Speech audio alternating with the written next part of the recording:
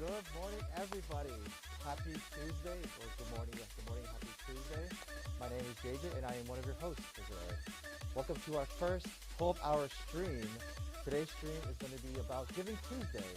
Giving Tuesday is a national event where it usually happens after Thanksgiving, and we encourage people to give back in any way that they can, right?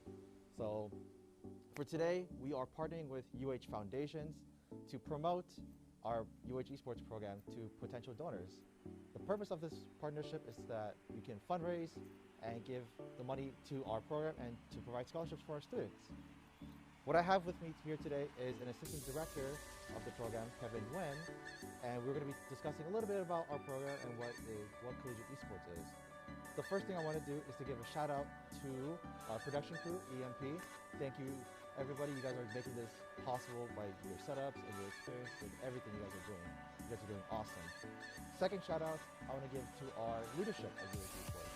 They are what make this entire event possible, partnering with UH Foundations and setting and planning up the stream. Third, I want to give a shout out to PC Gamers for giving us this amazing laser etched custom logo of our program on our PC panel. This is amazing, and we would like to possibly do more with all of our PC panels. And with that, I want to give Kevin Nguyen an introduction. My name's Kevin.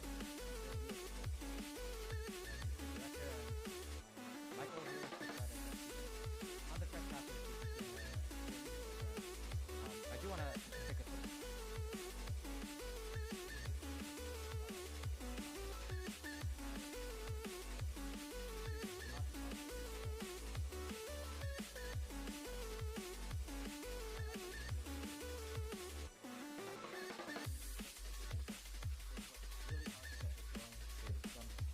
Marketing, getting this thing running, getting everything going, and making sure that the team is going to go well. So I'm really thankful for everything that they've done, and they're really the heart and soul of the program. So just a little bit more about me. I pursued collegiate esports quite not that early. Oh, is it? Can they still hear me? Okay, you can still hear me. So they've helped me out.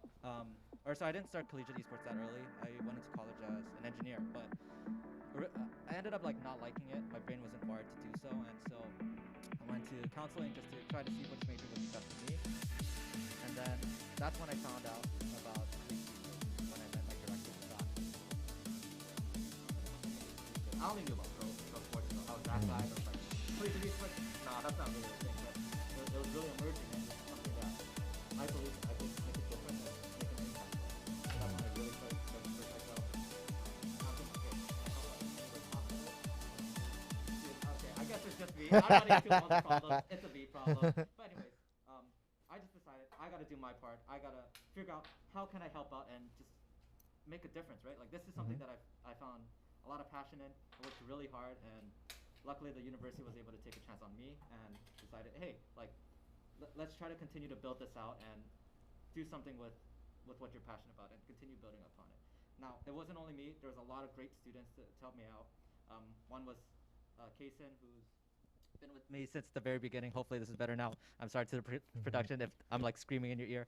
But Kaysen was there. He helped me out from the beginning. He helped with our league team, and he was a big factor in starting our Valorant team. There was Chris as well.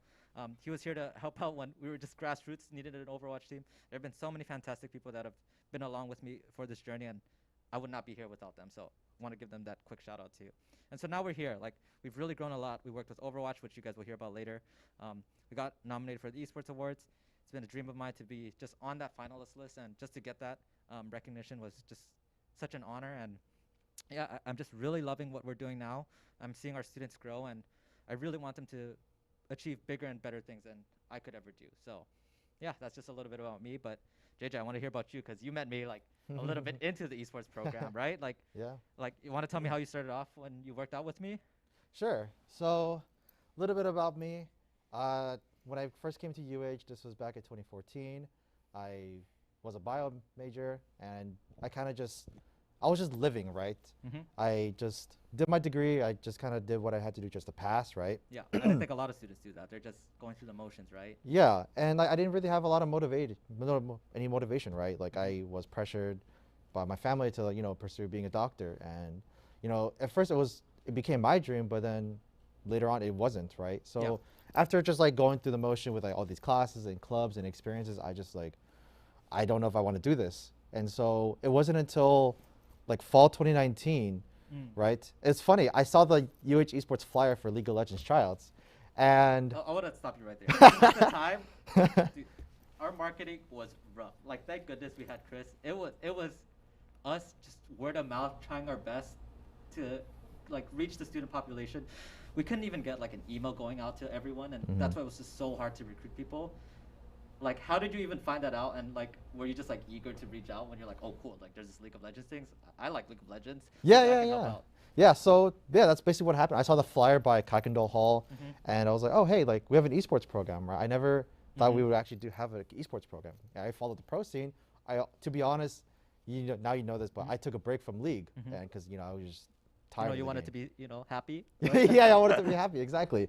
I emailed you guys, and I got nothing, sadly. But I was lucky enough that I had a colleague of mine in one of my classes. His name was Wendell, and he was on the green team, League of Legends green team. And I was like, hey, like Wendell, do you guys need coaches or analysts? Like, I would like to help out. And so he reached out to you, and now we're here, right? So how I started off with esports was through Kevin. Kevin gave me the opportunity to be a coach for our League of Legends Gold team. Although, yes, just like I said, I was taking a break. I had to like catch up with like League, where I was gone for like 2 seasons essentially, right?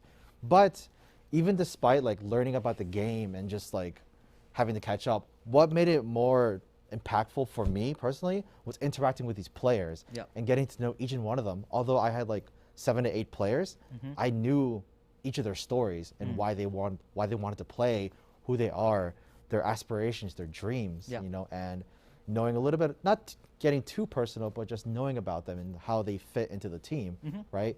And so as a coach and as a leader, my responsibility was to take care of them, basically, right? Team mom. Yeah, basically, I am the team mom. It is a team mom, but it's an important. Okay, like people might think like, oh, you're just taking care of them. No, it's a big deal, and you're doing the job that is thankless, but it's just so essential because a lot of these people are still growing up. They're still learning.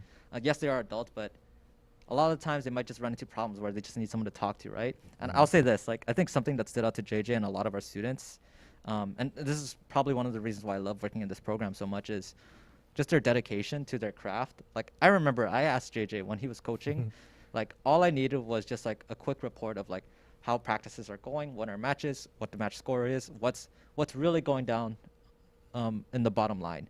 But he always went above and beyond, and he gave me like a detailed report, and I was like, JJ, you don't have to do this. I understand you have classes, you might be working, but he always just went above and beyond, and that usually echoes across a lot of our program. A lot of the work that's getting shown to you guys is just the amazing work and the talent of our students, and so it just goes to show like how much people really care about this, right? Yeah, exactly. And so you just kept working on that, and eventually like you helped build out another one of our teams, right? Yeah. So after this is 2019-2020 came to an end, I talked with Sky, the director, which we will be meeting today, and I saw like another like Reddit or something where there's R6, Rainbow Six Siege, which is another passionate game of mine. And I was like, you know what? I want to make another team. Like I love this game, and I love playing it, especially playing with a stack, right? You know what it's like to play with a 5. Oh yeah, it's always way more fun. It's exactly. It doesn't really matter any game, right? It's just if you're playing with friends, that it just makes it all the more fun, right? Exactly. Yeah, and so, last year fall, I was like, okay. Was this during COVID? Yes, this was during COVID, mind you. Yes, this was last year. This was around August of 2020. So while we were still like lockdown. That was like lockdown. Yeah, we were in deep lockdown. We could not go outside unless you were buying groceries. That was it, right? And so when I created the team, I asked Sky like, hey, can I make this team? And he gave me the opportunity to make this team. And so now I have 3 teams. I have 4 coaches. I have an analyst as well to help me with the Rainbow Six Siege team.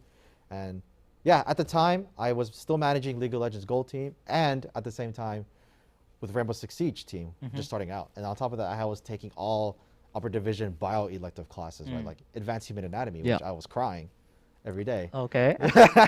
Typical college experience. Yeah, all right. yeah, exactly. And on top of that, I was doing this like online NASA program called NASA La Space, which is an amazing experience.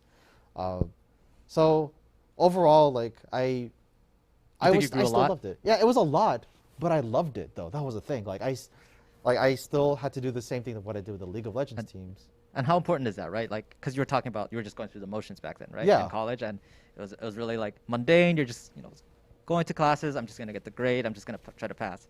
But by joining UH Esports, and I'm not like trying to like toot the horn of the program. It's just we want to get these people on the right path, right? Like we want to get people like you and our players just to find passion into something, and that way that motivates you to pursue like a higher ed, to pursue something that you're really passionate about, and to try to achieve something better and become a better individual. And I think we've done that, right?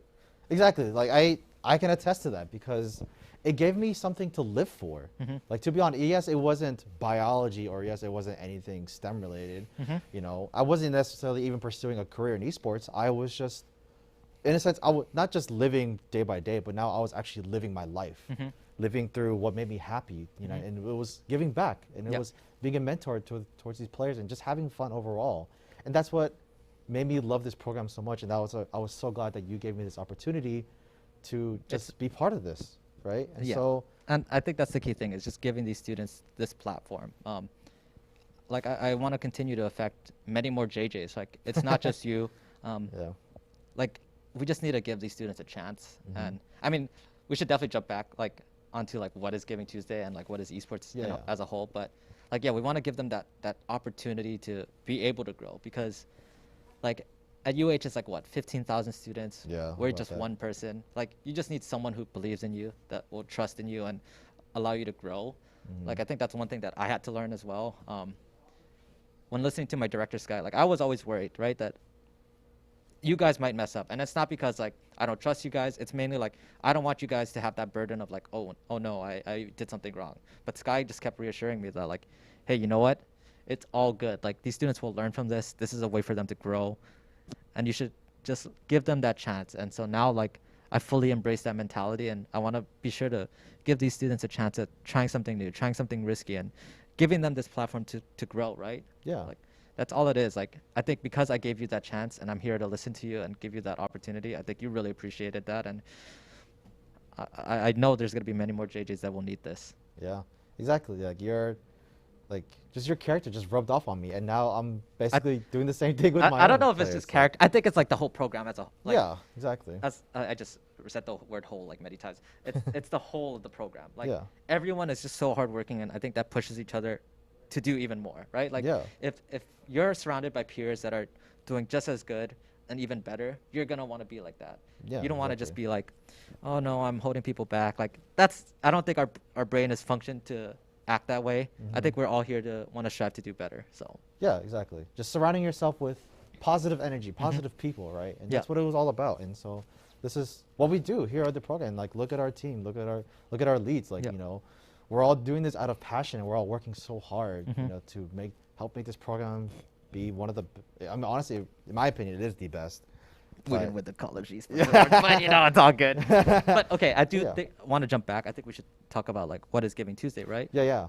And so, like I don't know. Did you know what Giving Tuesday was before this? To be honest, I did not. I thought this was just a UH thing. But I didn't know Giving Tuesday was actually like a movement or activist movement where. So I did a quick Google search earlier, and apparently it's after Thanksgiving, you know, Thanksgiving, even like Black Friday, right? You're buying something for yourself, even for your family, say, right? But the whole point of Giving Tuesday is to give back to the community, whether in any way you can. It doesn't have to be materialistic. It can be even just showing love, like here, right? Like you're showing love and showing support to our program, you know. Of course, money is really good, right? But it's not all about that. It's about just giving back.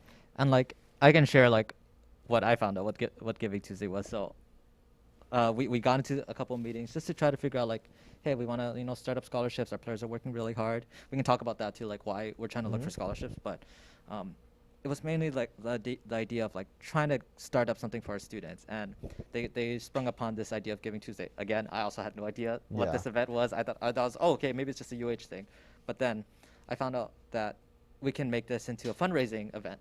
And so usually there isn't a stream associated with this, but I thought maybe we can do something fun to try to get the community involved so that they can see a little bit about our program. And so the original idea was just to get me on stream, just playing a couple games, inviting a bunch of our students. Like, I still think it was a cool idea, but the only problem is, like, we're trying to get the community involved. Not everyone's into esports and games. And so, like, they're gonna see some guy on League of Legends like being angry at their teammates, and they're gonna be like, "What is going on? I don't understand. I might want to support, but I don't know what's happening, right?" But because of like the help of Kyler, Colton, and Chris, like we're able to produce this awesome stream where we get to hear more about the students' personalities and more about each other, right? Like, Yeah. this is so much cooler. I think it's great, and I'm glad that we're able to get this to work. And like, hopefully, or not hopefully, I know the stream will go well. Like, I just hope that the community can see just the heart and soul within each and every guest that comes on today. Exactly. So that's the whole reason why we're here, right? We Yep. just want to not only showcase our program, but just showcase everyone's love for pouring their heart and soul into this program. Yep. And yeah, yes, it is a fundraising opportunity to provide scholarships to these students. Ultimately, yeah, this is what it's about. It's to give back to these students for working so hard. Yep. Not only for you and for me, but also our broadcast crew, just not the leads, but also our players, Yep. content team, like everybody within the background. And like, right? I want to talk a little bit about like why we want to like get scholarships for these players, because Mhm. I think a lot of people, when they think of esports, they're like, why do these like gamers need money, right? Like, why do they need any sort of support? Like, what are they doing that's making an impact? And I think for me, like, that key moment came when I was coaching the League of Legends team in 2019. Like, one of my students came up to me and was like, "Yo, Kev, like, I think I have to do it," with no context, and that's like a little scary, right? I was like, "Oh, what do you have to do?" And he told me like, "Kev, I think I'm gonna have to like take out a loan." Like, and I was like, "Oh, why?" And he mentioned that it was just so hard to maintain practice, to maintain what you call like I would call it weightlifting or solo queue. Yeah. And then on top of school and work, right? There were so many things that he had to balance in order to maintain a high level of play that it like he was just considering that it might just be better to honestly just pull out a loan and be in debt rather than just try to balance everything all together. And so Yeah. hopefully like with the scholarship, like my main goal is to try to allow students to just focus on playing for their team, but also their education without having to worry about that burden of like, oh, am I going to make this month's rent, or am I going to be able to pay Yeah. for food? Like that burden, it's really unfortunate, and I really want to be able to just support these students through that. And even if it's just a little, like it's going to go a long way. Don't Yeah. you agree? Exactly. Like honestly, especially here in Hawaii, right? The living expenses is just way higher than most places. So Yeah, it's paradise, Yeah. but with the price. yeah, paradise, Yeah. right? Yeah. So that's why like we get to see the day to day, and you see this yourself with like your R6 players. These students work incredibly hard. I think a lot of people might perceive it as they play video games. That sounds like fun. Is there really any like hard work into it? But once you make it into a competitive setting, or once you make it into something that's more than just like just playing video games, you begin to realize like these people have to put in so many extra hours just to do a good job that Yeah, exactly. like it's on us as a institution, and but also to try to reach out to the community to say, hey, like some help would be greatly appreciated, right? Yeah, exactly. So that's what we're trying to do, and thankfully with you and the broadcast team, we're gonna hopefully reach our goal and make it work. And I want to hop back onto that topic because how I view giving scholarships to these students is, so a lot of the things that I view esports or overall, right? It's, the first things first is student development, right? Anything and everything about a student. What I believe we should do is any student that wants to do anything within this program should come out successful. It doesn't really matter if they're a player or not, right? So I see this myself within my, my own self, my own experiences, also that I've been working with my players. They have to, not only become a better person, like handle their emotions in high stressful situations. Yep. Balance their time with school, work, study, or anything like that. Know how not only to like analyze these games, but also if you want to do content, you want to do broadcast, you want to cast, you want to coach. You have all these things that you have to learn, these student development traits that we're pushing these students to become better. And the last thing is who just happens to play video games. Yeah, I think right? parents will just see, oh, okay, this guy just plays video games. They click buttons, and that's pretty much it. But no, it's all about the development. Right? Exactly. Yeah. Right. Like you're really developing interpersonal skills and trying to just be a better individual, and that's what we really like strive for. Like, yes, we may have great teams, but are you a good person? Are you going to be able to help out your peers? Are you going to be able to lift them up? Are you going to be able to bring your teammate up when they're in a down situation? Like, it's that camaraderie that we really look to basically envelop our students in. Yeah, exactly, right? But yeah, I think parents just see, oh, they play video games. They're wasting their time. They're not really doing much, right? Yeah, it's not just that. I think we've all you heard know, that problem of like, oh, It's just a stop waste of playing time. video games. You're Yeah, wasting your yeah, time. But yeah. it's like when they really see the day to day, that's not really the case for or at least collegiate esports. Yeah, exactly. Yeah, but I Mhm. guess like we should talk a little bit also about what is esports, because I think That we is didn't true. explain that yet. So do Yeah. you want to like give a crack at it? Like, what do you think esports is, right?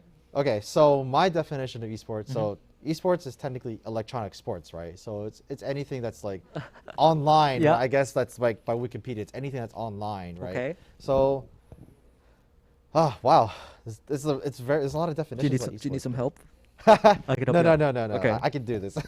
Go ahead. So my definition of an esports is basically it's either like a 1v1 or a team scenario where you're competing in a set of rules in a game Mm-hmm. where you have the set of rules and you have to beat your opponent by either getting more points or anything by out strategizing them, being better than them mechanically or strategy wise or anything like that. And you have a structure, you have a team, coaches, Mhm. foundation, and overall, to me, who just happens to play online Yeah. in an online platform. Well- That's my definition of esports. It doesn't always have to be online too, right? Because there are some games such as Super Smash Brothers, right, where Yeah, you play at exactly. a local setting. So yeah, Mhm. that's right. It's pretty much games where you compete online as a team or as an individual, and Mhm. I think that has leaked into collegiate, in which now teams are forming at their dorms and on Yeah. campuses where people want to play against other colleges. And I guess this is where the problem from Hawaii stands from, and I think we all have experienced this, is this idea of latency.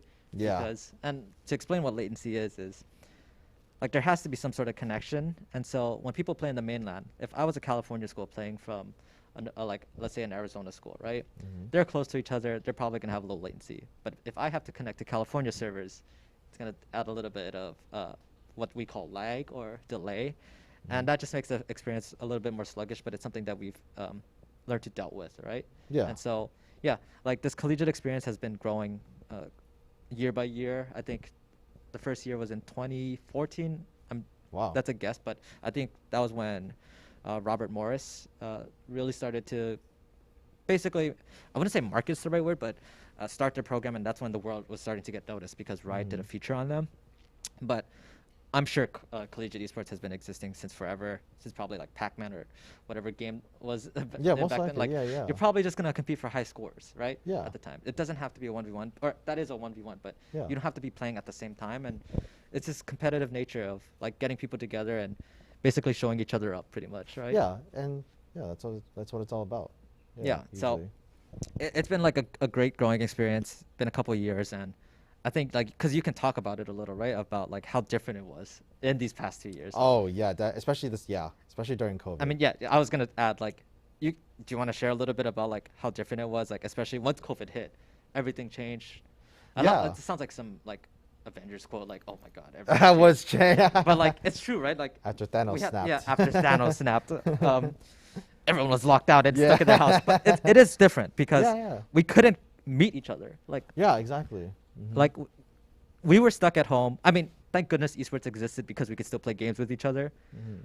But for the most part, we were all locked down. We couldn't see each other face to face, and like even like playing in a team, like you might think because esports is online, it's like oh, okay, why are they complaining, right? But Mhm. like that interpersonal connection, by being able to sit next to each other and talk to each other when we're Yes. playing, that's a huge deal, right? Oh, definitely, because like it's especially good. Like you get to show the emotion, especially Mhm. whether you're criticizing each other about the gameplay or like even just talking strats or just congratulating each other.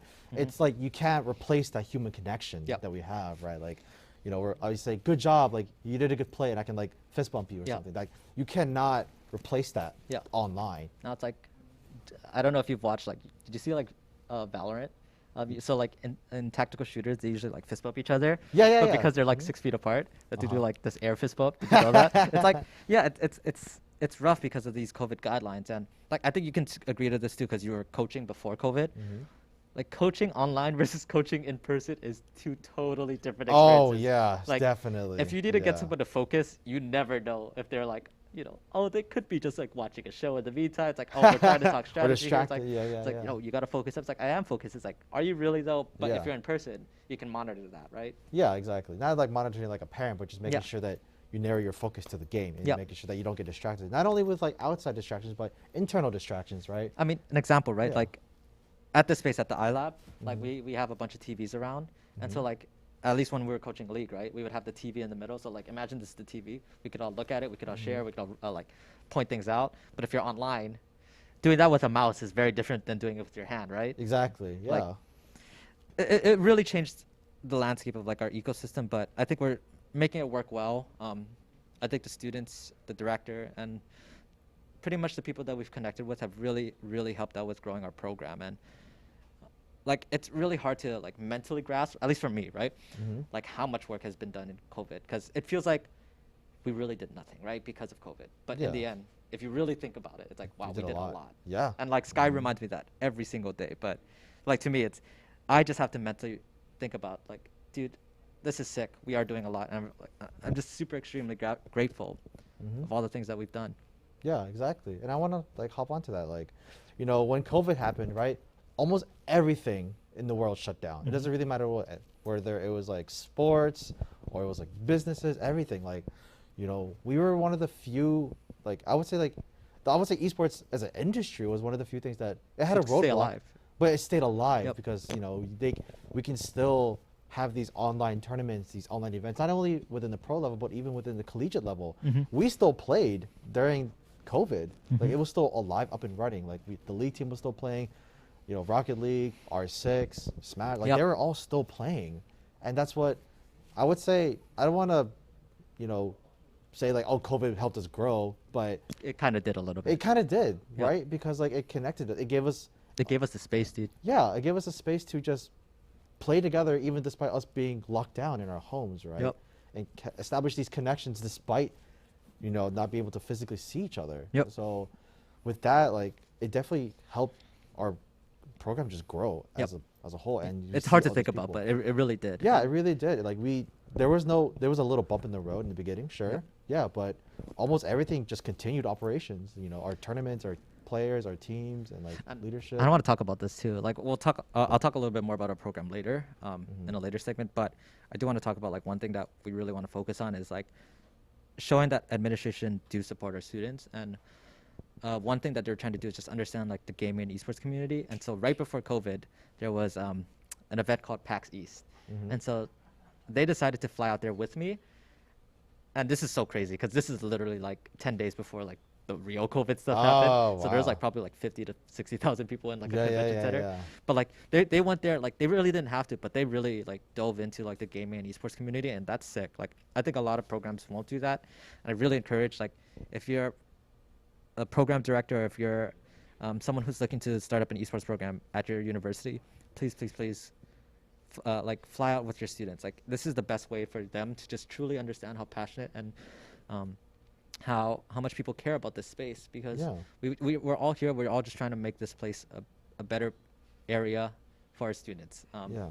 And so yeah, they flew out. It was so funny because I'm there trying to meet and like network with people, Mhm. and like my bosses and my administration are just like going to these panels of like, oh Kevin, I got to like listen in on this voice acting like panel. I'm like, dude, I'm so jealous. Like they're over there having fun and I'm grinding my booty off. But, but to be honest, that's a good thing because Yeah. they get to be just as interested. Like they're here, they're just trying to learn, right? Mhm. And I think that's what like the point of the stream is too, is just to try and educate. Like a lot of these people probably think gaming is just something that's It's just a a waste of pastime. time. Yeah, it's just a pastime. But That's all it is. Yeah. there's so much more, and you can use it to do good.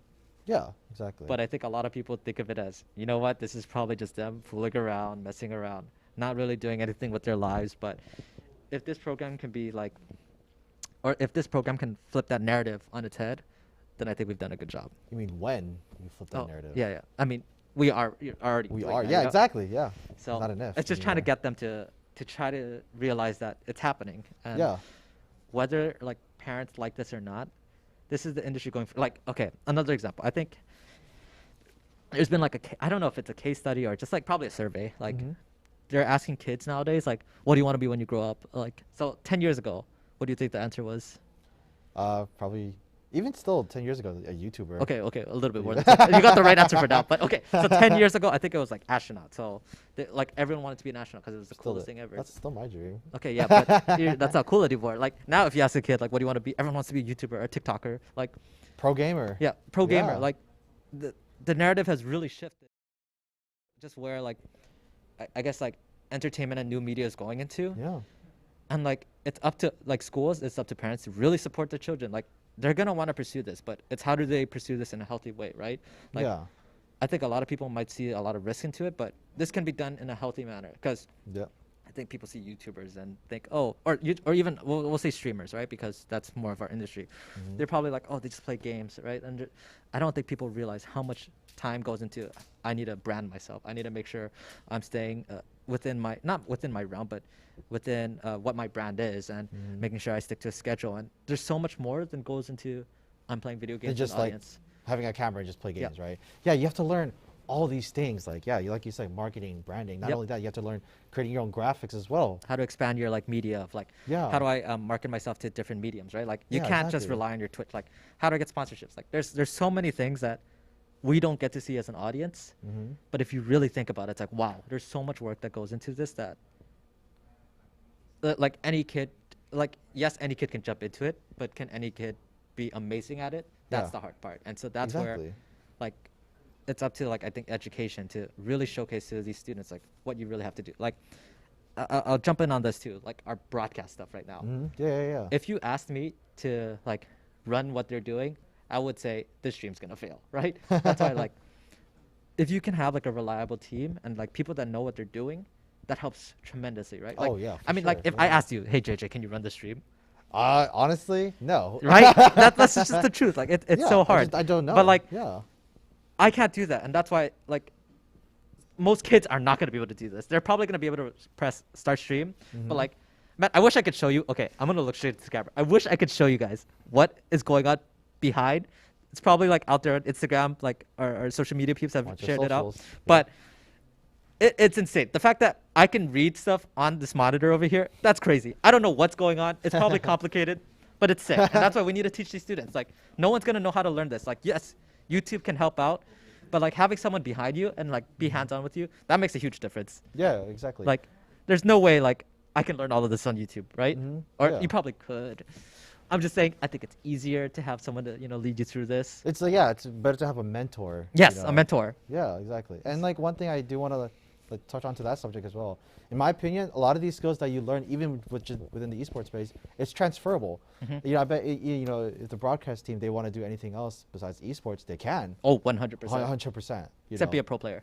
I'm just kidding. They're gonna roast me. No, but yeah, I think a lot of these skills can transfer to different departments. Like, exactly. It's just showing that you're able to learn and willing to work hard, right? Exactly. Like that. There's no like industry or any genre or anything that does not value hard work and passion, right? Like if you put in the time, you put in the work, you put in the passion to perfect your craft, what makes you, there's nothing else that I could think of that makes you a better candidate, a better person, right? Yeah. And I feel like that's really desirable and for anybody to be, right? You want to be your best self. You want to show to like any future employers, to education, to even your own friends and family that you do this hard work, you work so hard to perfect yourself, and you become a better person out of this. Yeah, and that's what I love about this program. We push these students to become better. We develop student development, right? And who just happens to play video games. Yep. Yeah. Also, really quick, to production crew, I'm just wondering, is there a way to see if there's like anything on Twitch chat, like if they had any questions, to see if we can read it out? Yeah, we don't want to ignore you. Yeah, I don't want to like. I just realized we've been talking for like the past like 40 minutes. Yeah. Okay, gotcha. See, this is so cool. See, they're just telling us like, I have this in-ear thing. Like, I didn't know this was a thing.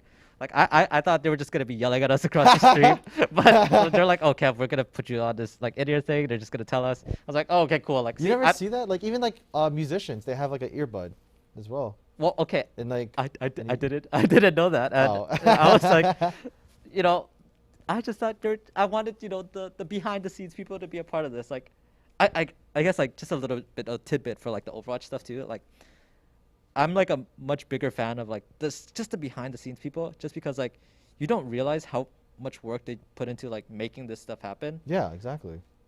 and I know I've been shoutcasting like our production a lot, but you really just don't know, just because I think us as an audience, like through my years of watching League of Legends, like my focus was on the players, which means production did their job, right? Like, or I Exactly. shouldn't say their job; they did a fantastic job. Like, you just see like the product, and you see how great it is, and the show, and you know the opening ceremony. But the amount of time and the amount of hard work leading up to that is insurmountable. And so like I've just become like a big fan of just these people and what they do behind the scenes. Yeah. Like it really showcases just how sick this is. Exactly. It's kind of like that iceberg meme, you know, like where you just see the tip of the Oh, yes. iceberg, and you see like The bottom layer The of, like- bottom layer. It's yeah. just it's so much, Yep. right? No one sees that. Yep. You just And see the game and it's like, wow, this is sick and this is so cool. But behind that is behind just that. There's just so tons much of testing, tons of making sure, is this show Organizing, going to go well? Yep. planning. Yeah, yeah, Organization, yeah. getting the stadium. There's so much that Yeah, happens. yeah, And yeah. yeah, I don't know. Maybe I'm just bragging about our program, but I really do like what our students have done. They've done a fantastic job. Our student leads, I seriously think, like they are the heart of the program. They have really made everything possible. Agreed. And like I'm hoping we can continue to grow. Like, We will continue to grow. oh yeah, not we. hoping. Sorry, not hoping. We will Yeah. continue to grow. Exactly. And it's just a matter of time of like us making it big. I think. Yeah. Exactly. Like- right. Hopefully we can get or continue to get recognized and just showcase like, yes, Hawaii is small, but we can make a big impact. Exactly. You I mean, know, hoping we can host more events. Like, we will host more events. yes, sorry, we right. will. Overwatch League. Yes. Anyone who's next, you know, you can always hit us up. Oh, but we should also remind us, please use the code, or not the code, type in chat, exclamation point, Moit, exclamation point, Point. Yeah. Yeah. Yeah. Moit, exclamation point, donate if you want to get more information. Really thank you so much for taking the time to just watch the stream and really be here and support us, right? Yeah, exactly. You know, just raising awareness about our program and just Mhm. yeah, if you want to give back, Giving Tuesday to our program, you're more than welcome to. But most importantly is that we just want to educate you as the audience to what we do as a whole. We're not just here to play video games. We're here to do more. And although yes, Kevin and I we've been keep talking about this constantly, like going back and forth, but throughout this 12-hour stream, we will show you like what's been going on, and like we'll talk with so many other people within our program. Yep. And how they've transformed, how they've been transformed just by even being part of this program. So, yeah, we will get to see like the fruits of our labor, right? Yeah. And this is only just the beginning, like mind you, audience, like this how Yeah. old is this program? Like it's only been like a couple years. Like, Oh, okay. So I guess this is like the last segment before we have to cut it to the next part. But yeah. so we started out as a club, so it's called Manoa Academy of Gamers, and I Mag, believe this yeah. was, I'm gonna say 2018 because that was my senior year, and I Mhm. was like, that was a project that I had to do when I was a Corsair ambassador. So we started that, club grew, was really good, and then after that, we decided to start Esports to create the varsity teams, right? Mhm. So that must have been 2019. So 2 years. It's a 2-year-old program. Like thinking back, it seems like it's much longer, huh? Yeah, right. But been it's 3 only a years. 2-year. It's like a baby still. Yeah, right. We're still growing. So yeah, 2019 up until now has been like the growth of our program, and funnily enough, like I would say like 75 to even like 80% of the program has been in COVID. Yeah. Like- no, honestly, yeah. Cause like yeah, once Yeah. I first started, we went to BlizzCon, started networking there, and then we continued to support our teams. Went to PAX East, COVID hits, and that's Mhm. when we're like, oh shoot, what do we do? Yeah. And that's when it was like, I remember talking to Sky about this too. It was this idea of, hey, let's try to maintain, let's try to make sure our program's still running, let's make sure students are happy, but we did so much more. And I Mhm. think, I will say this, one of the big things that really happened was our Valorant team. Like, Oh, I think, yeah. because Valorant well, team. like our Valorant team is, they're goated, but Yeah, definitely. like God. they're goated. But Yeah. like I remember because this is when Valorant first came out. This was like still beta pretty much, and Yeah. Kaysen at the time was like, "Hey, I think we really need to hop on this. This is going to be the next big collegiate thing." And like I was like, "Okay, yeah, let's do this." Like, and he took it and ran with it. He did a fantastic job, and I know. um, Yeah. Shout out to you, Kaysen. like You've been awesome. it's crazy good. And yeah. I think they've been doing great. And now we have Rod, who's also helping out. She's an alumni, and I think we'll meet him later today too. Yep. Just goes to show like Sky said, like you got to take risks, you got to let the students do what they need to do, and like this is one that really paid off, I think. Mhm. That's not to say R6 didn't pay off, but I'm just saying like because I think we can all agree, right? Like the Valorant team has really shown like what Oh they yeah, can do. it's just like you got to consider a lot of the things, especially like what you said earlier about the ping or the latency. Yep, I you wanted to know? say. That's the biggest thing. Like we're going against these, teams all across in the mainland, and yeah, we always, no matter what game, it's not even just Valorant, we're always at a disadvantage because of our geographic location. Yep. But even despite that, we're still able to. Our Valorant team is the best team in the nation, Yep. right? Even like on all of our other teams, we're competing against these mainland teams, and we're still placing like top 10, top 16 teams in the nation, despite our disadvantage, Yep. something that we can't control, which goes to show that we have talent here. I think I do want to add. This is really funny. I think in one of the CSL tournaments, it was like East versus West. So typically we play on 60 ping, and then that tournament for the final, I think we had lower ping for the first time. Like, Wow. because both Must be it was like amazing. East and West. So it was East and West, right? Yeah. But we're from Hawaii and we have to connect to California. But the West also connects to California. So for the first time, I think we had like slightly lower ping. Oh, And it was so funny because yes. we started like falling behind a bit, and they were saying like, "Oh shoot, I think we're losing because we're not used to like having better ping. Like we're always used to the disadvantage, but now that we have the advantage, it's a little bit It's like harder." the Dark Knight Rises. Like you only grew in the dark or Yeah. something. You were molded. I was born in Yeah, it. You it's know, we like- were born in this ping. You Like know. they were just like, "Oh shoot, like Yeah. I don't know what to do now that I have the advantage." But in the end, like they ended up winning, and they just won another tournament, and I think it's gonna continue to do Yeah, so. And like definitely. it's really fantastic to see their growth, and I actually think the Valorant segment's gonna be one of the first games that we go into. But Yeah. you'll get to see a little bit more. Like it's funny because when I think of like tactical shooter players, I think like they are the most like egotistical. Like I am the best player in the world. But at least when I get to talk to them, they're like pretty shy and timid. Maybe they're like more like I think in hype- game, Yeah, they're like, in game they're yeah, really hype. egos. But like when I talk to them, it's like, wow, I would have never expected you to be like one of the best players in the nation. Yeah. Like you're just such a kind and timid person. But it just goes to show like esports can really bring out the best in people, and Yeah, exactly. hopefully we get to continue to like basically nurture this environment for these students. So When we will nurture. when these. when Gotta Right, change right, that right. language. Yeah, Yeah. gotta change that language. Yeah. JJ's gonna keep correcting me throughout the day. Yep. So yeah, like overall, I hope everyone continues to enjoy the stream. Like, please, please, please, if you have questions, post them out in chat. And anything else you want to say to that? No, I think that's about it. So yeah, like Kevin said, please enjoy the stream. If you want to know more about us, do exclamation point, Exclamation point. exclamation point, donate to learn more about our program. And if you have any other questions, yeah, please put them in the chat or even add us in our socials. Esports all across all over Twitter, Instagram. Do you have a Snapchat? No Snapchat. We don't have a Snapchat. but We have a that's all right. TikTok. We have TikTok. Yeah. Yeah, so you can do that. So yeah, please stick around. Our next event, we'll be talking not only with Kevin, but also our director, Sky. Mhm. And Henry will host for you guys. I So also stay tuned. really quick. Oh, just kidding. Really quick. I want to jump in because I think there are some writers and there's some Overwatch staff that are watching too. I want to say thank you guys for speaking to our students over the Oh, past couple yes. months. Thank you, Um, Al. This You is guys have been amazing. fantastic, seriously, and I know you guys are here. Mhm. I think it would be disingenuous to not to say thank you for the work that you've put in these past couple months. Oh, yeah, agreed. So- Yeah. Yeah. Other than that, you could wrap us up. Thank you. Are we good?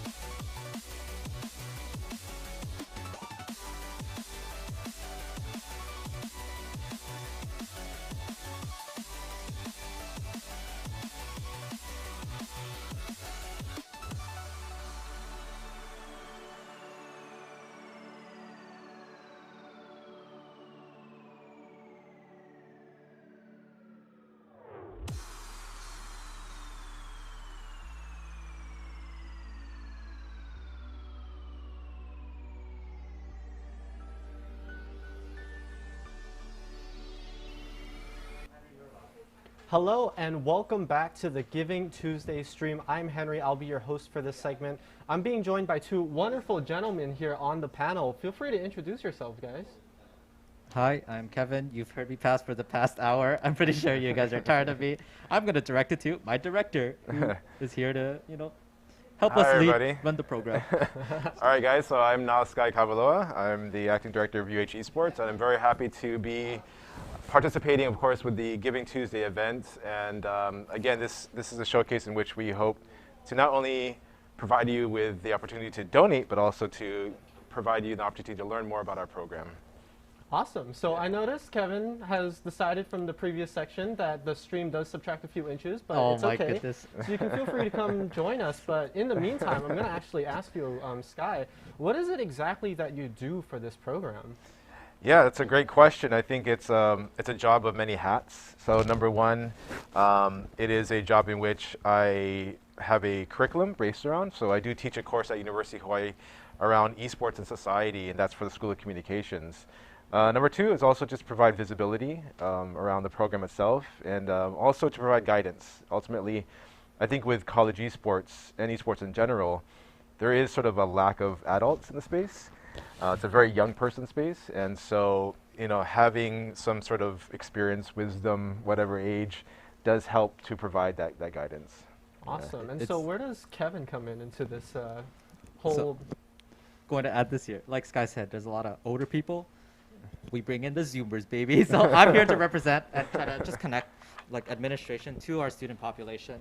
A lot of the times, like admin won't know like what's going on in the day-to-day, and I'm here to just be that bridge to them, right? Because I think a lot of times they might just see this, and I said in the earlier statement, as just playing video games, but there's that interpersonal thing where I have to be there. If they need a mentor, if they need someone to listen to them, that's my ultimate goal, right? It's just to be that extra person that believes in these students. And again, a lot of that comes from the help of my student. Like Henry, you are one of them.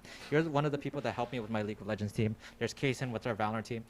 There are these people, these student leads that like a lot of our players trust in, and those are the people that they can go to. And as long as I'm one of those people, then I think we're doing a great job. And like, it's really up to us to make sure that we can continue to lead the pathway, right?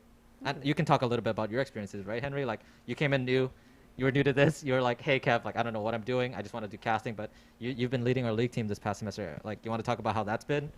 Yeah, so it's definitely been a little bit more transformative than I thought. I think at first I didn't really come in with much aspiration, but the program and everybody involved is just so willing to do more, and it's kind of contagious, to put it lightly, right?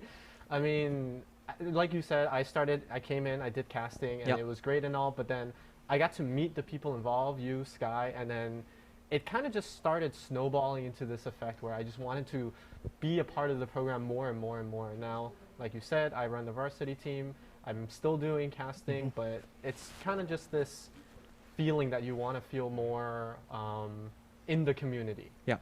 And I want to jump on the one thing you said. It's contagious, right? Like, I think if you remember when we first did League together, you were just casting. It was me, you, Gun, right? And I was working with the team. But I think after you've met, I would say the content team, I've really seen you grow as an individual. Like, I think for you, you can talk about like how you see everyone's working so hard, and you want to make sure that you don't let anyone down. You work just as hard, and you try to bring people up as well, right? Right. Like, isn't that such a cool thing, knowing that like this is a community that just has so many people that really love what they do and just want to do it to the best of their capability? Awesome. Yeah. And I mean, starting from the beginning, right? Obviously, this wouldn't happen if it wasn't for you and Sky deciding to start this program. But it feels like, being at a Research One university, having an esports program kind of feels out of the blue. So what was that like starting it up? Can I share this one, Sky? I think this one's really funny. That's why. So, and I'm sorry if I'm talking a lot. I'm pretty sure Twitch chat's like, this guy just nonstop talks. But so Sky and I, when I first reached out to Sky, like, I was just wondering, like, what are you researching? Because I didn't know what Collegiate Esports it was at the time. I was very enveloped into the pro scene, but I've never heard of Collegiate until UCI released their program, and a year after I went into college. But we'll talk about that another time. But that's when you started giving me opportunities to work at another university here on island called Hawaii Pacific University. And so that was my start. I helped coach their league team. And I remember when we were there for their opening like ceremony for their arena, I remember we walked outside and we were just sitting like, hey, like, why don't we have this? Like, we're like a 15,000 plus school. Like, shouldn't we have a program? Shouldn't we have a space for our players? Like, what is going on here? And then like from then on, I remember we were like starting pitch ideas and we're trying to make things happen. And then that's when Sky, you came back up to me and you were like, hey, look, we already, like the president's already like on board. Like he wants to get esports started. And I think that was with Garvey, right? Yeah, I mean, the sort of the origin stories, and again, it's hard to really discuss like when something started, especially when it's discussing something like games and esports because it's so nebulous. Yeah. You know, so when I taught my course back in 2018, my first course in esports, that was, you know, with a whole group of students at School of Communications. Kevin was part of that. I was doing that, and I had no idea that there was already discussions around esports happening at the executive level. Right? So like this discussion on esports was happening on campus, but it was siloed. And that's very common to take place in universities, is to have people working on projects or the same projects at one time and not knowing that people are doing this. And I was contacted by Garvey of Twitch. He was in Las Vegas. He called me out of the blue and said, Sky, there's this guy in Hawaii who wants to do esports at UH. And I'm like, who's that guy? Because that's what we're trying to do. And he's like, yeah, there's this guy named Chris Lee out of ACM. He's interested in doing esports. And he said, I want to get you guys connected. And so really, you know, the origin story of UH Esports is an origin story of a unique kind, because it actually was something in which the students, the department, School of Communications, and the executive group, right, the president, the athletics director, Chris Lee of ACM, we were actually all doing this almost at one time. And we all came together kind of one mind after that. In 2017. And so, you know, the origin story of UH Esports is really the origin story of multiple starts. But, you know, where I would actually put attack and when things began, in my mind, is when we were invited to the Mountain West Series with our Overwatch team. That's, you know, 2018, in which I think that was 2018 or 2019? No, you're right, 2018. 2018, something like that, right? And we had the group set up right here, across this wall. We had, you know, Kyler and his crew with Chris setting up the broadcasts. And it was our first real attempt at getting a team going and competing against the college. Of course, we had other attempts before that, but it was the first sort of like quote-unquote varsity experience. We're in the Mountain West. We're playing San Diego State. We're playing Boise. We're playing all the different Mountain West teams. And to my mind, that was kind of the pivotal point of, boom, this is what we have as a quote-unquote program. Yep. And then we've just grown from there on. Right, and so like right now we're offering, I believe, 7 titles now. We recently added Apex earlier in the year. So what's that like, being able to keep adding more titles, which in a sense adds more people to the program because it gets their attention that, oh, my game is suddenly in the competitive scene at UH Manoa. I mean, I think for us, you know, when we think about titles, it's a really important discussion because there should be a balance. Number one, we should provide titles for students who want to play a game. Yep. Right? Well, I think we're all in agreement with that. But number two, as a varsity program, we also want to make sure that we're providing titles in which there is actual publisher support. And there is a circuit. It could be a publisher circuit or it could be a third-party circuit. And number three, that there is actually student groundswell interest in not just having a team, but also having the player support around the team. Right. And so I think, you know, what we do, and that's something we experience overall, is that we slowly onboard these titles and to test them out and to see, is there something that has legs in it? And once we do see a community around a team, I think that's when we become excited about it. Because again, it's not so much that we have a competitive team that's important, but we want to build out an entire community around the team. And again, you know, going back to you and your work, I think that's a stellar example of that. And going back to Kaysen and going back to JJ, you know, JJ's R6 team is a fantastic group of kids. And they built out just this amazing community. And so the word title is really like the tip of the iceberg for us. Right. It actually, opens up a horizon of opportunities. Yeah. I want to jump on really quick too about like our opening like Mountain West tournament. Sky, do you remember how long of a timeline they gave us to form a team? So they reached out to us on Friday afternoon, and they asked us to get a team by Monday. Oh man. And so we had to literally scrape every like avenue we had to try to recruit together an Overwatch team. Yeah. Because the matches were starting next week. And here's the funny thing. So the matches were slated to start the next following Friday. What ended up happening was the matches were delayed for like 2 to 3 months. Yeah.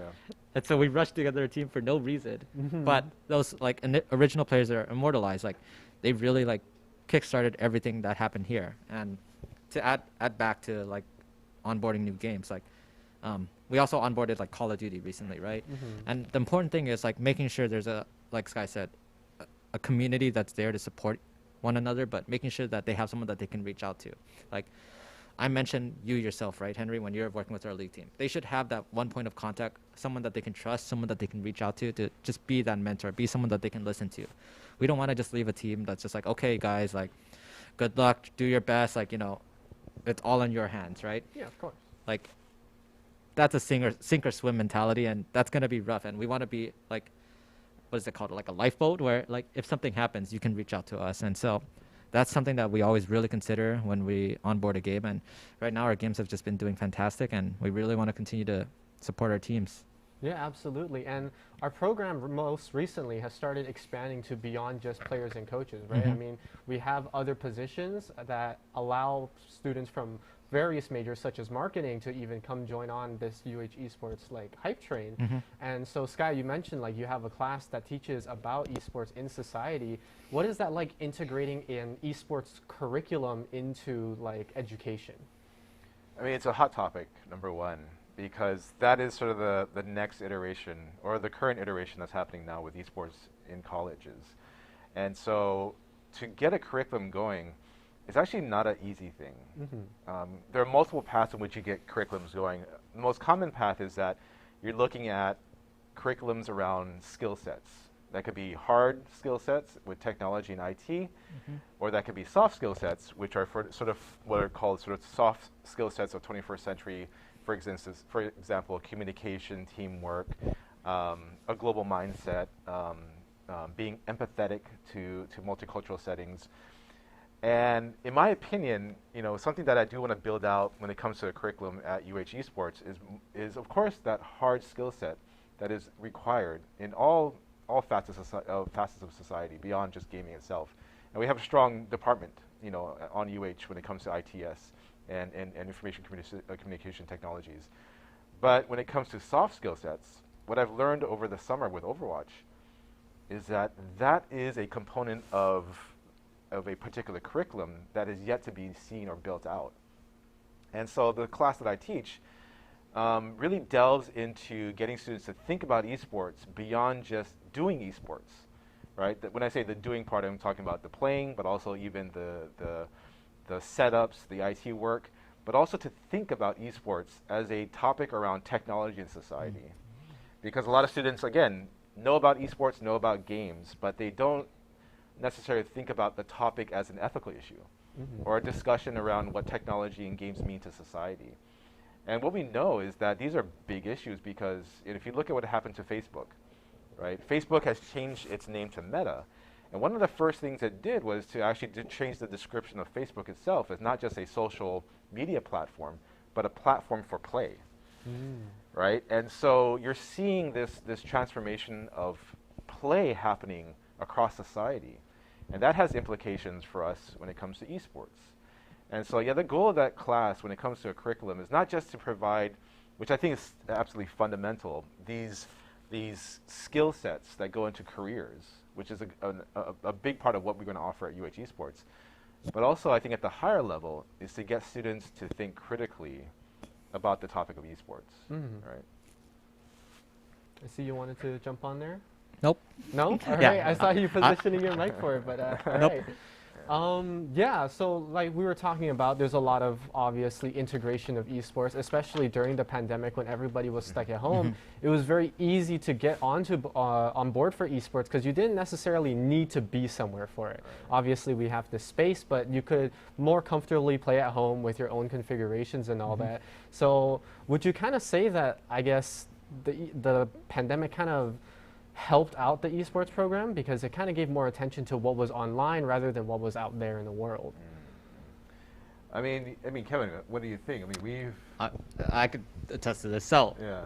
I think I mean I've talked to Sky about this a lot. Is this idea of COVID like really halting our program? But if we really look back, we did a lot in these like what is it, like 18 months at this point. Like I think back and I'm like, man, did we really do that much? Like COVID really like stunted our growth. We really couldn't do much. But now we're just like, when we really look back, Sky's always like reminded me that we've done a lot. Like I remember when we first talked about this, it was, okay, Sky, what do we want to do now that COVID has hit our program? I think the initial goal was, okay, we need to make sure that we keep our program healthy. We support the students, we support the teams, make sure that they're still able to compete in tournaments. And, you know, let's maintain. I think that was the key word. But then afterwards, when things started growing, I think a big part of this was Kaysen and JJ and their building of R6 and Valorant.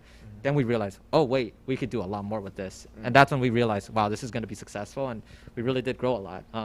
And then came Overwatch League, which we'll talk about, you know, in a later segment. But it just really goes to show that COVID, yes, although like it did halt a lot of things, it did give us a lot more opportunities. And a key example too is like the space. Like we did not originally own the space, but because of COVID, no one's using it. And you know what? We came in and we swooped right up and we're like, okay, now it's ours. Like, and I mean, I think what's really, I mean, that's a great point, is this idea that, you know, when COVID did come, we were worried it would really hit the program, as it did other programs. Oddly, and to my surprise, we actually grew within that time frame in the last year. And a big part of that really, I think, is a testament to the power of our own community at UH Esports to maintain UH Esports in its virtual space on Discord, right? So even though we didn't have a space physically in the lab, as many programs have, we've had Discord. And Discord has been the virtual esports arena for everybody since COVID. And again, like I said, it's a testament to the hard work, because it's not easy to maintain a community online, right? As we've learned, it's very taxing. And so, you know, again, props to Kaysen, to all the leadership in really running our Discord in a way that has been helpful, welcoming, and conducive to community building. Because yes, you know, our big concern is that we never had a physical space that we could call our own. Now we do, but now we understand that, you know, maybe moving forward, because, you know, COVID is going to continue, it looks like, to be with us, you know, is that we will always have to think about how we pivot between offline spaces and online spaces when we create these, when we maintain this program. We always have to think about, yeah, we are physically here as we're doing this right now, but we always have to maintain an understanding and awareness that we actually have an online audience. And that audience is our community, right? That's how they're going to, you know, that's how they participate. So it's been really important, that kind of that shift in thinking about esports in this era. Yeah, absolutely. I mean, just like you mentioned, the virtual space, we've had a lot of community nights hosted within the Discord where you don't really get to see it that often, but a bunch of people from various game titles coming together, playing some common game like Among Us or Gartic Phone or something like that. And I really like the sense of community that we have here, because you typically see players, they're just segregated by their title. League players play with League players, Valorant players play with Valorant players, but that's not necessarily the case we have, especially in Discord, and that's something that's just really beautiful to watch, you know? Yeah, I want to jump in on this really quick, and special shout out to Kelsey. I think she's been leading a majority of our game nights, our community nights. They have been great. It gets to, like, you get to see the personalities intertwined, because like Henry said, a lot of the league peeps are just gonna, you know, play with their league friends or the Valorant peeps. But when you get to see them intermingle and just see their human side and personality, especially when we're playing like other games other than their main titles, like we played Crab Game, we played like Among Us, and it's just really fun just to see us interact and just pretty much poke fun at each other. It's just been really a really healthy growth, in my opinion, and I hope that we can continue to do this and expand onto other games, things like Jackbox, things like what is it, like Pummel Party. I want to do Mario Kart, stuff like that, because I think it's more inclusive, it's more fun, and it just allows everyone to get a chance to be involved without having to, you know, be your ultra competitive self. Well, Yeah. you could, but it's been very fun and healthy. Just you. I don't know. I've had okay. Well, I'm just gonna throw this in there, guys. We played Among Us. We played for like 2 hours. I didn't get imposter. I think the host might have bugged some things, but you know what? It's all good. The next one, I will be imposter, one of these days. But back All to you. right, well, we Andy. look forward to your best lying abilities, right? Yeah, But, I'm ready for it. yeah, you mentioned how we have an amazing virtual space, but we also have this physical space in the iLab. I mean, we're still looking to reconfigure things, still looking to finalize the design, but how do you hope to, you know, once COVID starts loosening up and we're able to start putting more and more people into this physical space, how do you hope to integrate that while still preserving that, that digital, that virtual importance? I mean, I think one of the things that we have reimagined or started to reimagine the space is to understand that, you know, when we come back, we're going to have a lot of people wanting to come back maybe at the same time or around the same time. And so how do we deal with what we're looking at is, you know, 3 or 4 stakeholder groups. We have the competition side, we have the fighting game community, which usually hangs around this side.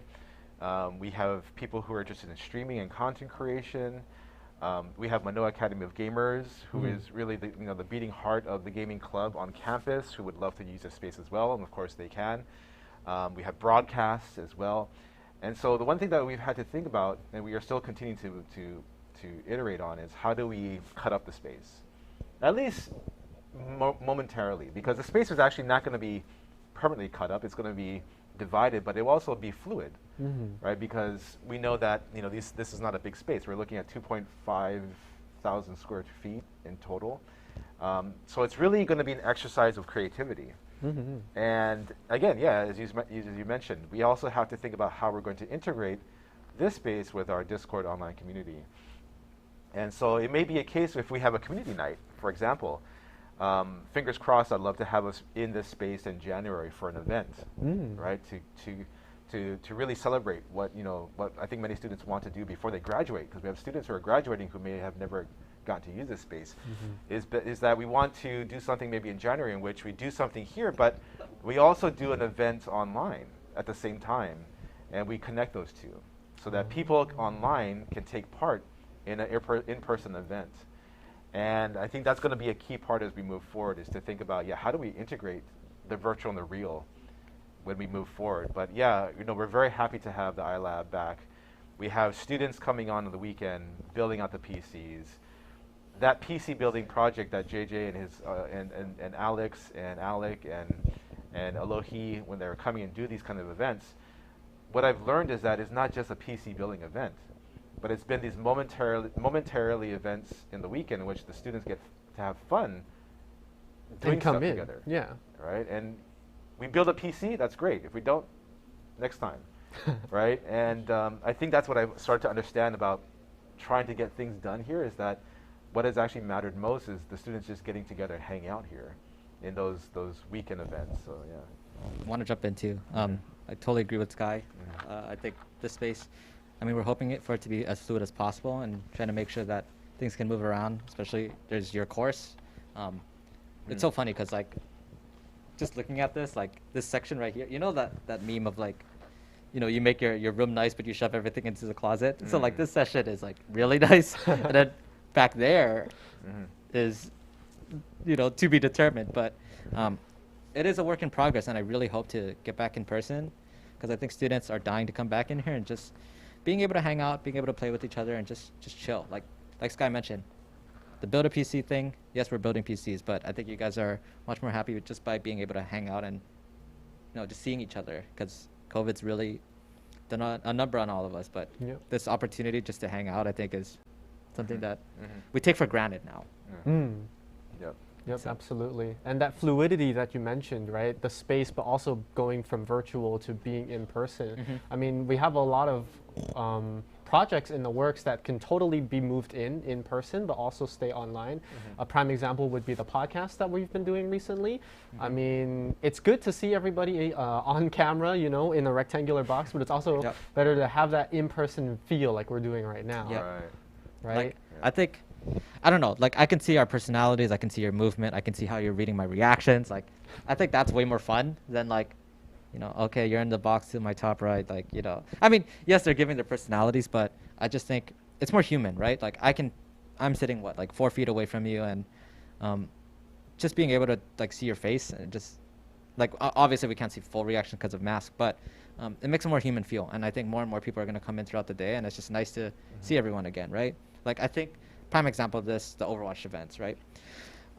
Throughout COVID, we did not see each other. And, like, I think Sky, that was the first time I saw you in, like, maybe a year. Which, like, if you really think back, that's crazy. We used to have, like, weekly meetings at, you know, the Right. ballet on campus, but now it's like, okay, we can't see each other. But just seeing that human interaction, it's just such a nice feel just to be able to hang out. And I hope we get to do more of that, because that was the key thing. I think for our league team especially, like, they were able to just, this is early UH Esports, they were able to just come in, play together, hang out. This is when we had to rent the space too. Like, we really took those moments for granted, and now that we get to hopefully go back to it soon, I think that excites people. Right. And looking back, obviously there were a lot of, you know, dips, highs and lows and stuff like that. What would you say was one of the hardest obstacles or like dips in the pool that you had to go through while going through this program? Let it be COVID or something all the way in the beginning? Because this program's about, I think, 3 years old now? 2 years old. 2 years old? Yeah. Almost 3, maybe? Almost 3. Yep. So what was like one of the toughest things you guys had to go through as a program? I mean, I can share mine. Mine was like getting a space and scholarships, but this is what we're doing, so you know we can check that box off. But getting that space was an absolute nightmare. So this is during the time when we were MAG, just still a club, and I had to pitch to so many people to try to get a room for us, and just trying to get a space. Because here's the thing, like, at least on campus for us, our Smash team, they were probably the most prevalent. They would, or sorry, I shouldn't say team, but just the Smash community itself. They would go and bring their TVs, their CRTs, and their, you know, they're just, I would say flat screen TVs as well. They would bring that up to campus center 3rd floor, and they would just take over that lounge space. Like, I don't even know if it was considered a lounge. It was like just a hallway.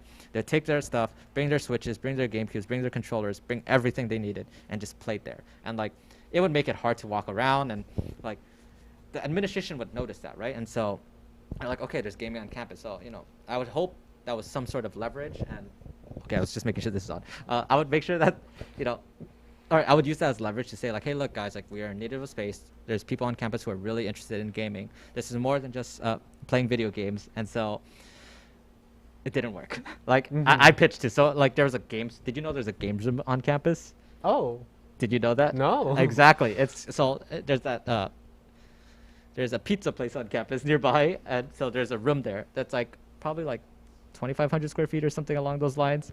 Yeah, And- it's more long. Yeah, and it's just being used as storage, right? And I was like, hey, can we, you know, try to get the space? They were like, no, and it's because 3 different departments own it for storage, and you know, they didn't want to split it up, and they would have to look for. But I'm like, come on, like, this is something we need. Then we tried to get a space. It was next to ballet. It was kind of run down, and I was like, come on, guys, like, we just need something. And luckily, like, Chris Lee, when we were first building out this program, we just needed a space, and he wanted to get things running. And he was like, you know what? Hey, people at the iLab, I'm going to buy computers, and I'm just going to stick it in there. Can we just leave it in your room, and we're going to use the space? And, like, that really, like, kickstarted the program. So, yeah, like, luckily, during COVID, no one was using the space, and we were able to claim it. So, like, that was probably the hardest journey. Like, it took so long, but now it's like, let's try to get scholarships accomplished. Like, that's the next big goal. Okay. What about you, Sky? No, yeah, the space was the issue. Okay. Yeah, that has always been the issue, and it's an issue not just with us, but it's an issue across the board with any public institution. What has to happen is whenever you want something, it's always zero sum. Something has to go, right? So if you want a space, somebody has to move out. Right. It's never the case that you can kind of add to something. Generally, not the case. Mm-hmm. And so for us to get a space, we had to find somebody that we could kick out of Yep. a space. So when we first came to the iLab, it was a situation where we had to, again, reserve the spot. Yep. Mm-hmm. But what ended up happening is that if you looked at the iLab schedule, month after month, it began to look like a space around technology, looking more like a space for esports. Mhm. Their schedule is just like esports, esports, esports, esports. So I think what happened is that administration kind of had slowly realized that yes, this this space itself, this iLab has a long history. This used to be the president's office. This, I think, in this room used to be a storage safe, like a bank for the university. This space has actually transformed multiple times. Yep.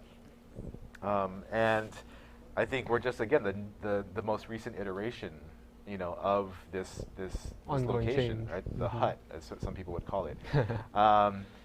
But yeah, when you build out a program, one of the most difficult things beyond just finding funding for the program itself is locating and getting that dedicated spot, right? Because once you get that, then you're able to do a number of things that you were not formerly able to do. And number one, of course, have students come and be here. But number two, find sponsors, right? Sponsors want to have a location in which they can sort of, put a logo, get a title sponsor, put swag, put any kind of advertisements, like that is very important for that. So for us, I think the next goal, as we discuss space and location, is to, as I said before, arrange this location, but also to figure out ways in which we can get sponsors Mm-hmm. for this location as well. Yeah, absolutely. And ever since we were able to get the iLab, a lot of things have changed. And we've been talking about adding titles, these accomplishments that we've been going across, but it's kind of all from like a bird's eye view for you guys, right? You guys aren't directly players, but you guys get to watch all of this happening. What does it mean to you when players are able to bring home a title, or if they win a match? What does that mean to you from like the bird's eye view? I can go first. I don't know. I get super hyped. I'm like a big fan. Like, I mean, especially even like, okay, so I come from mainly a league background. Actually, I should just say Riot background because I watch a majority of their games. But I'm a big fan in the sense that I get super hyped. Like, when we are down, I get stressed. Like, it's that type of feeling like, oh, you have no control. And like, just seeing an example is our Valorant team. They've just recently taken 2 national titles. Like, that's super sick. I get super hyped. I remember I think it was last semester, we were playing in the tournament, and I remember they lost to our rivals, San Jose State. And man, I was so sad. Like, it's just a gut-wrenching feeling. And I guess that just shows that you care for the team, if that makes sense. Like, or maybe you don't have to be like me to care for a team, but at least for me, like that just shows that I'm really invested and I want to see these people succeed. But I do also want to attach like competition isn't my main thing, right? Like, I'm happy if they do well, but I also want to make sure like the students' well-being is good. I want to make sure that they're happy. I want to make sure that they feel like this is a sense of home. I want to make sure like these students feel like they have an institution that believes in them. Like, that's the key thing, because if they're just here playing, they're just going to feel like, a cog in a machine. They're more than that. They're individuals. They're people that, they're people. I should just say that. Yeah. And so, I don't know. That's just me when I see them win. Like, I just know that they're happy. Like, I mean, I've heard the player comms. You just hear how excited they are. Like, this is it. Like, we finally did something. All our hard work paid off. And, like, that rubs off in the same way that I think you mentioned earlier when people work hard. Like, that rubs off on me. Like, they're happy. So, heck yeah. Yeah, I mean, naturally we're all happy when we get a team that wins a title, that our Valorant team had won, or even when our Overwatch team had won our first collegiate title as well. Mm-hmm. But ultimately, at the end of the day, what I think is most exciting when they bring home titles is the fact that they set a goal, they worked at it, and then they met it, right? And I think that itself sort of speaks to the power of this program. Because honestly, I don't worry too much about the competitive side of our program. I always have known that we have amazing gamers in Hawaii. Growing up as a gamer in Hawaii, I knew that from the very beginning. Like, they're just actually fantastic people that are very skilled and very dedicated to what they love in games, especially in Hawaii, right? So that doesn't concern me too much, but when it does happen, I'm very proud, not shocked, but very proud as well. but at the same time, I'm also extremely proud when, our content team produces amazing content, or, we have a student who, has a great interview with a player and is moved by their story. I mean, there's so many moments of pride that pop up that sometimes are not captured because they're not sort of highlighted or given a reward. And so, to me, to be honest, like that win that we had with Valorant, or that win we had with Overwatch is amazing. But it's a moment of pride among many series of moments of pride that I've had being a part of the program. I want to throw in one more. Yeah. When students get hired, I think that is awesome. Just to see like them moving on, that's a heck yeah moment. That's a shout out to you, Ryan. I don't know if you're here, but like when people get like, or when people continue to move on. Uh-oh, I was muted, so I don't know if I need to repeat any of that, but okay, I'm gonna repeat that. So I just want to add in one more, which is like when students get hired, because we're talking about what makes us happy. Like just seeing students move on to bigger and better things, that's just an awesome experience. And this one goes out to you, Ryan. Like you worked really hard, and it just makes us happy knowing that like our program is doing something to make sure that students can move on to bigger and better things. So. Yeah, absolutely. And like Sky mentioned, it's not just the pride in bringing home a title, but also prides for other people in the program who may not necessarily be top tier gamers, but they're able to create pieces of content or something along those lines, maybe managerial stuff. And it's just cool to see that esports is not just this black and white, oh, you have to be a pro gamer kind of thing, but you're able to do analytics, or you're able to do marketing, or you're able to just manage a team in general. So seeing these various opportunities is just mind-blowing, right? For something that, Hawaii is not necessarily known for top-tier gaming just because we're super far from any server on Earth possible, but still being able to compete at the highest ranks is definitely something that's worth celebrating. But also, anything that happens behind the scenes is also as equally as important to the program. Yeah, absolutely. Yeah, I want to jump on that too. Like, I am genuinely shocked by how many good Valorant players we have. Like, so we have like, our varsity team, and then we have our JV team, but then it's like, you look at the JV team, it's like, oh, they could also be varsity players, because, yeah, I just don't expect it just because of the disadvantage we're at with high ping. And so, it's just surprising to me, right? Like, you would think, oh, okay, we're at a disadvantage, like, we're probably going to have 3 people max that are amazing. But then you realize that it's like, oh, okay, these people can like, keep up with the top dogs, And that's sick. Yeah, absolutely.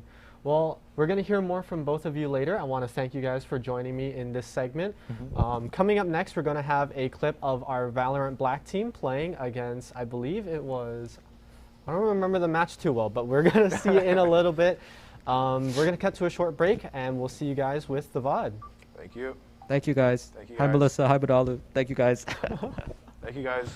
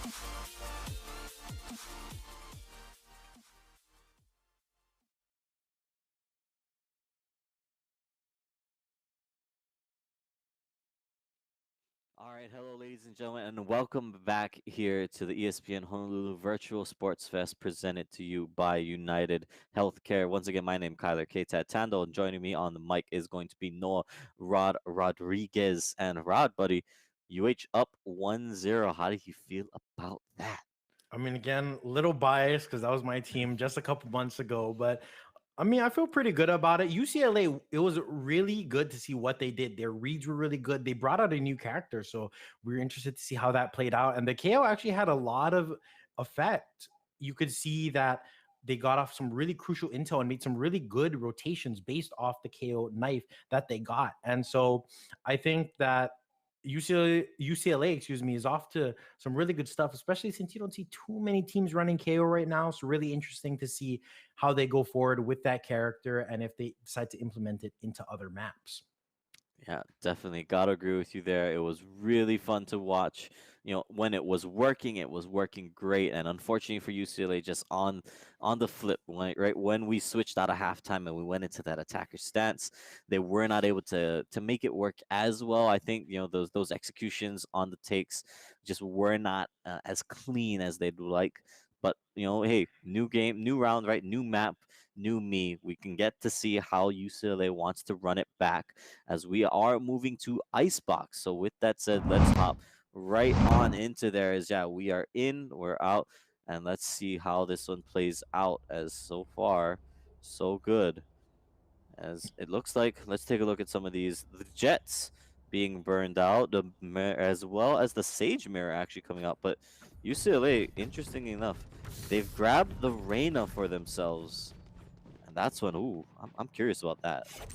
Yeah, so the comms on this map, usually this kind of understood. You need the Viper. Viper's a really good smoke around this map, really good controller. So usually she's picked up Sage, really good for blocking off some of the sight lines as well as walling off the bomb for diffuses, because Icebox is kind of more of an open map, especially on the B site. So kind of essential there. Jet, really good to just get her on the map, Sova for intel, and you can just see just the different duelists of choice. UH opting for the Raze and UCLA opting for the Reyna. Now it's really interesting to see. One of the things I want to point out is Prefix is actually a Jet player. So I want to see how that kind of plays out for UH as we see UCLA getting really aggressive, sending two and getting the first initial pick. Code QT throwing his nade to fend it off and just continue with the aggression. UCLA Turtles getting one before he is traded out. Now Tessid is actually gonna get another one, almost getting it taking down Rice, but Rice good for two, putting Kami into the 1v3. Kami only having 22 health to his name, now 14, taking a fight with the enemy Viper. Seeing how that plays out, you can see on the map that actually the other UCLA players are encroaching on his position, so we've got to see if he's able to do anything. Playing his time. Jump in the water. Sharks are lurking. Comey, he's got to figure out where he wants to go next. He doesn't have a lot of options on the table. Push is there, but nope, it's going to be the long shot from Nihojin, as that is going to be the kill. And yeah, I mean, aggressive push, right? If we're thinking about it, from UCLA on that round, they opt to say, you know what, we're not going to take the loss sitting down. We're just going to push you. I mean, I think at one point we saw the cam from one of the UH players. Tested Start saw all three of those A attackers pushing forward, and they're just unable to do anything about it. They're unable to capitalize on it. They're unable to punish that aggression. And now UCLA finds themselves for the first time this series in the bonus. They get to have the guns. They get to go forward and see what they want to do. But on the other side, it's a tough and fast push from UH onto the A site. Guardian in hand. What else can they do? They're going to get one. They're going to try to trade it out as now UH pulls back. Yeah, Or now you not. see it's actually in a 3v3 now, and you saw UH decide to take a really aggressive approach onto the A site. So now Kami looking for a pick, probably gonna see MX Quan here, and actually does get a trade. MX Quan with a really nice shot on Mike, but Kami keeping his composure, able to put it in a 2v2, and now you see UCLA, they're split up while UH can actually stay together and possibly play trades. Now, if we see that we have the Viper on B long coming in from UCLA, actually kind of on an off angle. If they go B long, it's going to be a little precarious for them, but UH does opt to go through mid, kind of just Oh. feeling out where the players are. You see health disadvantage actually coming from at UH, as the players are actually deciding to take just the route straight to A. So maybe Rice actually looking a little bit aware from just seeing what they're doing. Yeah, slowly they're creeping around. I mean, I think, yeah, both defenders not sure where they want to go, but if they sneak through the window... Beautiful smoke. He doesn't see it. He doesn't know. Oh, he knows now! Rice! Oh! Tessin gets that one. Does he have time to plant? Yes, he does. Okay, this could be huge. UH could find themselves in the bonus. Now the question is, can the side of Nyojin, the Viper, can he rotate back around fast enough? Who has the Guardian? Nobody grabbed the Guardian. Tessin just grabbed the Spectre. What will he do? He's got full shields, full utility, can travel. Oh, swings around, finds one. That was huge. He needed that. But now the Marshal in hand from Komi. Will he be able to buy himself enough time? They're just playing ring around the Rosie. Pros don't fake though. The snake bite is good. Pistol out and oh, Komi! Oh my goodness. Huge round coming up from Kami. You see really two big picks with the Marshal coming at the beginning of the round and just a nice play to finish it out. Now that was really good play coming in from Tessid and Kami. You see just how Kami would light them up with the Marshal. Tessid would finish him up with the Scout, and just the fact that they both did damage to the remaining players was what allowed them to win that round. So really good, yeah, just really good 2v2 and a really good eco round coming in from UH. Yeah, I mean, that right there is the buddy cop movie that fans have been waiting for all summer long. And it looks like now they get to see if they're going to run it back on the sequel. As no Turtles gets taken down by Prefix. Remember now, so we can talk about this a little bit. There is no third bonus round in this game, or in this one, because of the fact that UH takes it on the round that they're not supposed to get.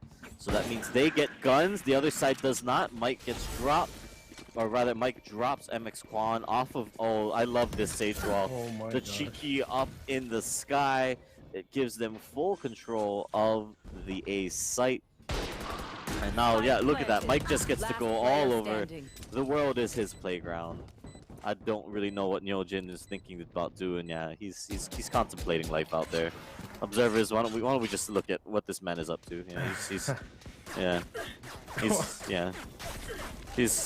doesn't know.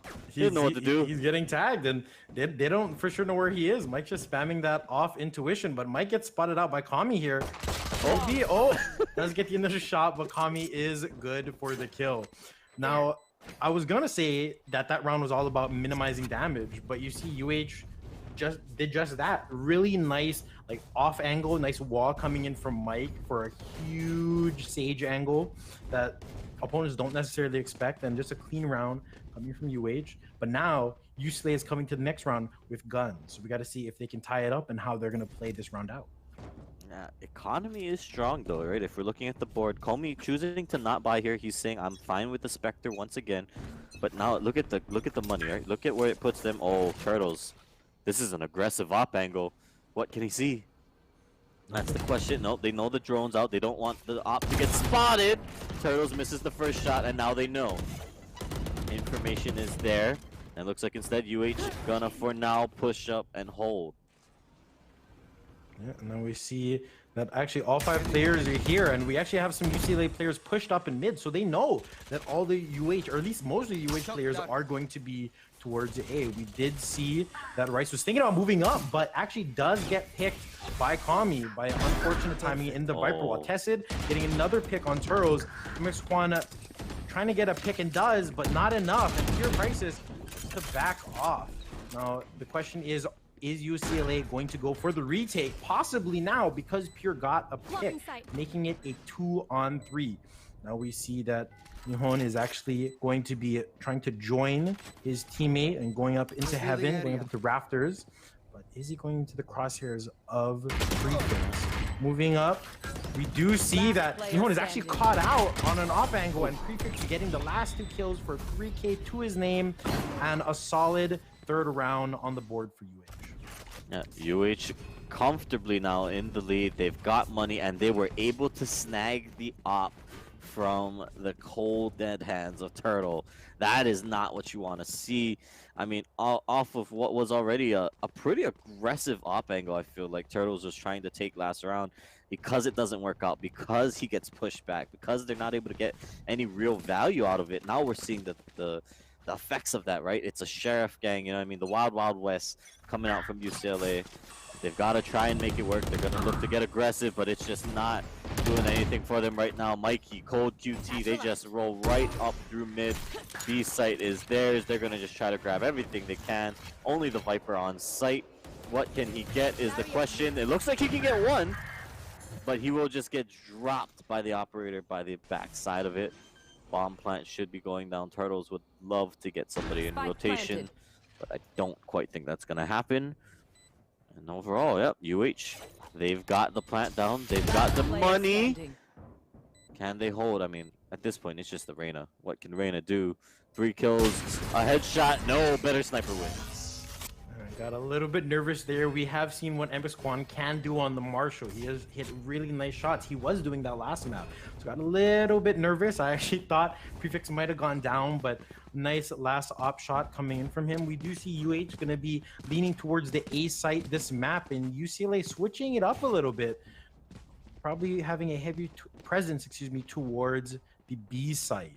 Only Viper left on A. So they're actually switching up how they defend a little bit, and I take it back. UH actually opting to go towards the mid site. Now both teams are going to have full guns this round. We got to see how it plays out, as they look to be doing a full mid hit going in, but you see that Rice might actually be good for a couple kills. He is, but swiftly traded out, not before MX Quan gets another kill onto Tested on B long, and we have to see what UH does in this disadvantaged state. MX Quan creeping up, and Prefix aware, but not able to hit the shot. Tommy gets picked as well. MX Quan with another in the round. Cold QT being left in a 1v3. Yeah. Cold now just has to find his opportunity. Sees one. Not able to get the trade. Just getting some shots into the door. Chooses to retreat back though. Defenders everywhere. They're looking for the fights, and that means MX Quan gets the op shot. Op has switched hands back to the original owner. Or rather the original side. Yep, Turtle's gonna get that one back. And 2-4 on the board. UH though, they've still got some money. They've still got a great economy for themselves. But overall, yeah, just the push, the flanks, I feel like, was what just grants UCLA the ability to come right back onto site and get all of the attackers with their heads turned. I mean, absolutely. You see that MX Quan got the huge pick on Tested, and then he cleared it out. He knew, hey, nobody else is coming B long. They're all orange. They're all on site. So we can focus on that. We do see now a heavier presence coming in from UCLA on the A side, but same for the UH side. Oh. So a lot of the players, but Tested with a huge pick onto the Jet. Now MX Quan seeing what he can do, which is actually unfortunately going to be nothing. All the picks going in favor of UH. The Sage having to back up, and the flank for UCLA is coming in, but Tested is also watching this to see if he can catch him time. We'll have to see. Yeah, they want to see it right now. Tested's got his eyes on it. Neojin would have to go through now, chooses not to, and now back in the action in the back sight.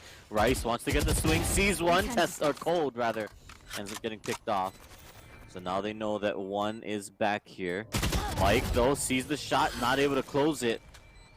And these 1v1 duels could be a problem. Tested meanwhile though on the other side, on the flank, will get picked off. This is now a problem. UH could lose this. Rez is out, but no, time not in their favor. Prefix just has to get on out of dodge here. He's got the op, and that means he's got the round. They made it expensive, but UH walks away with it in the end. Yeah, they did indeed make it expensive. It was, I think at one point, a 4v2, maybe even a 5v2. It was a 5v2. 5v2. Thank you. And yeah, so it was, they made it very costly. UCLA, sometimes that's what you got to do. They played it really smart in terms of just waiting and getting the picks on UH, making the economy worse because economy sometimes runs out. And so maybe if UCLA were to get a couple more clean rounds, UH is forced on an eco, and all of a sudden that's a tied game. So really smart play coming in from UCLA as UH looks to push the A envelope this round. With only one defender from UCLA on the site. So before we move on to the next round, Rod, I'm gonna need you to wipe that sweat off your brow a little bit. Okay. We'll get back to that in just a minute. We'll get back to that in a sec. As Turtles is using the knives, he prefix was like, no, not in my house, not today. As he sits them down, but now that does now put them in a weird 2v3. Now the res comes through and it makes it a 3v3. Well, what else can UH do with it is the question.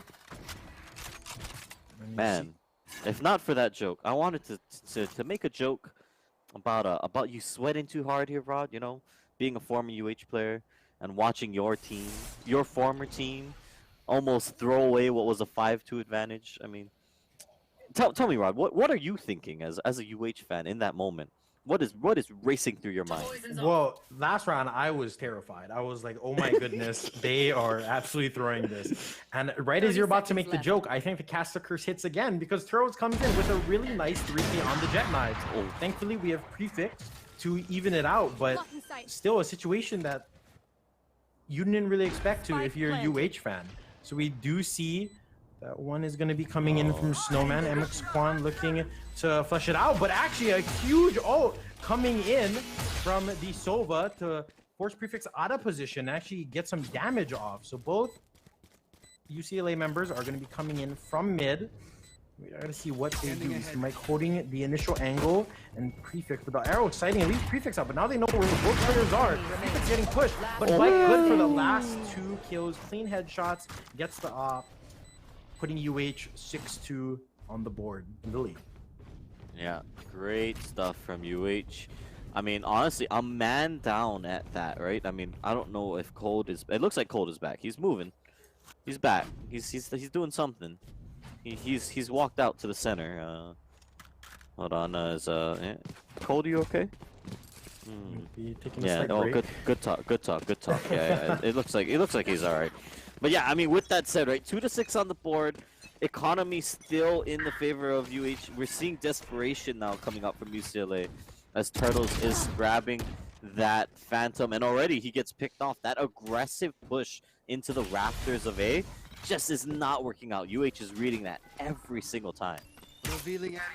For sure. Now you actually see that UCLA is getting a lot of info here. We've seen Yehon pushing B long and maybe getting a flank on prefix here. Oh, possibly. Unfortunately, whiffing the shot. So they know that somebody's pushed out B long.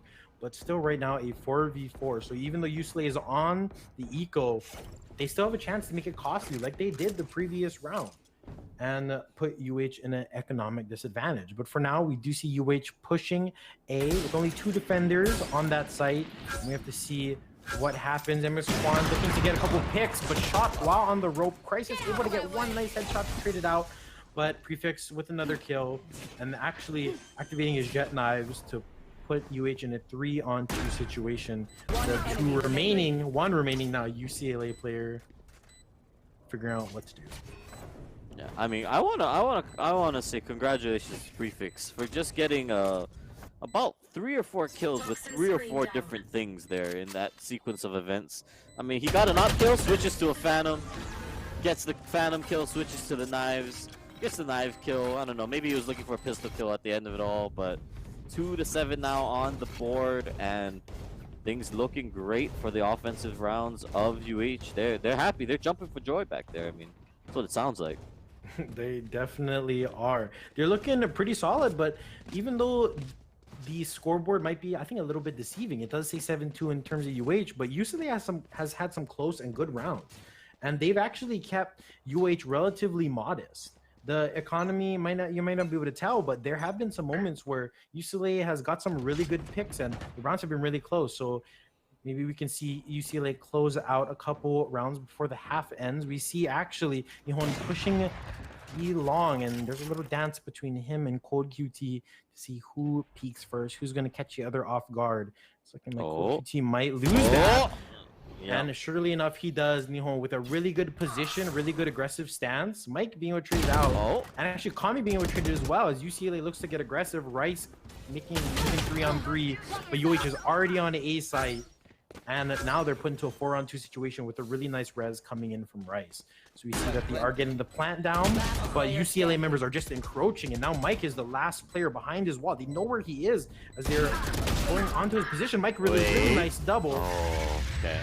And even though he tried his best, Hurls is just too strong with a nice triple in the round to make it a third for UCLA. Yeah, unfortunate for UH. They don't end up closing it out. And just as we talk about it, there it goes, Rod. UCLA takes a round off the board. But I mean, I think critically, a lot of that stems from this was a successful A retake, right? I think all game long we've been seeing them. UH has just been kind of forcing their way up the A site. They take control, they take it, and they almost force the defenders to be like, all right, well, we don't have any good options. We'll just back off, right? Or they wait for UH to push, take their 1v1s, and then they move out from there. But this time around, a successful retake from UCLA means that they're able to hold the line, they're able to hold it through. And honestly, a bunch of, I think, changes to the game plan is why we end up... Wait. No. Oh, I sense dissension among the ranks. Oh, no. So, Rod, would you like to break that play down for me? What strategic advantage was there for them to wall in prefix there in the corner? Well, usually, so that wall has historically been used for a mid-split or just any play involving B from the UH team, but you know, maybe they wanted to hide him for later, believing in fixed touchability or something like that. Not too sure. We do see Kami try to pull it back, and Mike pulling it back as well. So it is a 3-on-3. You know, look dire, but MX Quan with the off. Somebody you don't normally see with it. A really nice pick. Rice getting kill onto his doppelganger. Tessid trying to make it close, but unfortunately just can't do it. Throws closing out the round.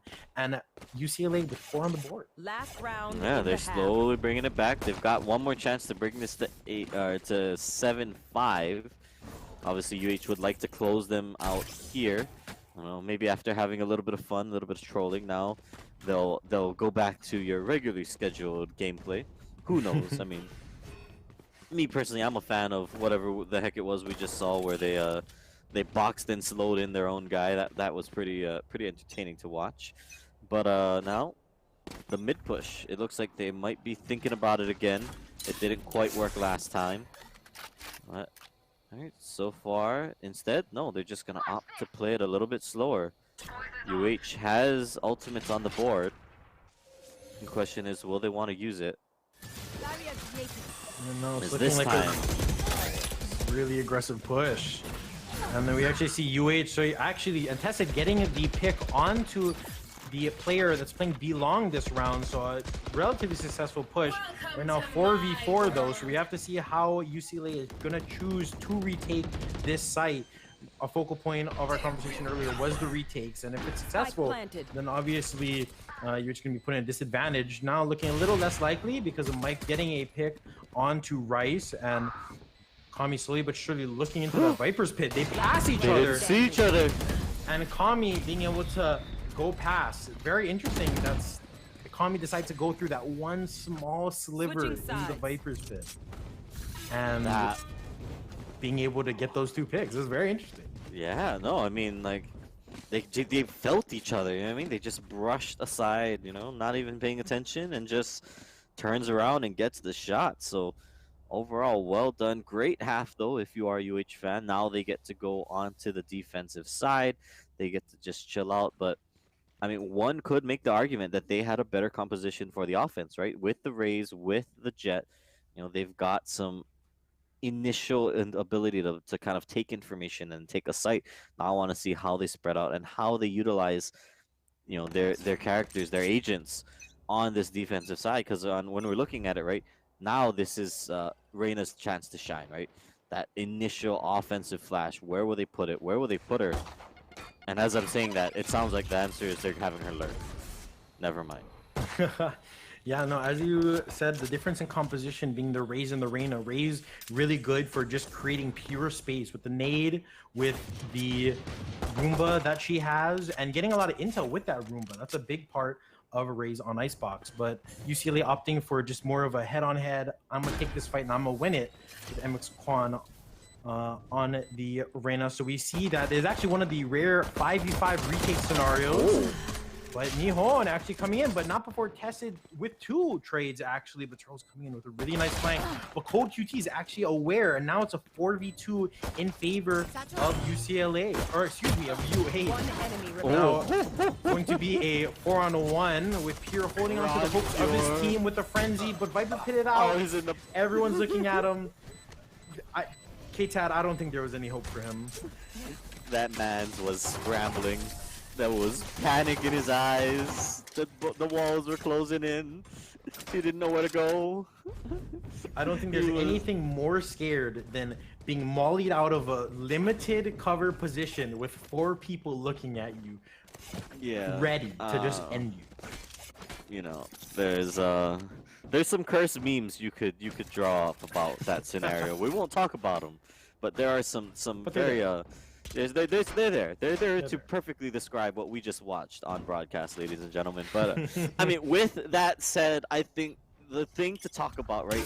That walkway, that see-through point that everyone always seems to forget about. Is that an Ares? One enemy remaining. That is an Ares. I don't have time to talk about what I wanted. You know, Tessid getting the shots through the cubbyhole, through the peeking point, because UH just shut this round down. The bonus is already in their hands. Absolutely. Code QT trying to be aggressive with the Marshall, trying to do his best Kami and MX Quan impression. Unfortunately unsuccessful, as we see Pure Crisis now picking it up, trying to see what shots he can land. Fortunately, it's going to be none, and a nice 3K on the round for Mike, but Kami with a nice Ares play inside mid. It's very interesting because it makes sense, right? Like, a lot of players are going to funnel into mid, so if he just holds that sight line with a light machine gun, chances are, especially on when UCLA is on an eco round, he's going to get a lot of picks, and that happened just like that round. Yeah, observers, we're gonna need to put a request in to just stay on the Ares. I think, you know. let's see if they do it again. Let's see. You'd like to think this won't happen again, but you know, who knows, right? As it looks like, no. Oh, he hears something. He hears it, and now he knows it's not mid. Question is, what will he do about it? Snake bite. Does he have the lineup? He has some lineup. It's going up, and it's it's good! Does he get rice though? Wow, okay. The paint shells finish him off, by the way, for those of you who are wondering what just happened. And now they're starting to get closed in. They've got some movement around the side. But it looks like defense is going to be able to hold. Viper is not going to be able to do it just yet. Dashes around. Instead, he gets one trade. No, not able to do it. As in the backside now, prefix with the... Oh my god! With the Marshall, with random, whatever guns he can pick up off the floor. He's got trash in hands. Sheriff is there. He's going to try to make something work now. Goes through the snake bite, has 1 health and a dream. Can he get this swing? The headshot? No, he sees it. But what can he do? Doesn't have time. Oh, he's just playing with our emotions. Prefix, please. Oh, okay, he's gone. Oh yeah, it looked really close. Pure actually getting really 2 big frags to open up that round. A nice molly to delay coming in from Kami and Code QT finishing off with the paint shells, but unfortunately that 1v1 not going in UH's favor. Really well played by Nijon to really buy time. He could have peeked out and he could have gone for the kill, but he played really smart, played for the time, and played for the guaranteed round win, especially when he knew that he had utility to keep prefix off the bomb. So that makes it 5-10 for UCLA. Really good first gun round coming in from them, and hoping to see what they can do. And what they can do is MX Quan getting a really big pick onto Mike in mid. Even though Mike had an op, MX Quan is just that much faster. Yeah, wait, shh. They don't know. Nope. Kami had an inkling, but Neojin had the kill. So really unfortunate. But smart play coming out from the UCLA side, making it even attack. Coach UT looking to get aggressive, and the dink on to the Jet here, finishing it up with the right click, and now in a 3v2 situation. I gotta say, Rod, I'm loving the 1v1 skirmishes we're seeing across the map. Just everyone just going for it here and there. It's just trade and then another one and then trade. I don't even know what Cold was doing on that side of the map. That is attacker spawn. As also now, I don't know what Emmett Quan is doing here. That's defender spawn. As we're just all over the place in this round. You know what I mean? We're just jumping around. You know, everyone's having a good time. Nyojin wants this bomb. Little does he know that nobody's even looking at it. So hey, he's gonna get it. But the question is now, can he plant this bomb? I don't know. I would say probably not. Prefix is on the angle, but as you mentioned, MX Quan being where he was, that was very interesting.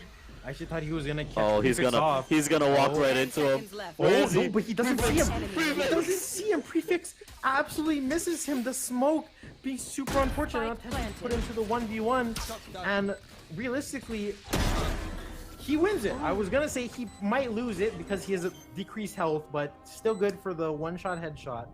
Got a little dicey there. Really unfortunate that Prefix did not see him. That's just a pure, that's just unlucky. That's an angle diff. You hate to see it, K-Tad. You absolutely hate to see it. To quote a friend of ours, I think what you would say is that round was definitely some wink wonky stuff, man. You know what I mean? It was some upside down, bizarre world thing where nobody's in the right place. Everybody's just in a 1v1 duel. Who cares about macro play? Who cares about strategy? Let's just do some crazy stuff. You know what I mean? We saw two Vipers hanging out at B. You know, we saw a guy walk past another Viper. What else did we see that round? We saw Reyna. Like we saw two different people on the wrong side of the map. Like, I really don't know what kind of statistical analysis we can break down for you, the viewer, to understand what was that round. I think it was just unlucky for a bunch of people, if I'm going to be completely honest with you, K-Tad. Unlucky for Pure as he is picked by Mike. Mike being traded out with a nice shot from Pearls. Now has a gun in his hand, looking to make this round competitive. As I say, as Kami and Code QT finishing up the last members of UCLA and putting UH on map and actually match point. Some would say he's still looking, right? Some would say, but yeah, I mean overall, right? If we're looking at it, it's definitely a tough one. UCLA has had quite the few close rounds, right? There was quite the few times when it could have gone their way, it could have went another way, but unfortunately for them now, we find ourselves in a dire strait, right? They've got guns, yes, they've got some guns, but they do not have the greatest economy, right? As that is not how you want it to start. As it looks like they're all just getting dropped. Great double though from MX Quan. Puts them back on the board. Tessit though will get one back. It becomes a 2-on-4 when we look at it here. Tessit would need to get some shots down, but he will get picked off. And it all comes down to Comey. What can he get? He's been tagged up by a dart. Information is there. That means he's got to give it up. And I do not foresee a way where Comey takes this one 1v4. Unless it starts like that. The hope is alive. I was going to say, it does, however, look unlikely, as you said. Just purely because, against players, especially when the Viper is up for post-plant util, looking very unlikely, but at this point, Kami probably just going for economic damage. Not seeing the Sage because of his own wall.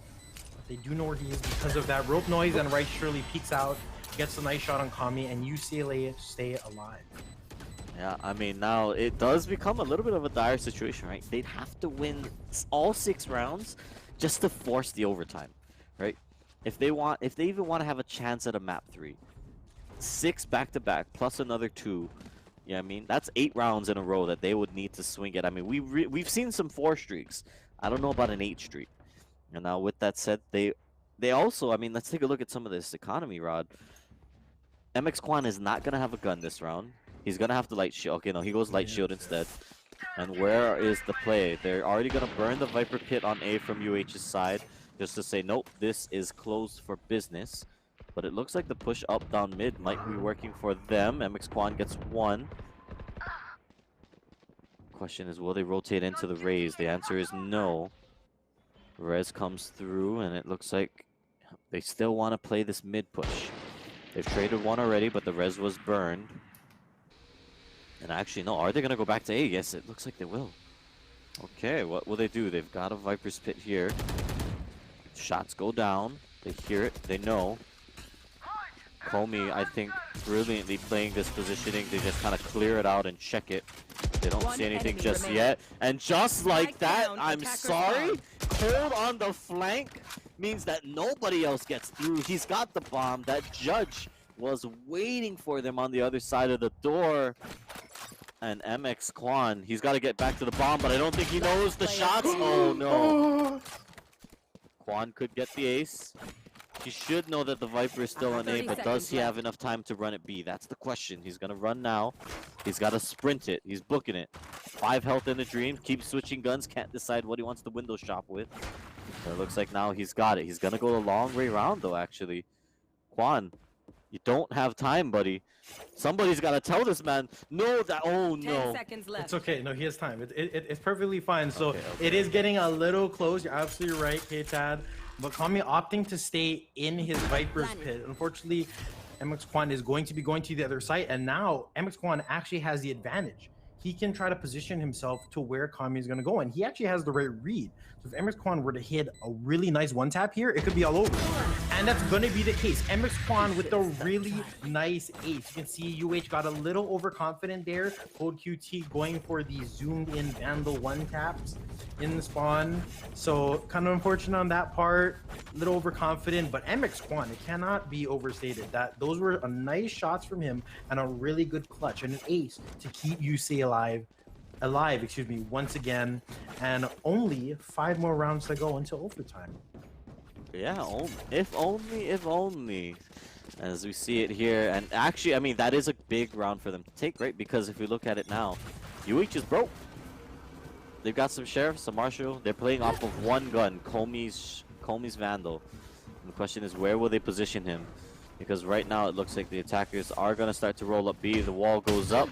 Oh, a tag from the side is actually, no, Mike picks up the flank kill. So MX Quan, the hero of last round, won't be able to get much more of this time. Rice takes a bunch of damage off of those paint shells as now defenders are slowly pushing forward. They see the jet. They want to get some shots. Turtles are going to make it very costly off of the peak. Now the rest of the squad pushing up through mid. But remember, Mike has a rifle, will travel. They've got some guns. They've got 2 guns, actually, as they've managed to get themselves this far forward. There's one. Spray transfer is good from Cold. What else can he get? He's got paint shells back around. Pushes them off the angle. Actually could look for the defuse, but the snake bite shuts him down. It's a one-on-one. Yojin wants to see what he can find. The shots are there. He's going to play with his emotions a little bit. Prefix knows he has to get the stick. He's going to sit in the angle, but no. It is going to be well done by the Viper. They keep him alive last, and it secures the round. Yeah, solid take coming in from UCLA. They get the bomb down pretty clean. Unfortunately, one of their players going down in mid, but nothing they can't handle. As you see, the rest of the players making sure they get the frags, they get the trades they need to. Turtles with big 2 before dashing off into safety, and then Neojin's really good post-plant play that UH has to adapt. They kind of got to look out for it, because so far that I can count, remember, that's solidly won them 2 different rounds. And Prefix been put in the same situation both times. So looking to be a attack round, changing it up. However, from last round, UCLA, all 5 players on the attack, but UH does have 3 players to defend this site. They are looking to play a little more back, though, so you see UCLA is given a lot of ground and a lot of kicks as well. Not before Mike trades it out, but they are pushing it nonetheless. Neojin looking to play a little more back for the post plant as well as for the flank, but can't do that when all your teammates on site are dead. Tested, huge couple kills, and now UCLA with only 2 players to their name, keeping their series hopes alive. Yeah, they're gonna have to make it work. Pure on the side, they're gonna try to hold it back. Comey jumps up, not able to get it, and that means it's a 2-on-2. But do they know the flank is coming? No, they don't. Prefix in the back. He takes them down, shoots them in the rear, and that will close out this exhibition match 2-0 to UH.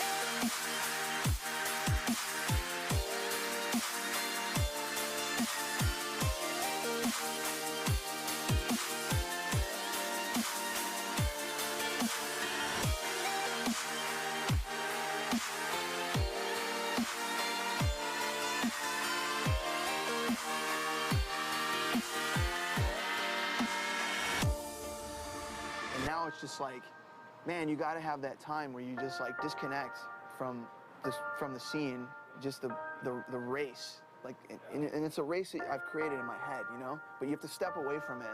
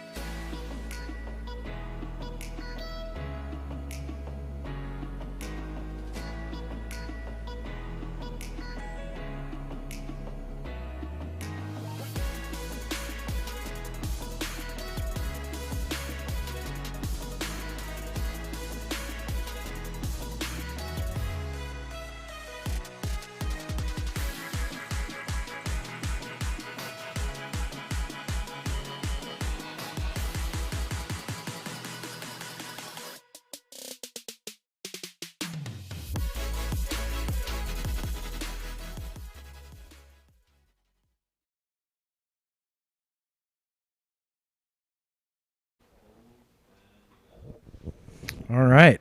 Welcome back to the stream, everybody. Right now, we have the Valorant segment going on. You just saw some amazing gameplay from these two gentlemen right here, but now we have them here in the iLab talking, chilling. What's up? Yep. You want to introduce yourselves a little bit? My name's Mike. Michael Johnson. I go as Mike in game. My name's Manalu. I go as Tessid in game.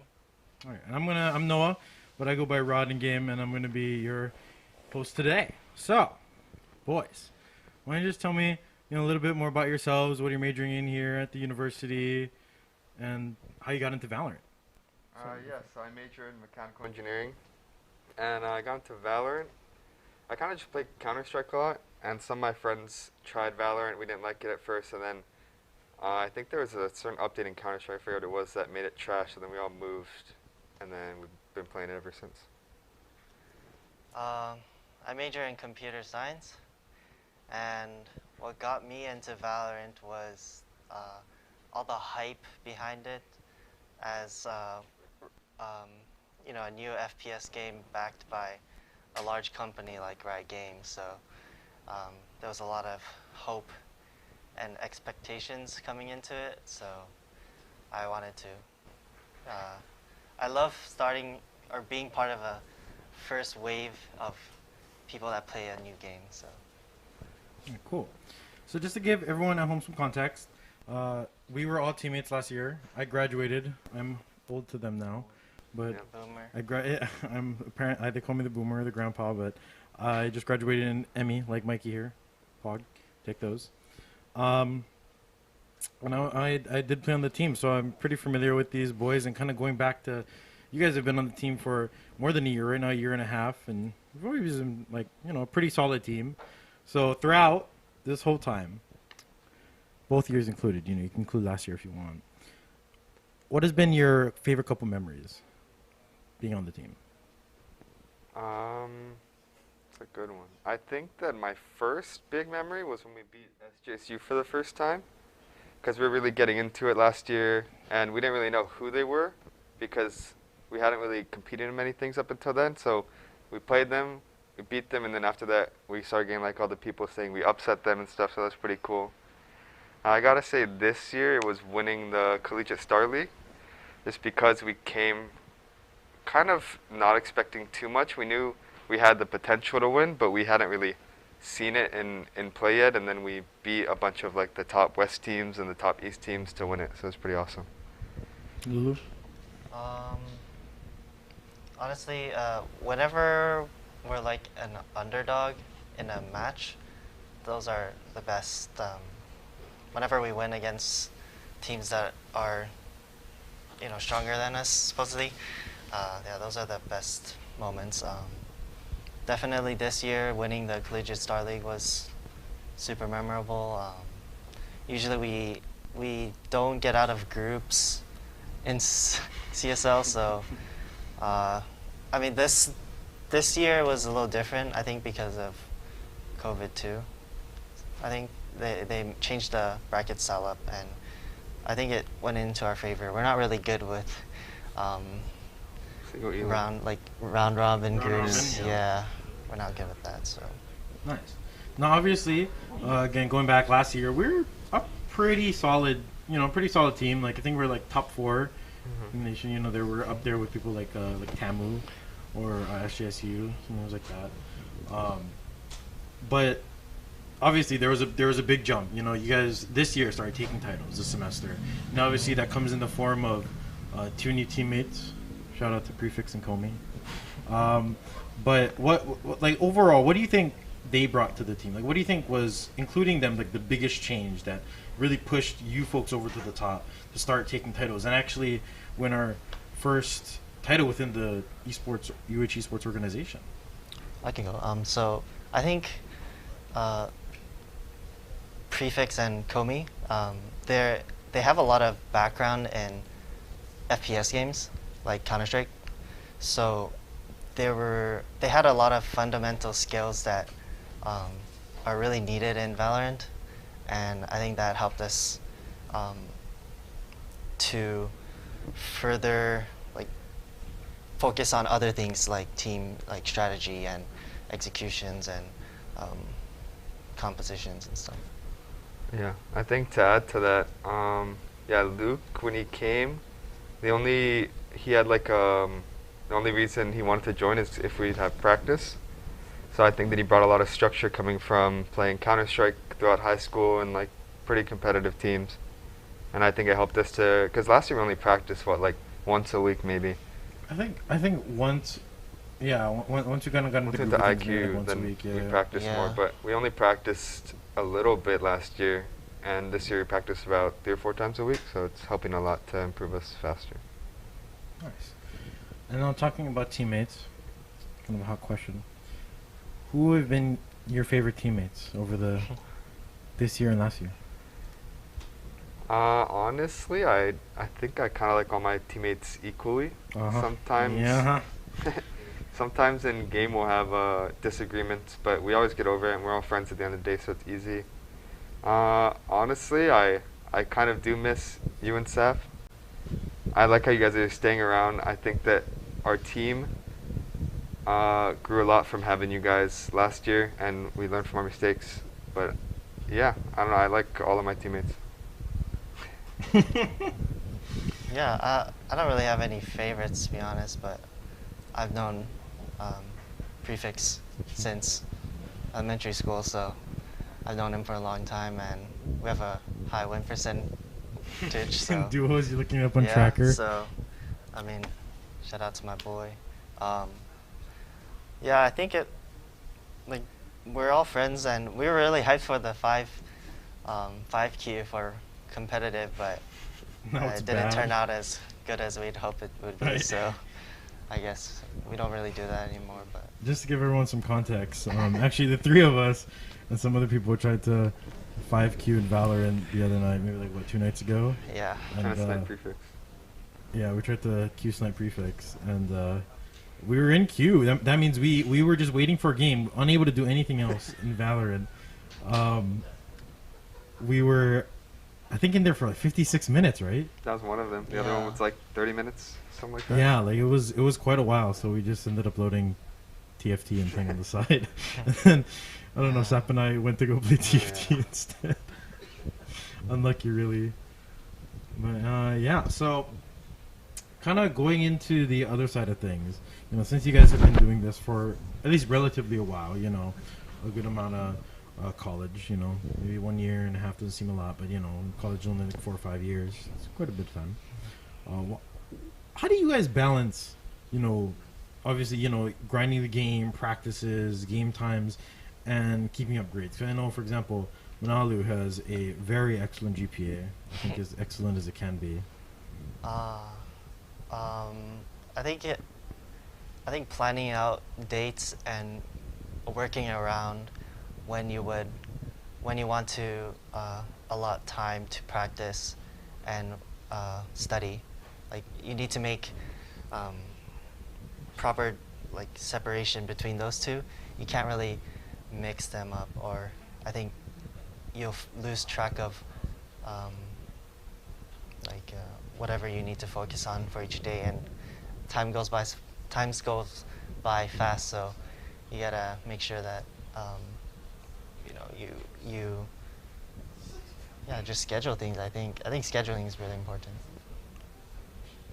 I'm not the best one to talk about how to keep up a good grades during the season, but I think it's like Manoli said, it's just setting aside some time to finish stuff and to work on stuff, and then to just make sure you try to get everything done before you grind, or just make sure that you don't forget about it after.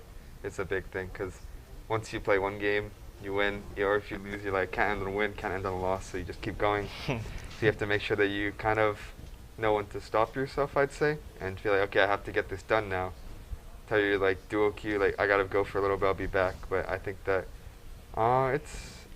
it's science to find that kind of balance, I feel like. No, I think I saw a triangle when I was in college back in the day. Smile. And I saw you can only balance grades, sleep, and social. For the sake of things, we'll just include this whole esports thing into the social aspect. Now, obviously, you guys keep your grades up. You guys do pretty well in school. You guys are both in, I think, relatively hard majors: mechanical engineering and computer science. Right, so those aren't easy by any means. So I would assume, since you guys are grinding out the game and winning, you might sacrifice sleep. So with that, how much sleep do you find yourselves getting on an average night, where you have practice or you have games or scrims or something like that? Honestly, I stay up and don't even do things that are like grinding or important. Sometimes I'm just up watching YouTube after I play. So I'd say on the average I get like I want to say 4 to 5 hours of sleep, and then I'm just tired throughout the day until I drink more caffeine later on. But I wouldn't say I'd sacrifice sleep over any of the other stuff though, for sure. For me, lately it's been hard to stay awake, so I take naps at really bad times. So I stay up late, like maybe knock out because I get really tired for just 2 hours or something, and then I can stay up for another 8 hours or something like that. So it's really messed up. I don't know. Sometimes it gets fixed, sometimes it doesn't. It's not really consistent anymore, honestly. I mean, well, just as an example, you're built different, because when this act first came out, correct me if I'm wrong, but I believe, so Manalu, bless his soul, he grinded for Radiant, which is the highest rank in Valorant, so he did pretty good. But to get that, I believe you stayed up for 28 hours straight. Something like that. Well, like it wasn't, straight playing that game for that long, but I was basically up for that long, Yeah, half the time me and Manalu play, he'll send like a Snapchat or like a text picture to me later, and it'll show that he played 3 more games after I went to sleep. So he knows how to grind. It's weird though. Like I feel like I want to get off, and then I just watch some YouTube videos or like a Valorant clip, and it makes me want to play more. It's just like a loop. I mean, it's good. I mean, that's how you stay focused. That's how you keep that, as the kids call it, the grind set. Now, actually, we haven't we haven't had an opportunity to explain quite what Valorant is. Just to real quick, we're talking about ranks. These gentlemen right here are within the top 1 to 2% of players. So every 1 out of 100 or 1 out of 50 people, you get somebody as good as them. Say So top that's- 1,000. Top 1,000. Top 1,000. All right. Yeah. So the average team is top 1,000 in the North America region. So that's pretty good. But how would you folks describe Valorant? Like without going too in depth, how would you describe Valorant to somebody who is maybe not as familiar with gaming or maybe the FPS genre? 5v5 tactical shooter. The attackers have a spike they want to plant, and the defenders, if the attackers do plant the spike, they want to defuse it, and that's pretty much it. Yeah, really. that's pretty much it. I think that the reason it's easier to get into than a game like Counter-Strike is because the movement or like just the shooting mechanics are a little bit easier for new players, and also I think that the abilities add a lot of good team play and a lot of variety of rounds. I think that how I would explain it is, yeah, it's just a 5v5 tactical shooter with abilities that relies a lot on teamwork and communication, I'd say. Just to add on to what they already said, I think I would describe it as maybe some people are familiar with other popular franchises like perhaps Call of Duty. If anyone's seen like gameplay or trailers for that, I would describe a game like Valorant or CS:GO like shooters, tactical first-person shooters, as Manalu called it. Like a little slower, right? Like it is a little slower. You gotta, sometimes you can go fast. And you can use all utilities. Some characters can use smokes. Each character has its own abilities. So you guys play different roles. You guys excel at different things. Some people are more aggressive, so they play characters that help with that and aid with that. And some people might be passive, a little more calm, so patient, and they can hold back and get some frags, which is a kill in the FPS game that way. So going into roles a little bit, what do you folks play? So we'll start with Mikey over here. What do you play for the team? Because I know it's been shifting around.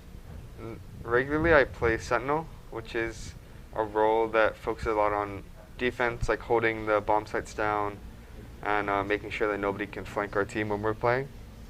Some maps I play controller or smoke characters, and I used to play duelist, but I got taken off that. So Yeah, we got too many duelists on our team. yeah, for real. Manalu? I play initiator role. I mean, that's basically Sova on every map except Split. But I mean, on Fracture, one of the maps, I play Breach. But yeah, I love Sova. Sova's life. Yeah, just for more context. So again, we're talking about roles for the people at home, and so these two gentlemen here play more supportive roles. Maybe they're not the first ones in, but Mike's watching the flank. Tested it over here. Manalu's getting the information so that it makes the more aggressive player. Shout out to Code QT out there. A little. It makes his life a little easier, right? For sure. Definitely. Setting them up. And so, each, again, this is for the people home, each people are, you have their own role, right? So, Mikey said he plays a variety of stuff. So, he plays Sentinel, which is good at defending, watching flanks, making sure that somebody can't come behind you, which is really important, right? Like, if, you want to focus as much to, like, the front line, right, as you can. So, really important role. Again, Manalu gets the early info, makes it easier for people going in. You have, I think you touched on little controllers or smoke characters. That's your role. That was my role. I was the smoke main. And those are really important for like cutting off angles, things like that. And yeah, so Valorant is very much a game, right? It's almost like a puzzle, right? Yeah. You need the right pieces to fit together to really make a cohesive team. You need people who are good at what they do. They specialize in things, and people you can rely on. Mm-hmm. So kind of relating it to being a team game, obviously, you guys are one unit. 5 of you guys, you guys are like brothers. You guys, won together, lost together, in and out of the server. So I think my biggest question is, when you're in a unit like that, right? you gotta make some sacrifices. You know, like you gotta. There are some things that you tell people, oh, I gotta do this. It's for my team, or maybe it's a significant other that you're like, okay, not tonight. You know, I'm with the boys. So, so what are some, you know, just some sacrifices that you've made for the UH Esports like Valorant program? Would you folks say? I think, especially since we're all students in college, so the workload is a lot in terms of homework, and you know, we gotta read or watch lectures, and juggling that with trying to practice, because the skill level is really high, that at where we want to compete at least. So we gotta keep our skills fresh, and you know, social stuff too, like hanging out with friends or with our girlfriends. So sometimes we gotta sacrifice time with them, but I think making sure that we stay on schedule, and you know, certain days we're gonna be practicing, certain days we have time for other things. So I think that helps. Yeah, I think we all kind of understand like the dedication, and we're all kind of on the same page. And somehow all 5 of us have girlfriends. I've never been on a team that all 5 players have girlfriends. So I think that when sometimes someone can't make it because, like, oh, it's their girlfriend's birthday, anniversary, something, we all kind of understand because we're on the same boat. But I think, yeah, like Manalu said, I think a lot of it comes out of like school and sleep. Because I feel like, at least for me, I know some other people on the team, the priority list, which it shouldn't be, but sometimes is like sleep, school, Valorant, girlfriends. So I think it definitely comes out of school and sleep for me, where it's like I might not get the best grade on something because I'll just grind it out and get it finished so that I can practice or something. But I think we do a decent job of balancing our time. I could say that's very true. I think I remember when we were on the team, there are some people, I think we can imagine them, that, you know, would be like, oh, you know, I have to do this assignment or I have to take a quiz or something, and we were at practice and we would just tell them like, yo, just bang it out now, you know, like do it before it's too late, or you procrastinate, or you do worse on it. So I think, you know, especially Mike, you talking about being in the same boat with each other, you know, really understanding that, you know, the girlfriend front, but also the whole, you know, like we all understand that we're college kids, you know, we understand that we're to support each other, and we, you know, we know the struggle, right? Yeah. The homework that professors are going to pile on us, and, you know, just make sure we look out for each other both in and out of the server. It's pretty big. Now, kind of shifting gears a little bit, right? We'll try not to veer too far off course, but can't play Valorant all the time, yeah. Right? You know, I mean, burnout is a thing. For those unfamiliar, burnout is, you know, if you're staying up for 28 hours, for example, to grind for the highest rank in the game, you know, you love Valorant, but you can only do so much. As any, you know, too much of a good thing is a bad thing. So what kind of games, or what else do you folks do to kind of, you know, balance things out, relax a little bit, unwind, or just kind of for a change of pace? I don't really have many other games I play anymore besides Valorant. I think most of the time now, on my free time, I either watch live streams on Twitch or watch anime or YouTube. So yeah, not many games I play on my free time except Valorant. So. For me, unfortunately, this year some of my friends and I got into League of Legends. So I've been playing a bit too much of that, and Rod, I think I played my first TFT game with Rod, so that's also a problem too. That was I think that when I'm feeling burnt out, yeah, I just go play. I've been playing like Genshin since release, and I've been playing League and TFT. So it's okay. It's just takes up a lot of time.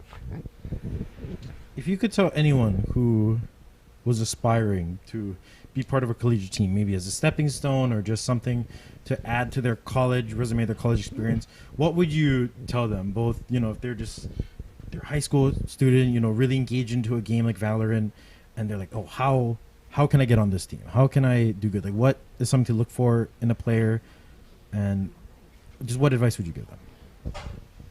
I would say like, we won't know you're out there unless you're involved with the program or with the people in the program already. So I think that's really important. Like you know, just even playing casual games with some of the people in the program, I think, and then if like people see that you're really good at the game and you have potential, I think you definitely have a chance in becoming a part of a team, collegiate team. Yeah, I think a lot of people, when they just think about grinding, is they just do aim labs and they just try to aim. But I think a lot of it stems from how you work instead of like how hard. So for example, we had some people in IQ last year and we were trying out when we were on the same team that even if their aim was really good, they had bad communication, bad teamwork skills. So I think for any people aspiring, it's just kind of being more of an all-around player. Obviously, you want to have good aim. It helps a lot in like making your case, but I think it's just being able to grind and show you can work hard. And I think that if you keep doing that, it'll definitely take you places. All right, all right. Thank you so much. I think just wrapping up, is there any last things you folks would like to say real quick before we head out and we end this segment? Follow me on Twitter, Okay. Twitch. Shout out to my girlfriend. Nice. And that's about it.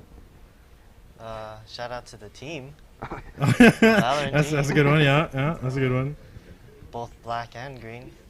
Yeah, and just follow us on our socials so you know when we are competing and Take another title. Oh yeah. No, shout out to Rod and Kaysen. They do a lot for us. I think that it's helped us go to the next level. I think that you guys have kind of been good role models for me and what I should do, because you guys both play games, yet you have, you know, like your responsibilities that you take care of. So I think you guys are really helpful in that. All right. Cool. Thank you so much, gentlemen. This has been the Valorant segment. So thank you so much for joining us today. You know, remember, keep up with our socials. Keep up with everything we do, because 2 titles down so far and many more to come. Thank you so much, and we'll see you folks next time.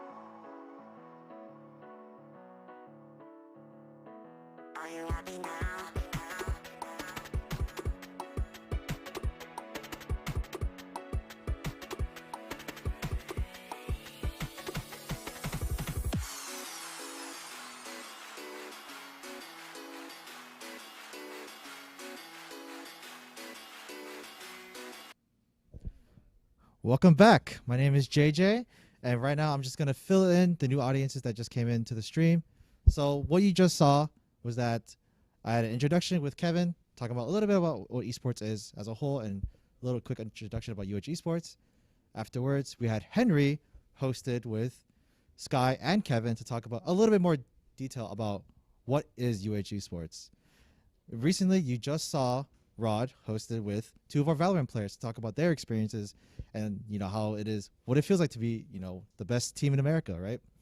So now what's coming up next, we're going to be talking with Owl Interns, hosted by Kason, one of our admins in the program, and he's going to be talking with them to see what their experience is like with working with Owl staff, especially during the summer when we had the tournaments hosted here at the University of Hawaii.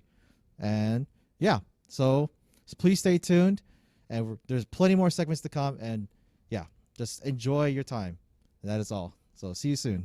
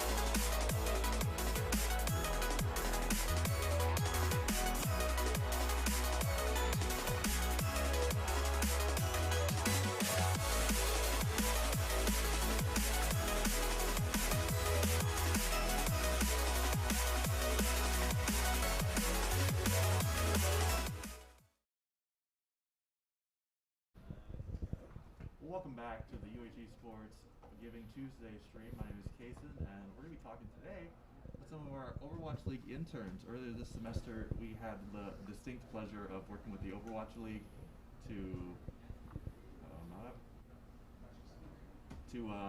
host their playoff events. Hello. Welcome back to the UH Esports Giving Tuesday stream. My name is Kason, and today we're going to be talking with some of the Overwatch League interns. Earlier this semester, we had the distinct pleasure of working with Blizzard and the Overwatch League to host some of their playoff events and actually their grand finals as well. So let's do some introductions. Right to my right first. Hi, my name is Henry. I was one of the leads that helped manage the Overwatch League events. Hi, I'm John. I'm also an intern. I play on the Overwatch team as well. Hi, my name is Gunn. I was an Overwatch lead for UH Esports, and I was Kevin's caretaker. Weren't we all? Yeah, so let's talk a little bit more about those roles that you guys played during the Overwatch League event. Maybe like something you would do regularly or an activity that kind of stood out to you as your main duty during the events. We can start with you, Gunn. So, for the most part, what we did was just to help the Overwatch League staff sort of accommodate the teams, especially because each team had a sort of different room from each other. So we had to make sure that each of the teams felt comfortable in their rooms with anything ranging from taking an arm off of one of their chairs or raising the desk like 2 inches. So, yeah, that's pretty much it. Yeah, I pretty much did the same thing as Gunn. Like, we kind of like picked up after them. Like, the end of the days, we'd like go in and like clean their practice rooms, like, and just be there for if they needed anything, pretty much. Yeah, it was usually a lot of behind the scenes stuff. You don't typically expect it. You just typically when you see the stream, it's just them playing. But a lot of the stuff that we did was basically set up and making sure that they were comfortable working with us in this new environment. But yeah, most of it was just behind the scenes. Yeah, 100%. And speaking of the OWL staff, I feel like they sort of imparted that, like, oh yeah, this is an event. It's going to be playing a lot of it by ear and seeing what the players or the teams need at any given point. Speaking of the OWL staff, though, I feel like a lot of them sort of became our friends over the months that we worked with them. What was some of the most memorable moments that you guys had with the staff in particular? We can start with you, John. I think, because the craziest thing about this whole experience was going into it, I was really excited about being around the players, because I've watched the Overwatch League since it formed. But when it happened, I realized it's the coolest part I felt was just getting to meet everybody behind Overwatch League. Adam, if you're watching, he made a very big impact on me. They just gave a lot of life advice, just going out, telling us to go out and just do it, chase your dreams, I guess. Oh, well, when it comes to meeting the staff, I was honestly very nervous going into the event. It was my first sort of I guess you can say esports event. I've never gone to things conventions like PAX or whatever like that. So I never really got to have an experience to be surrounded by people like that. But yeah, it was quite interesting. I remember my first time meeting Jeremy. I was so nervous that when I introduced myself as Gun, he was just like, "Oh, cool, one N or two N's, But I thought he said something completely different, and I thought he said a joke, and I was like, "Oh, haha, funny," and then I just left him after that. I didn't realize what he was asking until a day after, and I had to go out to him and it was like, one N. I was such a mess during those first few days, man. Yeah, But, I think definitely getting to meet the people that work behind the scenes is something that, because you would think, oh, they run the Overwatch League, all they do is Overwatch, that's their life, then and there, and that's it. But getting to meet them personally and hear what they do, not just behind the scenes, but kind of just their life, getting to play other games with them that isn't Overwatch, while we were on our off times, not managing or anything, it's kind of surreal, because you're just wow, they're human too. This is something that's super obvious, but it's wow, Oh yeah, that's great. And I didn't know that story about Jeremy. I and your did name. not tell anybody about That's it until amazing. now. Putting that on camera. I was so embarrassed when that happened. He must have thought I was an absolute not a nice person after that. Oh man. So taking a bit of a tone shift here. Obviously, while it was a lot of good times, there was still some challenges I feel that we all went through and had to overcome during the events as well. So maybe we can all speak on that a little bit. We'll start with you, Henry. I think the biggest challenge was, well, for the most part, we were on standby as soon as the team started scrimming each other or just started practicing. And so we didn't really need to do too much at that time, but there were occasions where every team wanted something from us, whether it was a food run or whether there were technical difficulties. And I guess just managing that flurry of suddenly needing to do something was definitely one of the challenges that we faced. I think for me, because the first and last events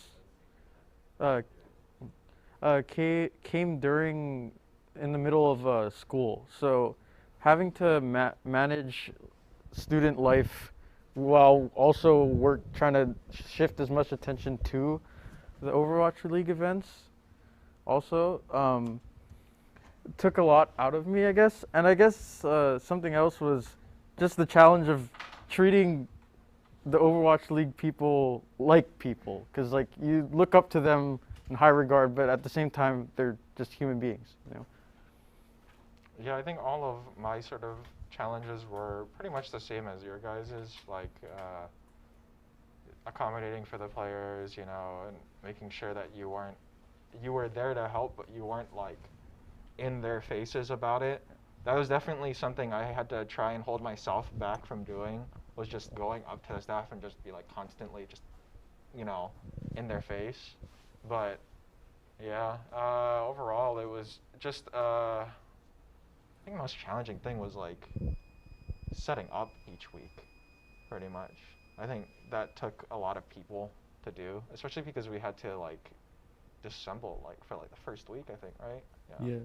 So, yeah. They were super nice about it. Like the Overwatch League staff, they were super cooperative. Like if we didn't know anything, they would be more than happy to like show us and help us around with that. Yeah. So I think even though we did have our good share of challenges, they definitely played a big role in lessening it and making it feel like it was just nothing. Yeah. And I guess adding on to that, another challenge is like being okay with not knowing something in front of the Overwatch League staff, like just asking them questions like about how can I help or how do you do this? Mm-hmm. Yeah, that's a great way of putting that. I feel like when it comes to surprises, like, yeah, oh, this is like such a prestigious event, we don't want to screw up or make mistakes. And I think a lot of the time we spent with the Overwatch staff was us learning like mistakes is the best way to learn and going to be a constant in whatever work you're doing. So it's definitely calming in that way, I think. Yeah. Taking another tone shift though, I feel like away from the Overwatch staff, this group in general, this group of UAG Esports, really came together and made a lot of new friend groups and just camaraderie in general. So let's speak on that. How did this affect your friendships, the Overwatch League events? Oh, no, I made a lot of new friends actually. I didn't really do much I didn't do much in terms of like, how do you say, like interacting with UH Esports prior to the event. I was league broadcaster, but apart from that, you know, I didn't really talk to any of the leads or pretty much anybody other than like Henry. So coming to this event, I made a lot of friends, just, you know, and yeah, just not only just people here, but also with the staff too. So it was a lot of fun. Yeah, I can also, it's the same for me. I actually didn't know anybody sitting here before the event, and I was kind of just a part of the Overwatch team circle, because the teams never really interacted with each other. So getting to meet everybody at this event was just kind of awesome. You know, like I feel like this was like my first friend group in college, because especially with the pandemic, it's been hard to, you know, meet other people. And yeah. Yeah, I joined UH Esports partially through the pandemic, so I also didn't get to see anybody in person that much. We did do casting in person for Lee, so I got to meet Gunn, I got to meet Chris, which is one of the people behind the scenes, but like I didn't even get to see the league players. But then having this event and seeing people from different games and different titles, not only just here for the sake of being here, but also being able to create friendships with them and just breaking down that barrier of, oh, only League people hang out with League people, only Overwatch people hang out with Overwatch people. It was nice. Yeah, so aside from the friendships, I feel like past just the behind the scenes stuff, we all enjoyed also just watching the games as well. And at least personally for me, this was the first time in a while that I actually got into the Overwatch League. I know, John, you've been a fan for it for a long time, but I gotta be honest, Doomfist came out, and then we went right into Goats Meta. I was like, okay, I'll see you guys later. But I think we all sort of became fans of the game, maybe our favorite teams, you know, shout out to Fuel or Shocker, etc. So let's talk a little bit about the games themselves, the pros, and what you guys kind of took from that and the comp scene of it. Yeah, so coming into the event, I actually didn't know anything about Overwatch. I knew it was a game, and that was pretty much it. So I didn't follow like the pro scene. I didn't know what heroes you guys had or anything like that. So when I first started watching the games, it was kind of weird because I didn't really know who to cheer for, right? But then it seemed like we had a really big Dallas Fuel base here, so I was like, hey, why the heck not? And so I started focusing on their players more, and Sparkle is definitely a personality. So it kind of became this thing that I got to look forward to at certain parts of the month when the event happened, and it was a nice thing to have.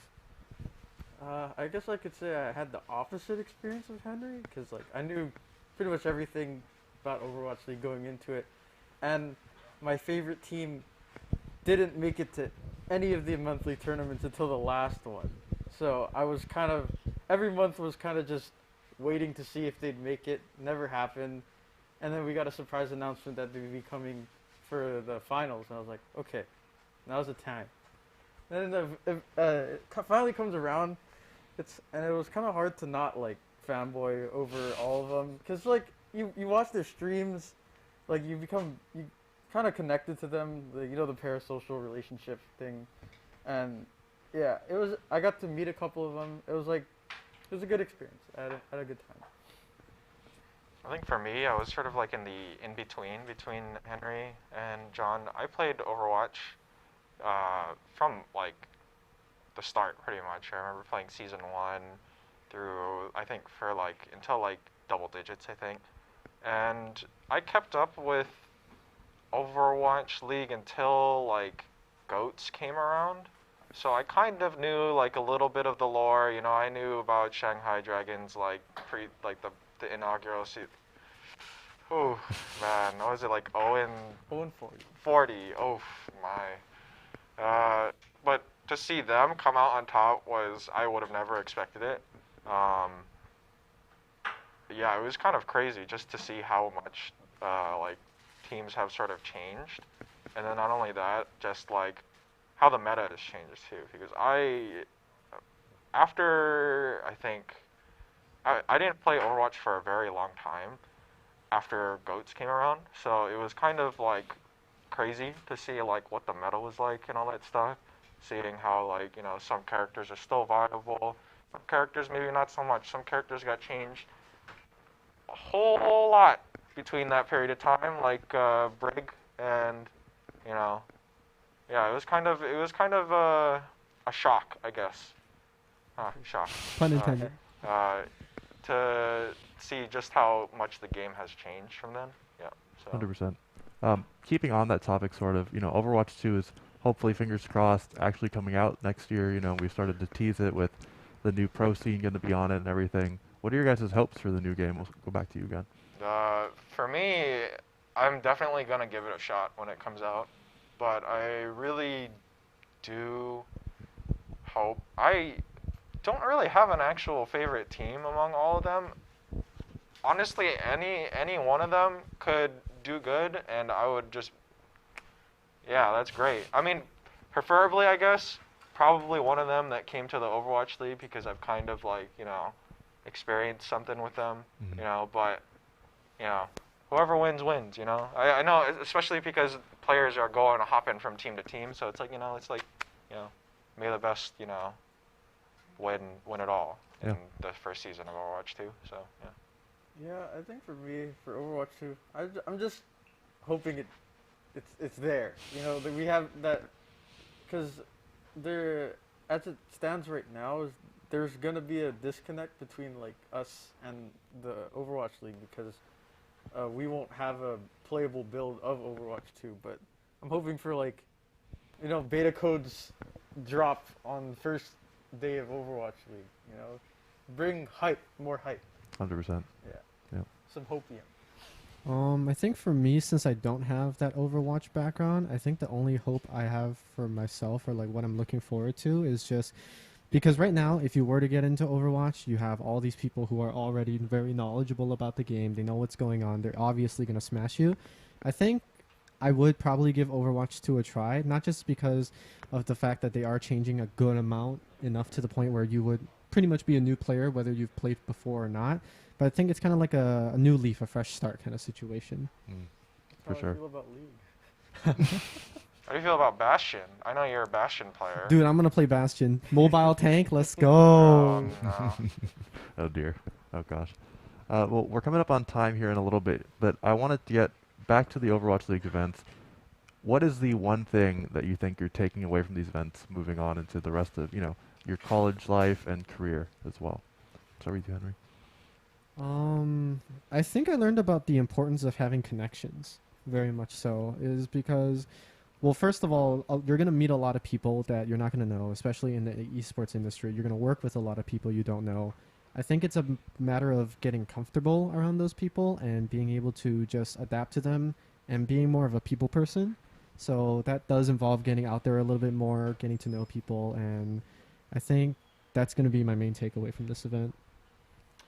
I think for me, it's just knowing that you have the skills to do what you know how to do, and if you think you can do something, just go out and do it. Like, before this, like the Overwatch League internship, I was struggling with like a bit of imposter syndrome within my major, like surrounded by a lot of people that seem smarter than me, but in the reality, we all don't know anything, you know.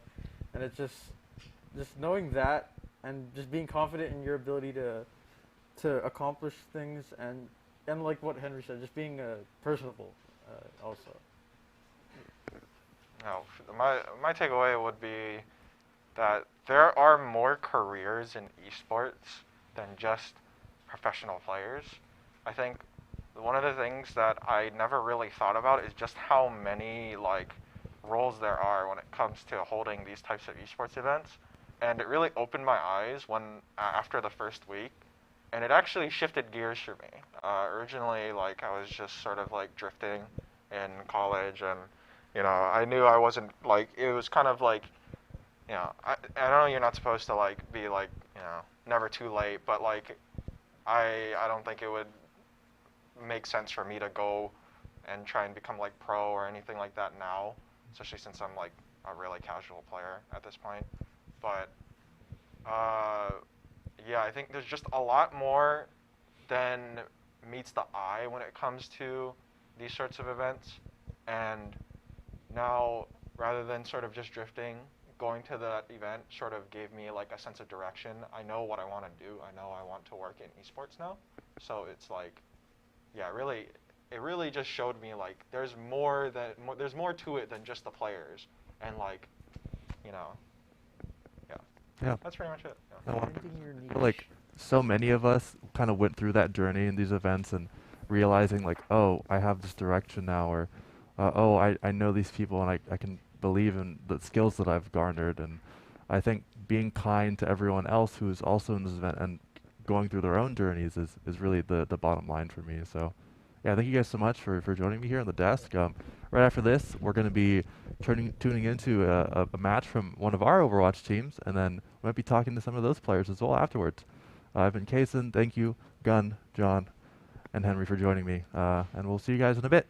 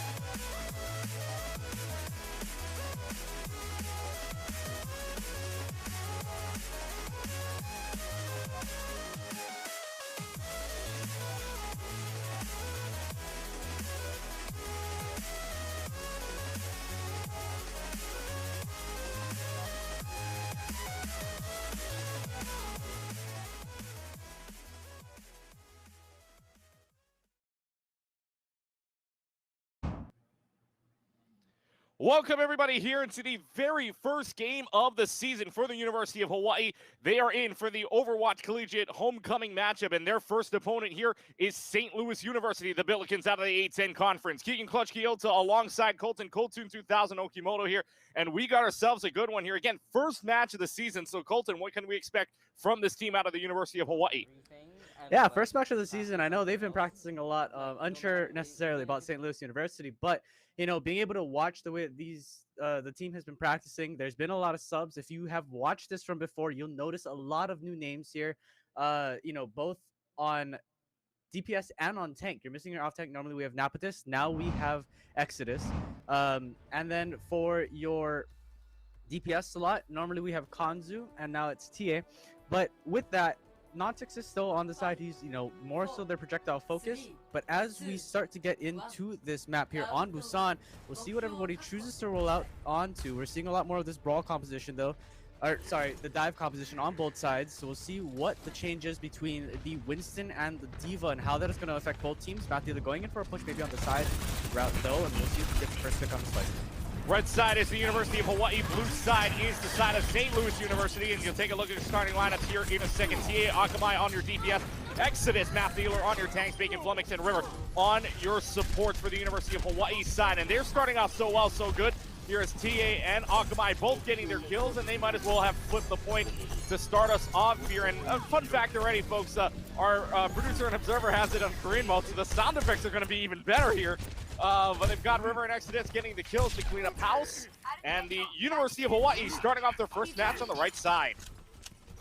Yeah, starting up on the right side indeed. And, the first pick off from Akamai, unfortunately, he was falling there as well.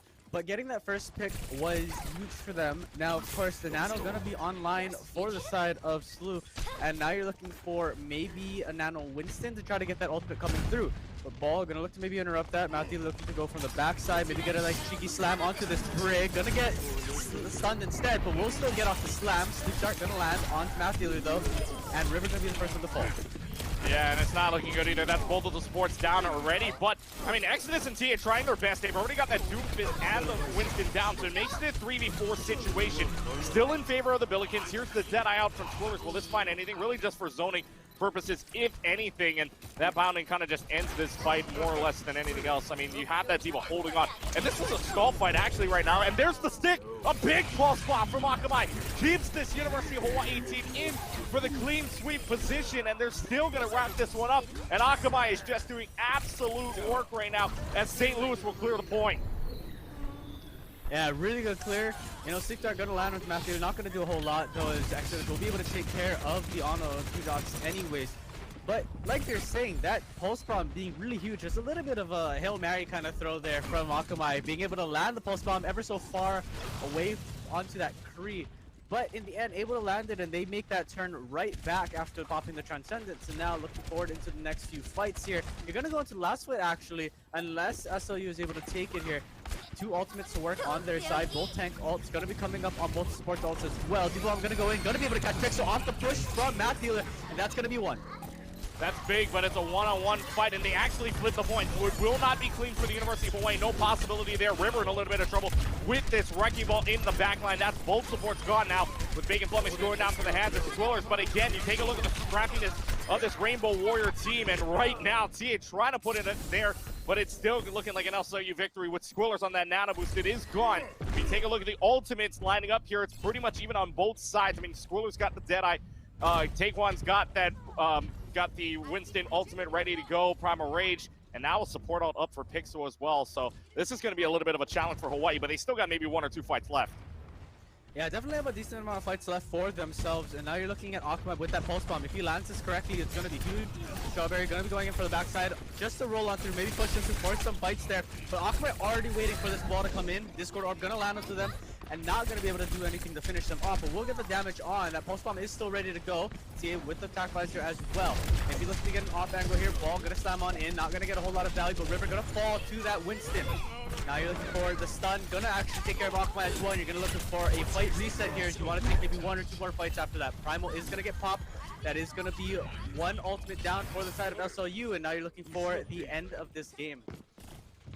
So 65% enrolling here, 3 ultimates online for the University of Hawaii.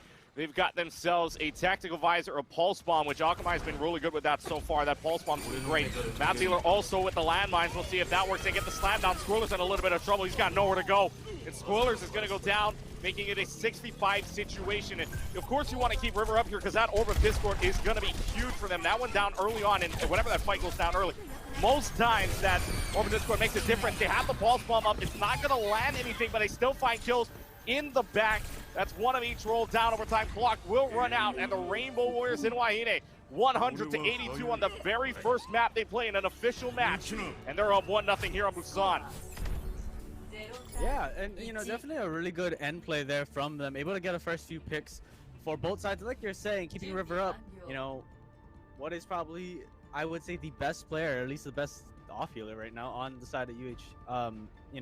He just hit the top 500 leaderboards. I'm just saying, man, he's out there popping off. But keeping him alive not only for that reason, but also yes, for that Discord orb is huge for them. They're able to take a little bit more damage and put it onto both the Winston and the Wrecking Ball. That causes a lot more pressure for them. Now, of course, if we haven't mentioned already, this is going to be a best of 3. So at most, there's 2 maps to follow after this, and this is the start of a Swiss bracket for the side of the Z team. They're looking to get into the Swiss bracket, get their seeding, and hopefully make it into the playoffs out of 290 teams in this tournament. And you'd love to start off 1-0, especially in group stages. They got 5 weeks to play, so you'd love to start off at least 1-0 at the very least. You don't want to go winless. But Exodus starting off with a very good kill already. That's onto King Taekwon, which is a big pick for them because that's a shield gone. And now high ground being taken over by SLU, but how long does this matter already? And Hawaii's already got it flipped. I mean, they have that Orb of Discord on side of Pixel, and that will work in that favor. And look how much work this Zenyatta's doing right now. I mean, they've got the Orb of Discord, three kills there already. Look how far they're pushing up. I think they're trying to play the game of who can touch the spawn doors first. I mean, hey, we've seen that in the Overwatch League as well. Some of those teams are just like, they try to make that challenge work, even if it's a chance to lose that fight. They're like, I want to touch that spawn door. I want to get the achievement, guys. Let me go touch it. But 1v1 battle with an Akamai and Kohen not going to end up leading into a kill, though. So we're looking for this ball. We're looking for a slam. Will he be able to find anything? Gonna pop shields, but will not be able to find anything once he's going to come in and save him with that bubble. Ball right back into the point. Gonna get stunned out. Not going to get anything more. That's actually going to be River taking up both tanks, though. That's going to be huge for the side of UH. And now we're looking at the rest of the team pushing back from SLU, and another fight won for UH. Oh my God, River! Holy cow! River's just landing these volleys. It's just left and right. I mean, I mean, do we expect anything less? But take a look at your ultimates coming up here in a little while. TA's got the tactical visor, Akamai, another pulse bomb. I mean, don't fix what's not broken right now, but at least for the oh my God, at least for the side, Squiller's almost dying there. If that Orb of Discord's on him still, that's gone. But Squiller does have the Deadeye ready to go. I mean, but they have Strawberry Rage now on over from the Wrecking Ball onto the Roadhog, seeing if that makes any difference. But 71%. I'm surprised they're not moving in any faster here. This is one fight territory for them, and they're just going to try to get the end around here. Deadeye's out for Squillers. Will this find anything? Akamai's on that second level, has that Pulse Bomb available. Squillers won't have anything there. And now the Pulse Bomb doesn't find anything. Landmine straight up on the point. They have the Mercy out now that you see that landmine's just covering that corner of where they are. That denies them any access to start. And now TA brings out the Tac Visor, a big pick onto the Tracer of Cohen. And now another big pick. I mean, Taekwon going down is not a good sign for them already. It makes it a 6v4 situation. Tries to knock him off. And Big Flummox able to whip shot the Roadhog off and clears anybody else off the point. A 2-0 University of Hawaii Esports victory here. Downtown clean, 100-0, 182 on the Sanctuary. And University of Hawaii one map away from starting their Overwatch Collegiate season with a 1-0 record. What a way to end the first map. Matthew gets hooked off the map, but he says, aha, I'm ball. That's the reverse Uno card for you. Slams back down, and then the Hog just gets whiplashed off. Like, I mean, I can't say anything else but unfortunate, I guess. In the end, though, a really good job for both teams. I think when looking at SLU, they, on the first map especially, they did really well being able to hold out and win those fights that they needed to win, especially in the overtime, right? They hit the 99% from UH, and then they were able to take it over, hold it for a while, and then, unfortunately, they lost that one fight that led to UH winning first map. Now, on second map, a little bit different. I think the Winston Ball is a little bit of a harder reach to play. You have two really heavy diving characters, and you're playing that with a Tracer Cree, which I think is fine. I think, if anything, if you're going to run a double dive, I guess, like that, I'm imagining if they have a Sombra player, you'd want to play that Sombra, maybe to get a little bit more value in canceling out some people, maybe causing the Brig not to be able to shield bash you, or causing, you know, the Zen not to be able to beat River. You know, whatever the case is, I'm hoping that maybe that changes for them. But now as we're going into, I believe it is going to be a hybrid map next, which seems like Hollywood, as we're getting word in our ear. You know, we'll see how that goes for them. Maybe if they want to switch over to a brawl composition with the Reinhardt Diva, you know, who they decide to put in for UH as well. Because I think, you know, in a brawl composition, I would assume Nantix hopefully gets put in here for the availability to flex around. So going into this next map, I'm hoping to see a brawl composition. But if we end up running into this dive again, I'd be interested.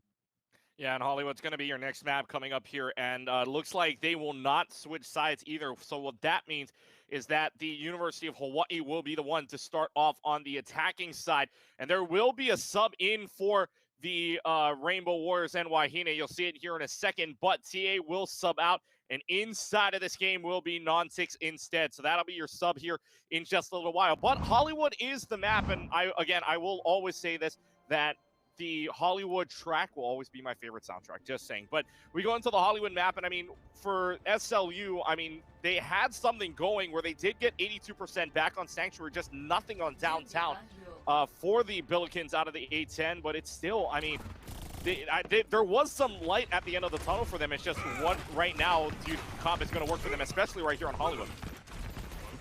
Yeah, you know, we're seeing this composition roll out. We're seeing the Reinhardt Zarya.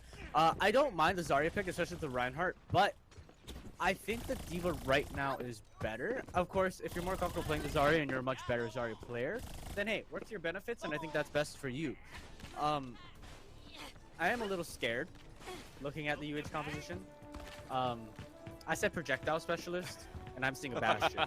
I can feel a little bit better about this one.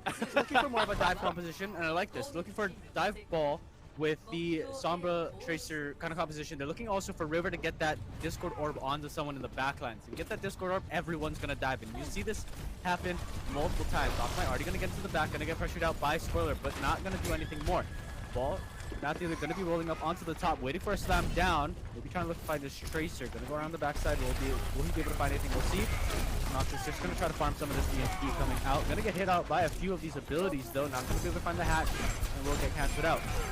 Matthew, they're going to fall low. Matthew, they're going to fall, but that's going to be 2 tanks down on, or 1 tank down on either side. You know, I'm quite surprised we haven't seen a Junkrat yet. Just, I mean, we played with him before. Junkrat or 2 just hasn't come out yet. But I mean, still good defensive hold so far for the side of SLU. I mean, you have Nantix here, and they're going to find that translocator right away. And now, I mean, Exodus gone. That's a huge stall out for them. For the side, and the Billikens look like a different team right now. You take a look at the ultimate pool already. I mean, Swiller about 15-16% over Akamai right now. Cohen's going to have Deadeye here in about 35%, but I mean, we'll see. So far, so good for the Billikens out of SLU. This was their map pick, so that would be the biggest difference here. Tracer 1v1 here in the corridor, and we'll see who wins it. Swiller's got to run for his life a little while, and does make it out of the corridor. Good bounding to save Spoiler for just a little while. But now it's just a scrum fight down here. Transcendence will lead them in. Here's the Deadeye coming out. Will this find anything? Tries to find nothing, and the DM stops in, and Akamai able to take down Cohen in the meantime. But that's 1 DPS down on each side. And now, oh boy, Spoiler's taking out Akamai. That's both of your DPS is gone. So the tanks would need to do the rest of the work. Sleep Dart does land for them, and this is looking all for naught right now. They do invest the Graviton Surge, which I think if you're the University of Hawaii, you'll take, because the only thing left you have on their other side, maybe an Earth Shatter, which, I mean, well, you don't have a shield, which can't be blocked, but, I mean, other than that, you do have more ultimates than them coming up. Yeah, you do have more ultimates coming up for the side of UH, and, you know, you're looking at the Steve Bomb, you're looking at the pin, or, sorry, not the pin, you're looking at the slam from the ball, and then you also have both DPS salts coming up as well. Now, this dive composition works heavily around this EMP, and farming that EMP as fast as possible. So you're looking at Nantix trying to get maybe this backline dive here. You're going to see him taking in to the side, maybe trying to look for all the angles, making sure he doesn't get caught out here. Will he be able to find this EMP? We're going to have to see. EMP going to be called out now. That we 5 caught into this EMP.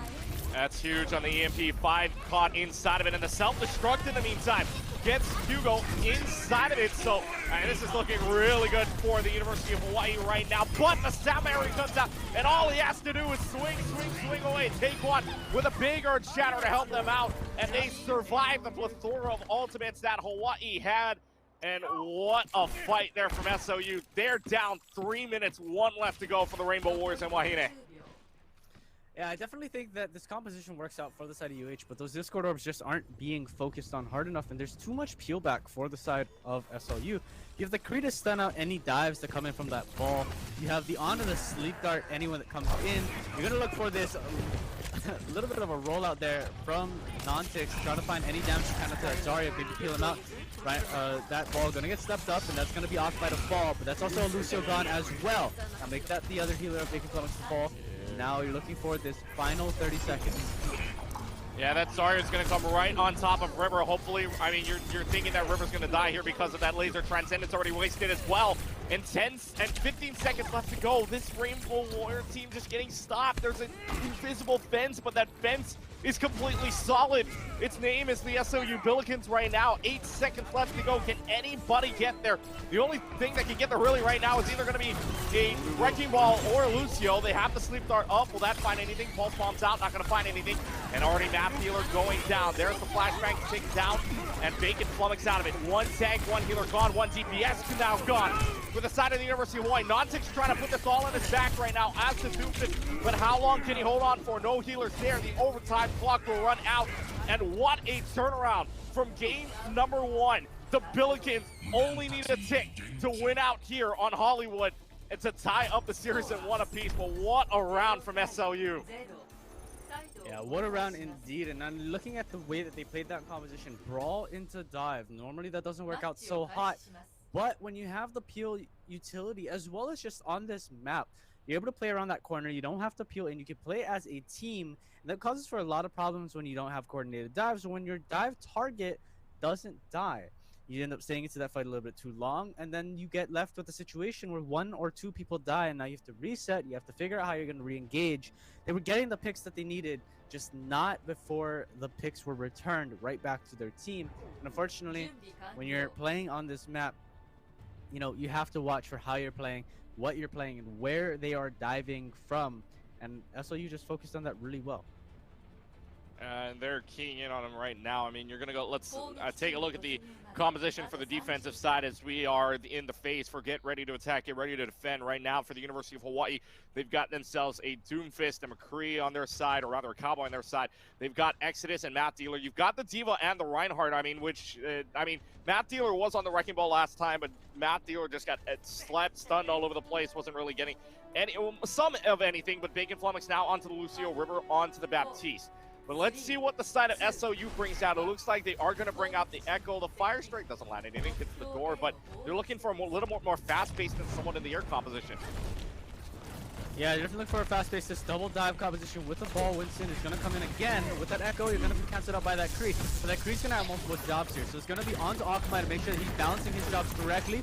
Echo already going to be diving in. You're going to see the tanks as well. Bubble going to be dropped onto the point. Not going to be able to find anything. And then Winston will have to jump out with 90 health.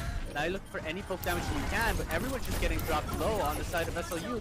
That's a good job from UH to just maintain down, mitigate what's coming in.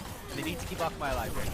That's huge. I mean, they are keeping him alive, but now both of the tanks are dead here. And you've got going. Akamai's aim is insane. I mean, if you've watched Akamai play at least the Cowboy, I mean, even if you've watched him play Ash, Akamai's aim is absolutely nuts, and they're going to be able to win that first fight. So not too bad for Hawaii to start.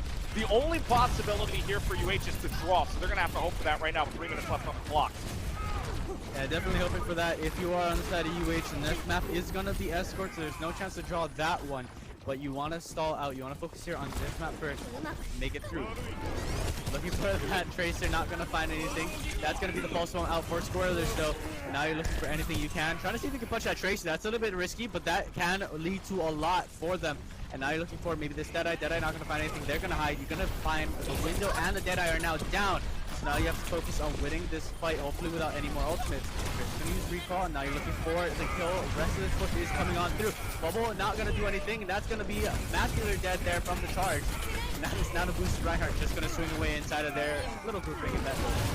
Yeah, but it's still working out in their favor. They do get rid of the Nano boosted Reinhardt, but this might all be for naught here. They're already maybe half a second away from getting that last pick, and they absolutely get it. SLU, big win for them with about 2.5, maybe 2 minutes left to go on the clock, but still a big win for them as they get that one tick they need, and we are headed on to map number 3. Yeah, map number 3 indeed. And that was a really good job there from SLU, able to hold out. Especially on that D defense, I think, is more what surprised me than it was the offense.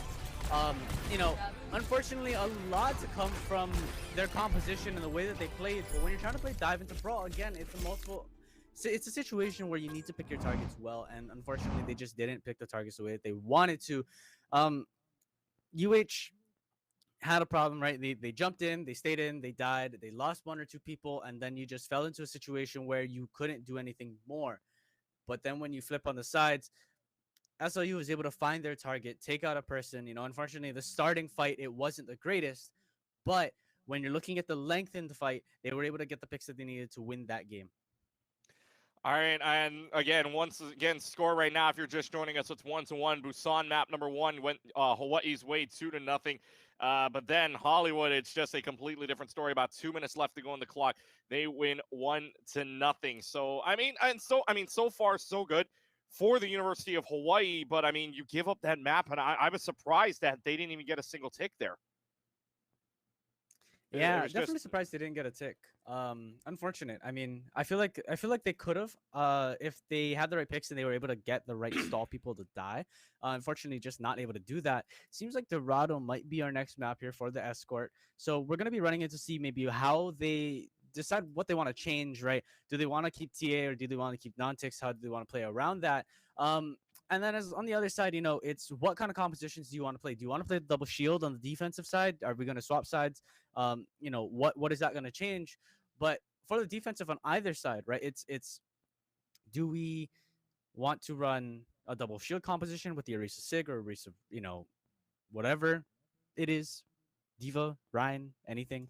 You know, or do you want to run a more brawler composition? How do you want to, you know, focus on your locations? And as we get in our ear, it's going to be a side swap. So attack is going to be for the side of SLU first. So how does UH want to hold this instead will be the question. With all of the compositions that they can run, where do they want to push most? And University of Hawaii, again, we're tied in 1 apiece. This is not a best of 5. This is a best of 3. This is a first to 2. So somebody's got to win right here, and you can't tie an escort. It's virtually impossible to. So like you were saying, let's see what compositions they do pull out. It looks like they're almost ready to go here. And yes, SLU will be on the side for the attacking side to start. UH Esports on the left side in the blue here in a little while. Don't forget, by the way, there will be matches. Each team will have 10 matches through 2 matches per week here in the group stages at least. Hawaii's next match will be against the University of South Florida out of the American Athletic Conference, and then SLU will take on the Penn Wildcats, so University of Pennsylvania Wildcats there. So keep that in mind. Their match time going to be about the same time tomorrow at about 1:30 Hawaii time. So you take a look at Dorado now, coming up here in a little while, and I mean, Hawaii just needs something. I mean, they didn't get really anything out of the very first point of Hollywood. I mean, there was just nothing there. They had some highlights, especially, I mean, you had non-ticks going in, and there will be a swap out. Non-ticks will come out. TA will go back into the game here. So it's going to be basically what they had for their very first matchup back on Busan with their lineup here. And it looks like they're not going to change from that very first lineup here on the defending side. They're going to stick with the Soldier and the Tracer on their side in the defense. Yeah, you know, I think the defensive side looks okay. Ball Diva is an interesting way to run this composition. I do understand where they're trying to go, though. You're going to have this ball set up on what I believe to be is red. And you're looking for the slam down. Now, you're also trying to get a lot of scouting. You're trying to see what, you know, you want to do here for, you know, what you want to do here. Echo gonna probably spot out this ball, though. So with that, ball's gonna rotate out, try to get some damage maybe out to this opposing ball. Ball just, you know, a little bit of a duo as you see where they're rotating. Ball will show up behind them, but TA gonna find the first pick out to that ball. That's huge. I mean, that's no matter how you see it. I mean, even if it's in the back line, that's kill onto The wrecking ball is huge. And look how many headshots Matt Dealer just had onto either the Trace or the Monkey there before that shield had to come out up. But River already taking down King Taekwon's going to be another huge pick. They will get that res up. Pixel is on that Mercy. But oh boy, Al, they almost got it. That was going to be a little bit more of a fight here. But it's looking like a really good Rainbow Warrior fight right now. You've already got taken down Strawberry Rage, excuse me. I mean, this Echo, I thought would be doing a little bit more, but I mean, really, Hawaii's doing a really good job of containing it as they go in right now. But as I say that, the Focus Beam takes down Matt Dealer, and that's going to be big because now you no longer have an Orb of Discord, and I believe I just caster cursed them, but it's looking good right now as they get into the plaza for the SLU Bilkins. Yeah, looking good indeed. You're going to have this Winston jumping on in, and no boosts to him, so will not get that nano, will not get anything for him. But we are seeing this brawl out come through for the fight for first point.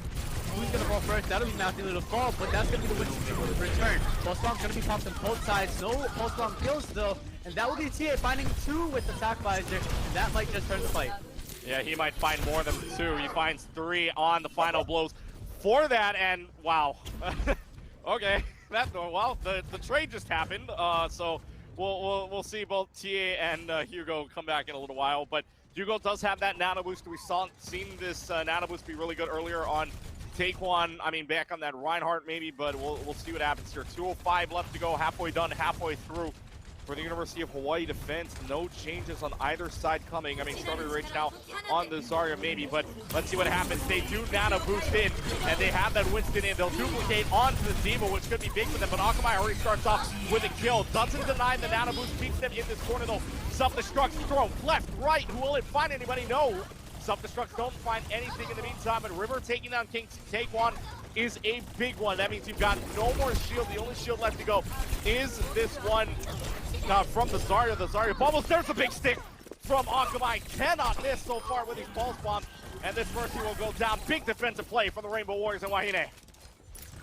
Yeah, really good stick there onto the Echo. Unfortunately, with that pocket, you're just not going to be able to poke them out the way that you want to. But with that sticky bomb, you just confirm that kill, and you get one more player down, and you force that Mercy to have no one else to Guardian to. So now, you get that mech back, and now you're looking at what is a minute left on this clock. Park still in plaza area, looking for this re-engage here. Pulse Bomb is going to be ready for square though, so you're going to look for maybe that Pulse Bomb to initiate. King gonna fall really low there on that Winston, but not going to be able to fall. And now you're looking for anything. Gonna get healed up by this Ana. Now remember, this Ana used the nano last time around. So now you're looking for anything you can build up that nano again for. 3 ultimates ready. That's going to be the Winston to fall. No res come through. That's going to be a grab that's eaten out by Exodus. And that's going to be a follow through. Matthew to fall, but that's going to be a kill on the square. And now the rest of the team will fall back for one last fight. That was your best chance at winning the fight, let's be real. That Graviton Surge was your best chance at winning that fight. And Exodus is hungry. He just wants it, eats it. So right now, I mean, 20 seconds left to go. Exodus eating that grab is huge, but now Cohen's got the self-destruct. Hugo's got the nano boost ready to go as well. Akamai's looking for a sticky pulse bomb here. Does get the stick. He finds it onto the Mercy. Drop, lock, and lock. And the Rainbow Warriors in complete position here to try to win out this fight, but Squiller's trying to bring it back here with a double kill so far. The nano boost onto the starter, trying to hold on. And the fight looks so far so good. Cohen down to his final 50 health with no healers available. Down to the contest though, the landmines are still on. And Exodus, oh boy, scoreless goes down. The overtime clock still runs. Who is left? It is this Lucio. They switch the support lines onto the Lucio and Mora. Landmines kill the Lucio in the meantime, and you still have the Mora left to go. Overtime clock will finally run out. And the Rainbow Warriors and Wahine keep the goose egg on the board on the side of the Billikens. 1 point to win the match. What a defensive hold there. You know, they lost the first 2 fights. They ended up, you know, not to be rude, but they ended up kind of screwing themselves over. I mean, the way that they got through the push under Arch, they lost a couple fights. I thought that was first point over. You had a lot more of a defensive kind of play style, I think, for SLU. When you already have that point in hand, you want to just get it to the first checkpoint, and then you can play an attack. But what ended up happening is they just kept splitting their team. And this is a really good job from UH. You know, half their team was behind them, half the team was in front of them. And that just caused for a lot of problems for the side of SLU, they just couldn't win out the fights that they needed. Akamai landing the pulse bombs when he needed to as well. TA hopping in with attack visors, or even not with, you know, the flick onto that Ana. That was disgusting. But being able to land the way that they wanted to, right? Everything that they wanted to do came through. I think now, as we start to see how they're going to format this defensive hold, though, for the side of SLU, I'm seeing this Doomfist. That's going to be a little bit interesting. See, I want to see how they're going to play this. I'm assuming it's going to be around red building to start, and then you want to format everything else from there. You know, where they decide to start off on, I guess, will change, though. But we are running a ball and a diva composition again. So running back on actually the same composition against a brawl composition. So we'll see what this does for them. Let's see what they pull out here. 4 minutes on the clock for the Rainbow Warriors and YNA to push us up to the 83.5 meter mark to score the only point that they need to go 1-0 to start here in the Overwatch Collegiate Homecoming Tournament. 3 minutes and 45. He's going to try to knock them off the edge. Doesn't get the slam down. That's 5 people up. That's a little huge, and they get the slam down on that, and they will get already Strawberry Rage out of next. So, I mean, this so far so good. Immortality Field already needing to be used from Hugo, as you got a lot of people low. Cohen already down to maybe 40 health, and that one goes down to the hands of Akamai, and they've already got it within 30 meters left to go. I mean, this is looking really easy right now for the Rainbow Warriors and Wahine. They get rid of a big piece. Taekwon's out. But now, it's just a matter of patience. Can the Rainbow Warriors hold themselves steady here for the rest of the points? 3 minutes left to go. We keep it here with the pulse bomb available. Akamai will stick again. That's the 4th pulse bomb, I believe, if I'm counting this right. Now that pulse bomb is stuck onto somebody for a kill. And the Transcendence is there just to hold on. Everybody's starting to die. The kills are starting to fall for the green, black, and white. And the Rainbow Warriors, absolutely no problem whatsoever here on the final map. Their pick of Dorado. Map number 3, they get it to 83.51 meters. They win 2-1. They are 1-0 to start off the season in the Overwatch Collegiate season. I would say I was a little greedy at the end right there. The trans got popped, I think, a little early, per se, but that was a really early trans as well. So I will say that's a fight-winning ultimate. For them, at least, it makes sure that it confirms that win. Tia with this flick, by the way, disgusting. I love it and I hate it in so many different ways. But you know, when you're looking at the game as a whole, I personally don't agree with the Doomfist. If they were running a whole map, if they got all 3 points, that'd be a different story, right? You can play for this a little bit more of an assassin-ish kind of Doomfist play. But when you're fighting for what is basically 2 fights worth of a point, right?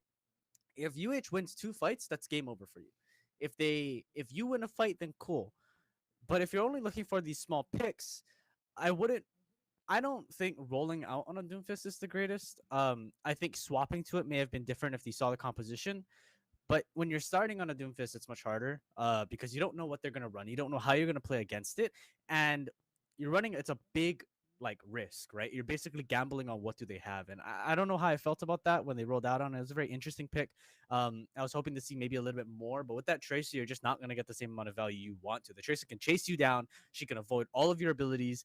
And, you know, in the end, you just get outplayed. A really good job there from UH to just hold out, get the push on through. CA doing an amazing job on that soldier, being able to laser down people that he needed to. Of course, Matt Dealer able to get the slams he needed to as well. I think all of the value that needed to come out of this team came through.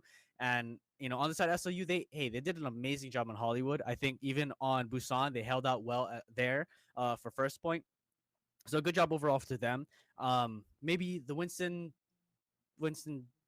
ball isn't necessarily the way I would go, but you know, hey, some people have their composition, some people have their comforts, and I think that's something that they need to work to as well. So the Rainbow Warriors and Wahine working their way to a 1-0 victory, although not an easy one at that. They did have to go through Hollywood. Didn't get a single point there. What's interesting enough, though, is that in both games, on both Dorado and on Hollywood, we didn't see past point 1. We did not go past point number 1. I mean, yeah, I think the only place we saw more than 1 point was Busan. I mean, but that's a given since you have to win 2 out of 3 anyways. But I mean, tough match overall. But the Rainbow Warriors and Wahine, University of Hawaii, starting off on the right foot with a 1-0 record on the season. Again, coming up next for them tomorrow matchups, Hawaii will take on the South Florida Bulls. USF will take them on. And SLU, St. Louis University, the Billikens out of the A-10 will take on the Penn Wildcats. So this will be an interesting matchup. But again, University of Hawaii starting on the right foot, 1-0. SOU drops to 0-1 to start. Colton, I know you have to go, so we'll wrap this up quickly just for you.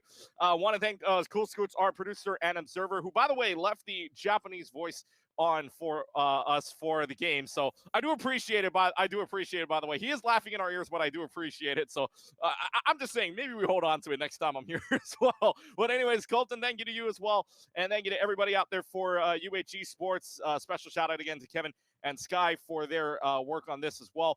Want to thank everybody here at UH Esports, and until the next time, Hawaii starts off on the right foot, 1-0. We'll see where they go with the rest of the season here on the Overwatch Collegiate Homecoming season. We'll see you next time. Take care, everybody. Aloha.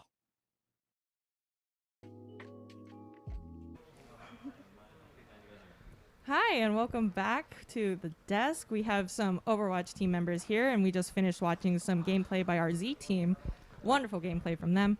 And so we're going to go into our Meet the Team section for Overwatch, and we had prefaced it a little bit earlier with the Overwatch League. Overwatch is a first-person shooter game where you have multiple heroes that you can choose and play with different skill sets. And we're going to get right into it with our team members here. So we have Luke and Alexine. And how about you guys introduce yourselves just so we can get a little bit more familiar with you guys? Go first. My name is Luke Scheidler. I'm a senior geography major, and I play main tank for the Overwatch Academy team. I'm Alexine. I'm actually a senior in mechanical engineering, and I'm a support player for Overwatch Z team. You guys are much smarter than I am. Smile. All right. How about we jump into, how did you guys get into Overwatch to begin with? You know, the game has been out for some time, and I know like everybody jumps in at different times. So what got you guys specifically into the game? Well, for me specifically, I got into the game when it first came out because it was actually my first FPS game on at least the PC, because I always played on the console. Yeah, same for me. Yeah. I played on PlayStation first. I got it for Christmas one year, I think a year or two after it came out. Played on console for about 2 or 3 years, and then I swapped over to PC when I went off to college because I couldn't take my PlayStation with me. Oh, that's sad. Yeah, actually, I also started on console. I had a friend's PlayStation, and they were like, you should try this game. And I was like, I don't want to. And I tried it, and I played D.Va, and I was like, oh, this is great. We have the same name. Everything is awesome. Yeah, that's right. All right. And kind of piggybacking off of that, so D.Va is my favorite character. Who's your guys' favorite characters in the game? And if you have like a reason why, is it like a character you play, or is it just like, you know, they look cool? For me, it would be the main tank Reinhardt. I think a lot of it stems from being on console, where aim is a little difficult. So I was sort of drawn to the characters, especially in the main tank role, where aiming is not a requirement at all. So I think that's where I got started. That's fair. Same with D.Va. You just hold the button down and just infinite bullets. We love it. I think for me, it would either be Ana or Baptiste. I used to actually play, I used to be a main tank player, so it used to be Ryan as well, but ever since I joined the team, I became a support player, so I became Lucio, Ana, and Bap instead. Yeah, I feel like that's kind of the road for like console players, is you always start as a main tank because it requires minimal aiming, and you just, you know, hold your shield up and you're good to go. And then as soon as you switch up to console, you're like, oh, so the game is playable. Yeah. That's fine. Alrighty, so piggybacking off of that as well, so what do you guys like about your roles? Because there is the DPS role, which is like your primary damage dealers. You have the tank role, where you guys kind of like hold the mid line, defend your back line, and then you have your support, which is like your healing and everything. So what made you guys fall into those roles? I think particularly after the switch into the PC. I think for me, I like to make sure my team is there. I like to, especially as my role, I'm supposed to be the ult tracker.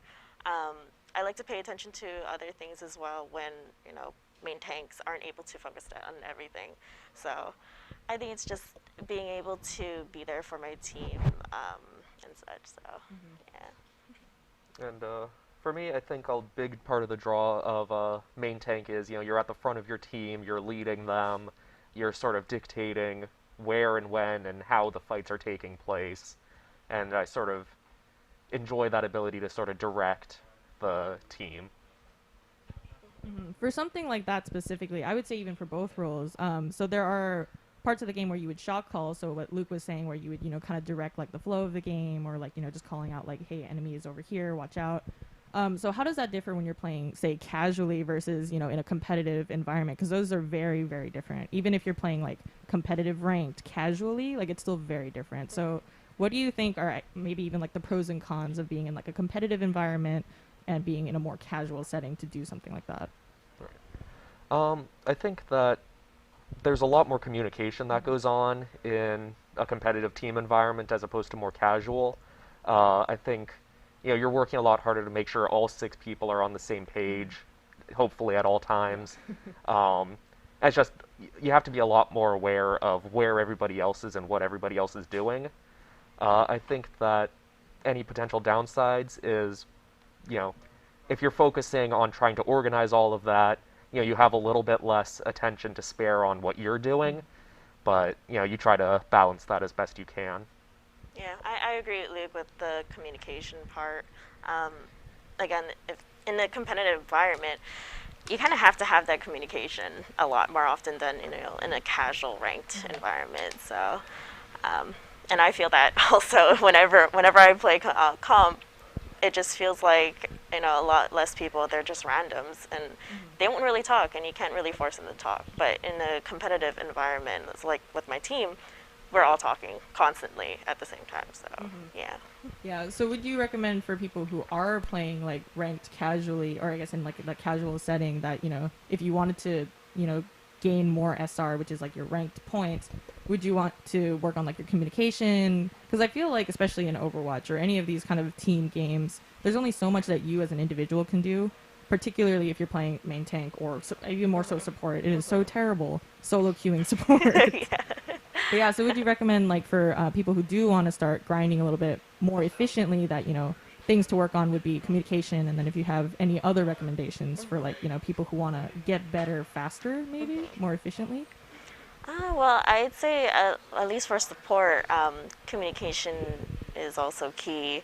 I guess again, as for my role, I'm the ult tracker. I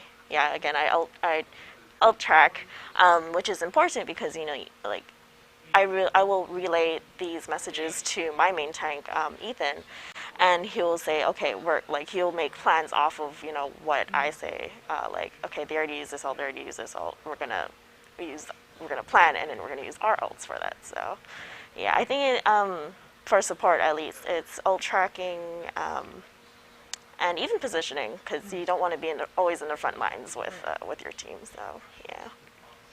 I think that in ladder, pretty common occurrence. People don't like being told what to do. You say, let's go this way, and everybody on your team is going to go the other way. So I think it's a little difficult to take all of what you do in competitive team settings and take it into ladder and have it work well, because not everybody else is interested in that. I think you got to sort of scale it down. I think, at least for my role, main tank, target calling is probably the most important thing you can do in ranked.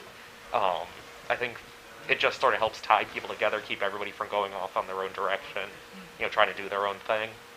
Just sort of ties the focus together a little bit more. Yeah, I think those are all good things.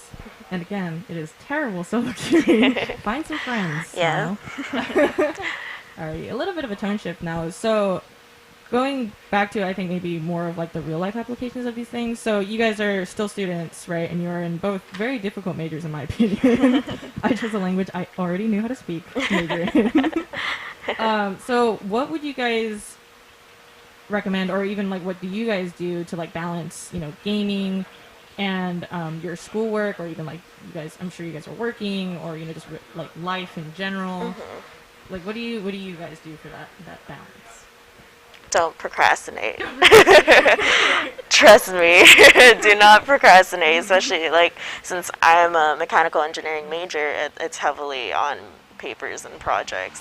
I always do it ever since I came back from Florida in my internship, and then I joined the team. But then I told myself, don't procrastinate, because I need to balance work, school, and life. And the one time I did procrastinate on it, everything just fell back. So yeah, as soon as your homeworks get out, as soon as a project comes out, start working on it, and don't just don't procrastinate. So, yeah. I think I'm kind of the last person anyone should ask for advice on that. Don't do what I do, which is procrastinate. And it's just, there's enough time in the day to do all of it if you plan. Yeah. I mean, definitely. It's surely easier said than done. It's a lot easier said Yeah, it really is. Experience as well. I got my degree though, so I mean, we're chilling. That is true. Yeah. So would you guys fit in extra time then? Like, how do you do that without like tiring yourself out in the games? Like, do you guys play Overwatch still casually, or do you kind of section it off just for like practice? I used to play it casually when I had a little bit more time, but since I'm graduating, I can't really fit it in. So what I'm doing is that I play twice with the team. Maybe I put in a few games a week by myself or like with some other friends. When at least when I did all my homework, when I finished everything I needed to do, and then yeah, that's basically how I have to go by it now. So. I think I definitely play a lot less casually than I used to. When you apply to the Overwatch team, they ask what your peak highest rank is, and I noticed that when I applied for the team for the first time last October, and when I'm planning on applying this upcoming semester, I'm entering the same peak SR. That I used to be climbing fairly steadily, and then I joined the team and I spend however many hours a week in practices and matches, and I don't always have the energy to play much more outside of that. So I think that it's definitely it takes away some of the energy that I would otherwise be using to play sort of outside of the team setting. Yeah. Yeah, I can see where, just too much of it, even, too much of a good thing can kind of like wear on you. So do you guys have any other things that you guys do to not, get too sick of Overwatch? Because I know there's definitely times where, just like everything is going wrong. Yeah. You can't, either you're trying to grind SR and it's just like nothing is happening. You're just on a lose streak. Like, one more game. So is there anything you guys do to like unwind or just, kind of take a step back? Well, for me, I know I'd have to take a break, like a long break, if I knew I was losing SR or losing a lot of games. Yeah, I just honestly stop playing, play another game, like a simple single-player game, or maybe some other, like Stardew or something like that. And yeah, I just try not to think about winning too much. I just like to think of it as a learning experience mostly. So. I think when people go to Vegas and they lose all their money and they keep playing, 'cause, they want to end on a good note or they want to win all that back. You just keep throwing away more and more. I think that can happen sometimes. You've lost 7 games in a row, but you just got to win the next one, and then it'll all turn around, and then you lose 8 more, and Yeah. you stop playing for 3 months. I think that's happened to me a couple times. Yeah. There's also that, like, just one win. You get that one win, right? And you're like, one more. Yeah, it's one more. Oh, man, I've definitely had that happen. Or it's like, you're on a lose streak, and it's like, we can't go to bed on a loss. And Yeah, it's only, like, that's 3 in the true. morning. Man, I hate it here. Yeah. I love this game, though. It's truly unfortunate. But, we're all here, and we love this game. Were you guys involved, piggybacking on the Overwatch League talk that we had just earlier? Do you guys have like a favorite team? Do you guys follow the pro scene at all? Did that maybe inspire you guys to start playing competitively? I love Dallas Fuel. Yeah, I always love Dallas Fuel. Yeah. I'm a fan of whatever Team Fearless is on. Last season it was the Dallas Fuel. Just sort of the redemption arc from the 0-40 Shanghai to one of the best players in the role I play overall. But I think outside of favorite players, it would probably be the Gladiators. That's my favorite sort of team as a whole. Yeah, it's a good franchise. I do Yeah. really. I used to be a big fan of Bijou because he was a diva player. Yeah. It was very sad to see him go. I was like, Yeah. no. I think ever since the Great Bamboozle, it's been a big fan. That's true. Yeah. So let's jump back a little bit into, getting sweaty over the game. So how do you guys implement those, like either taking a break or taking a step back in like a tournament setting where there are a little bit higher stakes, where it's not just like, you get this loss and you lose a couple points, versus like in a tournament where, you might lose a placement or you might not, get that next game. So how do you guys implement maybe some of that positive thinking, or even just some of those coping mechanisms Right. in sort of a competitive setting? Well, at least for Z team, two of us, it's me and Akamai, which is our DPS player. We're usually the two that kind of calms down everyone if we like lose a round or lose like a tournament. But we're just like, you know what, guys? There's always next time. There's always going to be better people than us, and we're just always going to try our best no matter what. Yeah, it's just trying not to tilt, because again, it is a game, but you can always take it seriously. Just kind of step back a bit. So Again, sort of along the line of things that are easier said than done. Try and not let past losses lead to future losses. Try and sort of find a way to clear your mind. Get up, go for a walk. Do something. Try and sort of recenter yourself. I don't know. I think still trying to figure out what works best for me. But just do your best to sort of clear your head. Don't take past losses into future games with you, because it'll just make you play worse. Yeah, we actually used to meditate too before. Really? Yeah, we used to meditate with our old coach Justice. It was fun. Yeah. That's actually really great. I actually Yeah. love that. Oh, man. Has that carried over into maybe like your real life situation? So like, I don't want to say like real life, but like your work or your school. So you said that like can't procrastinate. Yeah. So does like any of your, let's say, some of the discipline that you put into like playing competitively, does that like lead into how you carry yourself in your regular life as well? Yeah, it definitely does. If I'm again, just like in mechanical engineering, if I'm ever having a hard time with a class, I try not to force myself to learn it even more. Even if I'm behind sometimes, I would just be like, no, just one step at a time. That's how I am with Overwatch, one step at a time. I'm not going to fly to like GM or something. It does take time. Just like school, it does take time. So. GM is Grandmaster. It's a very high rank, just so everyone knows. I think sort of my role on the team as the main tank, but also as sort of the primary shot caller, the sort of the person who leads the team in game. I don't have a lot of sort of natural born leadership ability, but I think that it has helped me improve at least a bit from where I was when I started. I recently filled in as the coach for the team for a few months while our normal coach was busy with other stuff. And I think that some of the stuff, when I was a player, did help me with that. Yeah, definitely. Just having a little bit more perspective on, like, because I feel like a lot of, particularly for like coaches or teachers, they kind of maybe like forget what it's like to be a player, or like, it's been so long that they don't remember like, what it was like being on the other end of getting yelled at, or not that you're yelling at people, but because I've definitely been on competitive teams where I'm just getting yelled at, screamed at.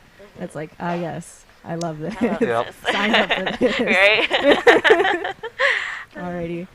Well, based on that, so do you have any aspirations to like continue forward after you guys graduate, like with Overwatch, either to become like professional, or just like maybe try and get yourself involved in like the esports scene with Overwatch, or even like continue on to coach?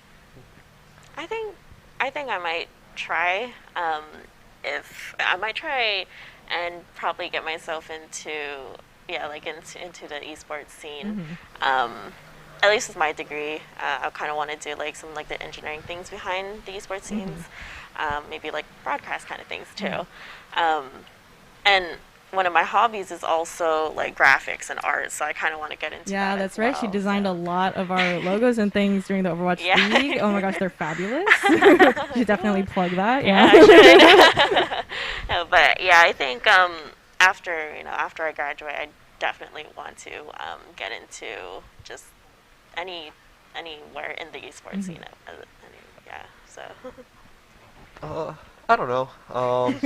Yeah, I mean, I don't think I'm ever gonna pursue going pro. Mhm. I'm not good enough. Maybe I will be one day, but probably Not with that not. attitude. Not with that attitude. I think that I'm planning on continuing to do it for fun. Even after I graduate and I'm no longer on the team, maybe I'll try and find some other group of players to play with in sort of a team setting. I'm not sure. Yeah, absolutely. I mean, if not, you can always just like dunk on your friends too. Well, you yeah, know? exactly. That's true. I'm going to UH for grad school, so maybe Oh, bend the okay, rules yeah. a little, get another year on the team or something. Hey, I should do that too. Yeah. Oh yes, coming back specifically to play more. Just to Overwatch. play more for the Overwatch. So I don't know. I don't think I'm gonna have a career in it, but I'm Mhm. planning on continuing it for fun. Yeah, I mean that's totally fine. Esports teams, like these competitive teams, are just like any other sport. It is, esports. Some people will play soccer their entire lives and then they never become pros. That's totally fine. It's a hobby, something you're good at. It is, like I said, it's kind of one of those like, hey, look what I can do. To your Yeah, friend, it is. Like I'm not even particularly good, but I definitely dunk on some of my other friends. Yeah. But yeah, very good times. All right. So, I mean, let's, chat a little bit more about your guys' involvement with the team. So, do you guys have any maybe highlights from the seasons that you can remember? Or even maybe just like, some good times with your teammates? Maybe let's reminisce just a little bit, I guess for me, I've been on the team since, or at least Z team. I've been on Z team ever since I came back. And it was kind of the new team because A team was the original team. And for me, it's honestly seeing and making new friends. I remember Logan, who was one of our first DPS players. He was funny. He was great. He would always lift our spirits when we're kind of down. And then we have Johnny, who was also on the Valorant team. A great DPS player. He's a clown. Most of them are. Yeah, most of them are. And then you have like our cracked players like Ethan and Alumni and River, which are the Z team members that we have right now. They're hilarious. Even though I don't talk as much, it's just so fun to listen to them and to just play with them, even if it's not in a competitive setting. So yeah, I think it's just a great time with the team, honestly. Yeah. I don't know. I keep ping-ponging back and forth between the two teams. I first joined, I was on A team, and then for the summer, they needed somebody to fill in the off-tank position, and I volunteered and I played with the Z team for the summer. And then going into, this semester, going back and playing with A team, but also sitting in on Z team practices and playing with them every once in a while as a backup player just in case I was ever needed. And then, turned out that there was not going to be any scheduling issues and I wasn't going to be needed, so I go back to A team full time. But then our coach was busy with other stuff, so I moved into coaching, and then he came back not that long ago and I've gone back to being a player. And I think it's just sort of seeing a lot of sides of it. And, it's definitely been interesting and sort of good things I enjoy about all of it and things I enjoy a little less about, each of them. And, I think that's just been a good experience to sort of get that kind of wide-ranging vantage. Oh yeah, absolutely. I think we have like a great group. I manage the Overwatch teams actually, so I've kind of met everyone. But yeah, I think we have like a really good group. I also occasionally play with some of the Z team. Oh man, they carry me so far. My SR looks fabulous because of them. But yeah, I think we have a really good group. This might be a little bit, might be putting you guys on the spot a little bit. But do you guys have maybe like a favorite team member that you guys have? Like, I'm not gonna be like, who's your least favorite? But absolutely not. We're all friends here. But yeah, if you guys have like, just like someone. It could even be like your duo, like we got your support duo. There are 2 people in every role. So we have like 2 DPS, 2 tanks, and then 2 supports and they each do different things in those roles. But yeah, so if you guys can just end on like a, cutesy little note, send out a little shout out to either your duo or, your favorite teammate, Yeah, I think it has to be my duo. Yeah, your duo, yeah. Yeah, River. Top 200, not even exaggerating. No. He's an insane Zenyatta player. I love playing with him. He made I know my job is to protect him, but even when I can't do my job, he does his job for me, and he protects me. He makes sure that I have priority heals if I'm low, because if I die, you can't really do anything with that. Yeah, you can't really do anything with that. So, yeah, it has to be my duo, River. So, yeah. I gotta give a shout out to our normal off-tank Moshin. He couldn't play as much this semester because he was busy with work, doing important things. But he's a really positive guy. I really like playing with him. I feel like we've been playing long enough. We have pretty good synergy between us. And also, mandatory shout out to John. Our star player, our carry. Shows up to one practice a year and just dominates. Big shout out to him. Yeah, we've got a good group here. But yeah, I think that about does it for our Meet the Overwatch Team segment. Thanks for hanging out with us, and I'm sure I will chat with you guys again. But yeah, I think we've got more good content coming up, so hang out with us. Thank you.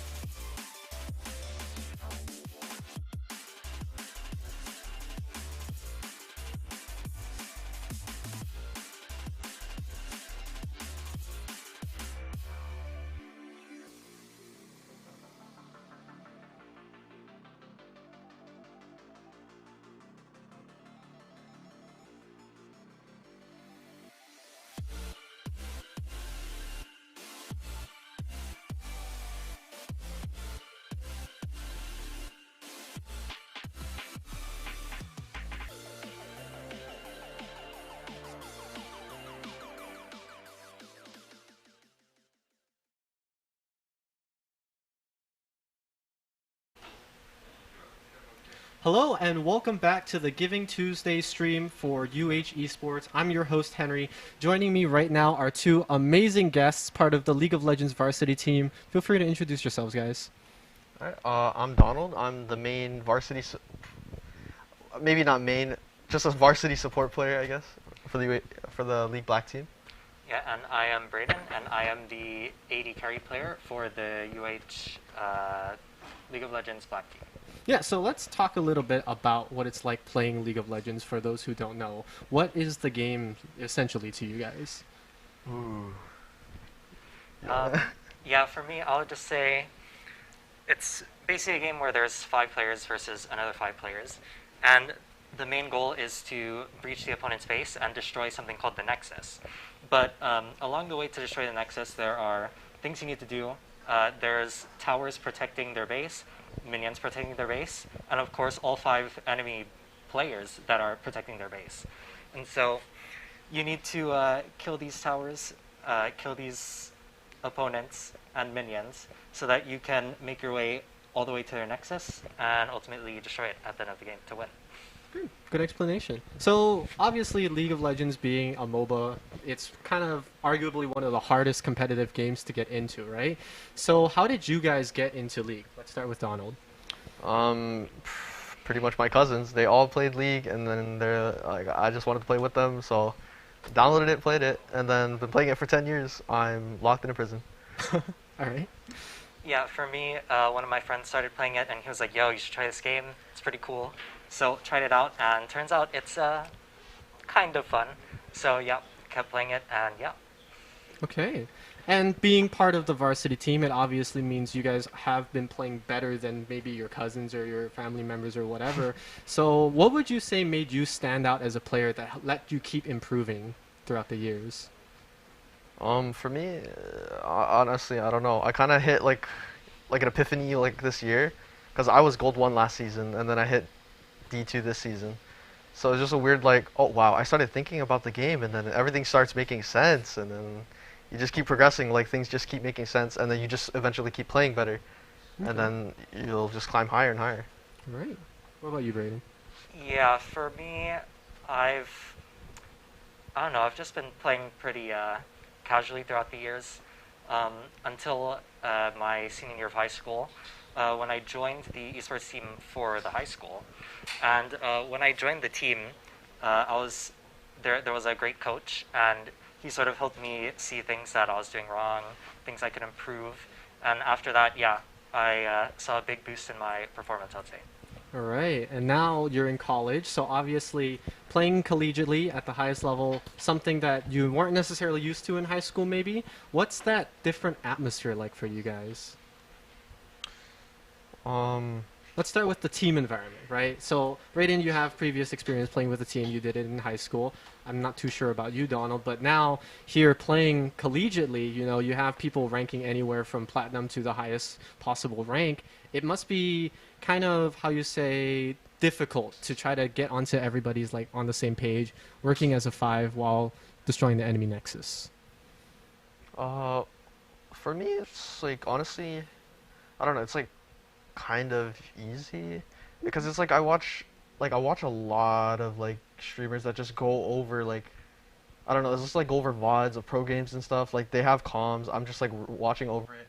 So it's like an atmosphere I'm kind of used to just by watching videos. So like when I was put in that environment, it wasn't that much different from what I was used to. Okay. And that let me shot call as well. Okay. What about you, Brayden? The transition from high school teams to a college team. Yeah, for me, maybe the college team was a little more organized, you could say, and maybe, the environment was still pretty laid back, which I would say is something similar, but at the same time, it's like, it was a little more serious with some things. So I would say that was a little different, but from my experience on the high school team, it wasn't really that much. Not too bad? Yeah. All right, sounds good. So you mentioned that, you know, you're watching all these different streamers or all these different YouTubers, kind of learning what they do as you go.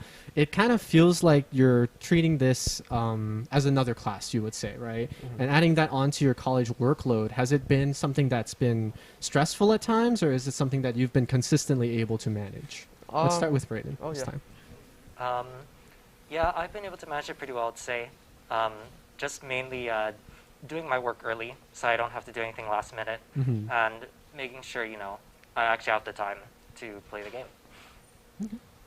I kind of just, everything is kind of neatly organized. I kind of like do everything quote unquote last minute, but it's like I have ample time to finish everything I need to. And so like playing the game is like, just another thing I just do because it's a fun hobby. Okay. The procrastination adrenaline? Kind of. It's like I know I'm gonna do it the last day, but then I like give myself ample time to do it. So it's like not really procrastination. Like it's 10 p.m. and like it's due at 12 a.m. and I'm like rushing to get it done. It's like maybe on the like due date I'm like doing it at like 10 a.m. something like that. Right. Yeah. Right. Awesome. So you guys got your first experience of being in a collegiate tournament, right? We had the CLOL fall warm up, and you guys both played in it. What was that like? Obviously, it was painful because you had to wake up at 9 in the morning and play like a best of 3 or whatever. But going into the game, like, what was your mindset? And then throughout the game, were you able to perform the way you wanted to? And if you weren't, what did you do to improve? Well, for me, it's just like another scrim. I don't know. I just come into that mindset. It's like, all right, well, let's get this dub. Like we're gonna play a little more serious than normal, and then we're gonna try our best to try win. Yeah, for me it was pretty much the same thing. Just going into it, like, we're gonna win this. It should be pretty easy. Maybe it doesn't always turn out that way. Right. But yeah, just going into the game with a good mindset. All right. So you both play in the same lane, right? You're the bot laner, you're the support. Have you guys been able to pick up some of the habits that you guys exhibit from each other, like when you play together? Like maybe you've noticed Donald roams, and so Brayden's like stuck in their tower or something like that. Yeah. I just noticed, like Brayden's not the type to like trade, like try to hard win lane. He's just like the type to just play to scale. So it's like if I can just like roam, go help out the team, Brayden's gonna scale eventually anyways. So help out the entire team, and then Brayden will scale. It's just a win-win. Okay. What about you, Brayden? Yeah, I would say a similar story here, but for me, like, that sort of passive play style, or like playing to scale, is something that I've been trying to work on over the course of the semester. But yeah, getting used to him like roaming all the time, just staying back, playing safe, making sure I'm not getting dove under tower, yeah, stuff like that. Okay. So playing in this team environment, I know, Donald, you play a lot of different roles, right? But for you, Brayden, have you noticed that when you're playing in a team environment, you start needing to be aware of not just your own lane, but potentially what's happening in top, jungle, mid? Just because, the whole team is communicating through your headphones, you got to be aware of everything that's happening. Has that made you a better player now that you've been put in the team environment? Yeah, actually. Something I noticed after playing on the team for a while is that when I would play in like solo queue games, the game is almost like slowed down, because for me it's like I'm starting to like see the whole picture. I'm seeing all these things now, and so where before it was sort of like there's a cloud around me and I can only really see what's happening in my lane. Now I feel like I'm more aware of things all over the map, and that's helped me a lot. All right. And so for you, Donald, you're actually returning to continue playing for the varsity team next semester. What drove you to come back after this semester? I just really like the team environment. Like I like playing in a team. I love playing scrims. Like I don't know, like my team this year was really like, I don't know, probably the best I could ask for. It's just like a really nice positive team environment that just didn't really make me want to hate the game, I guess. And I really like League, so it's just another thing that made me want to go back. Okay. So right around this time, the season's over, right? The ranked grind is done. Preseason's kicking in. Anything that caught your eye, perhaps, with the preseason? I hate the new Drakes. The Hextech gates. Oh my god, they're so annoying. Okay. Have you tried any preseason things yet? For the most part, I haven't been playing League too much, taking sort of a small break. But one thing I did see is that there was like a lot of changes for like all sorts of things, except for the 80 carry role. I feel like really only one rune was changed, but everything else sort of stayed the same, I think. Okay. And I like that you mentioned breaks, because obviously right around this time as well, there's going to be finals coming up in about a couple of weeks. And I assume you're going to be taking a break so you can start, prepping for those. But let's say finals are over and Christmas break happens. What would you typically do during an off season like this? Would you recreationally play, or did you decide to shut the whole game off, or maybe try something else? What would you do? Well, I've been playing TFT. Yeah, it sucks to I mean, say. who hasn't been? I know the entire varsity team's been playing TFT, but I don't know. I kind of got into it by playing double up. Mhm. But I still play a little bit of ranked games just to like see, you know, if I'm like rusty or something. Like honestly, ending preseason is like whatever. It helps your MMR, but again, like playing ranked in preseason kind of doesn't matter. Okay. Yeah, similar story for me. Usually over preseasons, I will hop on League if any friends want to play, but for the most part, I'll be playing like other games that maybe I didn't have time to play during the TFT? semester. Yes, I have been playing double up as well. All right, so double up pair in the future, or what? Rating might rating. Yeah, okay. Okay. Well, League is one of the most competitive games, right? It's one of the oldest ones that are still in the competitive scene. What do you guys do to ensure that you guys are still playing at the caliber you guys have been playing at, or are keep improving? Let's say one thing to make sure, or like one thing you can do to make sure you're always improving, is going into games like with a goal in mind. Mhm. So it's like rather than just playing games to play games, you know, you go over your games, you see things you're doing wrong, things you need to focus on, and then when you go into game with that thing in mind, when you enter a similar situation, you know, your brain will like see that, and yeah, you'll be able to notice it in game, try and improve on it in game, and then you can take that to games in the future. Okay. Donald? It's just like what he said. It's just like have a goal in mind when you're playing the game. Like what's new? Like what is anything gonna shift in the meta? Like it's just gotta look for these constant changes and then like being able to adapt to them. Okay. And obviously, when you grind out your game, one of the most difficult things is having to deal with a loss streak, right? Let's say you're 3 games down, you've lost a lot of LP, it's not looking good for you. What would you necessarily, like, what piece of advice would you have for those who are trying to climb the ranked ladder and they experience these types of frustrations? I don't know what to say. Like it's just I don't know. You gotta keep in mind it's just a game. Like you're gonna lose obviously. So like you just gotta keep that in mind. Sometimes your team just completely sucks, and it is what it is. You just gotta move on. Like there's nothing you can do about it. Just keep pushing through. Okay. Yeah, for me, it's similar. Usually, if I'm on a big loss streak, it's really just like you just have to tell yourself, you know, it's no big deal. And as long as you're better than your opponents, you will, you know, climb eventually. And so you just gotta take the losses, you know, not too hard, and focus on the games that you can win. Okay. All right, I'll ask a follow-up question for this. What's the biggest loss streak you guys have endured? Ooh, like 11 to 13 game loss streaks. Oh man. Yeah, all ranked. Brayden? Yeah, for ranked games, I think my biggest loss streak is probably like 5 or 6, maybe. Okay, so you're telling people it's just a game, but you're just going in thinking it's just a game, continuing down that rabbit hole? Well, obviously you play your best, but like it's not in your control, you know. Like if other people just don't want to play the game, it's just, well, it is what it is. I'll play the other game. I'll play the next. Okay. So being in the bot lane situation, you obviously do have to play with somebody else, whether it be in solo queue or in that team environment.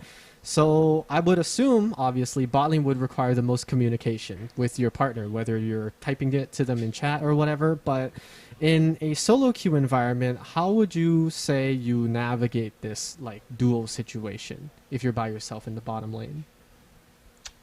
As a support, it's pretty easy, honestly. If you're playing engage, you kind of just spam ping, like going in, and then your ADC will probably just walk up with you.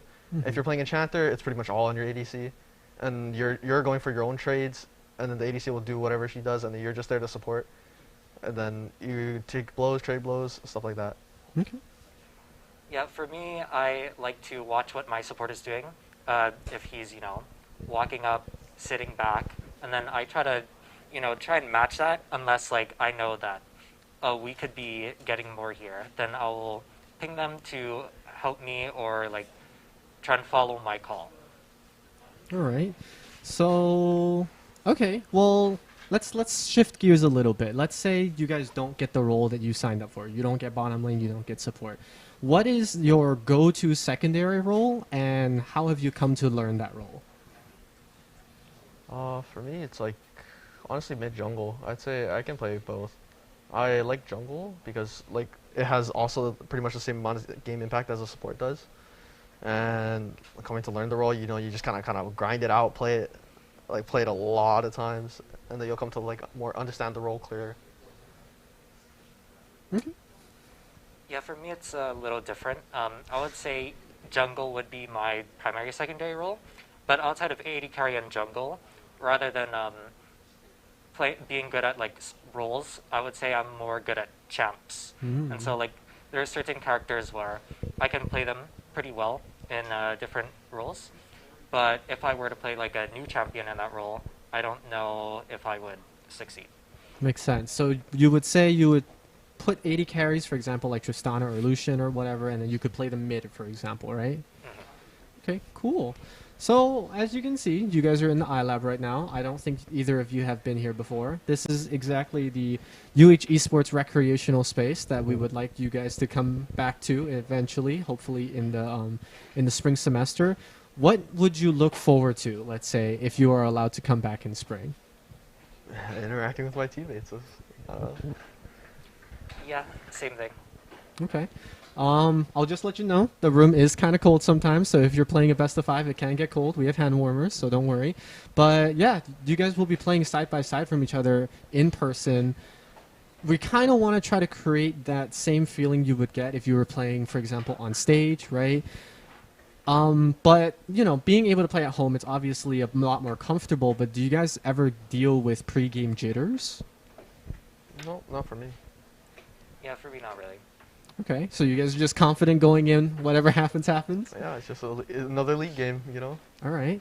Well, obviously, you guys have gone through a collegiate tournament already. There will be another one in the spring, but looking back at the fall one, what takeaways do you guys have from that tournament? Any lessons? Anything you might carry with you for the next semester? I would say just their scrim results, like trying to get more out of them. Because I think from scrims we have improved as a team like a lot, but it's just like every time we scrim, it's like not with a goal in mind, is what I would say. Okay. Brayden?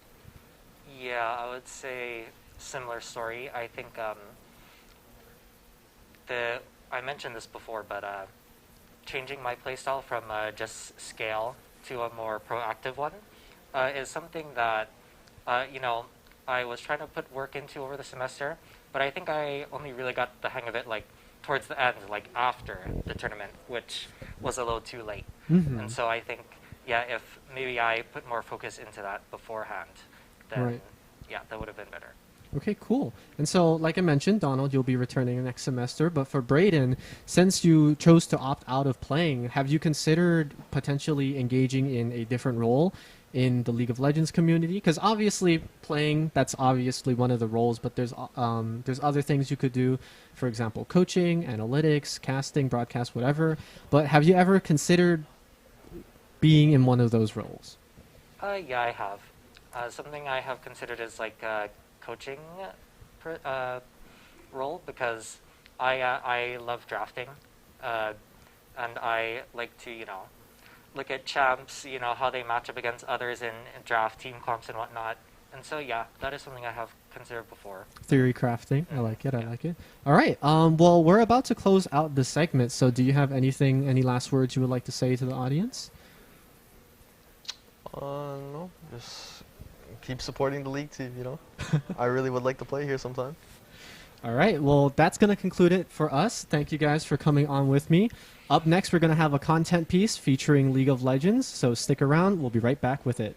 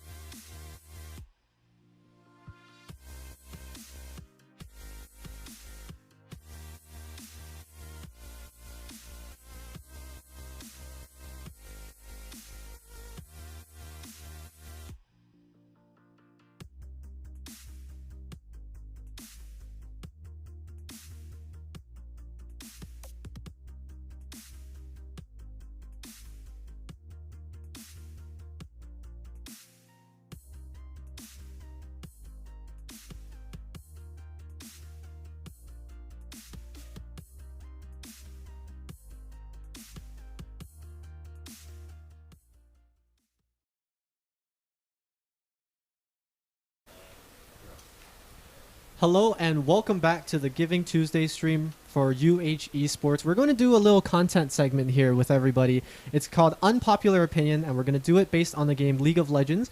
We have a beautiful panel of people going from closest to me to furthest. We have Kaysen, Donald, Hannah, Brayden, and Noah. How are you feeling today, guys? I'm ready to answer questions. I only play Valorant. I'm so good at League, guys. All right, so we're going to be doing a game called Unpopular Opinion, and how it works is we're going to present two options to the board, and they are going to write their preference or their choice. Whoever chooses the one that has the least amount of people choosing it will get a point, and at the end we'll tally up the points and declare a winner. Is everybody ready? Let's do it. Yeah. All right, let's start with a classic. Flash on D or flash on F?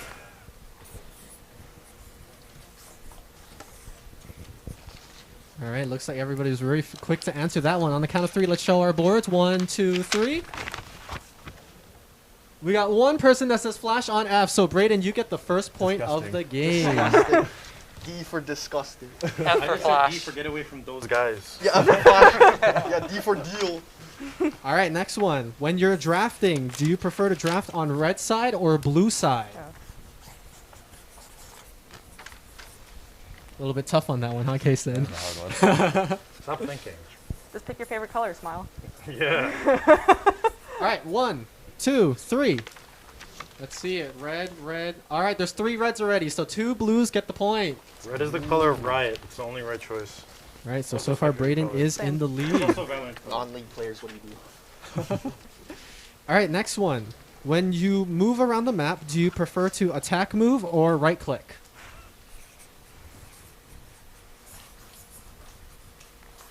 We're going to see the high APMs in this one. This will definitely separate the ranks. All right, let's see them. Okay, right click, right. First one! I forgot what you said. I saw attack something. First one. All right, it looks like the attack moves get the point. Nice, is that us?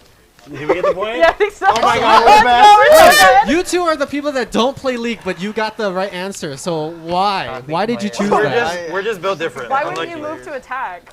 Right? Is that not the point of the game? Well, we're not attacked. We're oh man. Yeah. It's hard to explain. TFT. I'm unlucky. I don't know. You're right. All right. How do you guys play League? On lock cam or free cam? So lock cam would mean your character stays in the middle. Free cam would mean you have freedom to move the cam. All right, we're all ready. Let's see it. Oh, this is. Lock cam. What did you say? Free Yeah, cam. obviously. All right. Okay. Cool. Two gets the point. You two get the point. Oh my god, okay, look. What can I say? When you play League, how do you like manage the camera? You have to see your You just character, press don't you? Y Yeah. or space bar, whatever the button is, and you're Come good. on, League players. You can play some mind games here. I'm just saying. Do you Okay, really want I that don't know, point? It's like bronze speakers. I think bronze is generous. I mean, you have to be able to see your character, right? You gotta see what you're doing. Yeah. I want to see my All abilities. right. I feel like this next one will separate them a little bit more. Alright. What is the better win condition? Dragon Soul or Baron Nashor? I know these words. If I see you right first one or second one again, Rod, I swear. Right, they're thinking hard about it. Kaysen's over here struggling. I swear to God, these. All right, you get to say when to show it. Okay, let's go. Okay, we got no 3 way. votes for Soul, so Hana and Kaysen get the Wait, Baron what's pick. Soul? So my reasoning was, in low elo, Dragon Soul's not winning you the game. You still need to be able to push towers, and people don't want to push unless you have Baron. That's true. So for the We majority of ARAM it people, down I in think it is gold. Baron. I'm just saying. Soul wins you every game in the world. Especially talking those new about? dragons, they win you every something else. I don't know about that. Yeah, okay. Oh, Zapdos? Those are broken. Yeah, Scion Yeah, passive? but Like, I don't know. Chemtech I'd take no. a Scion passive over a Baron, both, I'll be honest. All right, Yeah, so for yeah, sure. Hana and Kaysen get a point for that one. Nice. Let's move on. Oh, I like this one. I made this one for you two, but all of you can answer. Bot lane is doomed. Is it the 80 carries fault or the support's fault? Oh. I see our people behind the scenes are having a dispute over there.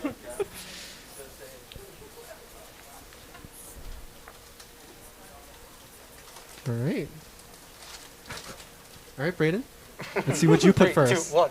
Oh. It's a sup diff? Oh my goodness. Okay, you two get the ADC point. Hana and Kaysen. Okay, glad we agree. You put support? Yes. And you put support? You play support. Yeah. Yeah. So I know. It's the support's fault. Oh, wait, does that mean I'm good because I agreed with the league players? Well, but you don't get the point, so you're suffering from What? success. But does that mean I'm smart? You're doing well. Well, but you're suffering from No, success. I disagree. As a support player, it's always DPS fault. Okay. The ADC is the most useless role in the game. True, agreed.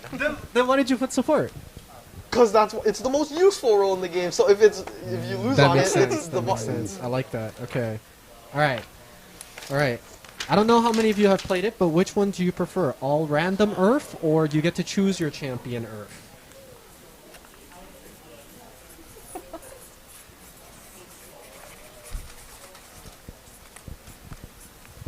I love hearing the pen scribbles. You can kind of tell what they chose by how much they wrote. All right, Donald? Choose Earth. Agreed. 2 for choose Earth. 3.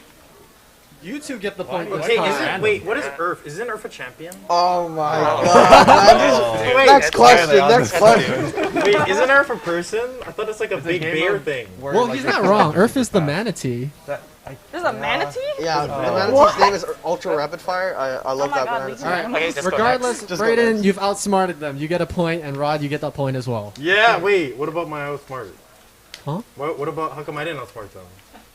What? Next question. All right. Which is worse? A jungler that always misses smite, or a jungler that never ganks anyone?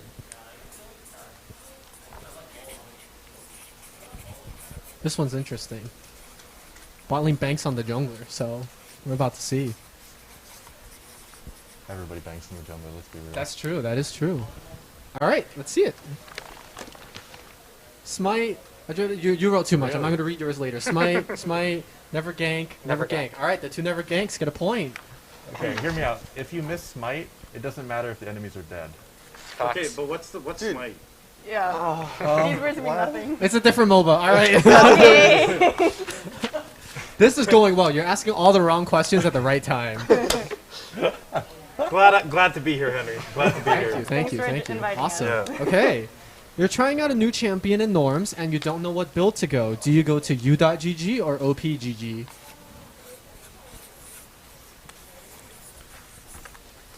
You guys are fast on this. You guys must try out a lot of new champions or something. Hey, if I don't know what to build, I always know Link on my back. All right, let's go. Yo. All right, we're gonna count the other one. Yo, I said u.gg. Hold up. U. All right, you're the decider. U.gg. Oh. I want to be overpowered. No, same. That's why I said OP because OP. Oh, we're so good at We're this. so good at We are this. so good at this. Guys, we're the best league players Do I just have here. to write the wrong answers? Or Oh, yeah. Yeah, right? Peep the Them signs, two by in the the way. back are the ones that would keep your team from surrendering in a game. Oh They're my the two God. holding you Yeah, on you the guys- wall. Why surrender? Why Why surrender give when up? you We're can having take the dub? fun.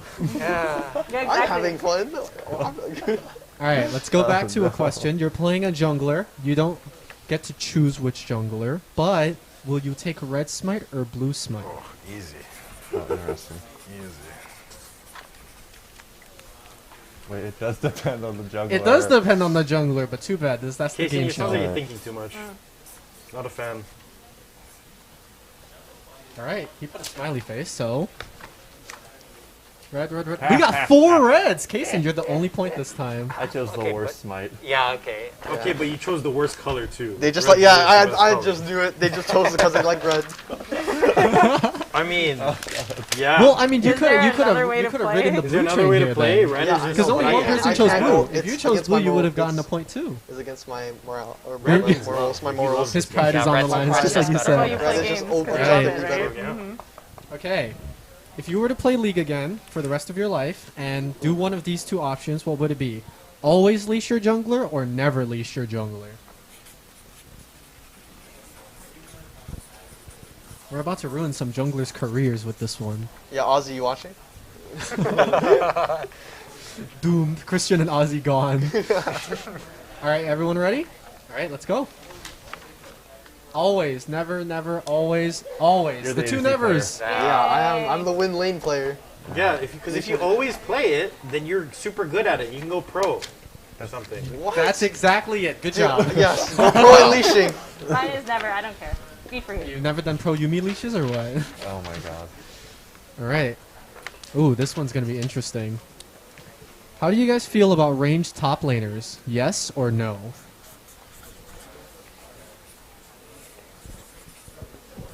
I love how you glare at me. We both know we're ADC players. We have a choice to make here. Alright, let's see who's D-Gen. Cringe! I play Misfortune. Top? Interesting. I don't know. Please stay on Wild Rift. Do not come to PC. What's the Wild Rift? Alright, you two get the point. Brayden and Rod. Yeah! Cringe. Misfortune on top. It is pretty cringe. It is very cringe. You're up. What's cringe? Yep. Is it Vayne? Nope. It's not Vayne? Is it Teemo? Nope. Okay, you're good. I don't care about anyone else. Teemo Vayne is the double cringe. What about Quinn? She's irrelevant. You've never heard of Teemo? No. You should play some League. All right. Which is the stronger international region, the LPL or the LCK? Oh. China or Korea? Which one is which? Oh, surely. The LPL is China and the LCK is Korea. Okay. I just saw you put L. I mean, mean, the choice had to be made. Oh, that's great. wait, what were the choice? LPL or LPL or LCK? You can try China or Korea. This at is great. point. They watched Worlds with us too. I know. I mean, I watched like, I think You a say game. us as if I was there. Who's on? Fair enough. All right, let's go. Who's stronger? Okay, chose Oh. Korea. Wait a minute. You twist. changed your answer? Yeah, I was thinking about it. Okay, the two LPLs get a point. I see. Yeah. Wait, what region? That's China, China. right? Yeah. Oh, Congratulations. didn't they win the major or something? The Worlds? The major? Like multiple years now. Oh. my Cool. God. It's okay. I'm 0 points. I always It's have to doomed. root for the home I'm team. literally I heart 0 Faker. points. Are you really? Keeping track of our own points. That's Yeah, crazy. it hurts being Yeah, the you best are out supposed of to keep track of your own points. Okay, I'm Interesting. gonna assume you didn't win then. That's okay. All good. I'll Korea count is the after. best, always. Okay. Which do you prefer in your team composition, an AP jungler or an AD jungler? I almost know these words. Come on, you got Yeah, this. you play TFT, Hana. You should know what AP and AD are.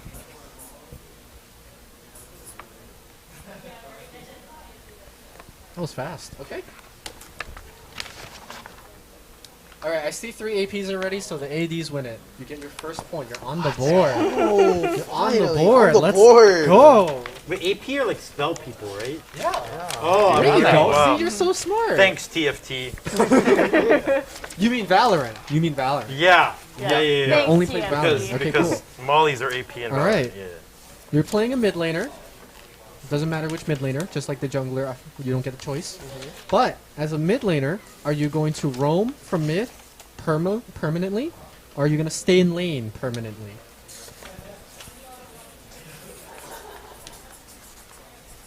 You're fast on these. You're one track mode. Yeah, I that's know, it. This is only how I play League. Yeah, I already know. All right.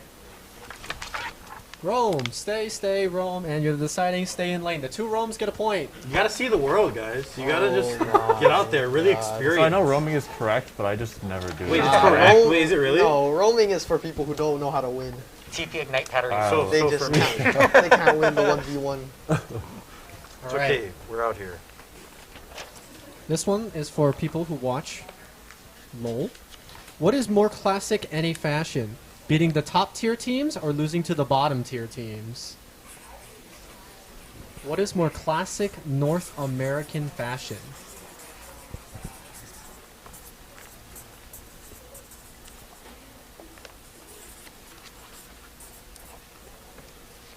Okay, you wrote two things. Alright, let's go. Beating. I don't even remember the options. Beating top tier. Okay, you're the only one that get a point. Yeah, you gotta believe it. NA number one, man. I know Liquid and C9 and TSM. Yeah. Okay. That's all I got. You can tell you a lot. NA number one. Yo, y'all gotta believe it. NA number one. Player with his NA There's a pride. term Yeah. called C9 for a Korea reason. a NA couple number years one. with They don't Valorant, realize man. every NA person's already lost pride in their team. Oh, absolutely. Okay, well, just So- come to Valorant. I'm not keeping track of the points, but judging the fact that Donald has won, I can assume the point disparity is pretty high right now. So, we're going to make these next one worth 3 points each. Whoa, Okay, that's so okay. we're Time to be finalizing it wrong. up. I hope you can tally backtrack from this, I think okay? I've got about 'em now. So these are going to be ARAM themed. Oh, fun. Hell yeah. I know that word. Hey. So first I one, think I played that on one. ARAM, do you take Mark or do you not take Mark? Mark is the snowball summoner spell. Mark or no Mark? I feel like you two will answer the same. You're both ADC players. I have a feeling. All right. Mark or no mark? Mark, mark, no. What does this 3 mean? points. No mark. No mark? Okay, the 2 no marks get a point. Hey. 3 Wait, points. so what is a snowball? Is it for fun? I'm a cringe exhaust user. For fun? Oh, yeah. Oh, hell yeah. You're one of those. Stop playing. Hell That's yeah. what a snowball is, right? It's like It's the it's like club penguin. You throw it. it's a Sova recon dart with the chamber TP. Oh! Oh yeah, I know those characters. I definitely know what that means. I know oh, those yeah. characters. You know what game I know even better than remember, League? you two Valorant. get 3 points Perfect. for that one. You both get 3 points for that one. Yay. Wow, you guys are racking up dubs. All right, next one. With your starting 1,400 gold, do you build the Guardian item, or do you skip it and go straight to your build? Oh wow. Some of you are like, "What's the Guardian item?" No, I know what it is. That's Oh damn! Okay, Yeah. Valorant player. It's a trait in TFT. All right, let's. Okay, Guardian, straight to build, skip. Okay, Guardian, you get 3 points. Wow, Anna's just farming. This game is in no way rigged at all. Did it like That's TFT, you know? Just I swear not they're rigged. looking at my paper. Just you got AFK for 20 minutes and hope for the best. Then why is he getting it wrong? Exactly. I don't know. They have eyesight on my paper. I You don't say think that as I'm if looking that makes at a your difference. paper. Yeah, you're losing me points. Okay. Unlucky. Well, be worse. Oh. Hey, this might be golf, you know? Maybe the less points win. Oh wow! Hot take. All right. Anyway. All right. So, in ARAM, you get an extra Poro snack if you take down the first tower. I know what a Poro is. So, in which order do you feed the Poros? Do you feed the Poro, take the tower, and then feed the Poro again? Or do you take the tower and then feed the Poro twice? To be honest, I never feed the Poro. Wow. No. Oh my Unbelievable. god. Hashtag justice for Poros. I don't even remember. Wait, what happens? Wait, never mind. Wait, what happens if you feed Poros? They grow bigger, and then if you get it big enough, it explodes into Wait, it explodes? into many poros. Wait, Oh. why would you do that? Is that like? Then you So get they more can Poros. reproduce. Yeah, I know, but you're killing more. Do you No. want Poros in your life or not? Yeah, Okay, but then there you go. I just feel like it's an injustice. That's justice for Poros. Just don't Have you feed heard them. of childbirth? Yeah, but I don't think people explode. I don't know. I think it's kind of. I think that's yeah. All right, let's see it. Double feed. First option. Thank you for the first option. I don't Let even me read remember the my first option, dude. I don't remember the Okay, option. feed after tower, feed twice. Okay, feed. Okay, good. You get 3 points. Wow. Oh wow! Quadrupled your points just like that. That's It's crazy. so easy. It's so Okay, next one. In ARAM, do you camp the bush or are you a lane gamer?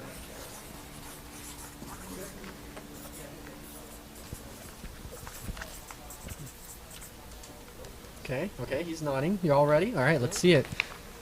Lane, camp, bush, lane gamer. Alright, the lane gamers get it. Wow. Wow, you guys are bush I mean, that's the campers? point of League, isn't it? Yeah, it's so Always boring. the bush, always I play on the opposite side of the bush, bro. Oh my goodness. Get a, I don't get a need healing anywhere But near it's it. the point of League, Yeah. not the lanes. I know, but There are but lanes, just right? rat. If I rat in Valorant, I'll track I those rat in League. cooldowns. Just be a rat. Alright, this is the last one. Okay. Okay. This is the last one. Is ARAM randomness rigged or not?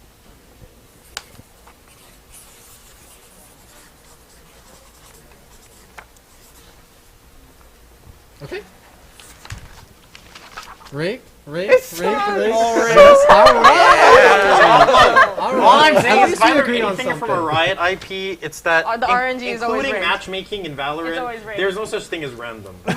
You're always just gonna. Alright, You're just always There's get the worst somebody teammate. This is something spitefully we can setting all all of this agree on. together. Note to end on that. I don't know who you are, but I'd like don't a good teammate every once in a while. Thank you. Alright, let's find out how many points each of you have. Let's start with Kason. Wait, no, end with me actually. Okay, end with you? Alright, let's start with Brayden. I don't know.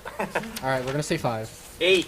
8? Oh, I have way more than that. 15. Whoa! I think I have, Was I even Have that here? many questions? I think I have 19 or 18. You have 19? It's one of those. You're giving yourself more than He's she just saying has? that. He wasn't I keeping think so. track. Yeah, and it We were was- keeping track. I think you should be were- 0 because You you can't already do know, math. man. Like, Alright, Kason, congratulations. No, You're wait, the winner. Henry, he can't do math. I think he should be 0. You think he should be 0? Because he couldn't That's do true, math. you He weren't couldn't, counting he in couldn't the even present his beginning. points. He just said, I guess. I could guess 20. I don't really care, so. You don't really care? Yeah. Okay, we'll give it to Hana. Congratulations, Hana. Yay, I'm so good at League. You actually could. Yeah. All right, thank you all for coming on to this segment, this little fun game show. I hope all of you have learned a little something about the evils were you between each impressed other. by us, Henry? We were so good. All right, so we're gonna close it out for this segment. We will come back with a new one in a little bit.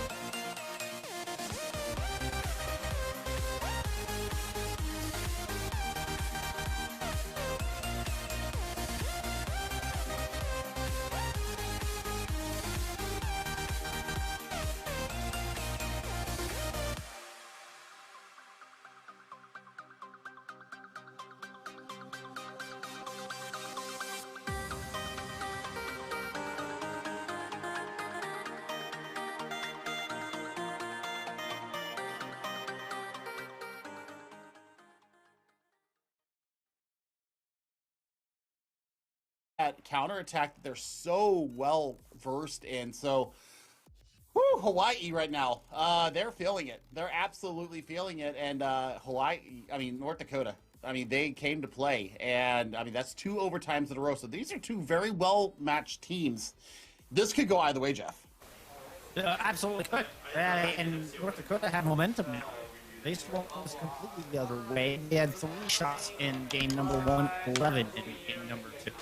So, that is quite the swing indeed, almost quadrupling the amount of offensive pressure by those metrics at least. They were able to put up in game 1, nice adjustments, good physicality. That demo in the end, that was huge. And we were seeing that throughout that game too. So, North Dakota are in a prime position to put up their second win of the season. It'd be their first win in the West Conference. And the West has just been wild all season long. You've got the juggernauts out there. It's just, steel sharpens steel. It's one of my favorite lines. And, I think that it's absolutely true out West. I think, especially going up your first 4 games against 2 of the top teams in the entire EGF in Montana and UTA, you definitely get better by playing those teams back to back to back to back. So, we'll see what happens going forward, but North Dakota, they came out with fire in their eyes, and like I said, they almost quadrupled their shots. That is some serious pressure on the net, and the fact that it was only a 1-goal game, once again talks about how good defensively Hawaii is, somewhat really getting back and making sure that they are available in those defensive rotations. And, you know, the play that came out, and we saw her break ankles. We saw her, you know, just shimmy and shake the defenders getting in those counterattacks. So she's a star, and I can't wait to see what's happening in game number 3. She's a dancing queen.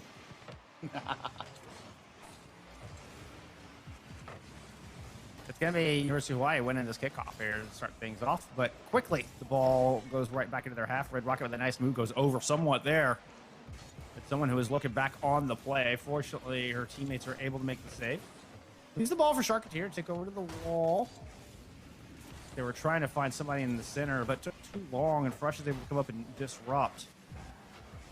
Someone rolling across, doesn't have any boost to work with, is just going to rotate back. Lets Daki go in and try to challenge Altoid. It's Sharketeer who actually cheats up and manages to push that ball back down in the other corner, allow for some rotations to come through.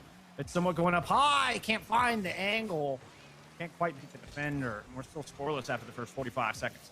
I love the patience that is being shown by Hawaii right now. They're not trying to get these, you know, slash and burn goals. They're not running the running gun like we usually see them do. They're being more patient. They're being more methodical with the ball, and they're taking time away on the ball from North Dakota. I think that's very smart of them, because every time, I mean, you saw it happen in game number 2. The amount of possession that was had by North Dakota absolutely burned them in the end. Oh, goes over Altoid. Tried to put it off the top crossbar, but Red Rocket was right there. And I definitely think those adjustments are necessary. Ooh, and they're paying dividends. Their patience rewarded with a 1-goal lead in game 3. Taki, there's a beautiful shot. Goes over both defenders. Well placed, well timed, well done.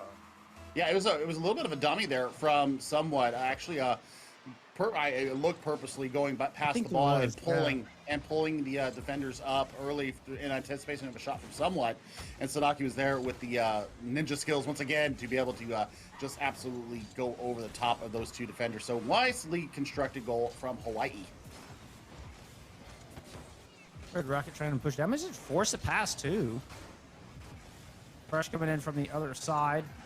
Somewhat not get that out of here. Nice air pass. Stocky continues the drive.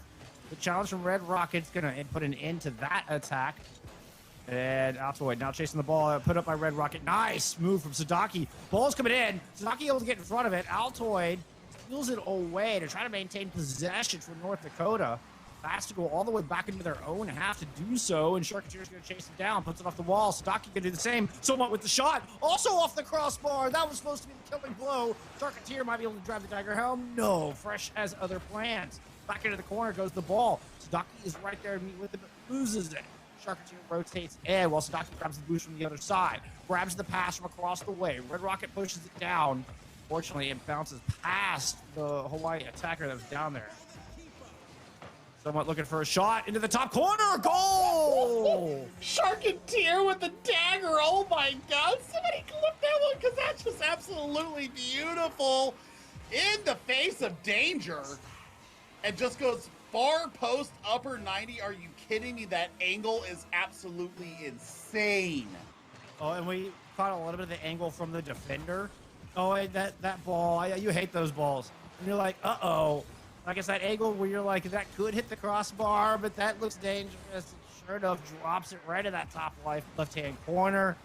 Beautifully placed off the wall. Sadaki's going to drive in here. Oh, I thought it was not to get that demo. Does manage to steal the boost away from the defense. But loses control of the ball, and Red Rocket looking kind of 2-1 now with Altoid against Sharketeer. Sharketeer turns around in the own goal as reinforcements show up to clear the way. Oh, man, nice defensive rotation there from Hawaii, and that's exactly what you want to see. Sharketeer on the far post looking for the touch. Doesn't find it, but somewhat is really getting involved in these corner challenges. Looking for a trailer there. So much traffic in front. Somewhat, though, getting back once again defensively. This is something that I've seen them really get into more into these later stage games that we've seen. Somewhat, you know, really is playing an all-court game, and that's what you need to see. You have to have this all-pitch mentality that you're not only good offensively, but you're also good defensively. We're seeing that really come out since our first broadcast with them in week number 1. Yeah, really clean rotations. Definitely got on both sides. Oh, nice shot. That's going to do it right there. Charcateer puts up their second of the game. Huge pass. Somewhat catches it right off the wall. Just a brilliant little touch. Never touches the ground all the way from end to end. And University of Hawaii really putting one together there to increase their lead to 3. Only 66 seconds remaining in game 3. I mean, this is a statement coming out from Hawaii, and they're not done. They're not done. They want more. They want to pile it on here now because, I mean, they've had a struggle in the first 2 games, and both going to overtime here. They've just come out absolutely dominant on the ball. Their holding midfield has been absolutely fantastic. And I can't help it. I think they have slowed down. Like, the general feel seems a little slower. Maybe more methodical. And I think that's a good adjustment from University of Hawaii. It's hard to know exactly what's going through the players' heads, but that's what my eye test is telling me right now. Altoid's driving it down. Nice still on the boost. Sadaki. Yeah. that was mean.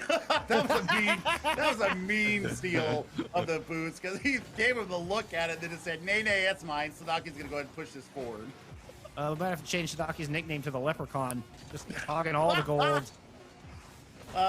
You take that, though. You take that, and you take the 2-1 lead here if you are the Rainbows, and the absolutely fantastic work out of them. I mean, we've got a bicycle goal out of Charcateer as well, so fantastic work out of them. Look at that, just a pure all-team game. 2 assists out of Somewhat. Didn't get on the score sheet as far as the goals, but still had a lot of work done there. And I tell you what, it's just been fantastic work from Hawaii. So now North Dakota facing match point. What do we see them do? How do we figure, what can they do to change this around? They kind of got the tempo slowed down upon them, and that was really the big difference between game 2 and number 3, is that Hawaii was a lot more methodical. They really slowed the tempo down. They were more concentrated on, getting connecting passes, whether it be aerial or whether it be on the ground. They also really managed the boosts a lot better that game. Midfield boosts especially, but we saw, Mr. Thief, Sadaki, there in the right-hand corner just absolutely steal it out from in front of Altoid's face, which, brought a smile to my face because, I mean, that was absolutely highway robbery. You give him a side of the Bega, then you go in, you just swoop in and take it. So we'll see. We will see if can do see what they can do, because North Dakota, they showed a lot of potential there, but Somewhat might have early answers towards that. Charcateer looking for it. Oh, gets the bounce. It doesn't quite go their way. It was a slow bouncer. No one was quite there to follow up on it either. Somewhat looking to keep it in the white half. Is going to get challenged by Altoid. Somewhat will win that 50. Sends it all the way back down. Sadaki comes in with a shot. Sadaki with a goal way up top. Beautifully placed there from Sadaki.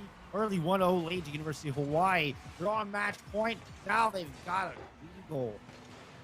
Yeah, in less than 30 seconds, too. So, I mean, this is fantastic workout for them. And, how do they build off of this?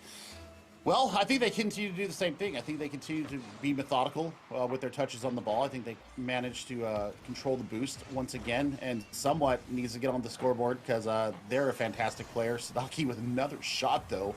Absolutely working fantastic here against it. Sadaki's going to get number 2 right there. The air demo onto Somewhat. That one right there, I thought might have put it into this play, but Sadaki not giving up on it at all. Perseverance in spades. What reaction, just to get up there and get the car turned around to find that tight corner, find that tight angle. Sadaki hard-earned pair of goals. 45 seconds. Rush answers right back, though. That is a fantastic kickoff win from Altoid, and then Fresh comes over the top and just gets a nice little tap there. A little bit of love from them. Oh, yeah, Somewhat does not get up high enough in time and actually pushes the ball in off the top of their frame. So, 1-goal lead. Still almost 4 minutes left to go here in game number 4, and that's got to really put some wind in the sails of University of North Dakota because they had been held scoreless in game number 3. What a great decision from Fresh to go for the waterfall shot and not just try to slam it in with power, but gives it that finesse to get over the defender. That was a very smart play from Fresh. And that's cut the lead in half. And North Dakota have to win this one. Like, if they want to send us to game 5, I mean, it's either that or they're going in the final week 1 and 6. And all rests on Frush and the rest of North Dakota. Frush has been outstanding for them today. Needs to step up once again. See if they can equalize. I want to see more out of Red Rocket, honestly. Okay. We've seen a lot of I'll tell you, we've seen a lot out of Frush. I think Red Rocket needs to insert themselves into this game a little bit more because we've mentioned the other 2 players on the team, but we haven't really called much out from them. So I'd like to see what they can do to insert themselves into the game. Get some centering passes, get some demos going on. I mean, any way to do it. I think they need to get themselves invested heavier into this game. And I don't know if that's Red Rocket just not winning the challenges or, playing more third man, but I feel like we've seen him up front. But I agree with you. Haven't had as big an impact as the other 2 players. Arcteer loses the ball to Red Rocket there. All right, good move, good score. All right. You asked, you shall receive, Billy. Red Rocket just tied the game, wins a beautiful challenge against Sharketeer. Little bump from the back to help it out, but off the ceiling, Red Rocket catches it and drives it home in that top right corner. And there it is. UND has delivered. North Dakota tied the game as we are coming up on the halfway mark. That's exactly what you needed to see. I mean, great, rotation defensively. Nice shot in front. Nice save. All right, Red Rocket. I may have lit your fire here. Let's go. Let's see what you got going into the halftime period. Shot on goal. Sadaki once again. Laser beam. A hat trick for Sadaki. Somewhat with the pass. Oh, look at that. Look at that. Quick pass to make sure and beat the defense. Great read on the play there from Hawaii. It's Sadaki with an outstanding shot on the far right-hand side, making sure the defense had no chance of getting back to it. Lead goes back to Hawaii, and it's Sadaki going back on the attack. It took all 3 members of North Dakota to wrestle that ball away from them this time. Charketeer finds it clear. Sadaki passes it up. Maybe somewhat off the top backboard. Can't find their own. Charketeer rotates in. Gets the shot off, and just forces it off the backboard again. Hoping for some follow-up plays. And it's worked for them sometimes. This is we've seen this verse before out of University of Hawaii. University of North Dakota have started to catch on a little bit. Red Rocket going up top is going to make sure and just force that one on the outside, so there's no rebound opportunity off the crossbar. Charketeer gets the steal, trying to push it in. It's off that near post. Sadaki waits patiently in the wings, pushes it back up top again. And it's University of Hawaii keeps trying to throw it off the backboard and hope for a rebound goal. It's been a lot of pressure, but nothing has been on target just yet here in the past minute. I mean, it's a very complicated game to keep play right now. I mean, you can't score if the ball's not in your offensive third, and Hawaii's got them pinned right now. So, I mean, that's what I'm looking at measuring this game right now is, how much pressure is Hawaii putting onto this team, and yeah, I mean, they're absolutely keeping this ball in their offensive third. Such a good point. I mean, massive possession in the University of Hawaii right now, and they just need to keep up in the white half, keep the game played in the white half for the next 64 seconds. And the series is theirs. They will move up to 5-2 heading into the final week of play. Someone trying to push it over. Sadaki's waiting for it. You see they're playing one person in the corner, other person on far post, and then they just kind of shoot it across and trade out. And it really also forces North Dakota to spend a lot of boost and to drive around, take a lot of time to even challenge the ball carrier. Nice opportunity there. Someone's going to chase it down. And, yeah, I mean, I feel like University of Hawaii are just buying real estate in the white half. Just as I say that, the clear finally comes through, but Frush gets demoed along the way. And it's a 2v3. Oh. Red Rocket with a nice move. Oh, it's Sadaki. Can't quite get to go. It's Frush who shows back up. Fresh off the demo. And tying up the series with 21 seconds left. A double commit from the defense into the air. Leaves the goal wide open. This game has now been split wide open. I mean, it's going to come down to an unconventional goal, I do believe. I mean, Red Rocket did not give up on that play, gets that nice little nudge, and then Fresh sets up the sitter and just absolutely buries it. So, 10 seconds left here. Shots coming in from Hawaii still. Sadaki might be able to get one last attack underway. Ball's going to fall. Back to the green half. Into the air goes the ball, but it got slammed right back down. One goal to decide it all here in game number 4. University of Hawaii looking to close out the series, get it off the face-off, and manage to grab both of the midfield megas. Someone with a touch, trying to push it over to Sadaki. Sadaki's going to win the air 50. Yeah, that's a beautiful touch. Nice shot! Oh! Red Rocket with a great save. Squeezes it against the post. Just narrowly avoiding disaster. Oh my goodness, that was a save and a half coming out from Red Rocket and gets a demo to boot, but that could be an own goal. Oh no! That was almost an own goal, an unfortunate pinch that came out. Oh my word, that was millimeters away from disaster. Someone puts that one off the top crossbar. Another shot coming in. This is going to drop in front of Red Rocket. They have to just force it in the corner just to try to get out of harm's way. Get up in front of the ball and try to keep it out of the box. But someone with a look off the top crossbar. Can Sadaki get the shot? No, he's just going to put it up. Leaving for Sharketeer. Sharketeer goes in against the near post. The ball drops in dangerous territory. It's dangling there. All three players of the defense touch it. And somehow they finally get the clear. Oh, no! Oh, and Red Rocket finds the open goal.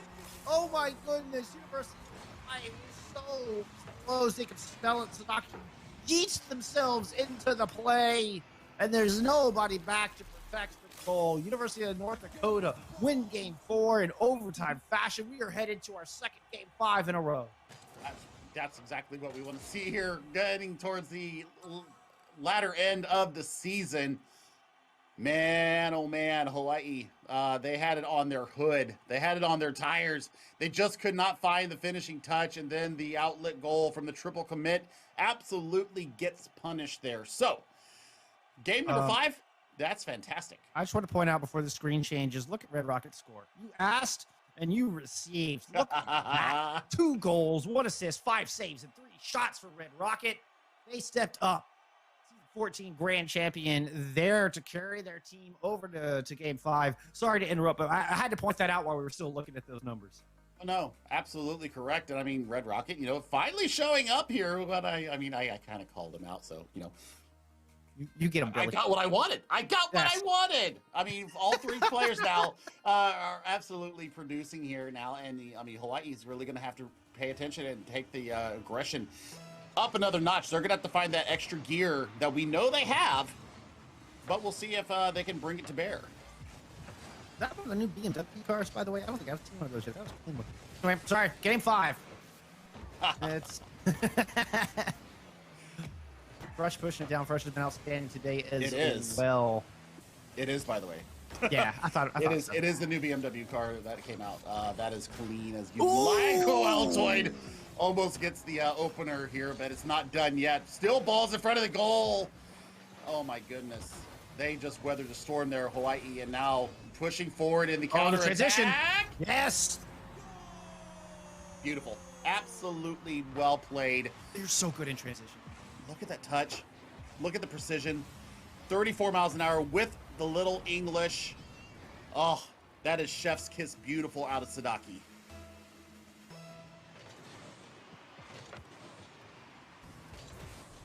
Face off coming through after the early goal, 21 seconds in. And North Dakota recover.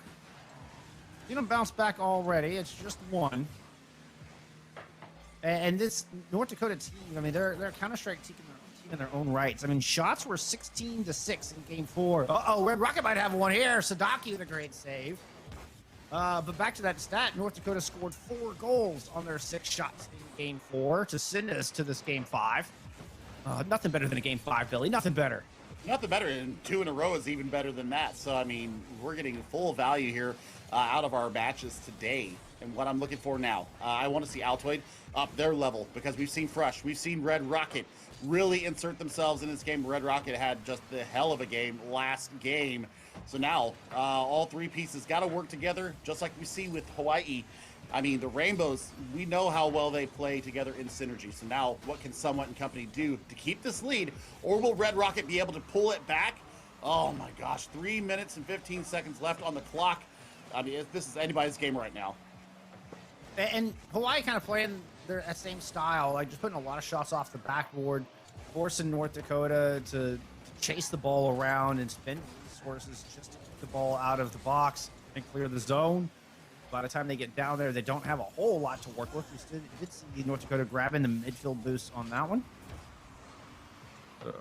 Red Rocket going to get the clear. Great midfield play coming out of Somewhat. Sadaki tried to chase it down. Altoid has it. Got Nice burned. touch. Altoid's going to get this.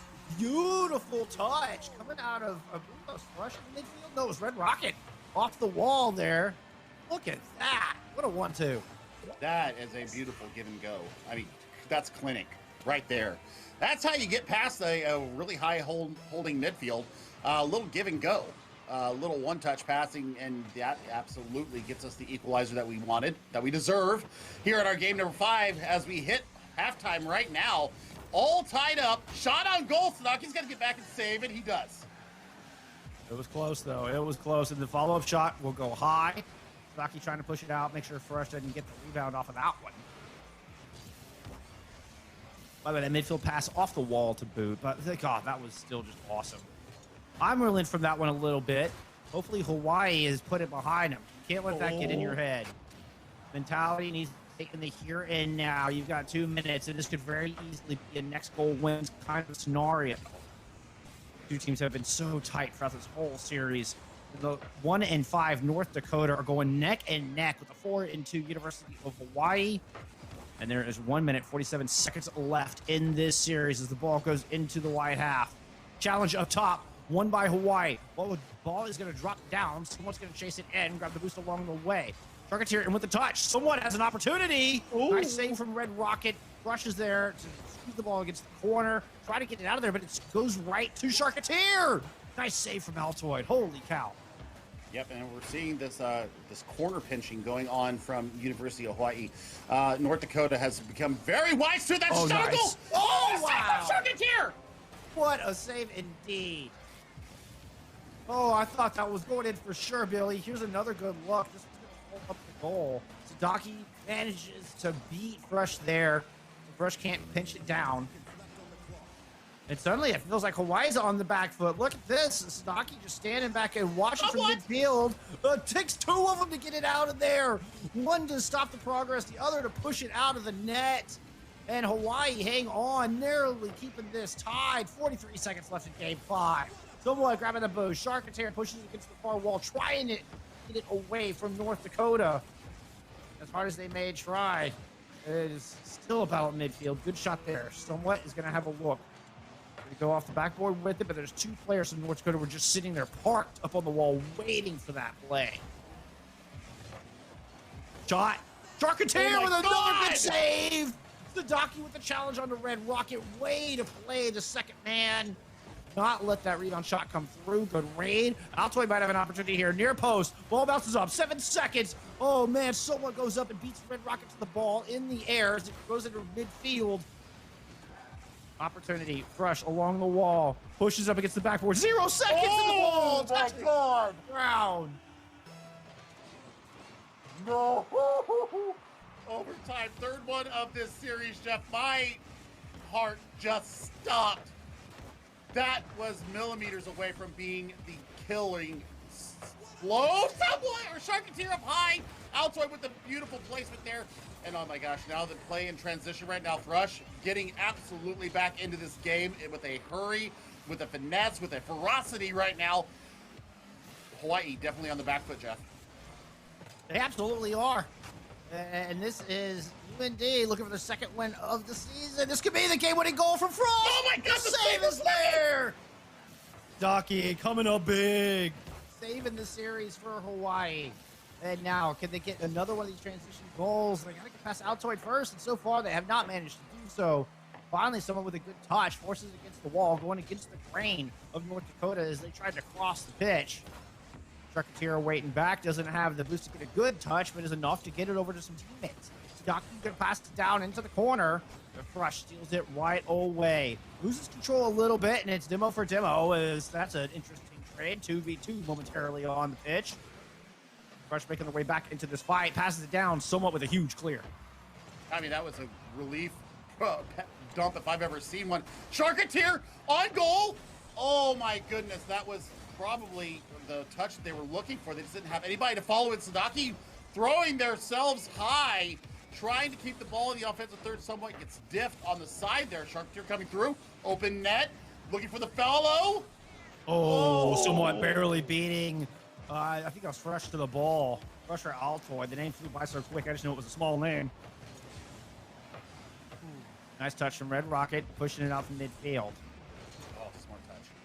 Very. And it's North Dakota, though, on the back foot now. Sharketeer with an opportunity. That touch goes into the corner as someone moves up to challenge. Sharketeer up on the wall. Sharketeer trying to push it down. Altoid with a good play on the near post is going to force it out. Ball goes right to Somewhat, though, and Somewhat's going to muscle past one, but can't get it past Rush.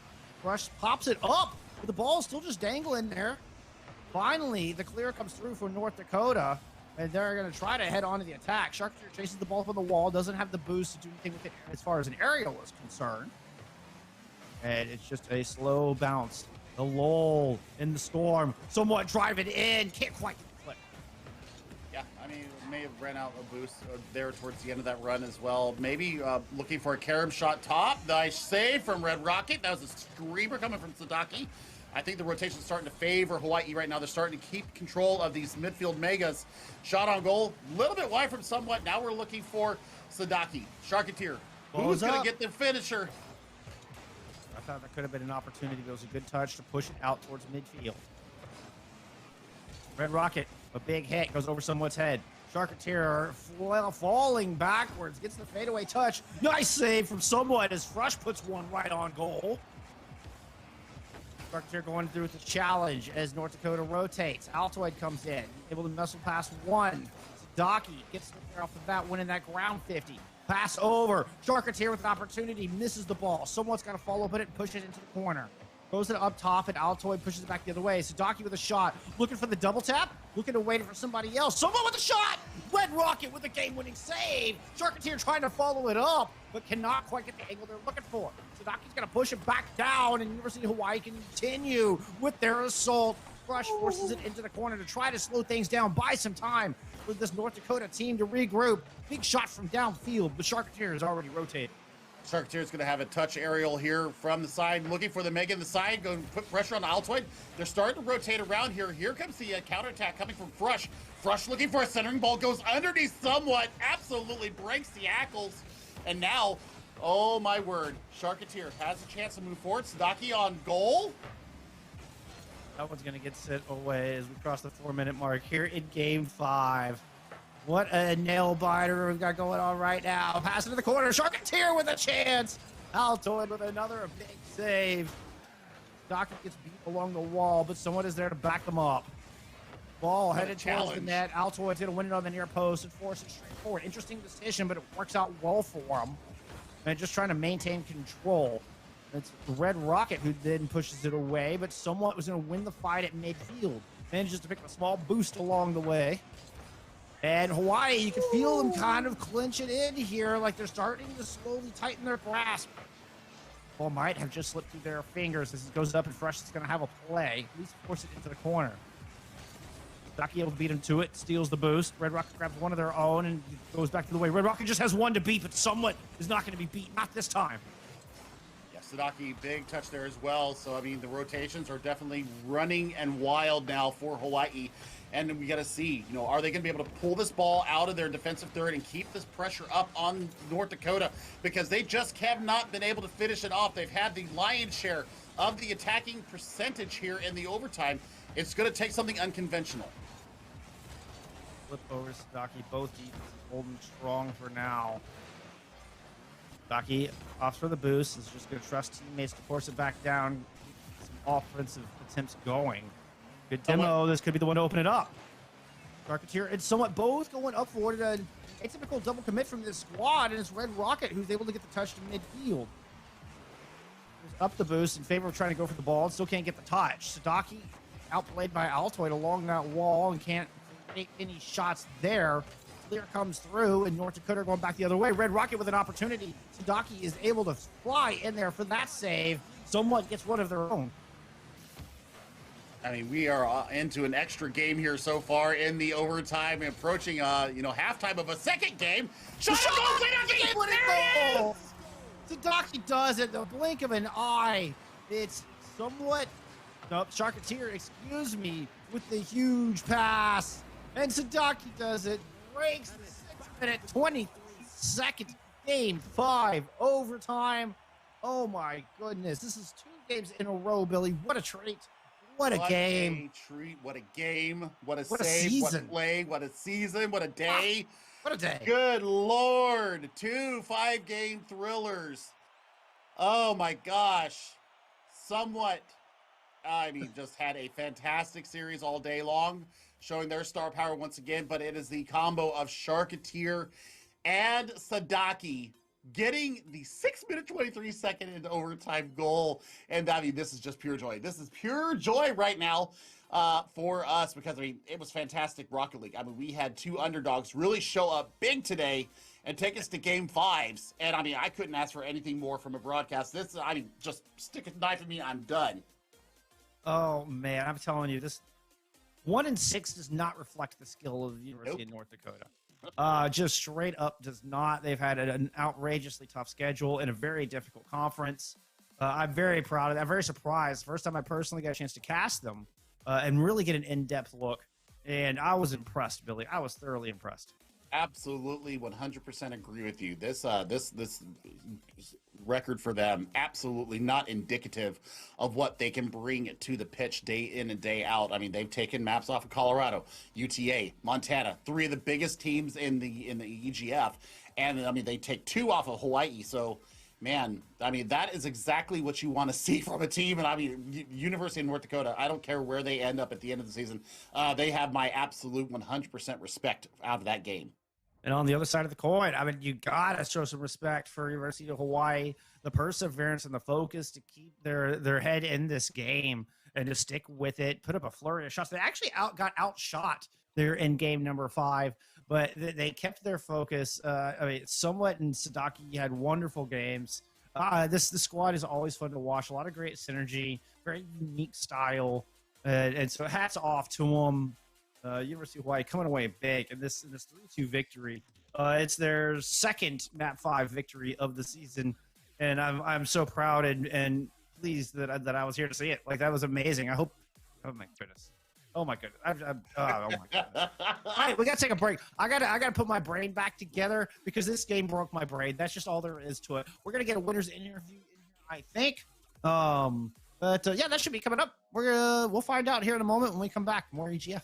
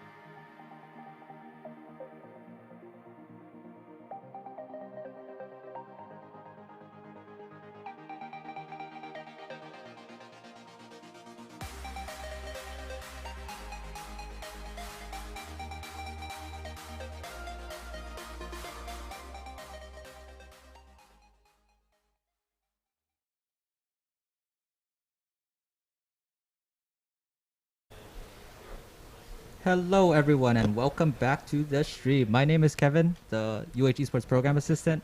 I just want to say thank you guys for joining us and helping us fundraise for our program. Want to do a quick shout out to EMP Live, so that's Kyler, Chris, and Colton for helping produce the stream and making it even possible. I want to say thank you to PC Gamers Hawaii for helping us etch this wonderful computer case panel in less than 24 hours of notice. And then thank you to all the donors and viewers there at home helping us support the program. Right here next to me are, well, 2/3 of our lovely Rocket League team. This is Alec, Sharketeer, and Lily, Somewhat. You guys want to introduce yourself a little? Alec, why don't you start? Yeah, okay, sure. Hi, I'm Alec. I'm the manager and captain of the Rocket League team here at UH. I'm a junior marine science major, and yeah. Gotcha. Lily, what about yourself? Hi, I'm Lily. I'm a junior. I study comp sci and math, and I play Rocket League. Oh my goodness. How do you have time to play video games? By being a terrible student, Oh, but okay. getting Okay. wait. We don't talk about that. We don't talk about that. Cut the tapes. Okay, so I'm just curious. Like, I think a lot of people in the audience might not know, like, what is Rocket League? Like, what's involved in the game, and like, what made you guys interested? So, yeah, who wants to take it? I'll start. I guess I started playing Rocket League in like the beta when it came out because Okay. my friend was like, why like my whole friend group like played like soccer. Gotcha. So like they're like, hey, like look at this game. It's like Uh-huh. soccer with cars. Okay. So I started playing beta, and yeah, like Rocket League is basically soccer with cars, and like that's the simplest way to put it, Mhm. obviously, but it gets pretty crazy. Gotcha. Yeah. And I guess like Lily, you can answer this. Like, I understand it's like soccer with cars, but I think most cars can't fly. So like that's a different mechanic, right? Mhm. And so like, how does that make the game different, more fun? What about Rocket League is invigorating for you? Let's see. I don't really have any experience playing actual soccer, but for me, Uh-huh. I really enjoy the three-dimensionality of the game. Mm. Because many games, it's That's even a very in, good point. Holy moly. even in games like shooters where you have like Mhm. maybe elevated levels of terrain, Mhm. you're typically not actually moving around that much in 3D space. Yeah. Just having that like aspect of the third dimension to move around in it is really fun, I feel, and That's a good point. especially I enjoy the mechanical depth that comes with learning to control both yourself and the ball. Mm-hmm.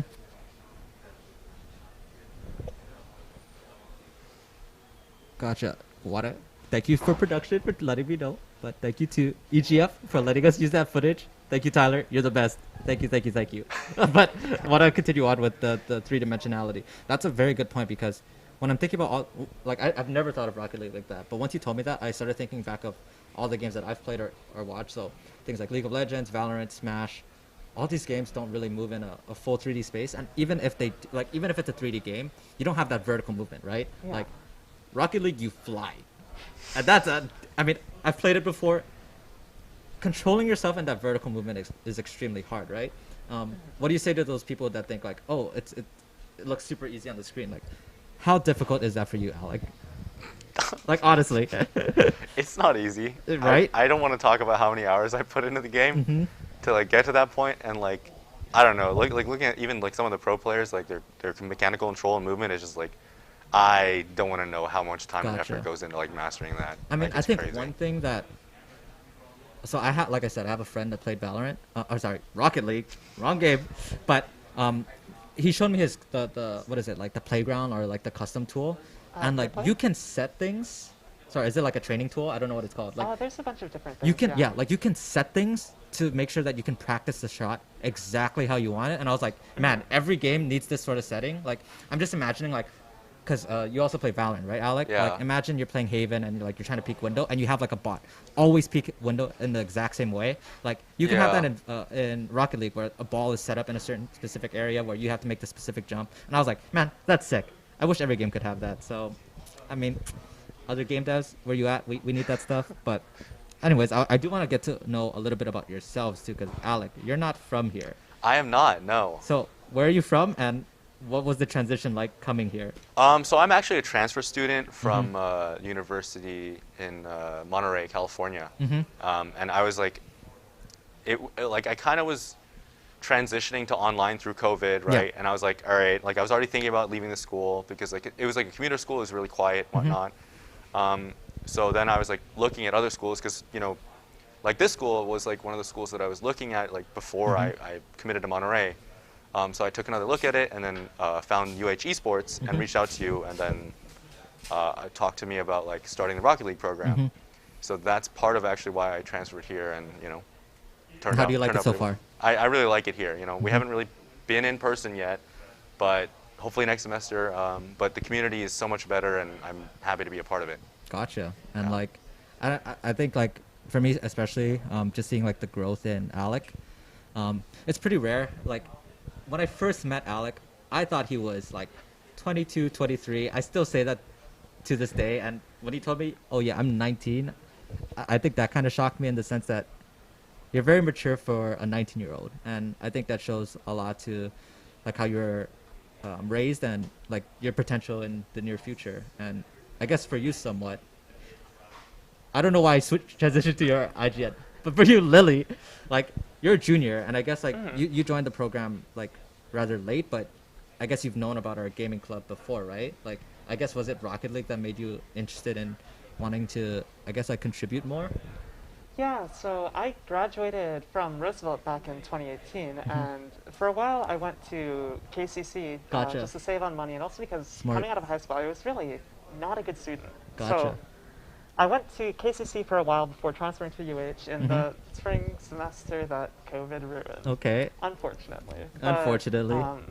I've been keeping an eye out on the Collegiate Rocket League scene for a while before that, so I've been keeping an ear out both, I mean, mostly in the sense of the Collegiate Rocket League Discord, but also to a lesser extent on the UH side of affairs. Gotcha.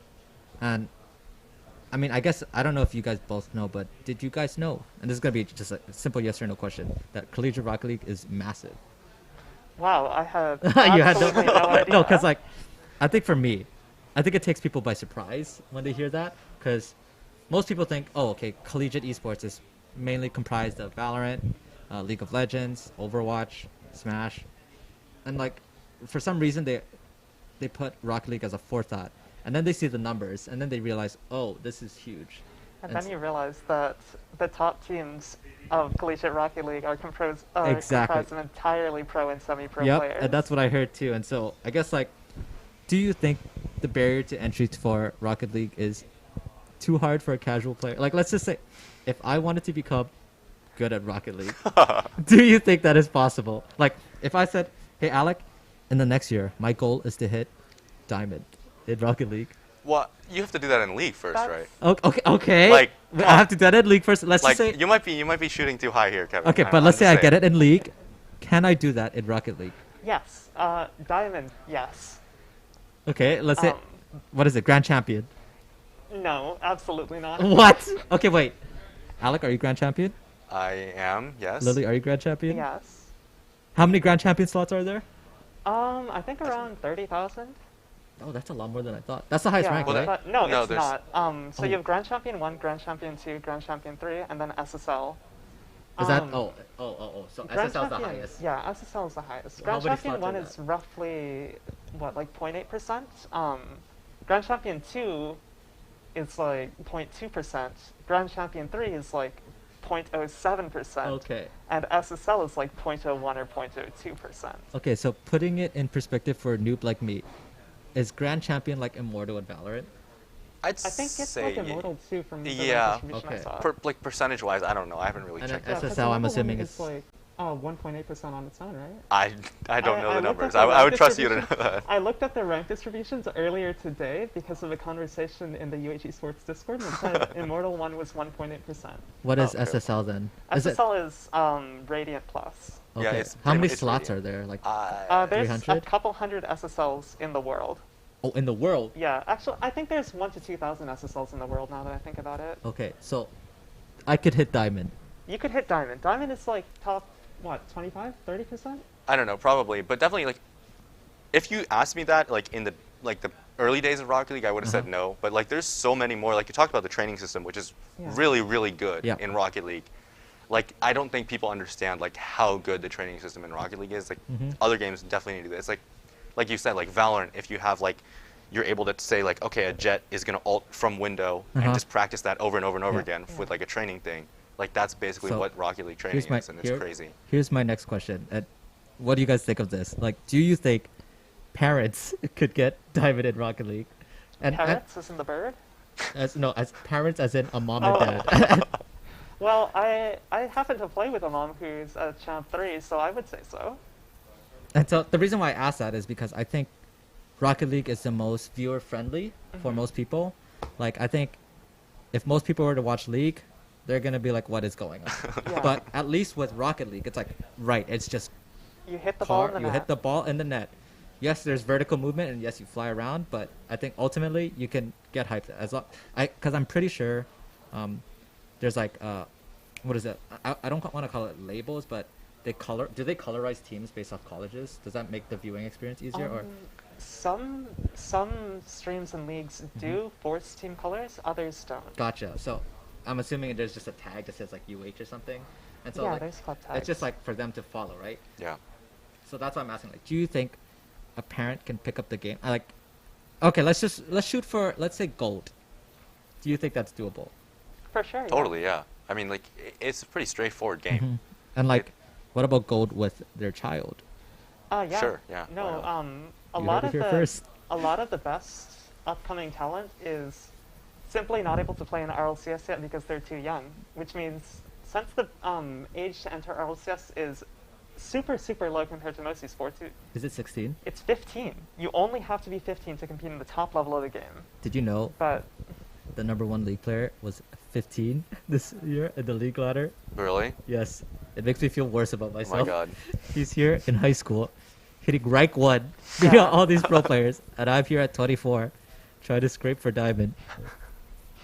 These zoomers, man. Yeah. Okay. How did that season climb go, Kevin? It didn't go well. Oh. We won't talk about it here. no. That's on the next podcast. No, but really, like, I think I would encourage players, and I want to transition this because I think, is Rocket League on console as well? it is, yeah. So, It's on Xbox? both Xbox and PS4 and Awesome. Switch. Okay, so it's on all these consoles. It's on PC as well, but I think it just transitioned over to mobile, right? And so that's where I think a lot of parents can start playing with their children and just getting an introduction. Yes, I understand the mechanics are way different. Yeah. But that's a good way to get them involved, right? Yeah, definitely. I mean, like. And have you guys played it? I know Yeah, you have. I played my first game not half an hour ago. And what are your thoughts? I got wrecked.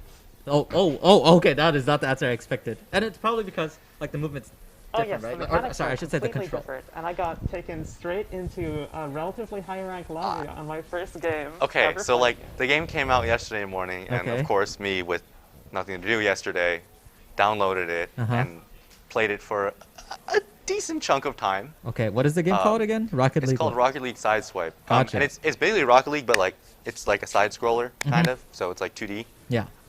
It's actually way funner than I thought it would be. Like it feels really good. Like I totally recommend like literally anybody to just pick up the game and Is that play, even if because you you're think you deprived can't for play Rocket content, or is it actually fun? It's actually decently fun, I think. Okay, heck yeah. Yeah, like no, I was so surprised. I was like, this is not gonna be fun. And then I started playing it and I was like, Hmm. oh, okay, all right. And Rocket League's free, right? It is free to It's play. Okay. absolutely free to play. So yeah, that means like they can pick it up on any console or phone now. Yeah. And play it and pick it up with their children. Yeah. So yeah, I really recommend like people give it a shot. The one thing I think Rocket League has going for it, other than every other game, is it's 5 minutes, or typically 5 minutes. Because I've talked to Alec about this in the past, in the sense that, like sometimes you'll finish a meeting like 15 minutes early, or at least for myself, I have that time, but it's not really much to do. Like something that you have to invest, like a League of Legends game into or a Valorant game, and I'm like, what can I do? Typically, like I just go into aim labs, or like I'll finish some notes, or do something in that spare time. But if I want something fun, I'm always thinking, what can I do? And Alec has always recommended playing Rocket League. Yeah, if you play Rocket League casually, you can just fit in a short 5 5-minute minute game. If you're a decently low rank, you queue, in like 2 seconds your queue's popped and you play 5 minutes Yeah. and you're done. And you can queue another if And you then, want. Or and then stop. I open the game and I try it out, and I just realized this game is too difficult for me. Okay, the phone It takes game's you your easier, time. Kevin. You could do it, and the games are 2 minutes. So The like, phone game's 2 minutes? Yeah. It's like you can get diamond in the Perfect. phone game maybe.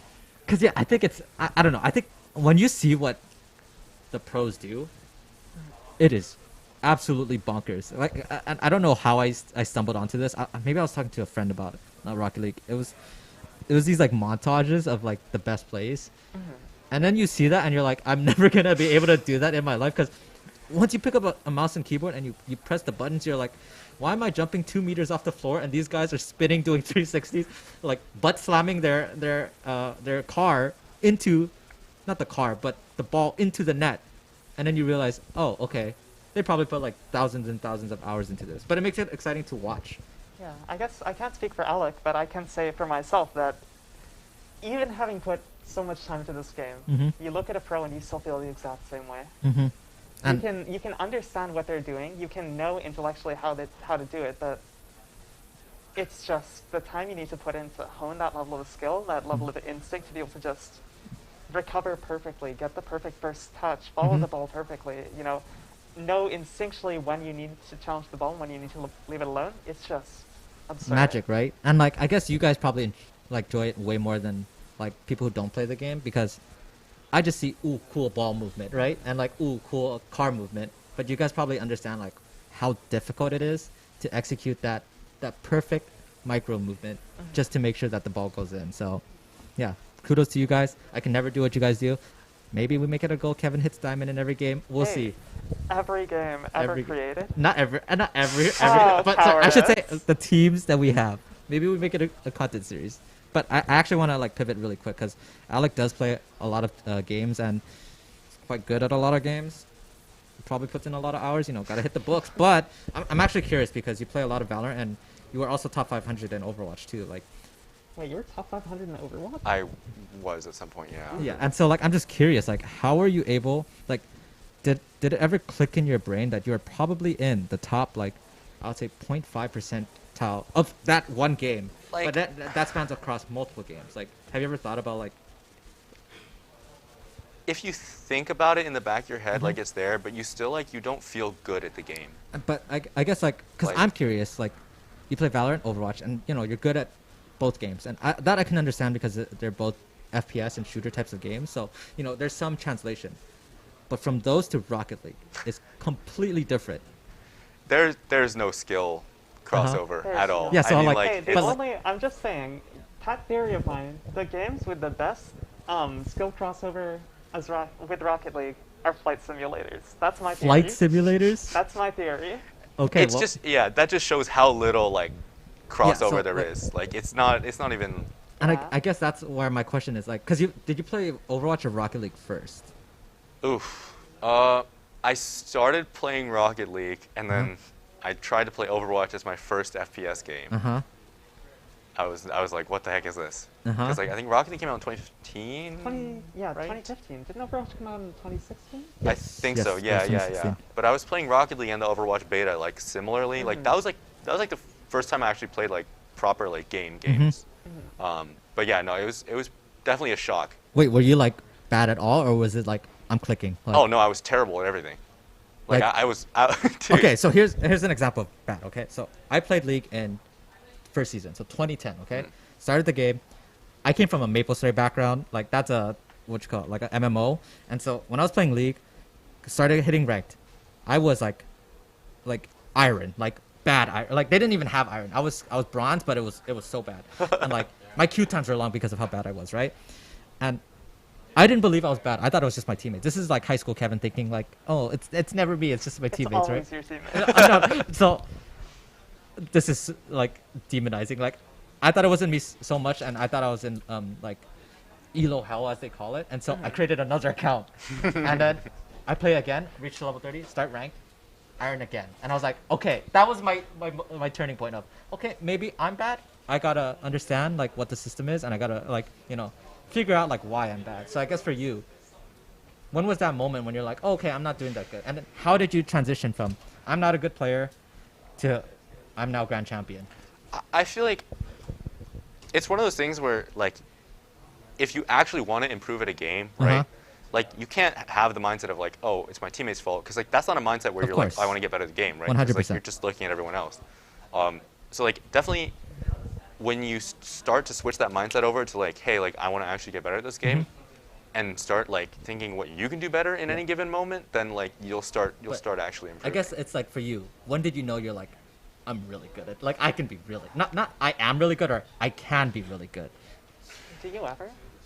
Yeah, I mean like it's relative, I guess. Like I like to go into everything that I try like with an attitude like, hey, I could be good at this if I just put time into it. So it's kind of how like I felt when playing Rocket League and Overwatch, but definitely Overwatch was like everyone's coming from FPS games, and I'm like, how do I catch up to these people? Gotcha. Like I don't think it's possible. But then like you surround yourself with a team of people, so like our Rocket League team is great. Like playing together and improving together. Like especially if you sign up for like smaller tournaments or whatever. Like even if you're a lower rank, it'll definitely help. Gotcha. That's for What about you, Lily? Were you like a demon as soon as you started, or did it take some? Absolutely not. I didn't even play casuals for probably my first couple hundred hours of Rocket League. You didn't play casuals. No, not even that. I played. I got the game back early in 2017 to play with my cousin and her friend. And initially, my cousin was also new to the game, and her friend wasn't quite so new. So we would play 2v1s versus her friend. And over time, I was like, hey, I actually kind of enjoy this game, so I played versus bots too. And gradually, I got. I achieved the vaunted rank of, or the vaunted skill level of roughly, gold or platinum. Okay. At which point, slowly it became me being the one who was 1v2ing with more and more restrictions over time, and then I think I only really started taking the game at all seriously in around Diamond. And when Because was that? before then it was just a matter of, I like this game so I play this game, and feeling good so I play, improving feels good so I play this game more. But around Platinum I started being like, I actually kind of want to be better at this game, so I started putting in the time in free play, in custom training packs, in custom training maps to actually try to improve. But even then, I still definitely feel like I'm just not that good at the game. I guess yeah, like Alex said, it's very relative in the sense that Yeah. even though you are in probably the top like 1 or like even less percent, certainly more, right? yeah, but you see what the pros can do, and you're like, I that is some crazy stuff. Yeah, especially because there's some other connections I have. I scrim against people who are solidly SSL. Like, I've scrimmed against pros. I've scrimmed a lot of really good players. So that's where my bar is. And, my bar's, like, up here. And I'm, like, here. Yeah. But again, it's relative. Yeah. Because I could probably look at a gold player, and I'll be like, actually, to be honest, for me, I could probably look at a bronze player or an iron player and be like, wow, they are so sick. They are doing something that I could never do, right?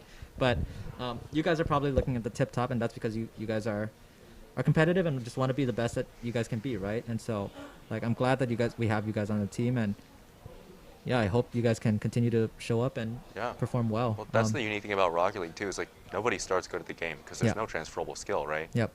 I mean, I could be a Microsoft like Flight Simulator Pro and hit the game running. So okay, but that's pretty much it. I want to thank you guys for taking the time to speak to me and educating me on Rocket League. Maybe we start a series, guys. Like, I'm just saying, you guys could coach me and get me to Diamond. I think that'd be fun. Hey, we actually could. Diamond, that's not actually impossible. Diamond is not that on mouse and keyboard. Well, wait, we gotta watch. We want to see how Kevin plays first. Then we can like. Are there roles? Wait, really quick. Sorry. Before, are there roles? Like, are you like a striker? Are you a goalie? Like, or is it just okay? Everyone do your part. Know what you need to do at all times. Everyone has some natural tendencies for how they like to play the game, but it all comes down to you need to be able to play everywhere on the field. You need to be able to shoot, save, play midfield. You need to know how to space. You need to know how to when to challenge, when to not challenge. You need to know when you're last. There's a whole range of skills that goes into it. Gotcha. So, want to thank you guys again. Thank you to Alec. Thank you to Lily for joining me for this segment. Please make sure to check out the information, !info. And if you would like to donate, !donate. Thank you to the broadcast team, and we will catch you on the next segment. Thank you, guys. Bye guys.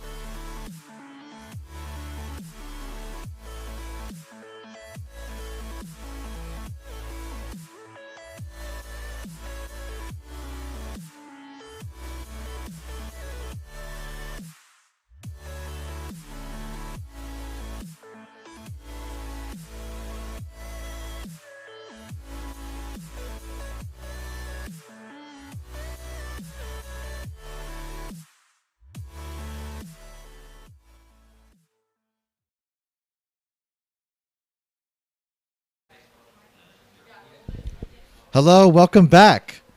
My name is JJ, and I am here with one of the Rainbow Six Siege esports players here. Just a quick introduction. I am also a manager and coach for our R6 esports team, and I brought along one of my own players from my team, and I'll let him introduce himself.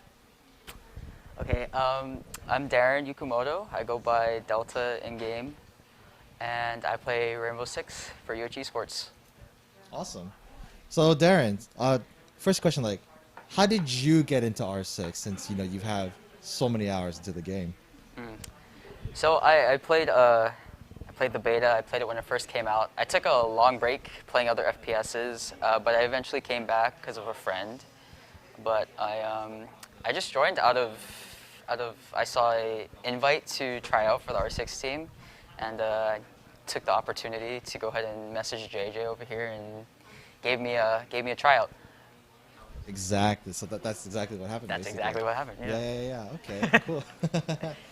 So like, can you explain to like the audience like what is Rainbow Six Siege? Because like, it's such a niche game, right? It's like it's not like CS:GO or Valorant or like Overwatch, right? I mean, they have their own genres of FPS, but R6 is definitely interesting, right? So can you explain like what makes R6 so unique and niche into the FPS genre? So R6, of course, is like any other FPS where you have shooting and maps that you play in the competitive space. What makes it unique is its destruction capabilities. So you have a couple different kinds of destruction. You have hard breach destruction, you have soft breach destruction, and certain surfaces on every map are able to either be soft breached or hard breached, such as walls, floors, windows, and doors. So it just it adds this very unique way. If any of you have played Battlefield, it's kind of like that, except you have like a couple different ways of soft breaching or breaching walls and things, like I said, in that aspect. Yeah. So I know, of course, I know this, and some of us know this, but like, give us like a couple of examples as to like, this. So you basically R6 has this sandbox capability like no other game, right? So like you said, we have the soft breach or hard breach destruction. Like, what is the difference between these two? Okay, so in layman's terms, I guess I can put it, the defenders get reinforcements that they can put down on walls and doors and windows. And if a wall, door, window is reinforced, you can essentially breach that surface and gain access to whatever's on the other side. Walls mainly, and hatches, which are another form of breaching utility that you can breach, are able to be breached by one of two ways: hard breach gadgets such as a thermite exocharge, Habana X Kairos pellets, or a Selma, all of which are explosive gadgets that are able to explode through a surface and break whatever's reinforcing it.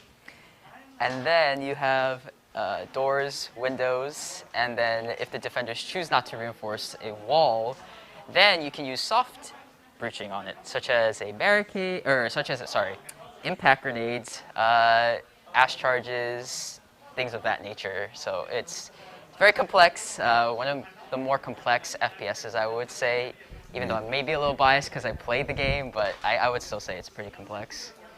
I agree, especially for me, right? Like I've played a lot of FPSs throughout my lifetime as well, and what drew me into R6 was, that complexity, right? That sandbox environment where, us as the players are able to change the environment around us to, give us an advantage, right? Defenders, we can create we can create our own line of sight, or like, let's say for attackers, right? Hey, we can't enter through this wall. Okay, we make our own hole. We make our own door, right? So that's a unique aspect about R6, and that's what makes this game so niche, and it has its own like community, right? It's thriving. So yeah, it's such a very unique game, and that's why I love about it. And one of the like unique things that I love is actually the sound, right? Of course, every other game has their own sounds, like sound cues for like ultimate or abilities or whatnot. But can you tell me a little bit like how sound plays into the game and how it's so important, how it's such an important aspect? I guess the way I can put it is that sound in the game, although it can be a little inconsistent at times, of course, is one of the key aspects of being able to play the game and reacting to what the enemy is bringing to the table. Such as I mentioned before, there's different forms of breaching walls and gadgets and other sorts of things. So just by listening to the different sounds that things make, you can kind of have an idea of what the enemy is bringing to the table, as well as your teammates and even yourself. Okay, that's cool. Yeah, exactly.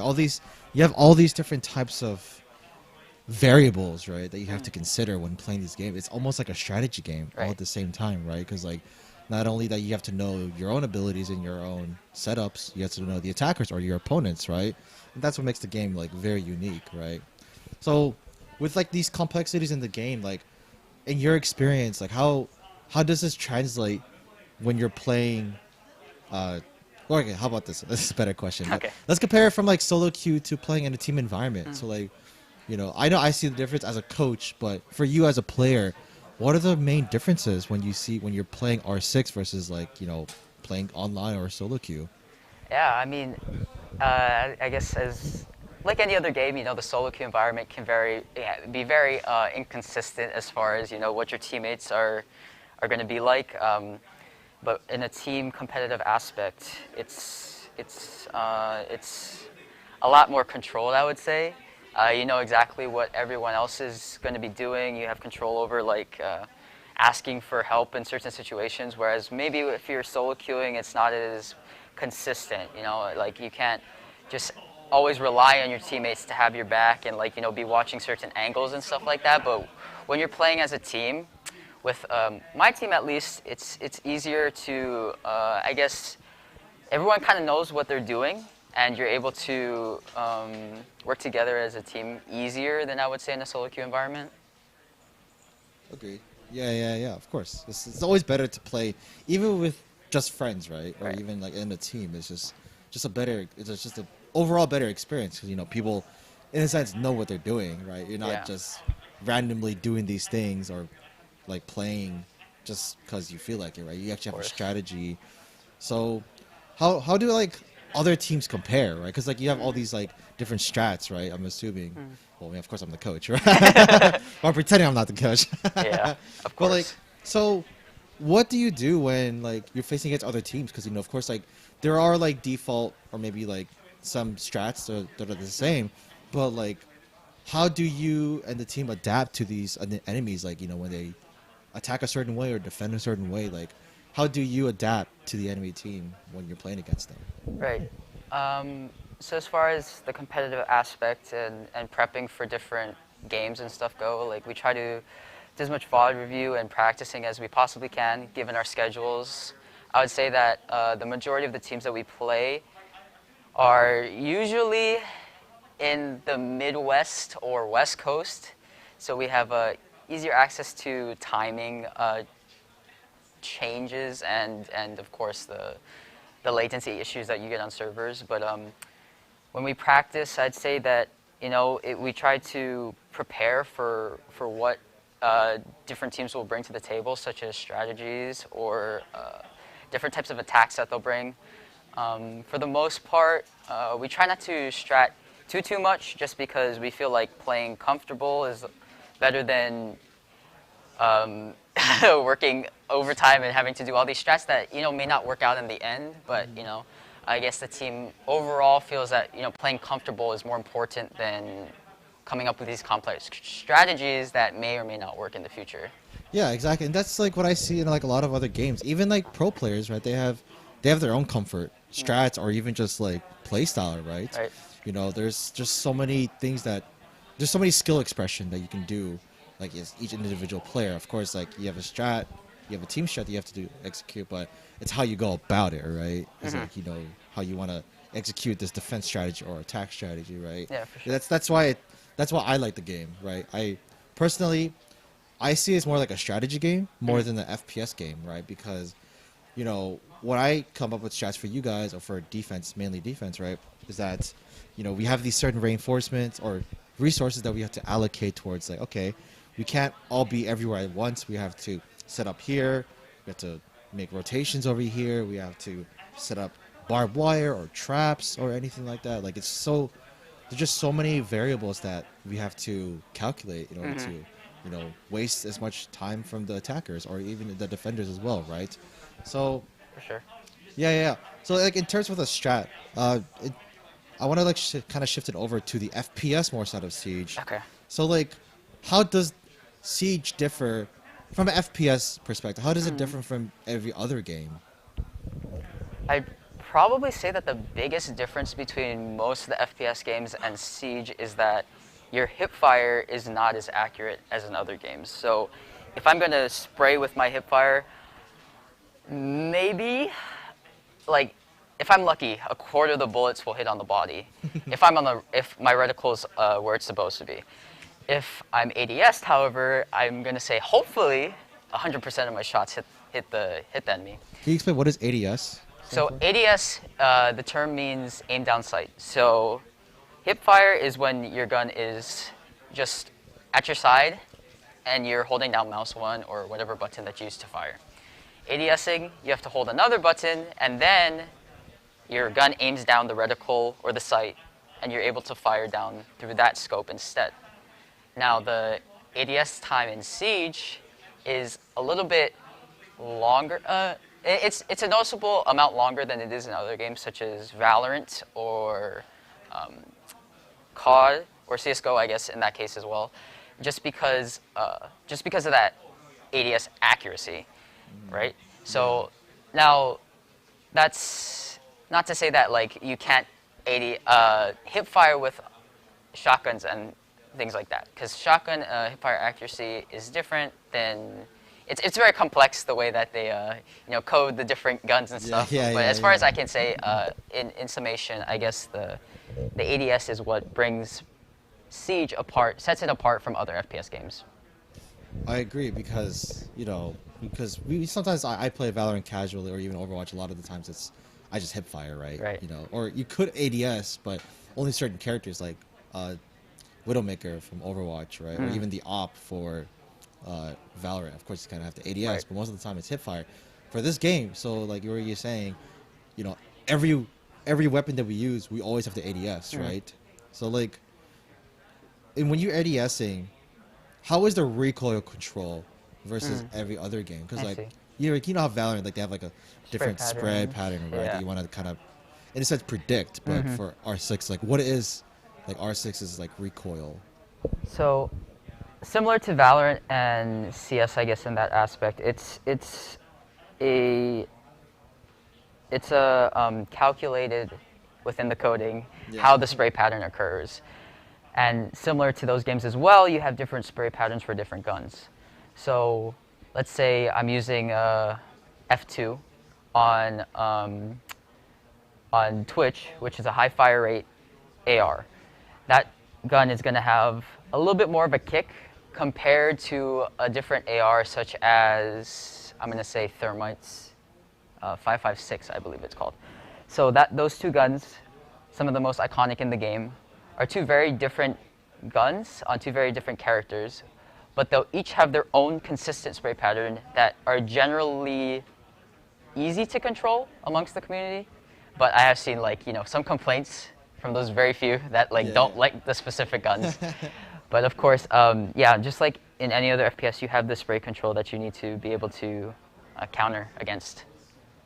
Yeah. So you're ADSing, and while you're moving, you have to control the spray pattern, right? Yeah. So like, like what we just talked about with all these complexities within the game, like the sandbox element with like having verticals or walls, to like having gadgets and sound, right? Sound plays a big part into this game because you can hear footsteps, you can hear gadgets, to individual mechanics of the FPS of like how to control your recoil, how to control like the spray patterns. Like how do you personally keep up with the game playing for so long? Because how long have you been playing since beta, right? That's basically 2015, right? I guess you could say so, since beta. I guess seriously I started playing the game in, I believe that was Phantom Sight, which was, Phantom Sight? Maybe it wasn't Phantom Sight. It was the operation where Maestro and Alibi first came out. I'm not sure if you know which. That is Parabellum. Parabellum. Yes, Yeah. that is what year. That is not Phantom Sight. That is end of year 3, I believe. Yeah, yeah. So this is around 2018-ish, right? Yeah, 2018. So I started playing that game again just because Maestro came out, and I say that one of the most helpful things that helped me to get into the game overall was playing Terrorist Hunt, or T-Hunt, as we refer to it. And it's just basically a single-player co-op game mode where you're set up against AI, and you're sent in to hunt down the terrorists and shoot them. And what a lot of competitive and pro-level players use it for is basically aim training, since the game doesn't have a aim training mode that's already implemented within the game. And that really helped me to work on my mechanics, such as my shooting and recoil control, but also just my map knowledge overall. And I'd say that helped me the most out of anything. Yeah, yeah.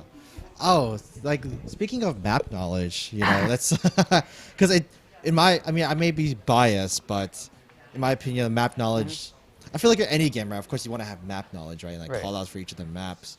But I feel like for R6, you really got to know like the call outs, right? You really got to have an extension because like you said, we have the sandbox elements where verticality plays a huge role, right? So I just feel like map knowledge is just, you know, you really got to know your stuff, right? You really got to know. So like, what did you do to like, you know, understand the map more, or to like understand, especially for strategies, right? Like common areas where people can play, common gadgets. You know, I mean, of course, like there are some players that do the same, but like how do you like study the game in a sense, or analyze the game? Like, what do you do?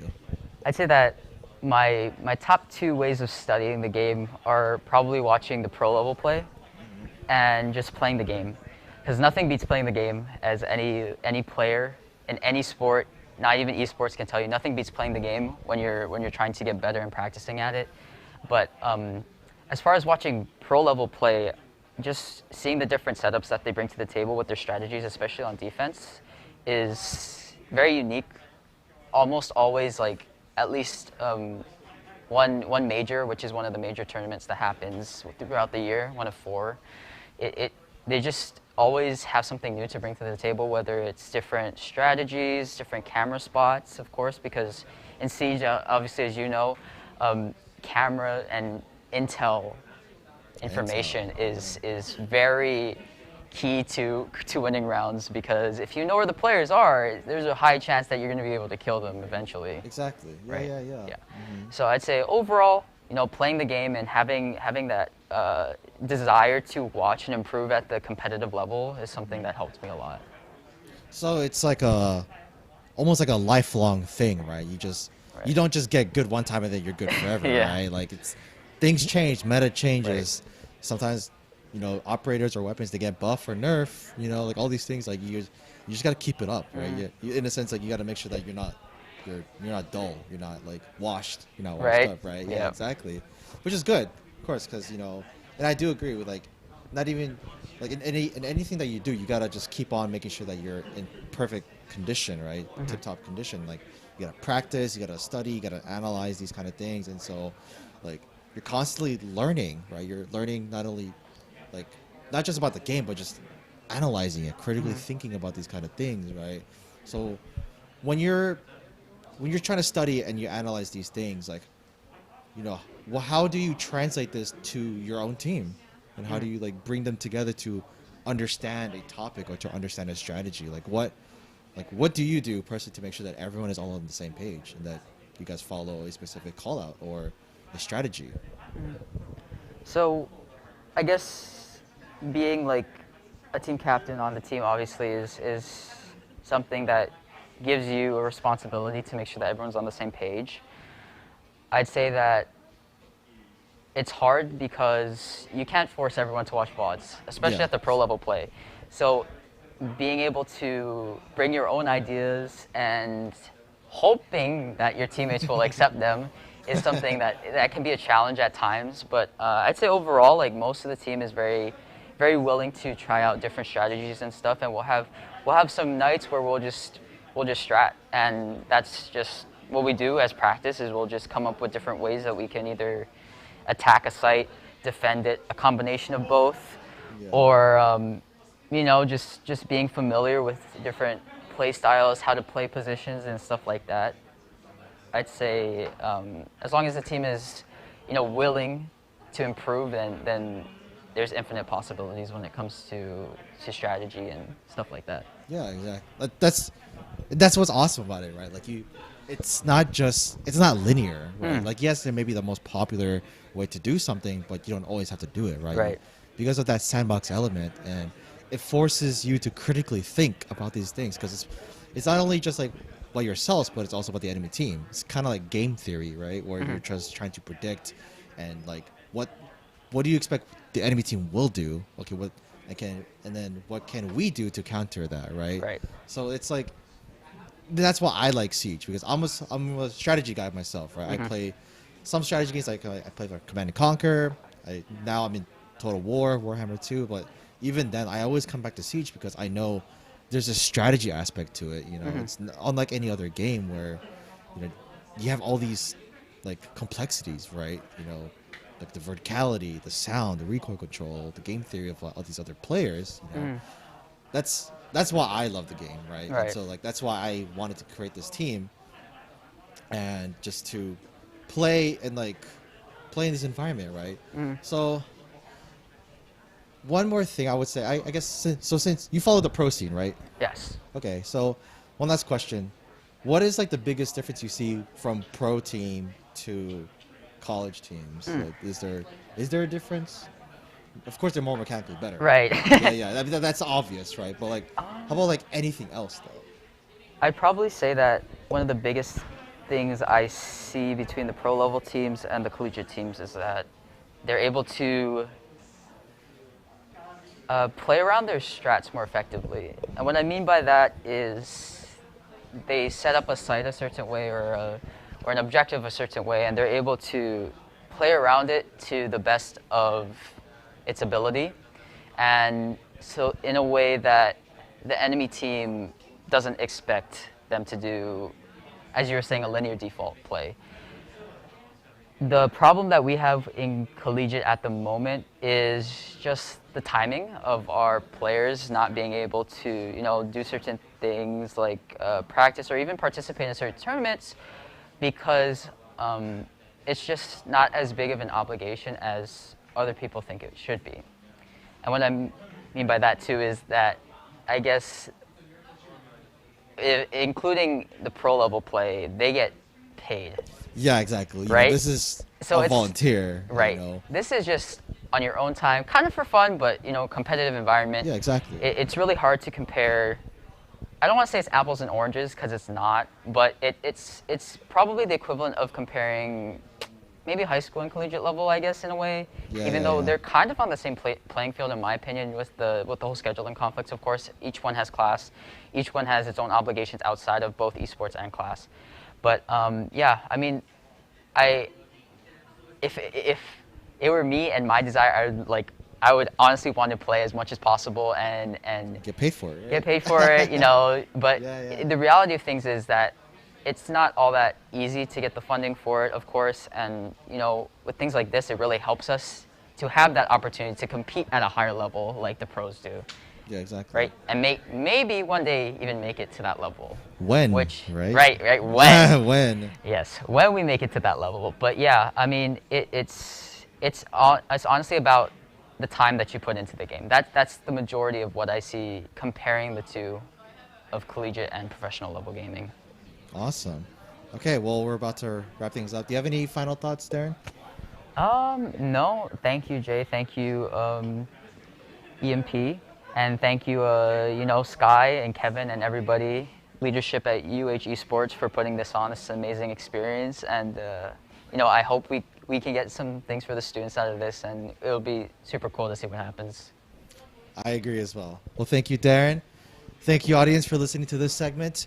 Our next segment will be Alex and talking about with the Apex squad. So please stay tuned.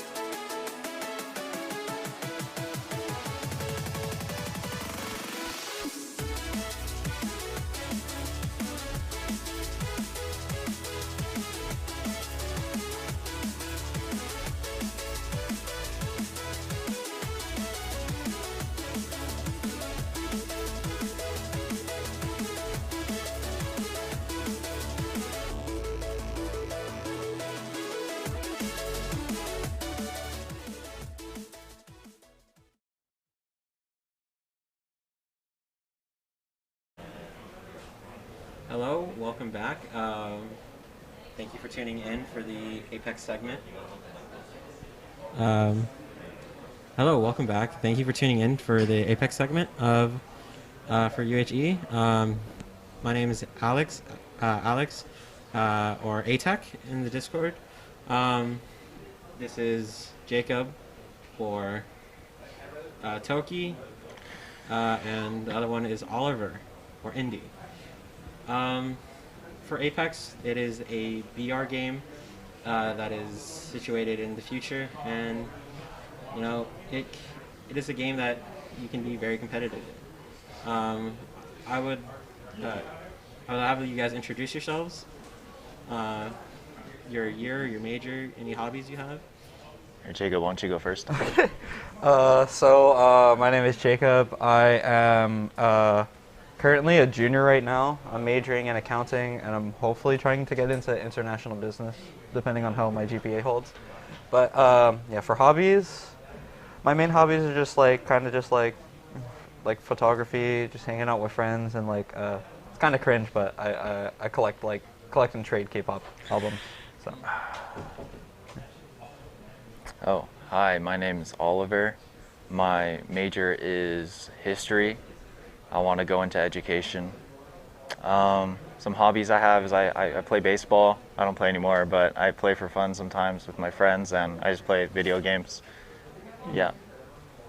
So I want to ask, what is your guys' main characters you play in Apex, and what is your guys' roles in the team? So my main character usually, well, I guess at least for comp is usually Valkyrie, but I also play a lot of Octane and Wraith. My role is pretty much just the fragger. I just go through and just try to get as many frags as I want, but yeah. I play Gibby, and my role for the team is I'm the IGL or in-game leader, and I call rotates. I call if we're ever changing team comps. I call where we drop. Pretty much I call the shots when it comes to our play style. All right. So what made you get into playing Apex Legends and, really for the comp scene? So for Apex for me, so I think when did the game came out? Like 2019 February. Like my one friend, he all my friends were playing it, but I wasn't really playing it yet, and so I didn't play it for the first 2 weeks came out, and then my friend at work started talking about it. I was like, oh, I guess I'll try to get into it, and then so I started playing, and I really liked it. I played it until I think halfway or the end of season 1, and then I kind of just would play the game maybe every couple months, and then I eventually got back into it the beginning of this year, so I guess end of last year, so November around there, the middle of season 7, and I really enjoyed it a lot. And when I saw that we had a UH Esports team, I was like, I'll try to get into it, and yeah, but up to the point, I really had only just been playing regular ranked and pubs. So. I started playing the game this year, January. I wanted to play comp when I realized that I've improved at the game a lot, and yeah, I saw the opportunity to play comp for my school, so I thought it was a good idea, and I luckily could play with some of my friends such as Jacob and Art, who's not here, so it's nice to play with your friends in a competitive setting. Oh, that's great. I want to ask you guys, how did you guys even find out about UHE in the first place? So we actually have the way we already knew that there was an esports thing, but we weren't really paying attention to it. But a friend is actually friends with another person that is a higher up, and so they just told us about how there's the Apex thing, and then so we were like, oh my gosh, we're already playing Apex, why don't we just go ahead and try help on the team? There's nothing to lose. Same thing for you? Yeah, I mean, our friend group is pretty tight-knit, so I guess if someone wants to try out for the team, they'll tell us all about it. And I think Art or Jacob told me to try out, and I was like, okay, I'll go for it, and I made it, so yeah. All right, so what has been your guys' highest ranks, and where do you what is your feelings about playing comp? I usually get to a point where I just hit diamond and then I just stop playing ranked. I don't know. I kind of have a lot of fun playing public games, but I think the highest rank I ever hit was D3. It was like season 9. It was a couple seasons ago. But yeah, that's all I really ended up getting to. But I'm Diamond 3 right now. I'm trying to push Masters with our other teammates, Art and Wiz. And what made me want to play competitive? Yeah.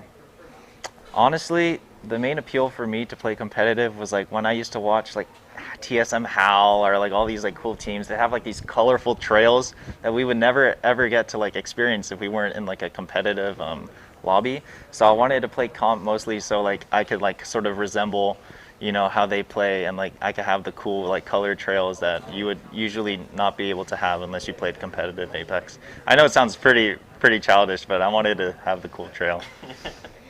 No worries, no worries. Me too, honestly. What has been your experiences in playing as a team together? I think it's been really fun, but it's also been like a lot of a learning experience because before I hadn't really been paying attention to the comp scene. Even now, I struggle to watch it sometimes. I really should keep up with it, but it's definitely a completely different play style from like if you play like regular or ranked, because people are like physically trying to like go for the win. And I feel like in ranked and like public matches, it's more about just the kills and just like being able to gain enough RP so you can make it to the next rank, more so than like worrying about your whole tournament or like your whole team as a total. So yeah. Yeah, the main difference I'd say, or like appeal, was endgame is like so difficult. Like endgame, like our team, Jacob and I's team, like we place pretty consistently good. Like every game, like I think we placed like we average 4th place every game. But I feel what we struggle with is like getting kills like in between the match. So we'll wipe a team, but like during the middle of the game, it seems like we don't know how to pick our fights too well. But I think it's fun to get to end game, and we've been doing that pretty successfully throughout our last couple of scrims. Yeah, I've seen that. I've watched you guys' scrims. I think because in UHE we are all a bunch of students, and having the ability to play in collegiate esports. How do you guys balance your schoolwork and gaming, being able to play in esports and competitively?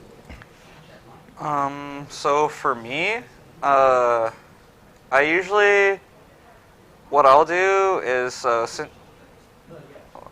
so usually whenever I have like a bunch of work coming up, I actually just like, I'll take a break from video games for like a day or two, and then I'll just grind out all my work. Like it's kind of like inefficient. I should be doing it overtime, but it's been working out for me. I kind of like the whole thing where like I'll just go to a coffee shop and I'll just grind out my work for hours at a time.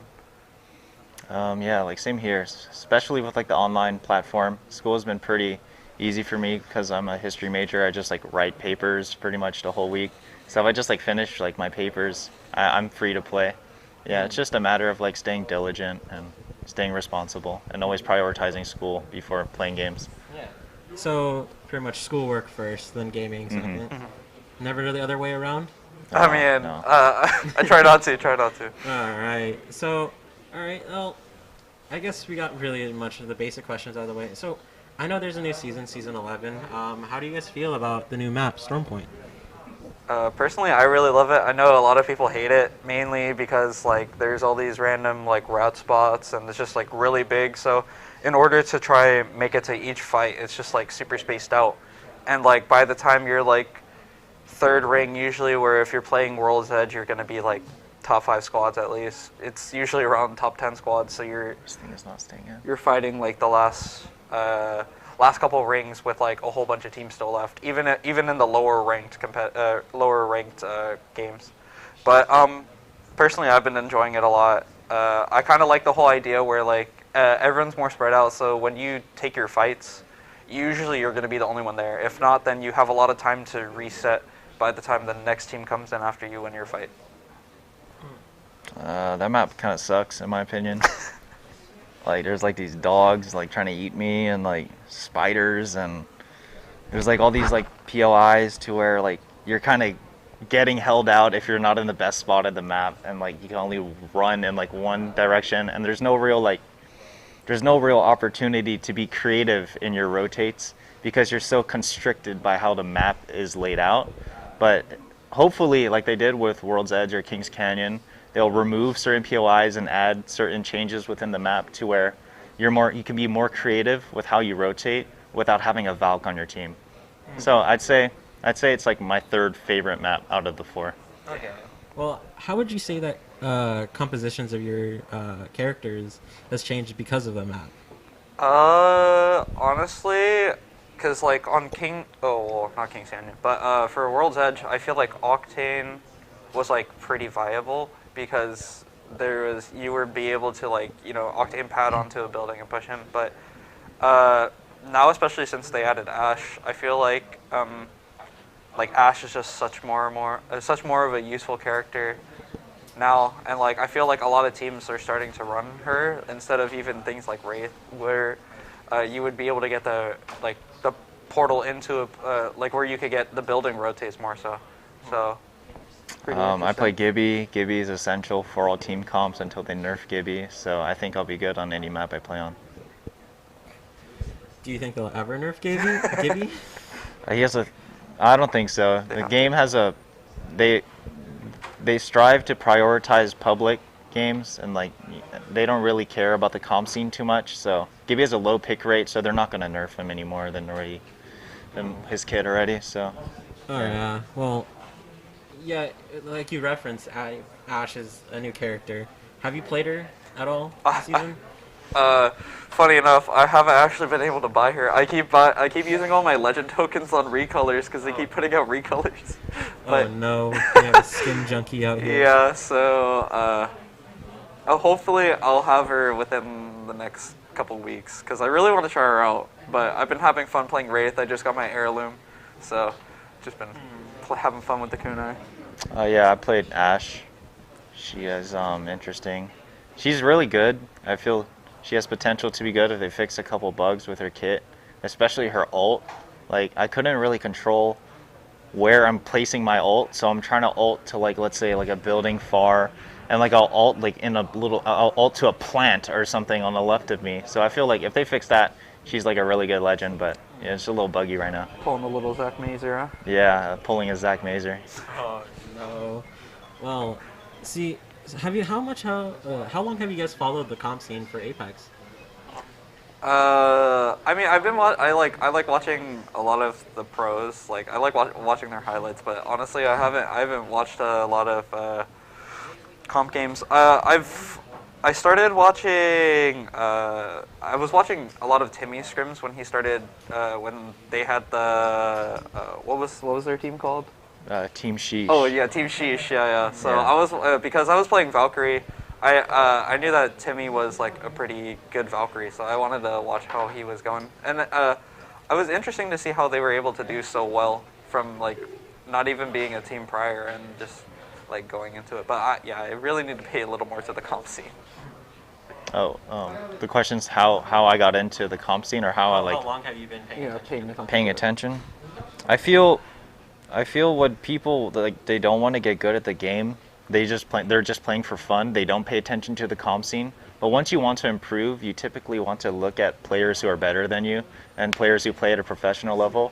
So I'd say maybe like March of this year, I started paying attention to the competitive scene because I just wanted to get better at the game. Yeah, because you wanted to improve. Yeah, and see how. And seeing like especially like TSM Hal and some controller players like Gen Burton and. Oh no, I've seen him. Yeah, I took pride in trying to like resemble how they play and just trying to improve. So, well, Apex Legends and UHE as a team has been competitively focused and also content focused. I know Jacob and Oliver, you guys have both released a lot of your montages. How long do they usually take, and How many clips do you guys say are usually in it? So for mine, how long do they usually take, like to grind out or to edit? To edit. To edit? Full grind and. Okay. So for editing, more so, I kind of just like, honestly, it's the long part is just like finding out what clips to use in certain parts, because I usually base mine off. I choose the song first, and then I'll choose whatever clips I want to put into it. So usually it'll take around like maybe like 2 hours finding out what specific clips I want to use in it, and then like to cut them down. Eventually, it's all down. Like maybe it's like a 4-hour process, but I've done it quicker and I've done it a lot longer. And then the grinding, it really depends. I think my first one I had like clips from like 4 or 5 months, but now I'm able to get one out every like 2 weeks. I've been at least with Stormpoint, I feel like I've been getting a lot more through. But yeah. I don't know. I feel like you could get clips pretty easily if you play a lot. So maybe like 2 to 3 weeks for clips. Yeah, editing takes around like 4 hours with rendering, because you want to sync like your clips and gunshots to like the drops in the music. You know, you don't want it to sound like you want it to like not synchronized. So yeah, syncing and trimming takes maybe another like. Yeah, so I say the editing process takes 4 hours and getting clips takes like 2 to 3 weeks. What's been your guys' want out of UHE's Apex for your songs? I mean, since I mainly focus on like the whole content side, I really hope that we can put out like a whole team, a team montage, because it'll be really interesting to see, because like because we're not always playing with each other, 24/7. So it's interesting to see like how well everyone's able to like do the same thing and like see their highlights, because mainly I only end up seeing my own at the end of the day, because like we're not always like. Yo, you don't watch my videos?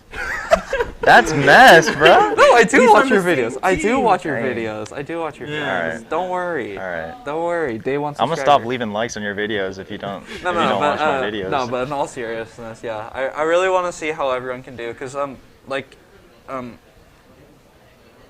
and it's also interesting to see just like how everyone's would be compiled together, because like usually if like we're all putting out like videos, it's all individual. It'd be interesting to see how they like line up with each other, and be really cool. It's like a little communal thing. Wait, sorry, what was the question again? What would you want out of UHE's Apex Legends team right now? What do I want? I'd say just to like build good friendships with both the coaches and players.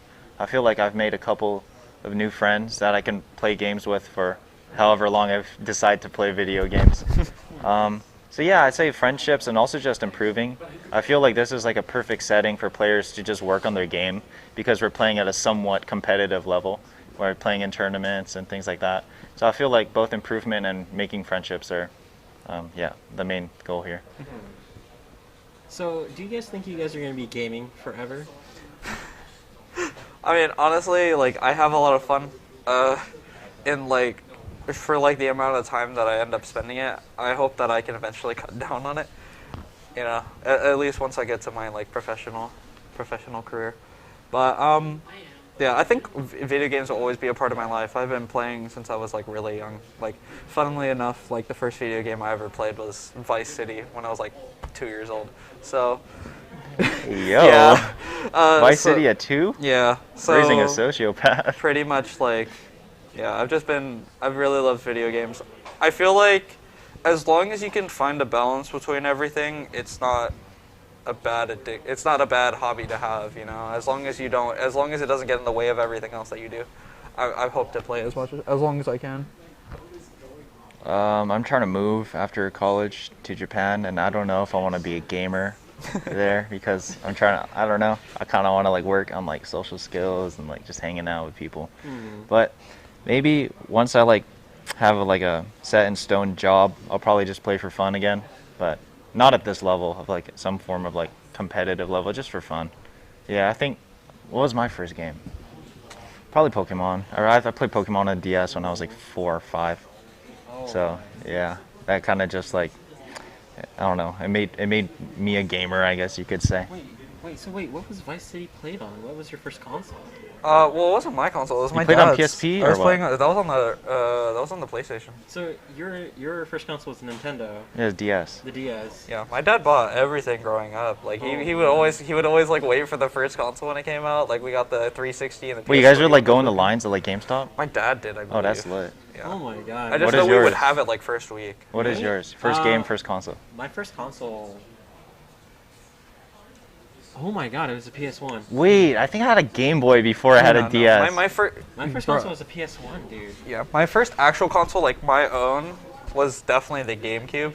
Like, I remember we Mine had. was PS2. Never mind. Mine was PS2. Yeah, I had a GameCube, and then we had like I would grind out games like Tony Hawk Pro Skater 4, play like WWE Day of Reckoning, like SpongeBob movie. Did you play video Star game. Wars on GameCube? Nah, I played a lot of Pokemon Colosseum. That's probably my favorite game of all time. Well, well, I think we may have to call it here. I would thank you guys for coming out and having this conversation with us. And thank you so much. Being able to being able to talk with you guys. You guys are great guests for UHE, and I hope to see more from you guys in this upcoming spring. So, yeah. All right, thank you.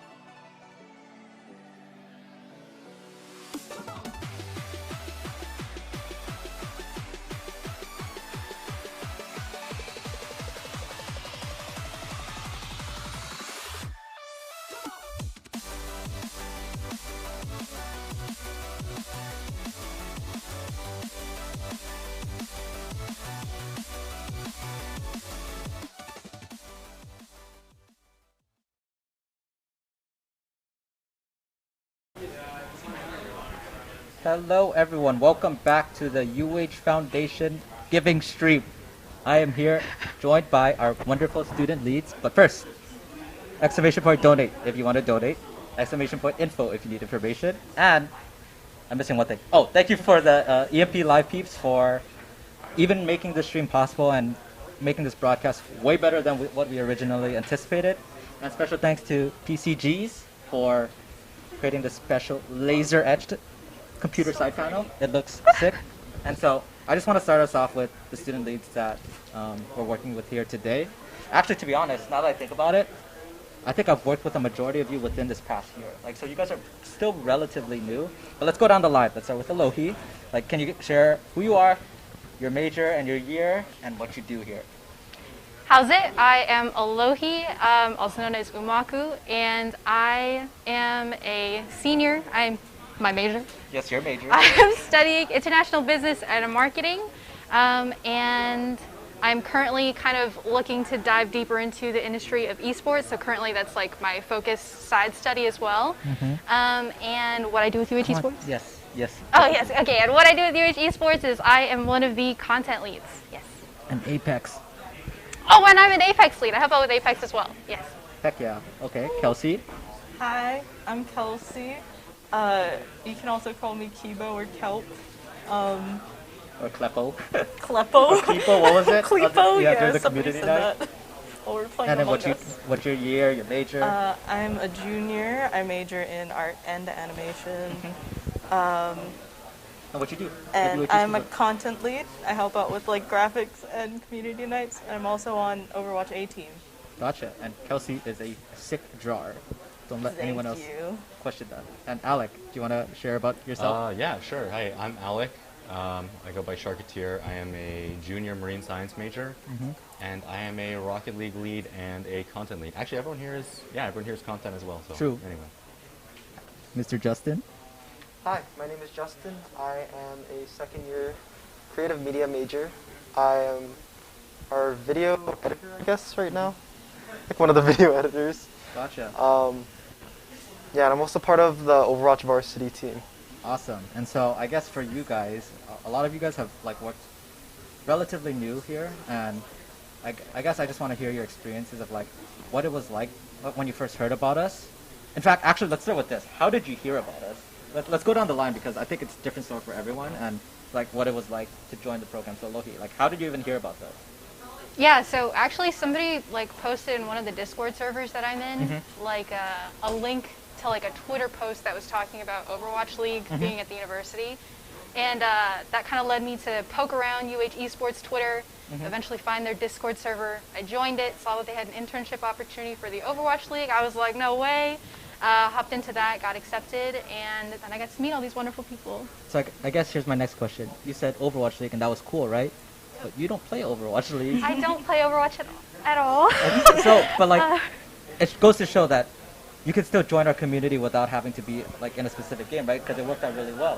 For sure, for Like- sure. I love video games. I Yep. was like, I want to get my foot in the door somewhere. It was and good that vibes all around. Yeah, it was. It really was. It's that's what I'm saying, guys. It's good vibes. And so now that you're here, like, what is it like? Like, was it what you expected when you first joined? Like, did you think, oh no, everyone's just gonna be playing video games, or was it just a cool community where you can just hang out, grow, learn new skills, and just be a better person? Well, I definitely didn't think the latter, but I was like, okay, video games. I need more people to like play Apex with, and here you go. So you use this as an Apex recruiting? No, okay. Just some context. Alohi also created our Apex team. Okay, it wasn't just me though. Yes, it was Alex, who you just saw in that last segment. But also a huge advocate for creating an Apex team. So now I know the reason why you joined this Discord. No. Okay. Actually, it wasn't even on my radar at first until At like. first, so at later first, it was- it was later, but Okay. that was like. Actually, it was people from the UAG community that kind of encouraged, like, you oh my cherish it, gosh, right? you should, what is that? You cherish it, right? All these Apex people. I do. Oh my gosh, the Apex Angels, bro! Like not just the players that like so you met some of the players, but also like just the Apex community. Their server is so cute. Like I can just hop into a game with them, and it's good fun. It's good fun. Some other context. Alohi has been trying to get me to play Apex for the last like 4 months at this point. Maybe soon, but It's not maybe, it's soon. okay, it's soon, according to her, and you know what? We're gonna make it happen. And so, yeah, it's just good vibes. What about you, Kelsey? Like, I know you've been around probably longer than anyone else here. No. Well, technically, right? Like you've been around, but like I guess you got really involved within. Probably is it the Overwatch stuff or maybe before? Yeah, I mean, so I was on Overwatch team last semester, right? Justin was on it before me though, or at least Chris like was our connection to Overwatch team, so we made it in through there. But Gotcha. Justin was like, "Hey, you should join one of the teams because maybe they'll just, A team's like the chill team." But I think for so you, that's Kelsey, sort of how I you were got it. mainly more so focused on playing, right? Like it wasn't until like probably the Overwatch stuff and that's when you got more involved. I Yeah. think that's when I would say like I got to really see you grow. Yeah, I was just chilling. I was just playing Just chilling? Overwatch. You were just playing And then- Overwatch? And then we're like, Overwatch League's coming down, Mhm. and I was like, that sounds kind of cool. I think that's what everyone's saying. Well, we heard Alex's story earlier, but let's go over it again. You reached out to me when you're thinking about transferring, correct? Yeah, because my old school didn't have like a proper esports program. And they do now. I've kind of been helping out with it, but they're getting there. But I was like, okay, if I'm gonna transfer, I personally I wasn't expecting esports in Hawaii to be this big. I was like, it's Hawaii, Yeah. But I was pleasantly surprised, and then reached out to you, joined for Rocket League, and then through the Overwatch League met these guys. Yeah. And then we started the content team, which is pretty new actually. And we'll go into that. But yeah. I want to talk about, did you pick Hawaii specifically? Like, I remember you said you were a marine science major, right? Yeah. Were you excited by, like, oh, it's Hawaii. They must have, like, a decent marine science, like, degree. And then you're like, oh, they have esports? That's sick, Was that, like, a part of it? Yeah, no, I came here specifically for the marine science program. Gotcha. And, but obviously, like, if you're at college, you're doing other stuff, right? Not just what's related to your degree, sorry. So I was really happily Like, you saw, like, an extra, it was like, ooh, this is a I was like, bonus. hey, like, this is great. Yeah. Like, because my old school didn't have that. Yeah, I'm big of a addicted to community, video right? games, and now I can, maybe find distractions for my major, right? Yeah. Gotcha. Exactly. And then as for Justin, I do remember the first time we met, and you can correct me if I'm wrong. I think it was Chris who set up like an introductory meeting, like, hey, there's this freshman who's like really interested.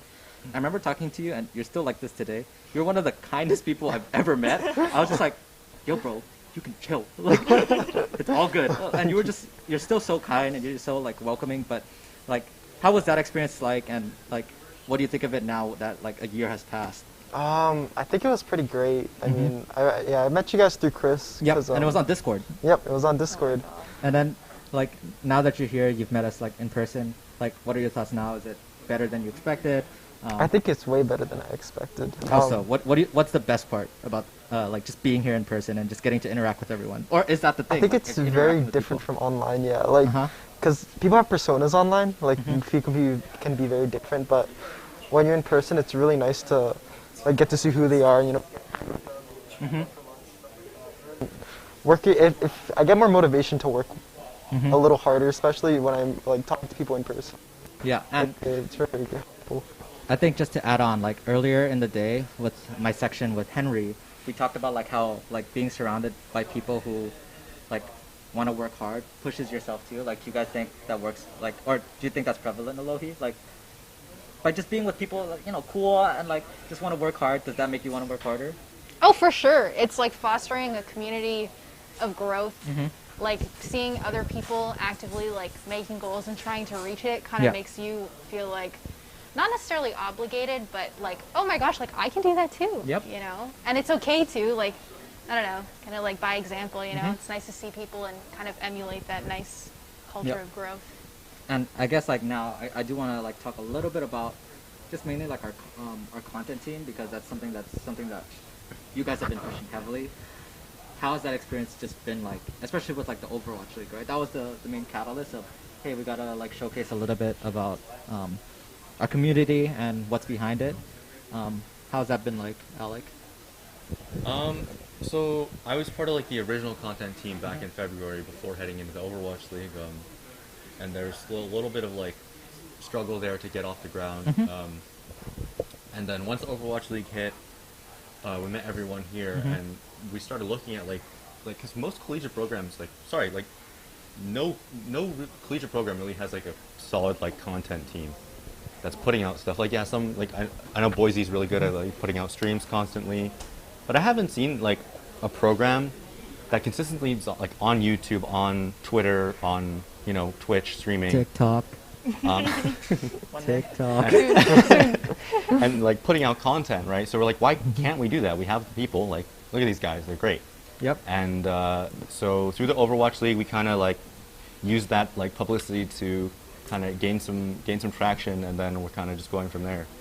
It's going pretty well. We're branching out into like all sorts of stuff and kind of seeing where it goes. But I'm really happy with where we're at right now. I mean, do you think like here, like just as an example, right? Like I think you guys are learning just like responsibility skills that we have to keep each other accountable, right? Like I think back, like did you guys have like a weekly meeting before any of this? Like you know how I keep our Monday weekly meeting just so that you guys can update me? Was that ever relevant to you guys, or is that like, oh wow, I've never had to have something where I am required to, you know, just have my updates ready, know what I need to talk about, and basically present it. Like, did you guys have that, Kelsey?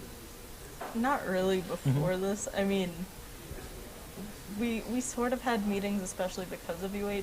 I mean, of Overwatch League, but it definitely wasn't as consistent as one every week, where we had like sort of a set schedule for each meeting. Do you think it helps? Yeah. Like, because that was my main goal, right? Is I want to make you guys like just better individuals. Like it's something to train. It's like, oh man, like Kev, do we have to meet? Like even yesterday, right, when we had to discuss about today, I was like, Kev, like we're pretty much all set. Like everything's good to go. Do we really? I want to sleep. It's like, okay, guys, let's push it back earlier. Let's just get to talk, just to run through everything, make sure everything's good to go. And I think, as we can see today, I think it is going smoothly.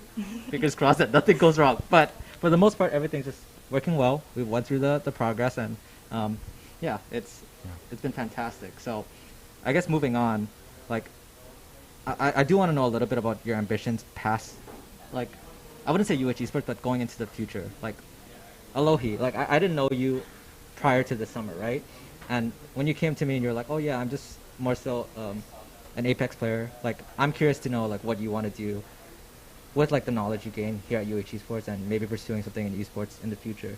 Yeah, video games have like always been on my radar, and I think like immediate goals are to kind of work for a corporation, marketing coordinator, hopefully eventually become a marketing director of some great, well-established like video game publisher or developer, and then I want to graduate into marketing for indie game devs. I just love indie games, and I just want to work with a variety.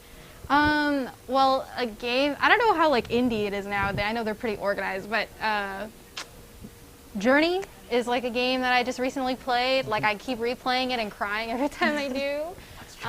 And I just downloaded some like other games like Calico and Spiritfarer per recommendations from the UHE Discord, which you guys should join. Discord.gg/UH Esports. I got you. And so I've been really excited to kind of dive into more of the smaller games, but it's nice. It just feels so you whole. want to support these smaller creators, right? Yeah, yeah. Okay, gotcha. I did not know that about you, and I think that's sick. Yeah, I think just giving everyone that platform just to be able to grow, that's something people should strive for. What about you, Kelsey? What do you want to do in this space? Honestly, I'm not super sure. I've been like... And that's okay. That's really okay. I know. I've been sort of like bouncing around, wanting to like work on cartoon animation, like TV shows especially. Arcane was like crazy, so you know. No spoilers, hype please. me up. What episode it, guys? No spoilers. But yes, it the was art's really just good, right? beautiful. Yeah. That, and then also like this summer especially, it's just been a lot of working on graphic design for esports, and I think that's been pretty awesome. I guess it's like trying to figure out what you really enjoy, right? Like, I think like Alohi said, like she likes helping like these smaller creators, probably to showcase their. Oh shoot! Probably to showcase their game, right? And just to make sure that they get this platform to showcase how great of a game can be, even if you're a smaller company. Like you don't have to be some gigantic Goliath. And I probably used the two of the same words, but some huge publisher to create something great. And like for me, I think my big thing is like I was once in your shoes. Like I know how hard it is to get a job in esports, and I don't like that. Like I want to push for something better so that you guys can get a platform, right? That's my thing. And so yeah, it's just finding that niche, and it takes time. Like you might not know right now. Yeah, it's one day, and it's gonna take some time, but ultimately you're gonna find something. And I've been like a big believer in like just pursuing something that you truly love, because that's something that you'll work hard in. Gotcha. And then what about you, Alec? Well, funny because I'm a marine science major, as you know. But There's Dolphin Simulator. I'm you can create that. You know, Kevin. What's up? Okay, clip that, somebody. No, that's just dolphin noises. Get that as like a donation sound on the channel. What? Okay. Dude, that was a dolphin noise. That was. Could use that for something. You should not have done that in front of the content team. I'm just saying, like, that was. That was the greatest dolphin. Dude, you guys are just hating. Everyone in chat say my new ringtone. type 1 if that was a good dolphin noise, and I know it's just gonna be a sea of 1. It's just gonna be one straight flat line. But continue. You can create an ocean game. Anyway, that's all I'm suggesting. Actually, yeah, one of my favorite games growing up. I don't know if anyone's played it. Endless Ocean for the Wii. Endless for the Wii. Never heard of that. Dude, Did the was Wii. the Wii did the Wii exist when you were alive back then? I'm not that young, Kevin. Come on. Oh my God. Okay. Anyway, but yeah. So, especially the Overwatch League, like photography, videography is kind of my thing. Obviously, with COVID. Sorry, really quick. How did we jump from the ocean game to Overwatch? I think that's why I'm laughing. Oh, because like you know, I'm talking more about esports. Oh, okay. Because okay. I don't want to sit here and talk about my path as a marine science major on the esports stream. You know. Oh no. Aside from the atrocious sound that came out of his mouth earlier. Anyway. Okay, so okay. do photography. Yeah. Anyway, so photography, videography. I do a lot of that as a hobby. Oh my God. So for Overwatch League, that was great because like I got behind the scenes access to like the actual Overwatch League, so I was doing event photography for them. I was super happy with that. But obviously, you know, with COVID and whatnot, like if you're not in person, you can't take photos of people. Like that's just kind of how it works. So moving forward, I've actually been working a little bit for EMP, doing some like video production and gonna do some event photography, hopefully for them. And we'll see where it goes. I mean, I'm having a lot of fun, and you know, if I get offered a full-time position after I graduate as an event photographer or videographer, I don't think I can turn it down. Which I think, well, I guess like for me, I need to remove like the dolphin noises out of my head. Oh, yes. Okay, there you go.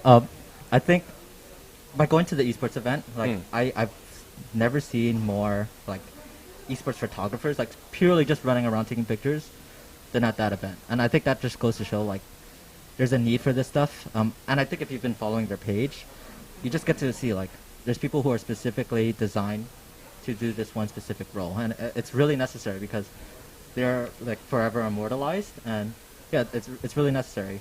And that's one thing I regret not having earlier in the program, like just having these ancient gems, just being there. Yeah, that's just something that I wish we had more of. Just because you guys don't know like what it was like, how like rough the edges were. I don't know if Kelsey, were you here when we first started the Overwatch stuff? Kaysen was. Kaysen was. So I know I Kaysen knew was about there. it for sure, but you didn't get to enough. see the space, right? Yeah. So those are like the ancient times.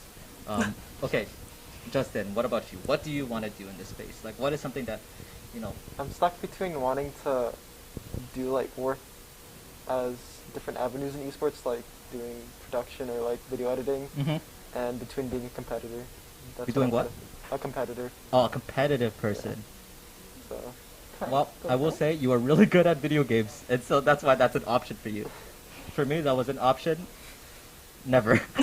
I'm sure they have teams for Plat League players, Kevin. You can do it. I don't know if they're gonna accept me. They're just gonna look at my account and they're gonna be like, "Yeah, buddy, we're gonna have to take the guy who's blind, and I think he might perform better than me." But yeah, Justin, I think for you, like specifically, you're ambitious enough to do what you want, and because you're skilled enough, and like you've picked up video editing in such a like quick time, it just goes to show that like you will learn any skill that you need to in a timely manner. So other than that, like working with you guys has been like fantastic. Is there any like project that you guys specifically want to like tackle within like, I should even say like in the next month? Like what is like, you know, let's just say, you know, New Year's resolution, you have one month left. What do you want to do with UH Esports? Ooh. Oh God. That's a tough Oh, one. actually, we have a ton of behind-the-scenes footage and content from Overwatch League. So keep an eye out for something coming probably within the next few months. Next few months. We're gonna. Yeah, Okay, we're you not gotta that quick. work on it within a month. It'll Gotcha. be worth the wait. I promise you. It'll be worth the wait. Gotcha. But other than that, I mean, we have a couple other things going on. I'm not sure if anyone wants to talk Oh, yeah, about. I was gonna say it's just yeah, the TikTok. TikTok is my Oh New Year's yeah, wait. resolution. This guy still owes us a maid costume at some Yeah. point, right? True. I don't remember like. On TikTok? He's been dodging it. Okay, moving on. But, What are your, New Year's UH Esports resolution? We've actually recently started a few like subcommittees in UH Esports. So right now we have Kelsey who's working on the community nights. So we've been getting a little more active with that in our Discord. Feel free to check it out, first-hand experience with that. And then we're also looking to have more podcasts. So if you haven't already tuned into like the other content we have on here on this Twitch channel, or on our Twitch channel if you're watching from YouTube, check out our Twitch. We have like podcasts that we're trying to do, I think twice a month is what our podcast team's goals are at the moment. Not sure if we're going to get 2 out for December just because of like, winter break and holidays and such, but we'll be resuming hopefully regularly scheduled programming into January. And then we have a couple of other projects I feel like we want to kind of start well into the spring. We have a really large content team. If any of you viewers are out here and you guys are like signed up with us, we're a content team or UHE, or you're interested in working with us, feel free to reach out to us via Discord. We have projects that we want to work on, and I think we're just trying to up engagement in terms of actually having the people that signed up for content team to actually work with us. So don't be shy. We're open to working with all skill levels. Frankly, like at the start of the summer, I knew nothing about Photoshop, and now it's like my little baby. So don't be shy. It's a good opportunity to like learn. Here, how about this? If I gave you like one opportunity to use me in a project, right? Like, let's say Kevin plays Made Apex, or okay,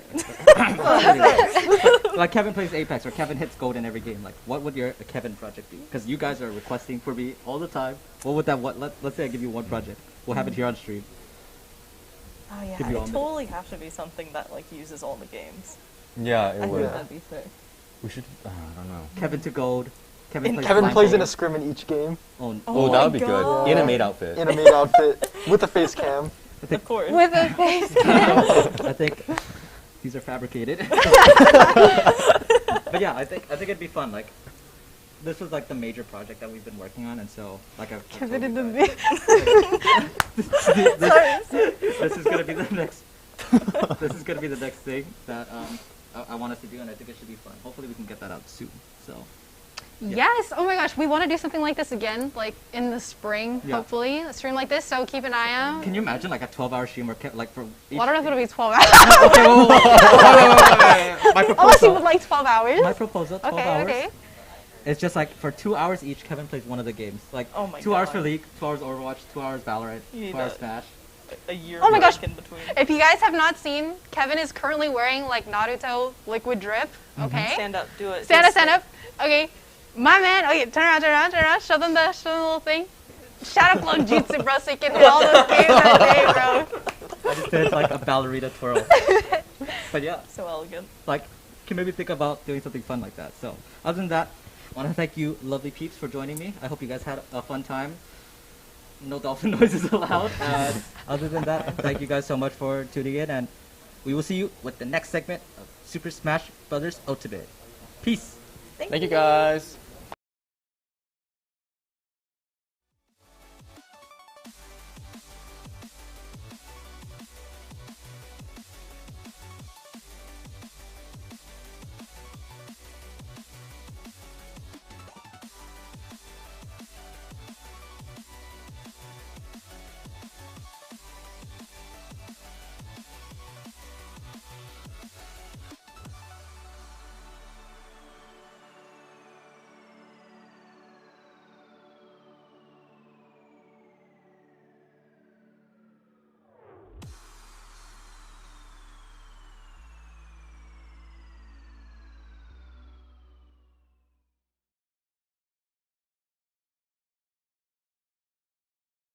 Right before Thanksgiving in that very closely contested matchup. So this has all the makings of a barn burner right here. This is gonna be a fun one to watch.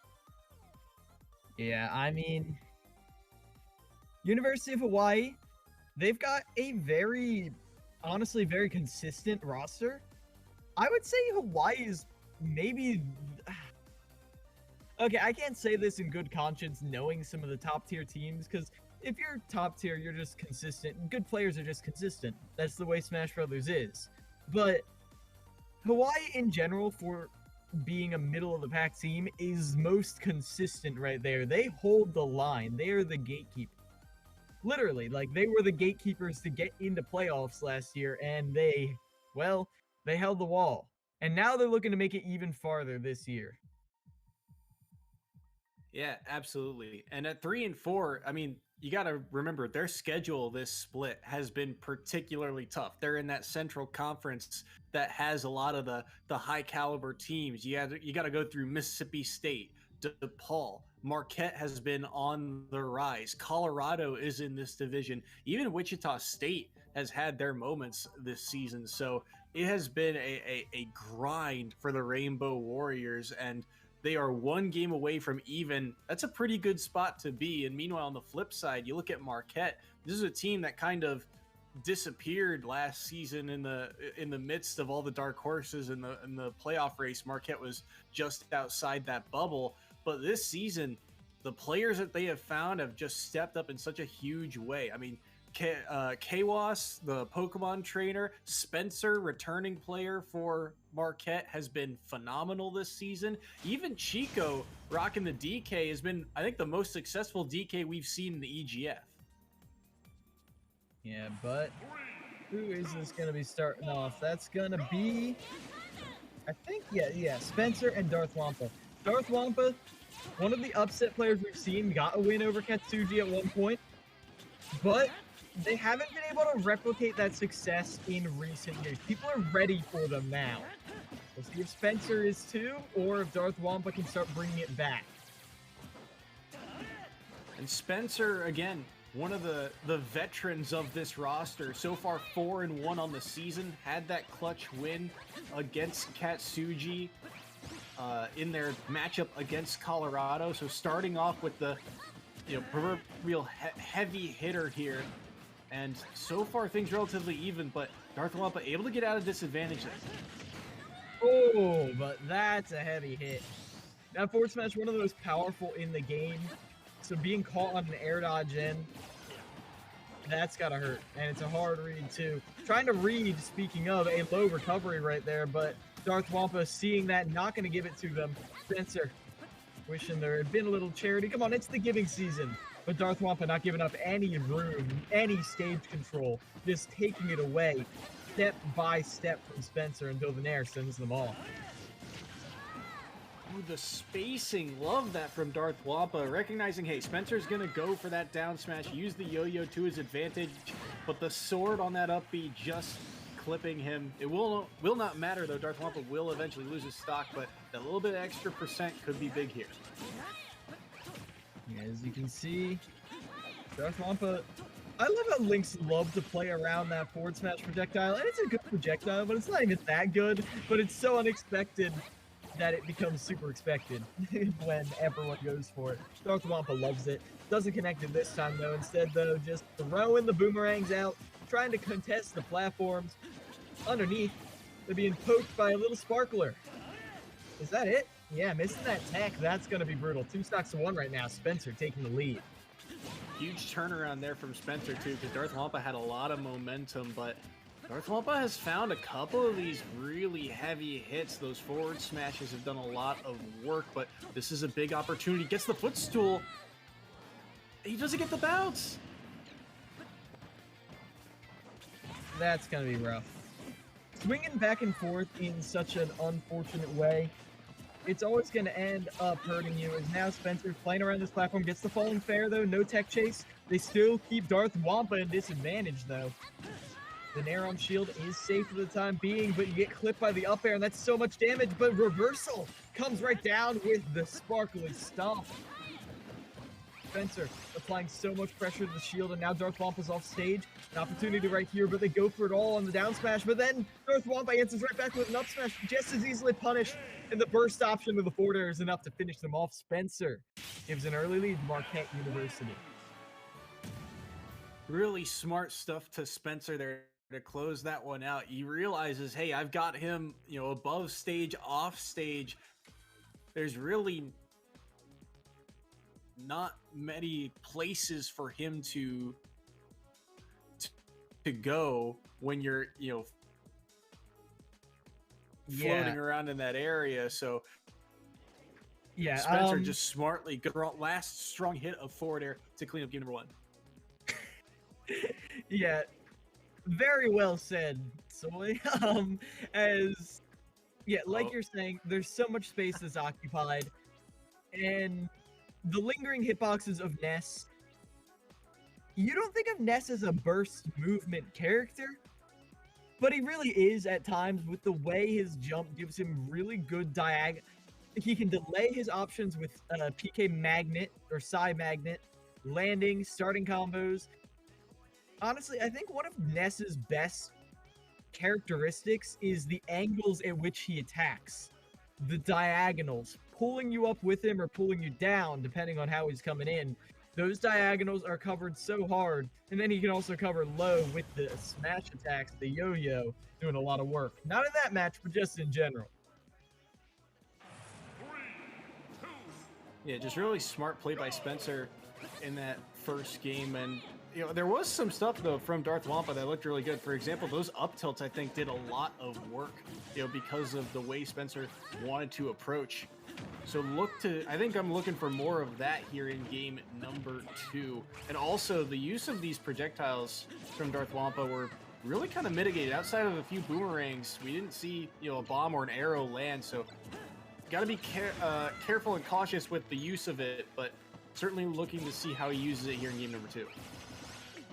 Ooh, had a good game there for a moment, but it's a reverse.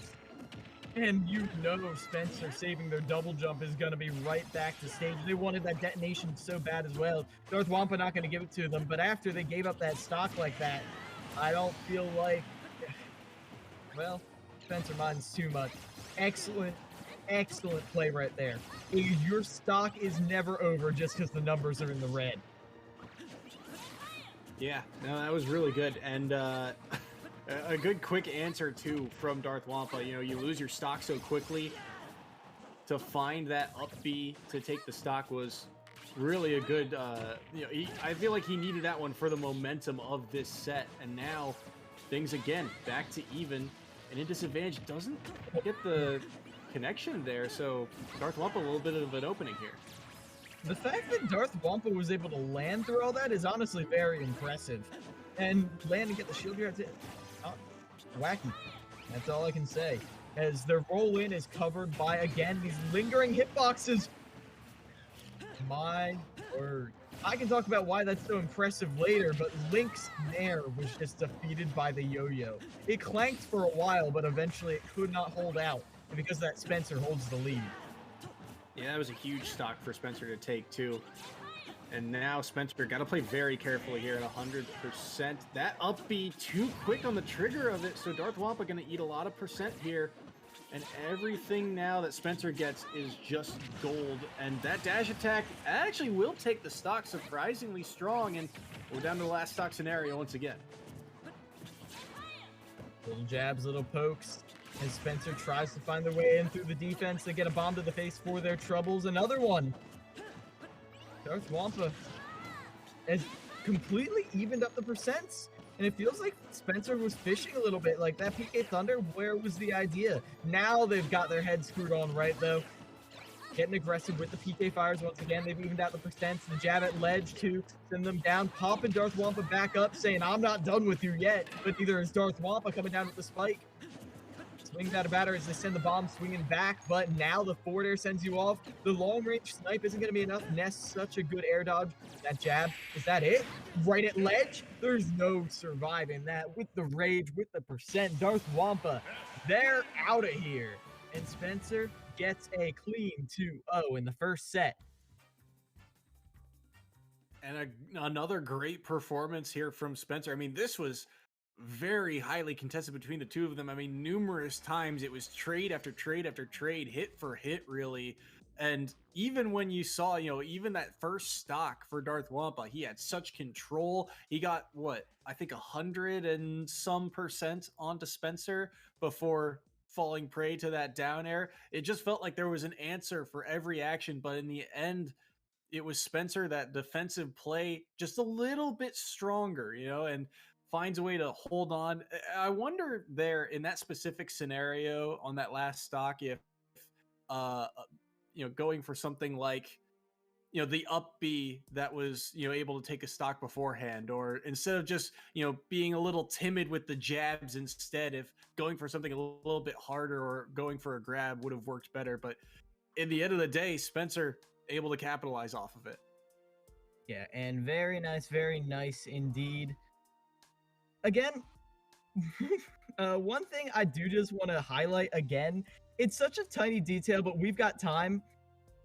Do you know, Soy, what one of the best anti-projectile tools in the entire game is? It's not the shield, it's Link's neutral air. Take a look at this thing right here. Take a look at this. That lingering hitbox will trade with literally everything. You can just nair towards characters with projectiles, and you'll just clank with it, and you'll be fine. Did you see, though, when the Link landed on the lingering hitbox of the yo-yo? They literally clanked with it throughout the entirety of their move. Like, all of that red thing, they just kept clanking with every hitbox that the yo-yo threw out. They froze in the air as the hit stun held them in place. But Ness held true, held the line, and eventually the nair was finished and the yo-yo won out, and they got a stock for it. That's such a tiny interaction, but it's the first time I've ever seen it happen, so I had to highlight it. Yeah, and it goes to show really how close this match was too, because we saw Darth Wampa had adapted to it in the past, right? Because Spencer, we knew he was going to go for something like that. The yo-yo to cover the ledge is a Ness classic, right? But we saw Darth Wampa use the up B to try and drift around the yo-yo. He wasn't afraid to try and stall out that hitbox with the nair in that interaction. So it just goes to show, the adaptation by these two players. It was really punch for punch. It was just one small mistake, one, a little bit of timidness on the side of Darth Wampa that ended up being the downfall of Hawaii in set number 1. And I don't even think timidness was even entirely accurate. I think bravery on the side of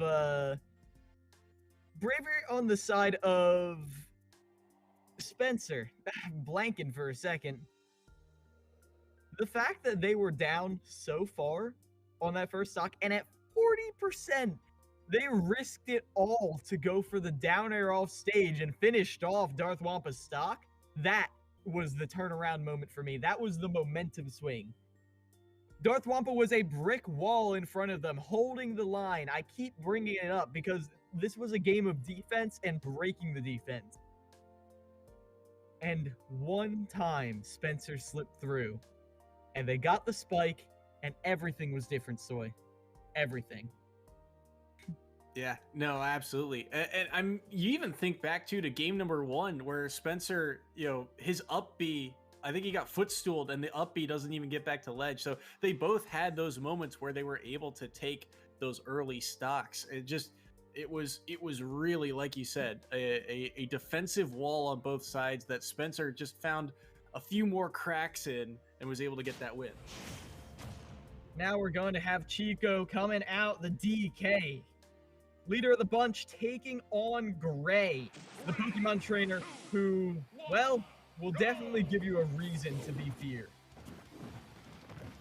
Yeah, these are two players that have been very good this season. Chico 3 and 4 on this Donkey Kong, but against Gray, this is going to be a tough matchup for him. He's going to really have to make sure he gets as much mileage as he can out of these openings, and Gray has been so good this season, 4 and 2 on the year, and oh my goodness, look at Chico go.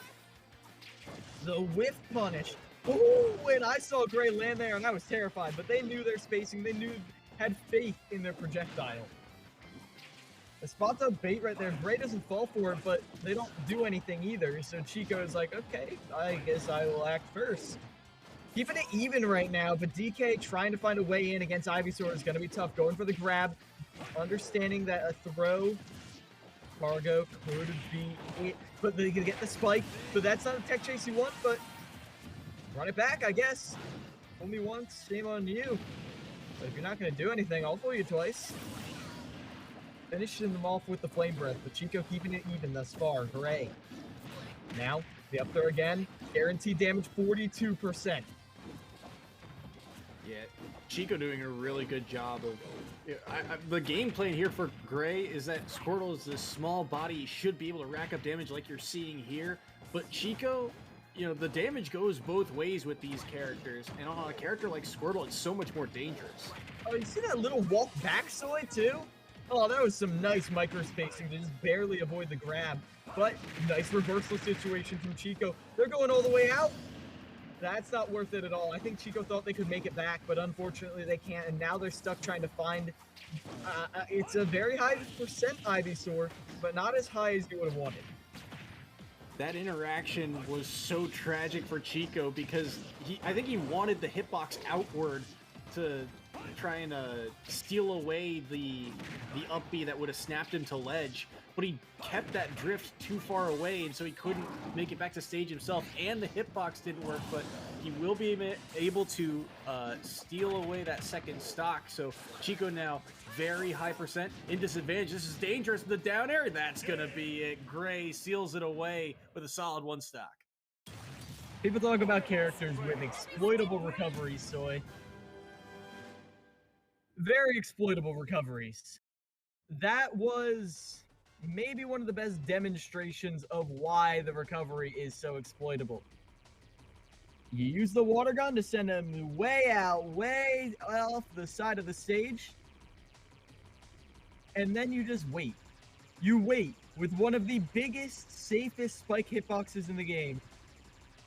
Like your duck hunt, waiting for the ducks to fly out, and you just wait. And then there it is. You line it up, you shoot. I don't think they had the spacing right too. I don't even think Chico had an opportunity to tech. Yeah, absolutely. Very well done to Gray. And that's what makes this matchup so difficult, right? Because DK is a character that can be exploited through his recovery, through his big body. That's why Chico has to make every opening count. When he gets those combos on Squirtle at the early percent, he has to get the guaranteed 40. He has to land those back airs at the end of the combo in order to keep things close, because once Ivysaur gets on the field, once Charizard gets on the field, there's so much more danger in that specific playstyle. And it's not that Squirtle isn't dangerous in his own right, but that's where he has his best kind of neutral openings. Yeah, 100%. As we're getting into it now, interesting. Going for the K rule instead.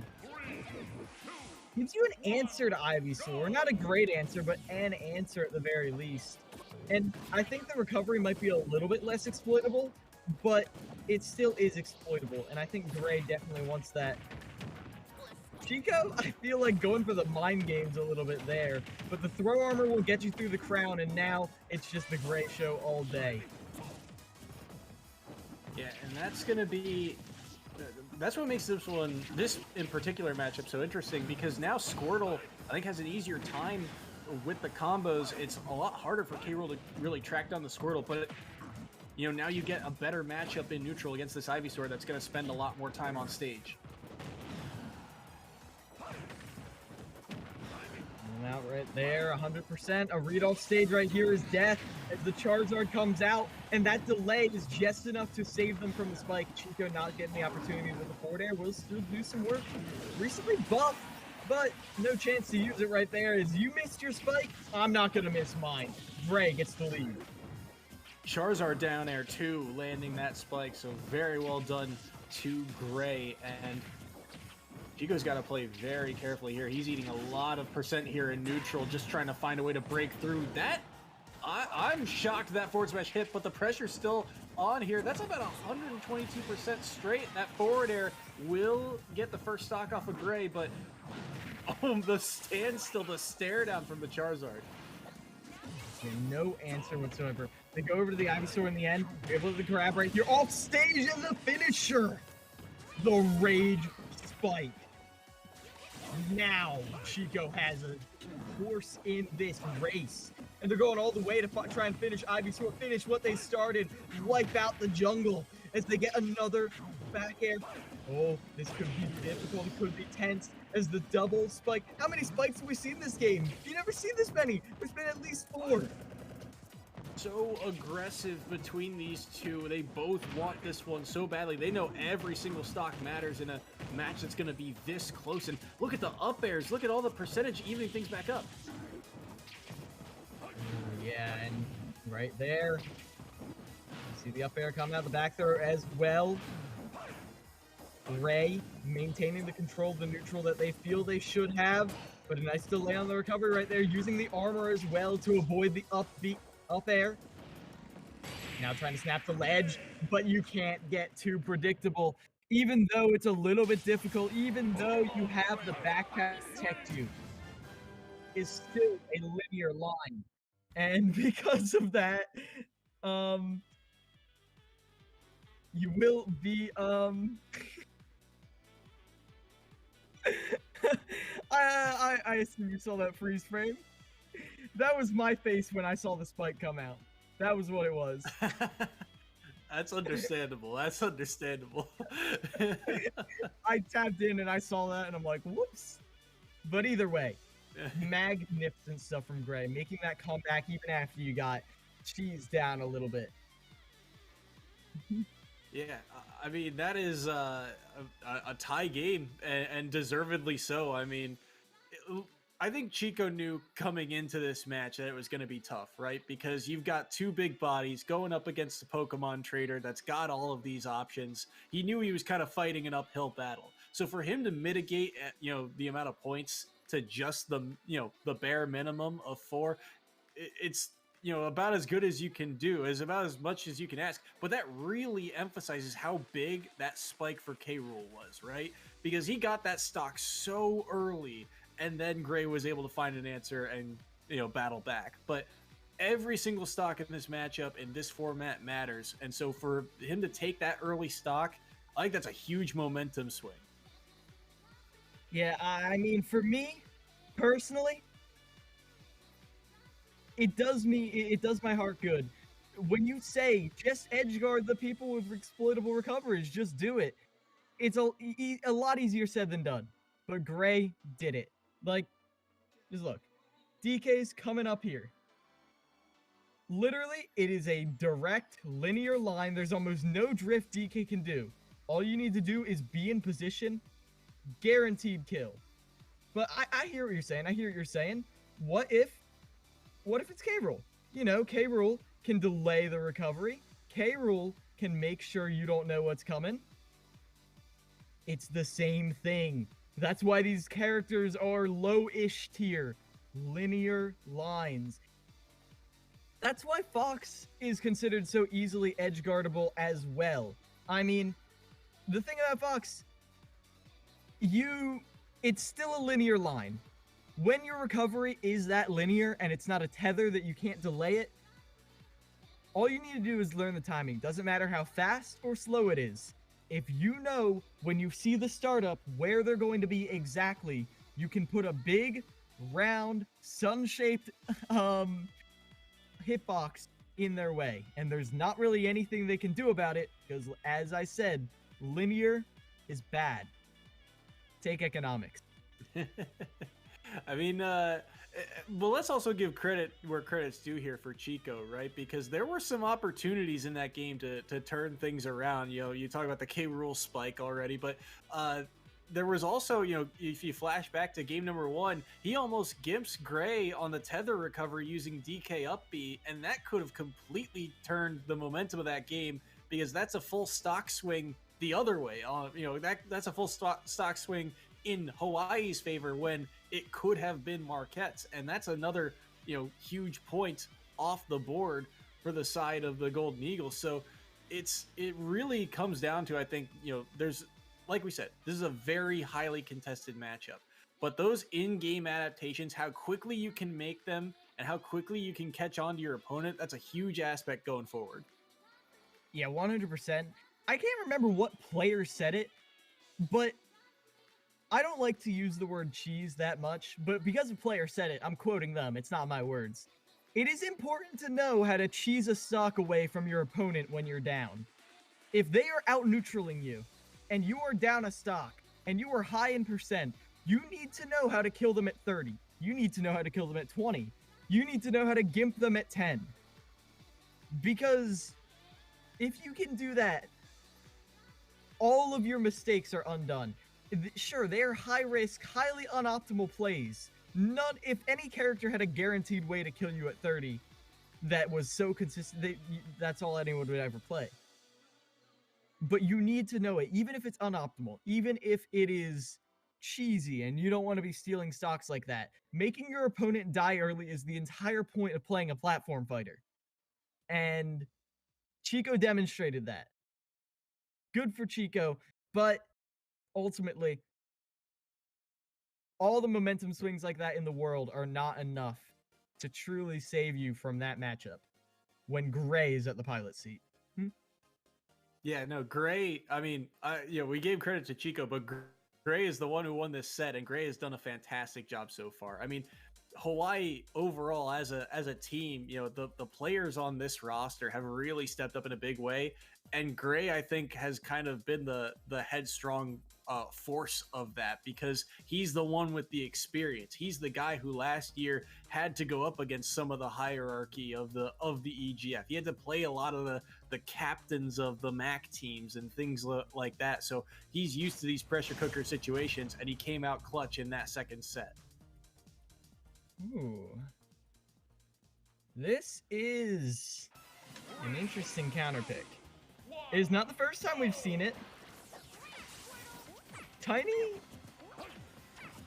Have we seen Tiny yet? I actually don't know. But either way, going for a Pokemon battle on Pokemon Stadium. And right away, straight to the Ivysaur. That's crucial right there. I think Puff is so bad against Ivysaur, and you can see why. How are you approaching with the platform and the Razor Leaves in the way? Yeah, it's going to be very difficult. We have seen Tiny a couple of times this year. He's 0-3 on the season, but he's done a good job of mitigating a lot of points for the opponents that he's played against. And Fruit Basket is another PT for the side of Hawaii who's had some strong showings. But what a clip on the Nair there to seal away that stock. Very, very nice indeed. Tiny, get some good pressure right now. That is one thing Puff can do that most can't. Contest tether recoveries. If you're able to stay at ledge and keep them off there, get it used to the patterns. Fruit Basket can die shockingly early. Fruit Basket, I think, right now is trying to just kind of figure out how to pressure in this Ivysaur matchup, because right now Tiny doing a good job of weaving in and out. Ooh. Able to get nice forward air right there. I don't mind the switch to Charizard. I mean, I feel like these running F-tilts, up smashes out of shield, they are so vital for getting that early stock. Though this isn't even early, it's 97 on Puff. That's like 150 on anyone else. Yeah, that's gonna be an up smash from Charizard. So first stock off the board of Tiny, but the damage has been done. Tiny's done a good job of just slowly chipping away at Fruit Basket. Yeah. Now. Ooh. Look at this coverage right here. Every single time Fruit Basket tries to get off the ledge, Tiny is there. But Ivysaur, I mean, don't get grabbed. Don't. You see that shield at ledge? Don't get grabbed. Back throw, back air. That's the beast special right there. As I think they're out of the range now at this point, but still, Charizard can just kill you. And as you can see, the huge hitboxes are actually where Fruit Basket is excelling. Ivysaur, I think, does do well for actually killing Puff with setups into up air and down air to just finish her off. But in this neutral, as long as you're able to avoid getting down aired, which you're not going to get comboed at this percent anyway, this Charizard is the pick with how much range tail gives you. I was just about to say, if you're tiny, you're looking at how do I find a way to get a kill on this heavy body? I can't find a strong hitbox anywhere. He finally gets the strong hit of back air, and even that is not enough.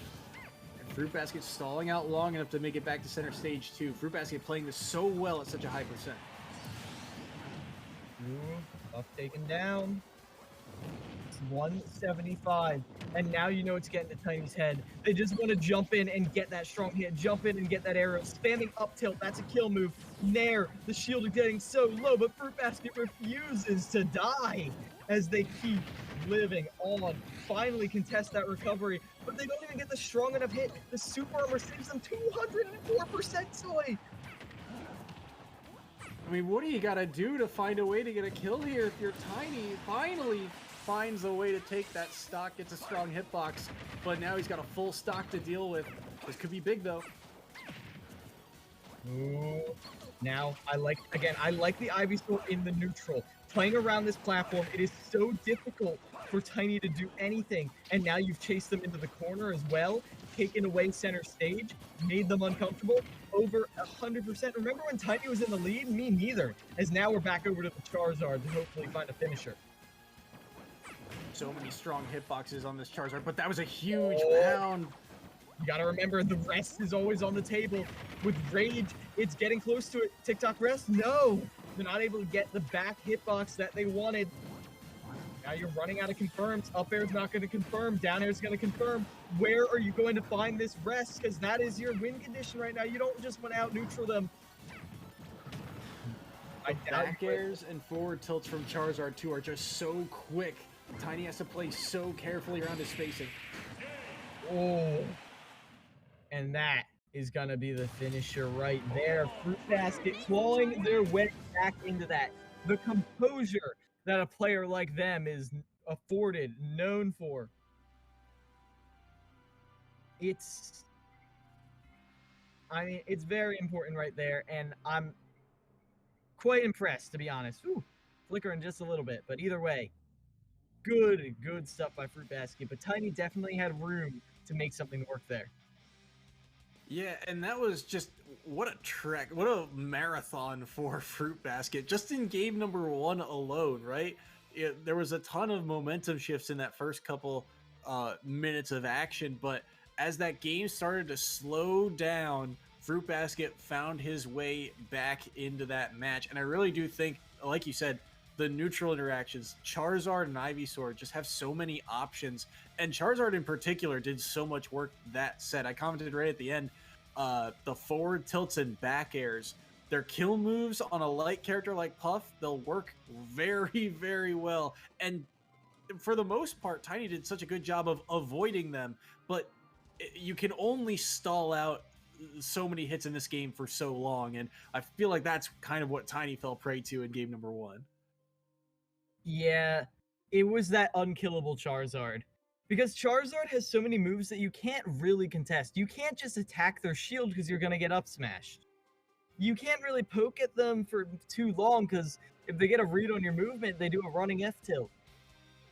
The anti-airs, the aerials, everything was just a recipe for disaster if Jigglypuff got too close. And I feel like Tiny, it got to their head a little bit.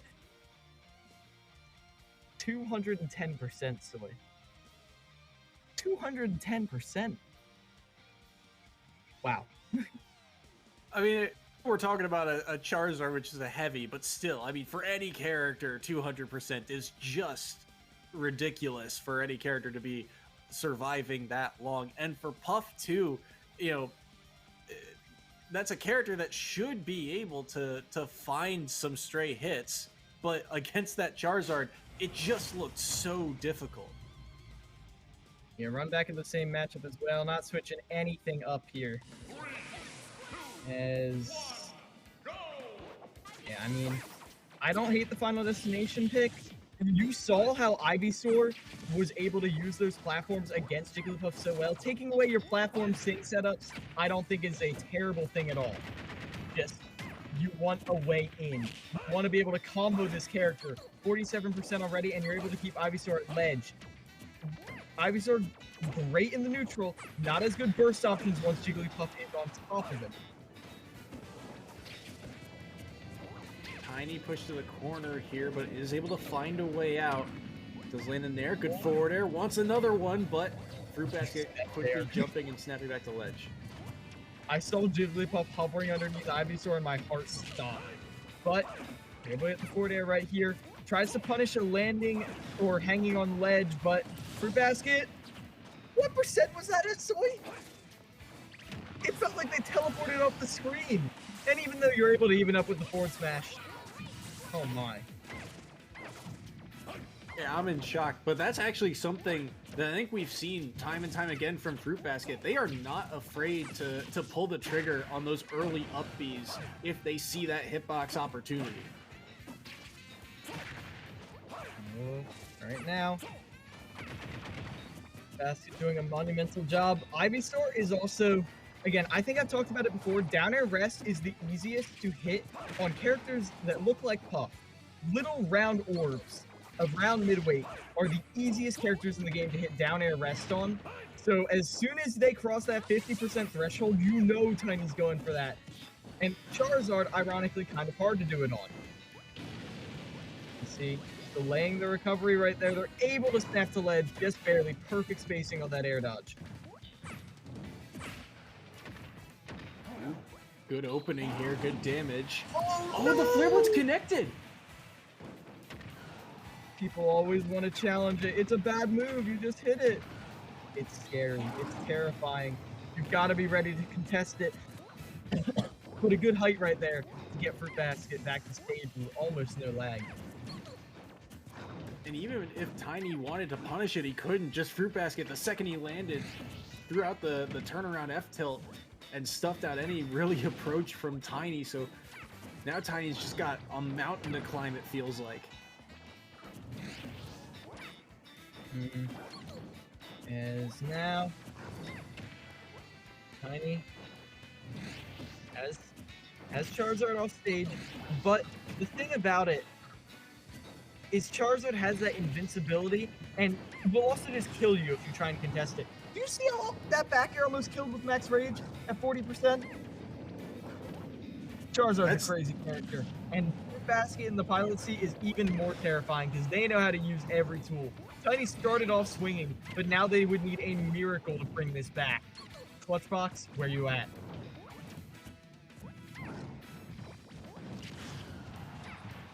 Another forward air, and oh boy, Tiny's just running out of options. It feels like he's wearing a borrowed time. Max rage back air, that's all you need. And all the perfect spacing in the world, all the aerial footsies won't save you in the end. Tiny taken down in University of Hawaii, taking the lead.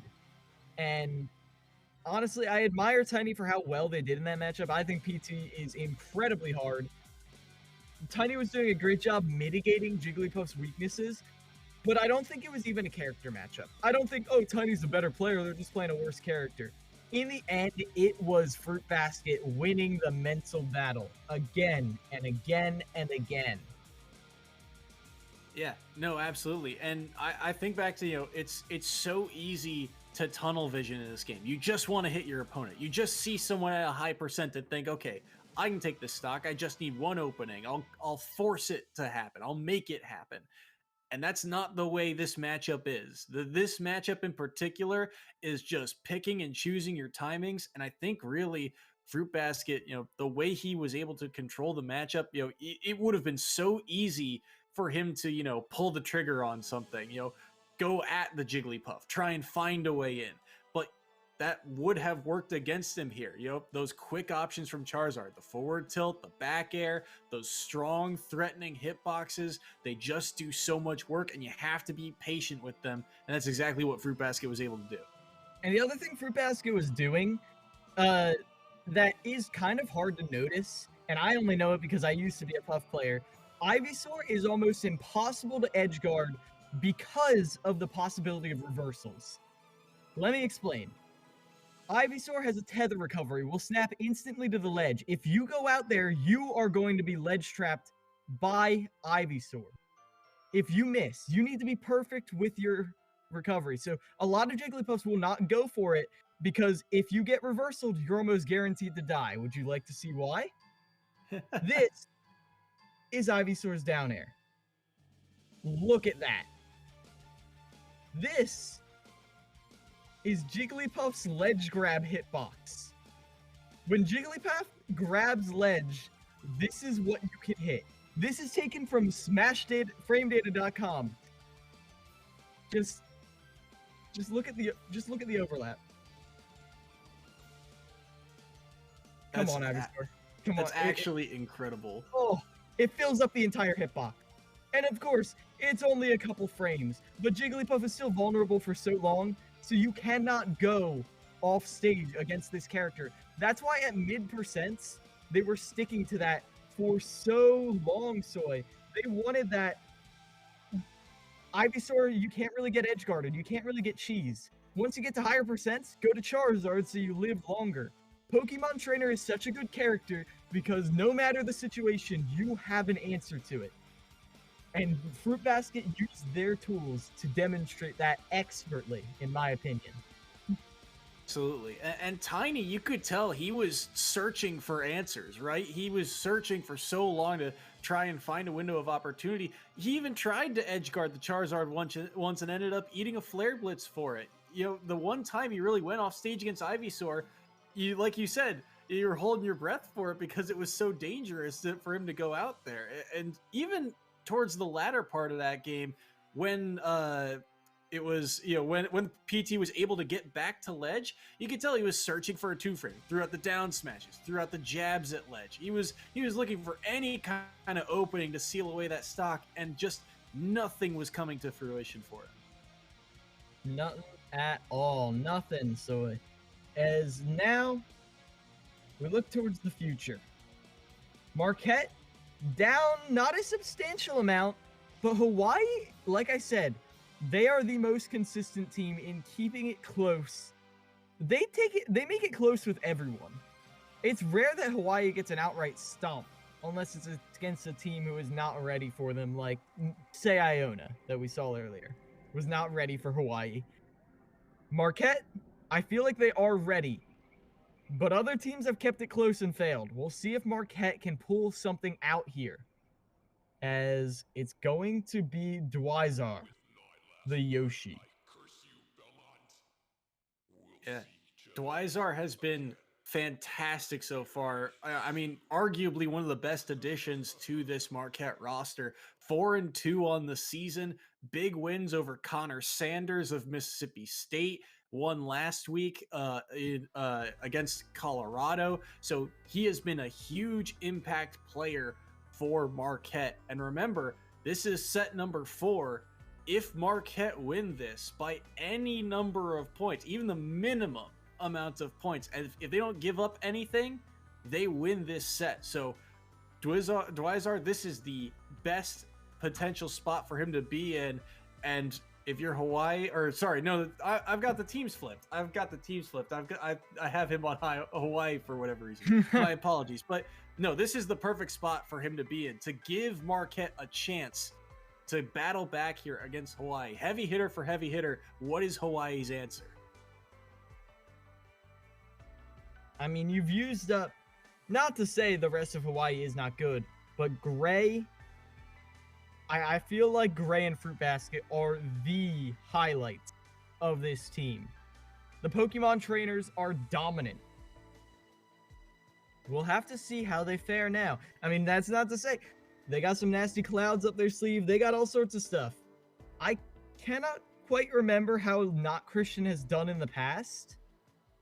But, I mean, University of Hawaii, they've got a great coach, and they are always on that grind. And on top of that, too, you look at this matchup in particular.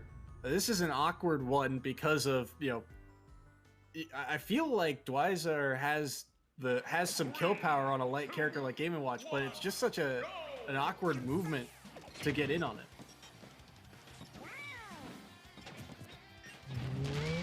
right here, right now, the landing back air, playing this very cautiously.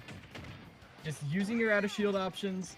I mean, Nair out of shield versus uppy out of shield. Two of the best ones in the game, but Game & Watch obviously taking the cake right there. But not really able to get any follow-ups off of that uppy out of shield, and that's crucial. Because that's a lot of percent that Game & Watch isn't getting for free.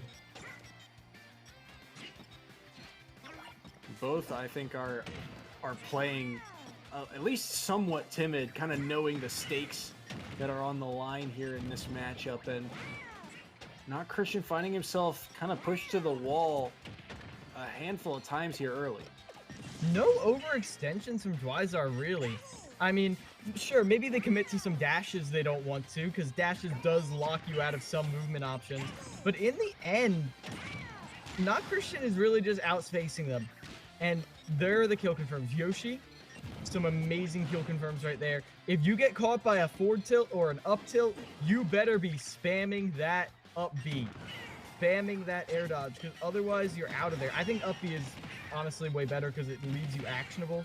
But still, is that Yoshi without a jump up there? Alright, that's why you get some damage. That's twice now. Dwyzar has kind of pulled the trigger on that down B. And it has not worked out quite yet, but that seems to be the kind of burst option to try and break through neutral. Ooh, dropping shit a little too early on that back air. Dwyzar now trying to fish for the kill. Not something Yoshi usually struggles with, but Game & Watch can make it especially difficult. Tech chase situation on the platform, though, you're not missing those. The up air will send Game & Watch straight off the top. Really now, smart by Dwyzar there on that up air, right? The second he realizes it's a tech situation, just covers, you know, or gets over there in time to cover just about any way he's going to go. Cool. Nice chair right there to finish him off. Not too much extra credit, not too much mileage. Dwyzar delays their aerial just a little bit, and you know Game & Watch is going to put out one of their own in the meantime. Staying above Yoshi is a dangerous thing indeed, but Game & Watch can feel pretty comfortable with it, relatively speaking anyways.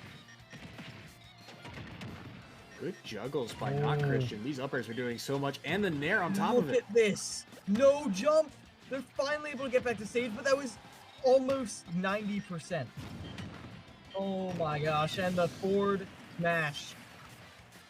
This is how we win. Yoshi without a jump. And again, this is what I love to see. You talk about a character's weaknesses, Joy, but a lot of people don't really exploit them like they should. Just edgeguard the heavies. Just keep Yoshi in the air after you lose the double jump. It's not something a lot of people do. That is what Hawaii is doing. It's the mark of not only a good player but a good team, because just every player on this roster has been able to find their openings and find and exploit those few openings, and that's a good up smash to tie things back up stockwise. But like you said, Dwyzar's got to play so careful. He's got to hold it. He's stuck in the corner here. That was dangerous. To be honest, it's been a while since I saw Yoshi. I thought that was an egg roll. As right now, you're actually successfully punishing that up smash. Very nice. Using that disjointed tail to your advantage. Trying to set up with a drag down, but Not Christian refusing to give up mileage. Sure, they'll dash back for a second, but never too long.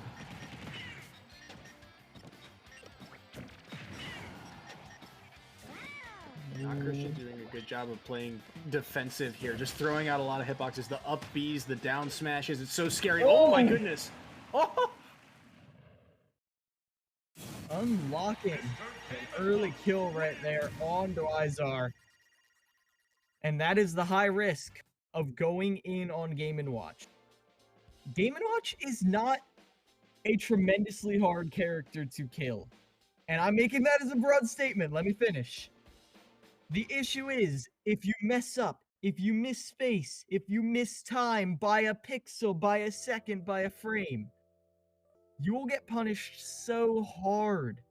That is why most people choose not to punish these punishable options. Like, you will see, like, you'll go into some character discords and they'll be like, Actually, Game & Watch down air is actually kind of punishable. All you need to do is blah, blah, blah, blah, blah, blah, blah.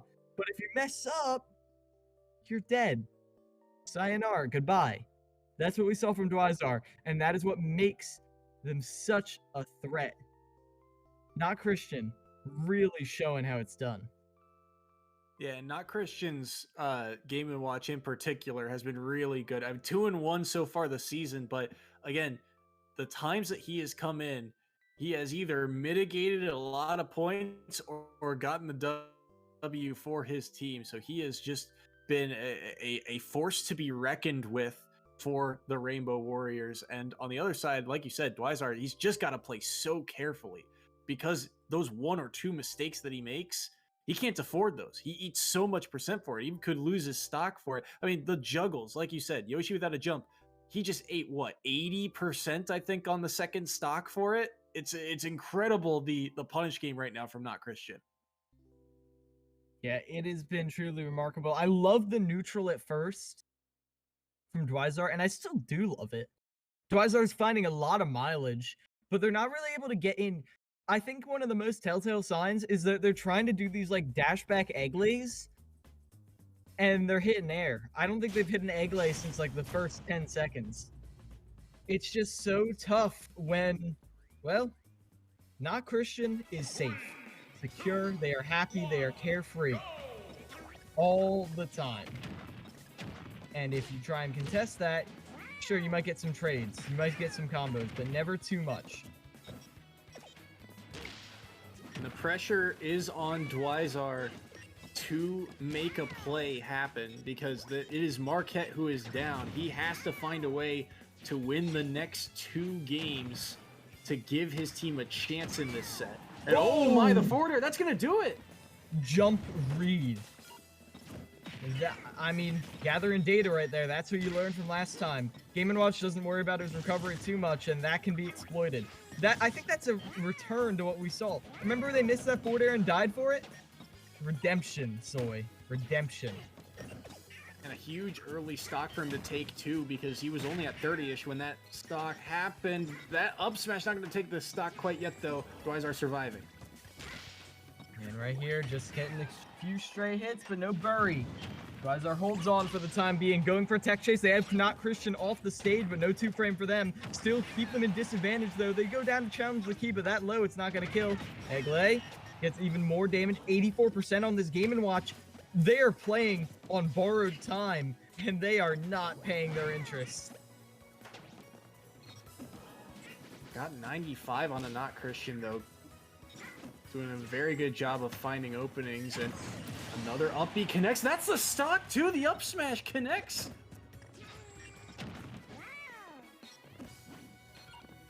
Very nice nair, puts them at disadvantage. 3-1, still doable for Game & Watch. You don't want to drop this, and you got to remember the points you're playing for, too. If you're able to finish this, you're able to make a winnable game for Marquette. 163, though, like you said, it feels like he's working on borrowed time. Gets the spike hitbox of the down air, so first stock off the board of Dwyzar. When's the last time you've seen that, Soy? I know it's been a while for me. There's the grab into up air, some guaranteed damage, very nice stuff. Nothing too flashy. Just outspace, outplay, outthink. That is Dwyzar's plan. But they end up going right into the bomb, and that gives Not Christian an opening in center stage. Following them up, but they're not quite able to pass that nair. This is damage building up, Soy. Could this be a comeback? If that buried, it might have been. Oh, he's playing with fire. I thought that was going to be an up smash, but it's an up smash the other way. Dwyzar with a 2 stock, and we're going to game number 3. Yep. Dwyzar getting the 2 stock, 2 points. Not too shabby in the slightest, and it was a little optimistic to hope for a 3 stock anyway. Listen though, University of Hawaii, like I said, they bring it down to the wire every time. Will it happen again? Or will they get this win here and now and more or less, I mean, you still have to worry, but not worry. That's your goal. You want to set your team up for success. Win early, don't give them an opportunity to bring it back. if you do the math here, it's if Not Christian gets a 2 stock or more, the best Marquette could do is tie.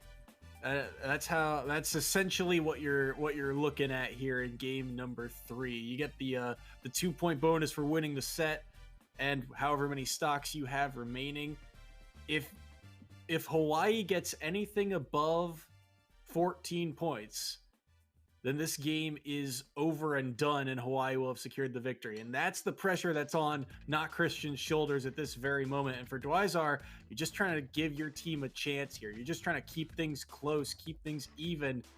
And if you get the win in this set, you give your team the opportunity to pull back and put it all on set number 5. But if you don't, then it's going to take a near perfect set 5 for Marquette to come back. So a lot on the line here in game number 3.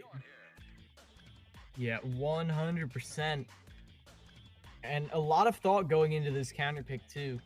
I don't feel like I could have my mind changed as soon as I see what comes out, but I don't feel like Game & Watch has any stage they win. Yeah, they're just gentlemen and back to PS2. Why not? I mean, you want to keep it even? You're banking mostly on the neutral. In the beginning, it was Not Christian who was outspacing Dwyzar, making sure their dashbacks hit nothing but air. Now, it was the slight overshoots that were really giving Dwyzar the edge. It's time for the next phase of evolution. Here on Pokemon Stadium, we'll see who gets it first. There's that neutral B that we saw. You know, Dwyzar really couldn't hit one in game number 1, but like you said, his spacing has improved, and he's starting to land them now, and that's a lot of percent that he can get out of those. Ooh, nice little egg right there. It doesn't do damage, but it stalls them in the air. Tries to space the down air correctly, ends up hitting nothing but air and getting hit by the uppy out of shield.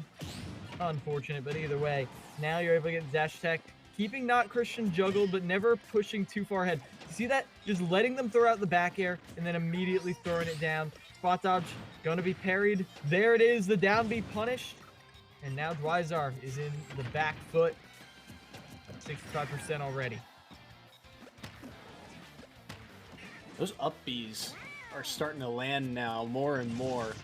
And even if they're not landing, they're certainly threatening a lot of space for Not Christian. He's got to be very weary of those. Yes. Dash? They're trying a quick attack in the center, and eventually Dwyzar is like, okay, I guess I'll go cover jump, and then they just hit them anyway and killed them. Good for Dwyzar. Still confused, but good for Dwyzar. Oh, and there's the spacing they were looking for. They do the down air on shield, and they're still able to drift far enough away that the up B doesn't hit them. Those back airs, too, the spacing on those has just really been good, but that's going to be the stock answered right back, gets the berry into the forward smash, so Not Christian evening things back up in the stock department. Ooh. Very nice indeed. Goes for a very aggressive nair, but Not Christian still at a deficit, but they're pushing in. They're taking territory, but they're not able to hold it for long before they're forced off the other side of the stage instead. An aggressive forward air right there, but it's not going to connect, as now the up air does some nice damage, but it's not enough to really keep things going for the time being. Back air going to be punished as well. It feels like Not Christian, a lot of the damage that he's gotten, especially throughout this set, is either through those up Bs or the juggles, but the juggles have really disappeared. Dwyzar doing a good job of not leaving himself susceptible. Yeah, when's the last time you saw Dwyzar get caught without a jump and held in the air for, what, 15 seconds straight?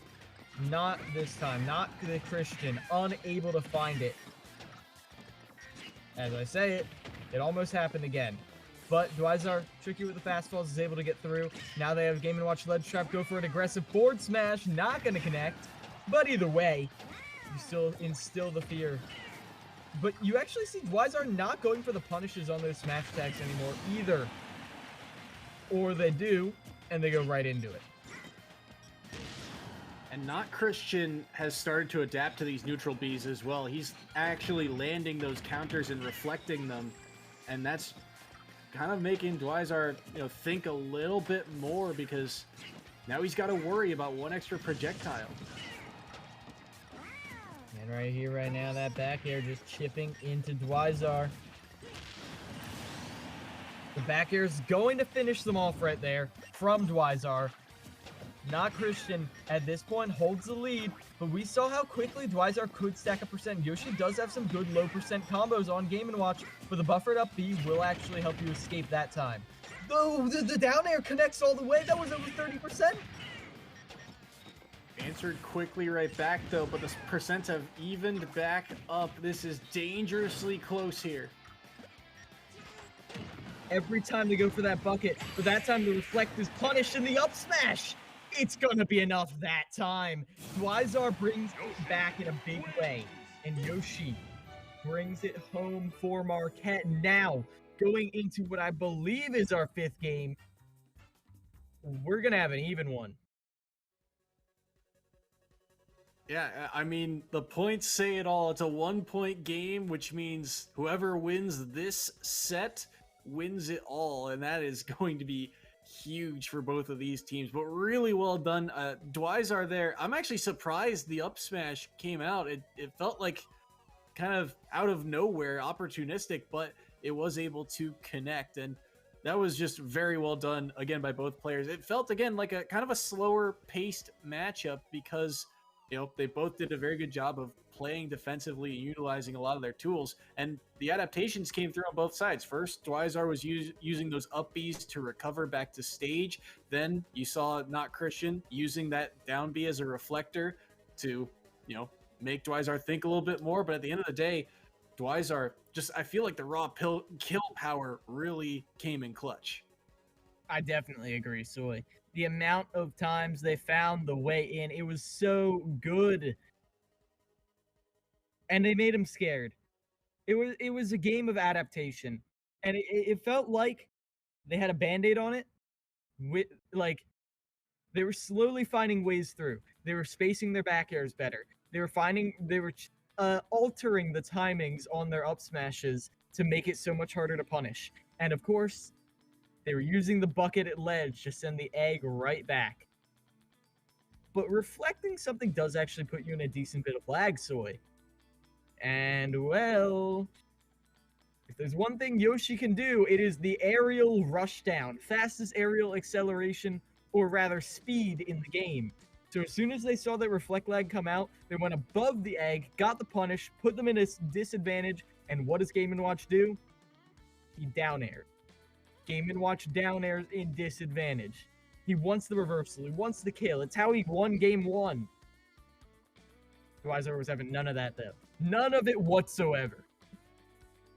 Yeah, no, absolutely. And even, we talk about in-game adaptations. How about the adaptation on the neutral B and the down air, right? Because that was so much just easy damage for Dwyzar to get onto Not Christian. And game 1, that was completely off the table. The neutral Bs weren't there. The spacing wasn't there. The down air almost never got landed. Dwyzar was able to, like you said, adapt and overcome. And Not Christian, he had some adaptations as well. But, sometimes you just get, like you said, a little bit too tunnel vision-y on how to play. It seems, when Game & Watch is in disadvantage, they're going to want that down air. They're going to want those reversals. And it feels like the right thing to do. But Dwyzar calling it out with that up smash was huge. Knowing what your opponent wants, I think, is one of the most important things. I mean, it is the thing. If you know what they want, you can predict where they're going to be. If you can predict where they're going to be, why are you playing this? Could be a chess grandmaster or something. But either way, yeah, it's a complicated thing. Everyone wants different things at different times for different reasons. But when you've seen someone's habits over and over again, you're in position to call it out when it matters most. That's how Dwyzar got the lead. And now Marquette and University of Hawaii have one last set of champions to battle it out. It's going to be Volt, the Cloud, who has been a menace for many a player, taking on, I believe, Quaz. No, Kwaz. Kwaz.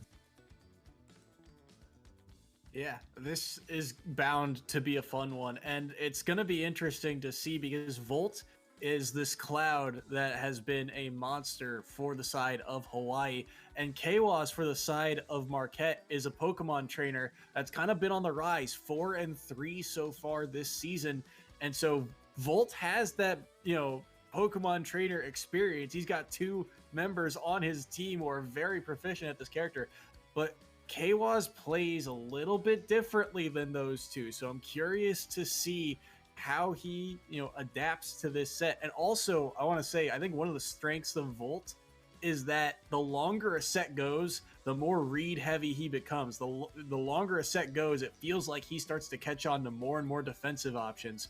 So if you're Kawas, I feel like this is, game 1 is very important, and game 2, if you don't clutch it out, it's going to be a very, very dangerous game number 3. So now, it looks like, we're just getting things all settled down. The band's all getting ready. You know the drill. I have to assume Kwaz is going to be playing the Cloud. Or not the Cloud, the Pokemon trainer. That's what we saw them on last time, and it was amazing. So giving Hawaii a taste of their own medicine.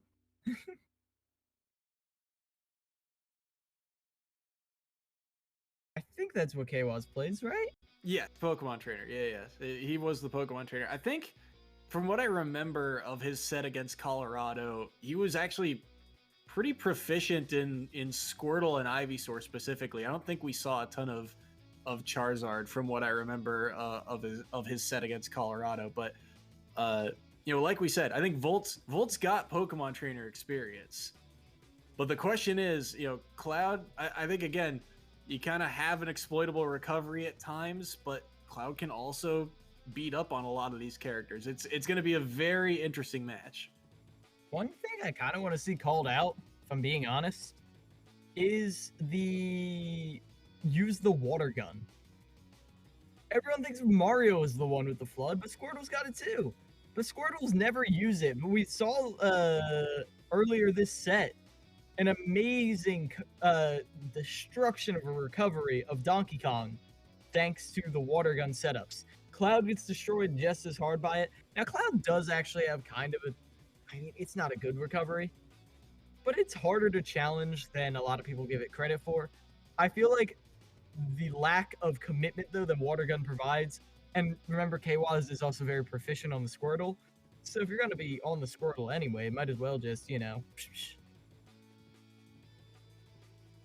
I'm very intrigued. I mean, this feels like a very, very even matchup between the two. And also, I think if for Volt in particular, I feel like the stage is really going to make a huge difference actually, I don't think it is because, I mean, there are certain stages that might benefit, but at the end of the day, I feel like it's about playing comfortably and playing, within your, I don't know what, I can't think of a term all of a sudden, but if you are forced to play uncomfortably, you get into those panic situations, right? You get into those kind of defensive options, and you just go for what feels right, what feels like the bread and butter. And for Volt, I feel like we've never seen him put in an uncomfortable situation before. He always feels like he's in control of a match. Even when he's down, it feels like he's got a chance. It feels like he gives himself enough of a chance. So survivability, I think, gonna play a huge factor here, and the ability to see if you can take those stocks early or not, and see if you can put a lot of pressure on a player on some aspect of a game that they may not be as comfortable on. Yeah, and right here, right now, well, so honestly, we've got a second. We haven't done it at all today. Might as well just take a second to recap where we've been, where we're coming from. Let's take a look at the schedule real quick. And, I mean, we started off. Well, we didn't start off with UConn. It's final season. We all get it. But Iona versus Seton Hall. That was a good one. We got to see a lot of showcase, but ultimately, Iona really had some nice pop-offs. Yeah, Iona looked fantastic. I mean, Moat in particular with the 3-stock looked incredible. Yaliso had a strong showing. Kibbs, looked very flashy as per usual. But Seton Hall showed a lot of potential. Jimbo getting a good big win, and Trey getting his first win of the season were good marks for the Pirates. And then, are we getting into it now? Looks like it. Gonna be exactly what we expected. No need to switch it up now. Kawas, the Pokemon trainer from Marquette, taking on Volt, the Cloud from out in the University of Hawaii.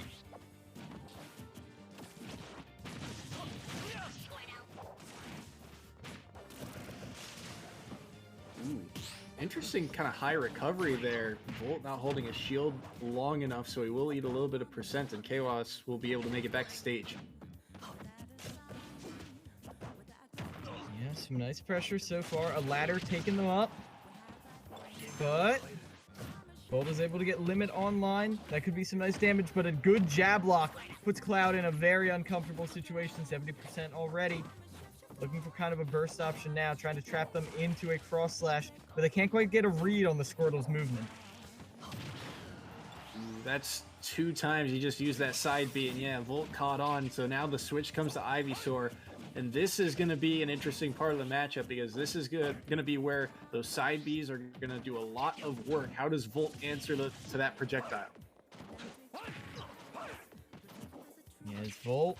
You can see they're trying to stay low, stay grounded. They do an aerial and then immediately down tilt, immediately crouch, not looking to get hit as best they can. Scooping up Ivysaur and waiting out the transformation as well. Very nice. They actually have Kawas off stage, but they're able to make it back, trying to get the ledge trap with the cross slash, but it shield pokes in the end. What a huge play from Volt. That was incredible, and the fact that it shield poked too, Kawas felt like he had the right play, just shield all of it, but unable to do so, and that gives Volt the lead.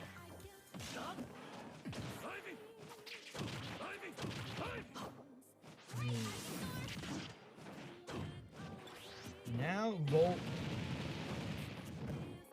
I mean Cloud facing the back airs can hold on to the lead. You saw the parry attempt right there, but it was a little too early. And now Limit's online too. Kawas, this stock is running away from them. As Volt slips away, a nice anti-air with that up B. It gets some nice damage. Maybe not exactly what they were looking for, but it still was more than nothing.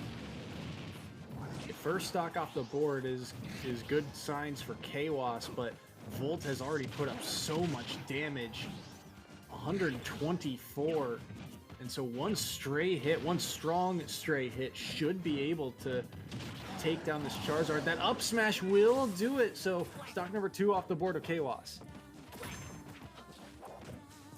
They get a nice little poke right there with the side B. And the cross slash as well. Volt tries to charge up a little forward smash right there, but even so, Kawas sticks it out for the time being. Even if this game runs away from you, if you're able to just get this stock, it still is so much more winnable for you, and you have Cloud off stage.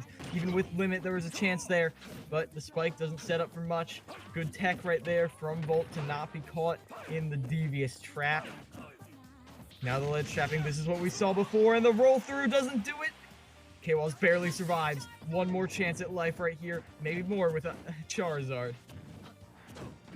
109. That up smash not going to be able to do it quite yet. Kawas has to play very carefully because Cloud's going to get this Limit break back. But no! The up smash stealing away the stock. And now Kawas on his last stock, 109. This is a dangerous spot to be in.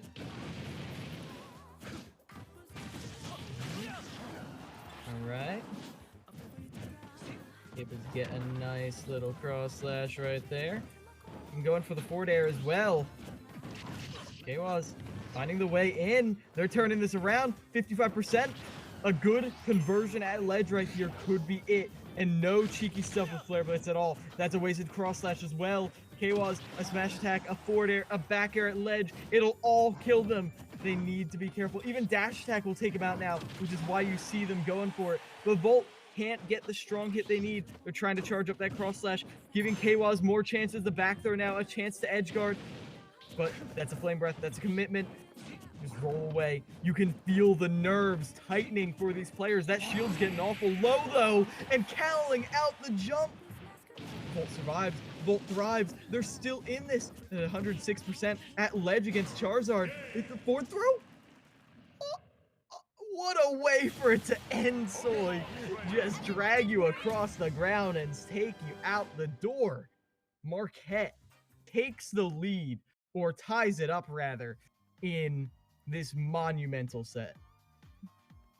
I mean, how hyped are you if you're Chaos right now? You started that stock at 109% against Volt, who has been, you know, so strong this season just overall. And he's able to, you know, hold on.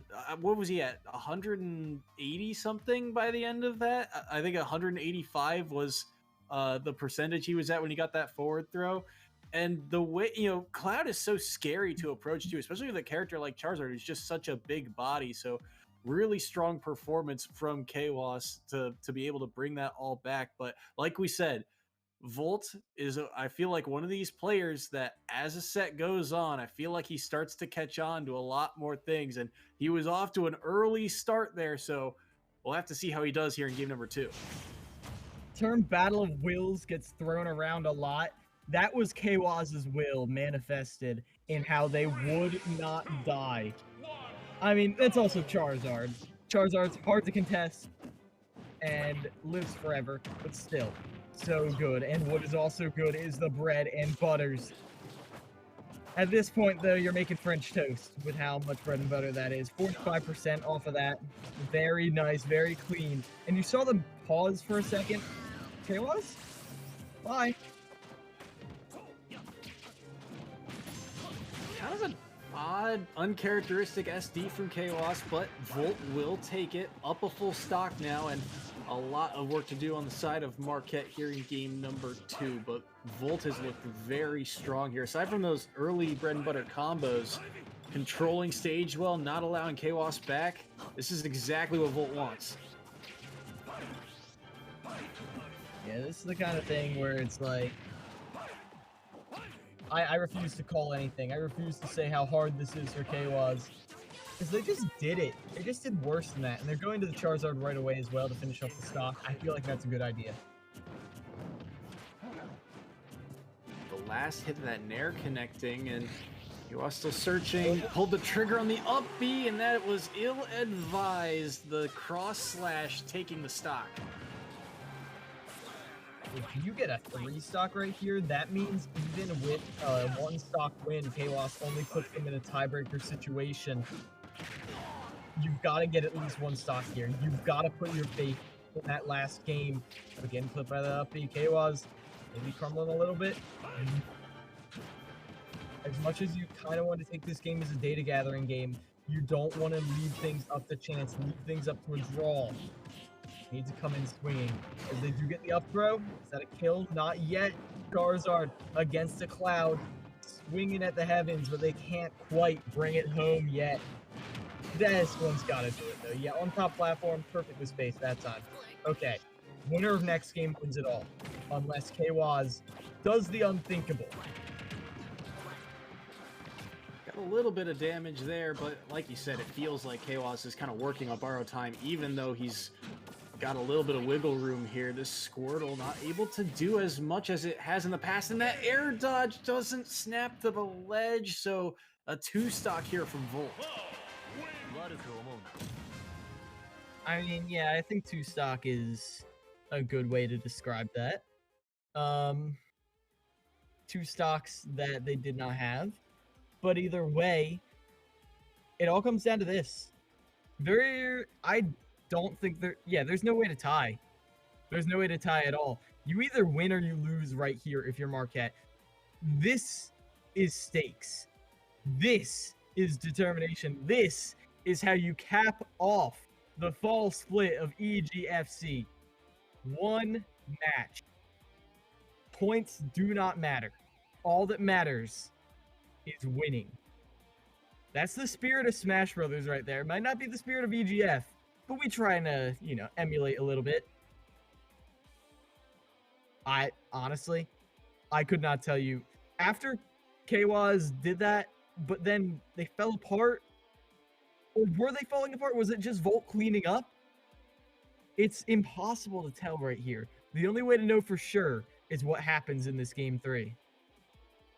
And you know that in the minds of both of these players, that thread is hanging there of, all right, I know what's at stake. These are two teams that are in that playoff bubble, that playoff push that's going to be the story of next split. This is a tiebreaker type of match. Two teams battling to stay, in the middle of the pack or above. It all comes down to this.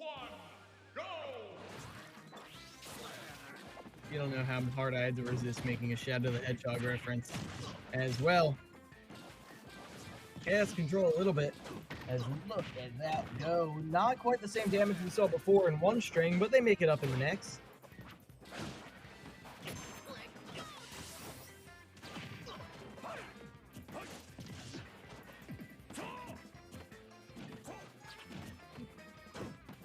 Very timid neutral, I think, so far. Just, looking for that last hitbox of each move to really connect. And Limit coming offline for Volt. Didn't use it, so they'll have to recharge it here. Chaos right now beating out these projectiles, but not really able to find the way in. 106%, a lot cleaner, a lot more disciplined play. And playing it exactly as Pokemon trainers should, up until they're getting juggled. Now this is where Volt has gotten their mileage thus far, trying to catch him out, trying to trip him up, but that is a very punishable option right there. Now you got Cloud off stage, the air dodge, that's not safe, and even though they're going to miss the 2-frame, that's some very nice damage.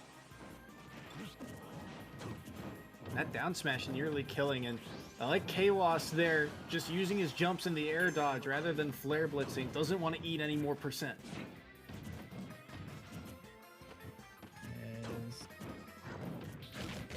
At this point, the cross slash, good roll away at the end right there. They remember getting shield poked, and they're like, nah, I don't want to do that this time. Very smart, and again, both of these players looking for their one opening. Is this an up throw? Is this the stock? No, surviving is Volt. I talked about the battle of wills. This is what I'm talking about. Look at this. Both of these players refusing to die, even on their first stock, at any cost. Now Kwaz, I guarantee you they're going to be holding on to this as long as they can, but Volt ain't going to make it easy. But with that tech chase right there, Kwaz looking to build themselves a solid lead, 46%. What else can you do? 64, the back throw, and then they try and contest it again, but a very high recovery, but that time the up B is actually going to catch them. They do fall down into the blade beam, though. 85%, though. That ain't bad. That ain't bad in the slightest, Soy. Not at all. Jab block. Follow-up doesn't opt for the forward smash, though. Just opts for a little bit of positioning and possibly an edge guard, but still. Oh, he pulled the trigger early. That's going to be a punish. This could be big. Oh, he wanted the spike. Yes. Now, it's the forward throw as well. You almost get caught again, but you're seeing Volt is finding ways around this flame breath. Well, that's not safe on hit, not at that percent. There's the water gun that I talked about, but a good low recovery for Volt to save their life from that watery grave. Kawas on the Squirtle. Volt at 158. They're just spamming back airs, spacing them, not letting Kwaz get anything while they are steadily, slowly taking back the space that they lost in that first stock. One good read with Max Rage at ledge right here. They're up a stock with Max Rage. And they catch the jump! That is brutal. Kwaz right now, they had done so much work and it's all slipping away from them now. Is the University of Hawaii gonna stop the upset? Or will Marquette find the way to dragon claw it back into their favor? The fourth, they're gonna finish it. One more stock to decide it all. I don't think we'd have it any other way between these two. They have been step for step with each other, but Volt with a big early lead here on this last stock. This Squirtle's getting caught out. These ledge options, he's boxed out to this wall. Setting up, though. Nair in a Nair, but not overextending. Waiting for the air dodge in, but they're not quite able to punish it. That limit, though, you know it's making them respect the ground game so much more. They don't want to get caught by the blade beam. And there it is. They get the straw hop over it. That's what got them last time. They're not going to be falling for it again. Dash attack, though, it forces them off stage. They can't risk being caught by that at ledge. Playing center stage, you want to extend your life as much as you can. 61%. Kwaz is bringing this back. This is the clutch Kwaz we saw in game 1. Is it enough, though? Volt has gotten better, too. Volt has made it so much harder. And Dash attack almost killed at center stage. Now Limit is online. I don't know if even Charizard would survive, but they have to if Marquette wants to stay in this. Turning around at ledge. Volt doesn't want to let this slip away. Grab now. It's going to put you in an offstage situation. Kwaz needs to get aggressive. They caught the air dodge, but they're not able to get the 2-frame. This is so maddening, Soy. These players are refusing to die. 152 on Kwaz right now. Just any stray hit is so dangerous. Even a back air from Charizard could be the one opening that ends this all. The forwarder missed, and now the spacing of Volt is not there. Limit is back online, but still though puts in a situation and it baits them in. Look at this. Getting back up to ledge, but they're caught hanging on the ledge. What a way for it to end. The tip of your claw hanging out. But what else exemplifies a panicked last stock situation like that? It's the last thing you're thinking about. The last thing it's on your mind. But the blade beam does hit. Volt maybe just a little bit more in control of their nerves, ready with that option before Kwaz could react. And even though Kwaz literally brought it down to the wire, literally has me waking my roommates up, this was the best way for it to end. University of Hawaii in the last match of the night of the fall 2021 season. Split is going to be your champion, 15-10. What a nail biter it was between these two. I mean, step for step, punch for punch, but in the end, I think Volt, the adaptations were there, right? Volt had what felt like control through most of this set in particular. I mean, even you look back to game number 1 when he had the lead through most of that game and couldn't clutch it out. Game number 2, Kwaz had some mistakes, but you take those. And then in game number 3, just the ability to control. There are so many more. I flash back to the Fruit Basket Tiny set, right, where Charizard just has all of these quick burst options like forward tilt and back air that are just too difficult for Puff to get through. And all of a sudden, it felt reversed onto Pokemon Trainer here. Cloud back air, Cloud dash attack, Cloud forward air. Just there's so many things there's so many options that Volt had at his disposal, and it felt like, at the end of the day, Kwaz just could not quite find the right option to get the full extension off of. Yeah, 100%. Kwaz,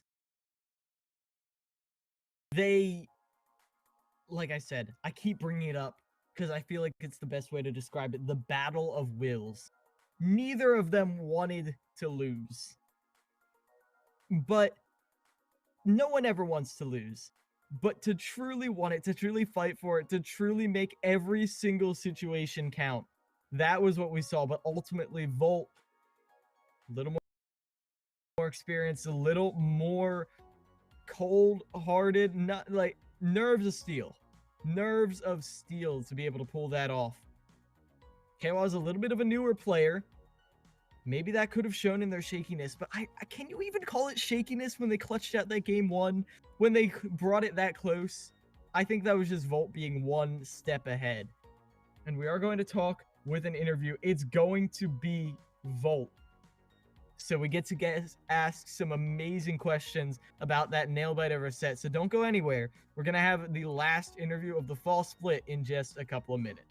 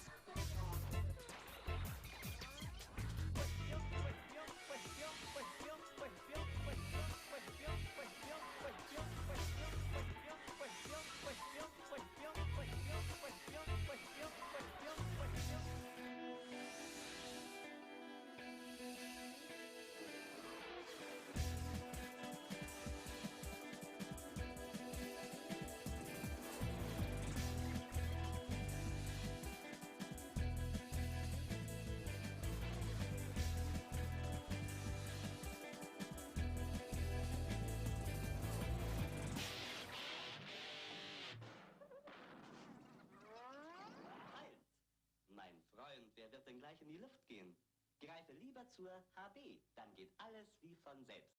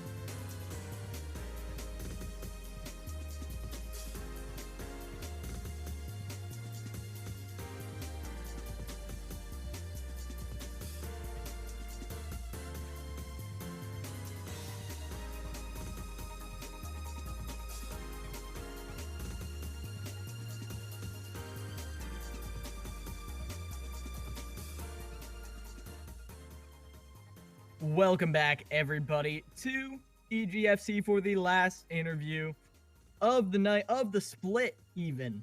Here with Volt after an amazing nail-biting win against Marquette. How you doing, Volt? Still feeling the adrenaline, to be honest. That was definitely a nail-biter. Yeah, and I've got to ask, how are you feeling when it looked like you had the lead, and then all of a sudden they just started to make the comeback, and like they were at kill percent, and then slowly but surely the percent started stacking up. What was happening in your mind? It was just like the pressure was like building and building, right? Because beginning of that game 3, I started off fairly strong, and I felt like I had a confident lead, so I was like, okay, I'll just ride this out, I'll win the game, and that'll be that. And then he started like coming closer and closer and closer, and the pressure started building and building and building. I'm like, this is game 3, this decides the match. But you know, I just kept telling myself over and over, play patient, play patient, play patient, play patient, don't rush it, don't rush it. Literally like constant, and it ended up working, but it was definitely very stressful. Yeah. Absolutely. So you have probably had some experience going up against Pokemon trainers with, you know, Fruit Basket and Gray on the team. So how was it, you know, kind of shifting from playing against your two teammates to Kawas on Marquette? Yeah, so about halfway through today's match, once we started seeing who was narrowed down, I realized that there was a pretty good chance that I could play against the PT, so I started playing with Gray, and he was giving me some tips and stuff, playing Pokemon Trainer. And the transition, Gray's practice definitely helped, but I was a little thrown off at first because Gray tended to use Squirtle more, whereas my opponent today used a lot more Ivysaur. So I was just having to mostly adjust to the Ivysaur compared to the Squirtle. Mm-hmm. Yeah, and I do think that definitely showed. It took a second for like the confidence to kick in, but you definitely had that matchup confidence, and you also had the discipline, the nerves of steel. Is there anything in particular you do to maintain your focus in those high pressure situations? Because I feel like you're one of the more disciplined players in the league. Yeah, well, I mean, I guess part of it's experience. I've been playing competitively for about 7 years now. So I'm sort of used to the tournament high pressure environment. But also, I think it's just like I said, telling myself over and over on loop, like, play patient, because the second I stop telling myself that, like, I'm just going to start mashing in front of my opponent and I'm going to lose. So I really have to focus on, like, staying calm. I just, like, repeat that in my head over and over, stay calm, stay calm, stay calm. Hey, listen, whatever works, works, and it definitely worked to help get you that win. So, again, congrats. Thank you. Thank you. And this was kind of Hawaii's one of their first glimpses at the competition in their conference. You guys have had a tough go of it this split in particular. You know, going up against teams like Colorado and so on and so forth. But coming up in this next split, you start off by going up against DePaul, who's been, you know, at the top of the EGF since they joined, Mississippi State, the defending champs, and then you get Marquette again. So you're going through kind of the Central Conference gauntlet. How do you guys feel about your chances in this conference? Yeah, I mean, we've been through them, like we've played them all this split, so now I think we have sort of a general idea of what we should want to be doing against each team. So I think next go around we'll be a lot more prepared to sort of figure out who's playing who, what sort of strategies we want to play. And just getting used to the online league in general, because obviously Wi-Fi is a whole different beast than offline. So I think we've had a good chance over this past split to sort of warm up to the Wi-Fi, warm up our players, and sort of get a feel for the leagues. So I think we're pretty confident going into the next split that hopefully it'll be better than this split for us. Yeah, that's a hope you've got to have. And honestly, I wish you the best luck in getting ready for that split, and happy holidays too. Yeah, happy holidays to you both as well. Thank you very much. Thank you very much. And well, with that one last declaration of happy holidays, we are going to be wrapping up on official EGF tonight. So once again, thank you so much for your time, Bolt. We will see you around. All right, thank you both so much. Have a good one. Yep. And as we close out tonight, we're just going to real quick do a quick rundown. You know the drill, because it is the end of the season. Or not the end of the season, end of the split anyways. And we have been with you here this whole time. And by we, I don't just mean myself and Soy. House of 3000 running the A stream and the B stream all day, every day. Some amazing stuff right there. Check them out. Zeno up in New York. They're running it. They're running pretty much everything in the Northeast. So check them out on Twitter. Additionally, Twitter right down below, at KiloMilesGG and at SoySunJSport. We're doing all sorts of content stuff in the college scene and maybe beyond too. Hey, stick around, go follow, and you'll find out. And of course, follow on official EGF. Check out their Twitch, their Twitter, their Instagram. They've probably got a TikTok here at some point. All sorts of stuff coming down the pipeline. It's going to be great. But for now, everyone, enjoy the holidays. We will see you in the spring. Take it easy until then.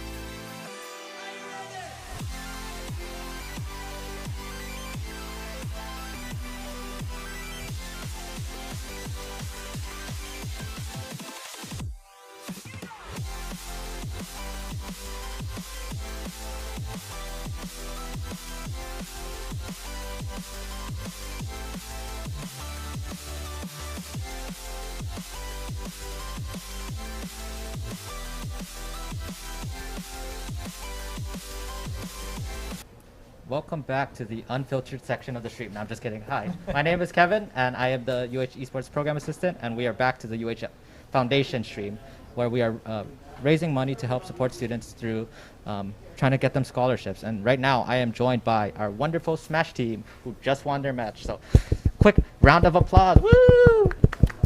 Oh, no, I'm not supposed to tap the mic. Uh-oh. Okay, but anyways, so I'm joined here with Justin, James, and Chris. So, can you guys quickly, let's go down the line. So can you guys share just your name, what major you are, what year, and actually you don't have to share what you do in the program, but yeah, just name, major and year. Yeah, so I'll start with myself. My name is Justin, my gamer tag's TP, so most people just call me that. I'm the manager of the Smash team. I was technically captain last year, but I mean, captain really was more of a managerial role. I did play a few matches. Gotcha. But yeah, so that's my role with the team. I major in computer science. I'm actually a graduate student. Actually about to graduate with my master's degree this semester. Awesome. So looking forward to future opportunities after that. This semester? This semester, yeah. So technically, this is your last? A few days away. Oh my goodness, okay. A few days away I did not know that. I thought it was next semester. No, it's this semester, yeah. Okay. Oh, don't worry, I'm not disappearing. Yeah, I was like, oh no. No. Okay, anyway, what about you? Yeah, that's pretty much about me. I'd like to let my lovely players. Go ahead, James. So I'm James. My gamer tag is Darth Wampa. I'm one of the players here at UH. I'm a first semester graduate student in the physics program here at UH, otherwise known as Pain and Suffering. Yeah, that's Gotcha. really all I am. What about you, Chris? My name is Chris. I am a master's student in electrical engineering. This is my third semester here at UH. I am an analyst for the team. Gotcha. How many? That's like 2 master's students. I think we're all grad students, if I'm not mistaken, yeah? Yes. Oh my goodness. Funny enough, yeah. Okay, that is wild. I think you guys actually might be the highest like curriculum team across of UH Esports. So, okay. Yeah, we even have one more graduate student on our team. It's like, okay, we have a PhD student here. These are our best players. Like, oh, okay. It's a lot of science prowess to play the game of Smash Bros. So you know? I want to jump in here because Smash is actually something that I'm actually used to. So I played a lot of Melee and Brawl. Skipped the Wii U version, to be honest, but and Ultimate. And so I played a lot of these games, and this is something that I'm used to. And when I was in college here, and this is something that probably Justin can share a lot about, the Smash team would probably, I wouldn't say ruckus as a bad word, but probably made the most noise on campus in the sense that you guys took over that 3rd floor campus center lounge, right? Like, oh yeah. Every day you guys would be bringing in like TVs, CRTs, your consoles, anything that you guys could to make sure that you guys could play. I don't know if you guys held tournaments, but it was very grassroots feeling. What does it feel like from going from that to like by being able to say like, okay, we almost have a space now, like we can just come in and hang out and chill and play games. Like, how does that feel? Like, because you've been through all of that. I guess I'll start because, yeah, like you said, I was actually there before a lot of them started going to Campus Center. And this was like, they only had Melee setups when I was there at the time, but slowly you started to see the Smash Wii U setups, then the Ultimate setups. And, you know, it's like different generations come and go to occupy the 3rd floor of Campus Center. Yep. But it's really nice to have a more dedicated space now, especially for the matches. It helps a lot. Yep. So it's just a great space, and I mean, you know, once we finish the space and get it really up and running, which, you know, hopefully is soon. Hopefully soon. I'm really excited to see what that looks like for the players, especially because I think even now they're going back to Campus Center 3rd floor because it's open now. So yeah, it's just a great opportunity. I think it'll be a great way for other people who we had to turn down for the team because they just don't have the experience yet. If they can start playing with team members or just other people in general to get more experience consistently, I think that'll help them a lot, because that, I think, was really good about the Campus Center 3rd floor, that it kind of, grassroots of course, but still provided that opportunity. Yeah, and I think you guys are probably the most efficient team when it comes to, I would say, time management. Like, you guys really use the space effectively in the sense that you come in, you warm up, you make sure that you guys can talk strategy, because a lot of the other games, like, I think with Smash, it is a very local style game, right? Like, it's much better in person, it's much better, like, being collected and next to each other when you guys are playing with each other to go over just different strategies, whereas like a team like, or a game like League of Legends or Valorant, you could just do it online. It's still not ideal, but it's doable. And so I guess for you, James and Chris, like, you guys are probably new to this, right? Like, have you guys seen the space before? Like, this semester? Before this semester? Yes. Well, this is my first semester here, so I've never seen. Oh, it's your first semester here? Yeah. So I'm from Florida originally. Oh my goodness. Okay, what about you, Chris? Before this semester, I was getting my bachelor's in bioengineering actually. So Okay. I was around here. I saw this space. What did you guys think when you guys first came here? Oh, I loved it. What about you, James? It was a little cluttered because Overwatch had like just finished, so like, there was a lot of like, there's a giant Overwatch banner because I think they made it to the finals, right? Yep.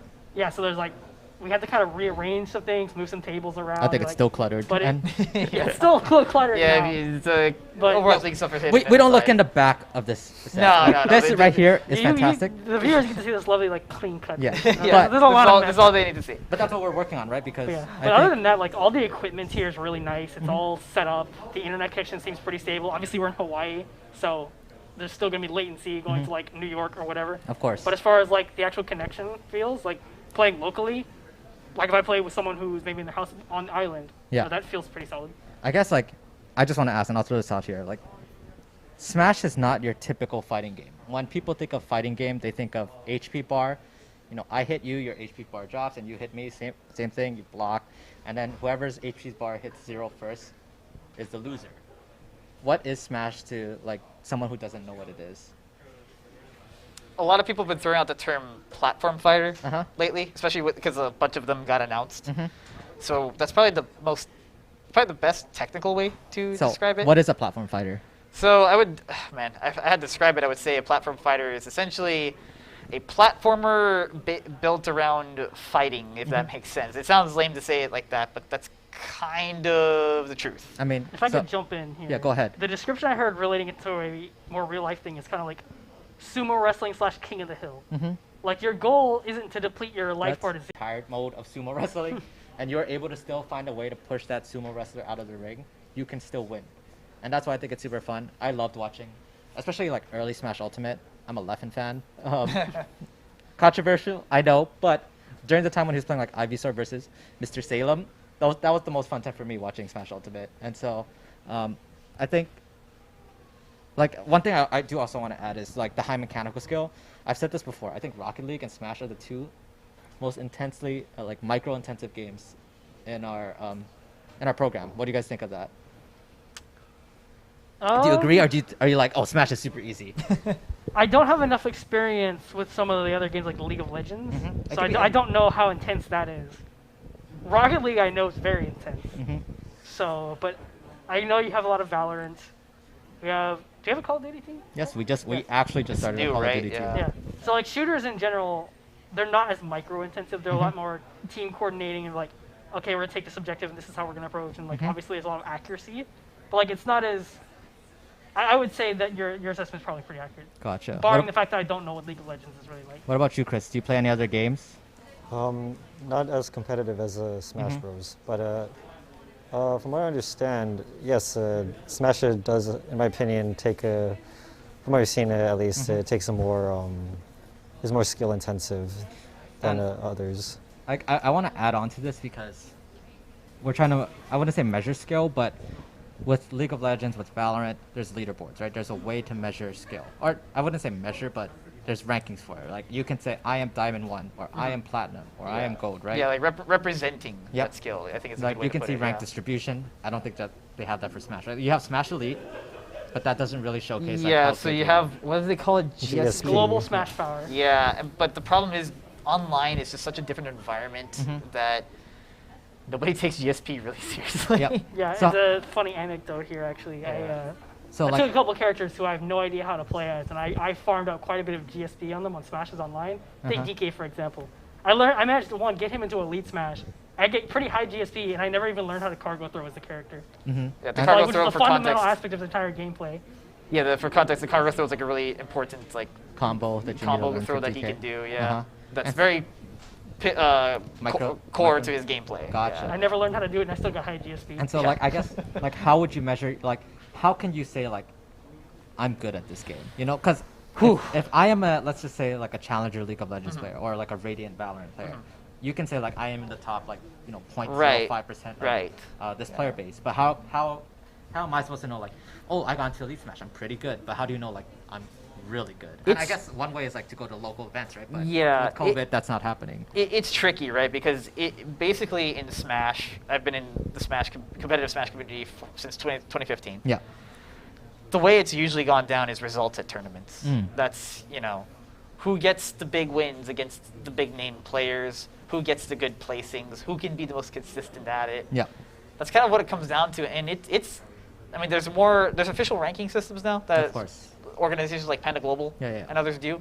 But I mean, it's hard to like break it into an exact science. Like really, only the top 10 rankings in the world are like really like exact and precise. But outside of that, it's hard. To kind of point out, that's actually kind of the fun of it in some sense, because you have these constant talking points of like, oh, is this person better than that person, or like, or who would win in this matchup if they went up against each other, and like that brings up these fun conversations you can have and this fun speculation, which I think in some of the more rigorous ranking systems you kind of lose that, because you obviously if you have those rigorous, like even the top 10, which are pretty well decided, you're not realistically going to say like, oh yes, Leffen's better than MK Leo. Like, I don't think that's correct, by the way. I will say that. I haven't watched Smash, Ultimate in a while, but I haven't seen Leffen in a while, so maybe I just know Leo. I know Leo is melee. nuts. But Leo's. like, I want to add to this too, because let's just say, when I used to coach the league team, right, we would scout our opponents, and we can take the average skill base, because we can see, like, okay, they're diamond, and they're this, or this, and we are this skill level. We can average it out and say, like, okay, we are slightly better in terms of just solo queue ranking, right? I guess in Smash you can't do that. It's like, okay, we got a plan for this. We don't know their skill level. It's also online. Yeah, so I guess for us, a little bit of insight, and Chris can actually speak to this, so I'll kind of preface it. We have like sort of analytics division now on the team that focuses on watching the gameplay of players to figure out, okay, what are they doing? Why are they doing? Exactly. And that's really what it comes down to in judging skill or ability is really an eye test. Gotcha. To see like what are players doing and trying to figure out why they're doing it. Because sometimes you see somebody just looking amazing and winning, but really they're beating some other like first round exit player, and it just looks good because they're just getting more hits in. And maybe Chris can speak a little bit about what that analytics work has been like for the team this semester. Well, some of the analytic work, we watch the VODs of the previous matches and to figure out what habits the other players are doing, their disadvantage, their advantage states, their neutral states, what they do in scrambles, what they do when this happens, what happens with this. But at the same time, it's hard because that might be the matchup. That might be them playing the matchup. It might be them. It might be just them having a bad day. Just all these factors key into the analytics. However, our players understand this and keep that in mind whenever they read our notes. And I do want to add, and I guess this is why it's so important to have like an analytical division. It's the idea of you pointing out their tendencies, right? Like if I'm coming off ledge and you have a tendency to like roll left, right? If you're able to tell your players this and just say like they always tend to do this at this %, and you know this for a fact, the player catches up on that, you can now punish because you know what moves they're going to do. But regardless, like, yeah, I think Smash is just such a difficult game, but I do think it's super exciting to watch, and it's something that I hope more people can get into. It is a console game, and that means it is easily more accessible, and that's why I think it is going to be one of the growing games in the near future. But I do want to touch up really quickly. Do you guys want to do something in esports? Because are you mean like personally? Yeah, personally, because I want to know more about you guys. Like, did you guys like want to pursue something? Because I do know you guys are all graduate students as well, and you guys might have like other ambitions. But like for me, right, I've always focused this on like, what do you want to do in esports? How can we get you to that point? Because that's something that I'm ambitious about. I know like how difficult it is to make it in this space, right? So like, let's start with you, Justin. Like, did you ever want to do something in here? At first, I mean, when I first joined this scene, I wanted to compete, right? Because I was think young, that's I was everyone. hungry. Yeah, that's how everybody starts. That's the gateway, is competing. But over time, I've settled into more of a tournament organizer role within the local Smash community. And now after the opportunity I've had managing these guys and running the team, I've kind of enjoyed that. So I know people say, being good at the game, like, is it a strict requirement to be a coach? But I think, as much as I like to coach, I do coach cross country in high school, but I think I'd prefer to just continue managing the team the way I have been, if if ever given the opportunity to work in esports. Yep. That's what I would seek out. What about you, James? Like, did you ever want to do something in esports, or do you still have ambitions? Well, I'd love to be a player, obviously, a Yeah, I competitor. think everyone. That's kind of the goal. But obviously, my primary focus is my studies. Just started my PhD program. But what I like having this as, especially here, being able to constantly practice and play in a competitive level, is that it's nice to have this as kind of like a plan B. Like say, like, hey, if I do actually start getting much better, I start getting really good, maybe it's something I could do. So, want to do a quick aside, and I do know we're running out on time, so let's try to keep this short. But I'm curious, do you think it's easier to maintain like a pro Smash career as a player while maintaining your day-to-day job? Because I do know, like an example I'll use is, I know Hungrybox, I believe he was a chemical engineer, and he was doing that while playing professionally, and I thought that was insane. But I mean, he was streaking for a long time, and he was just winning every tournament. I don't know about now because I think Melee slowed down because of COVID. But do you guys think it's easier? Easier. Easier in the sense that you can still do your full-time job. I would say you have to be damn good. You have to be, one, insanely good, two, insanely dedicated. And the dedication is the key part. Because if I threw myself into this game right now, I could probably still maintain the grades I'm getting in my studies and become much better. But something's got to give. You have to sacrifice something. Am I sacrificing sleep?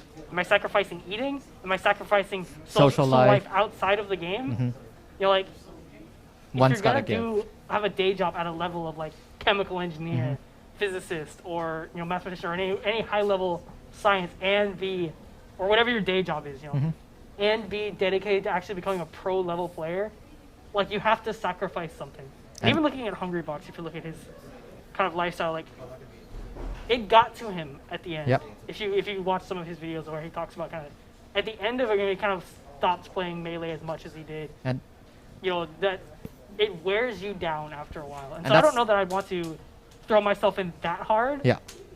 But it's something to consider. And that's the golden answer that you gave. There's so much time and dedication into playing in esports, and a lot of these parents don't understand. Like they think I am just wasting my time. I'm playing video games, but you have to dedicate your life to it. Like you have to really put in the time and make sure that you practice to be at that top percentile, right?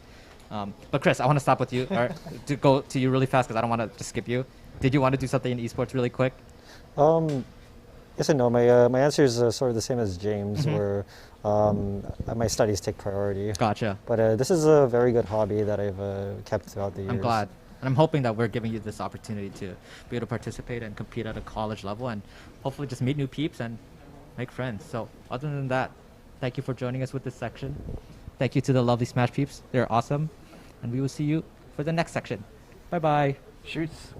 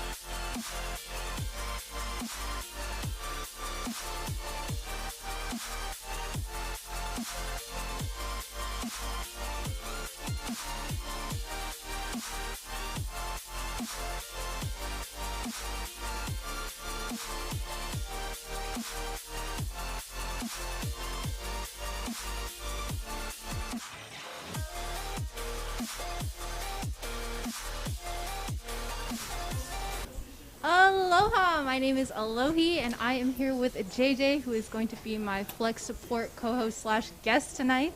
We have a couple of other guests we're going to introduce, but real quick before we get into that, just want to do a shout out to PCGs for this PC Gamers. I am so sorry for PC Gamers for this beautiful etched PC case. In addition, for those of you who are just tuning in, exclamation donate if you are interested in learning about how to donate to today's Giving Day program. Giving Tuesday. Giving Tuesday program. And exclamation info if you want to learn a little bit more about what we're having this 12-hour stream for.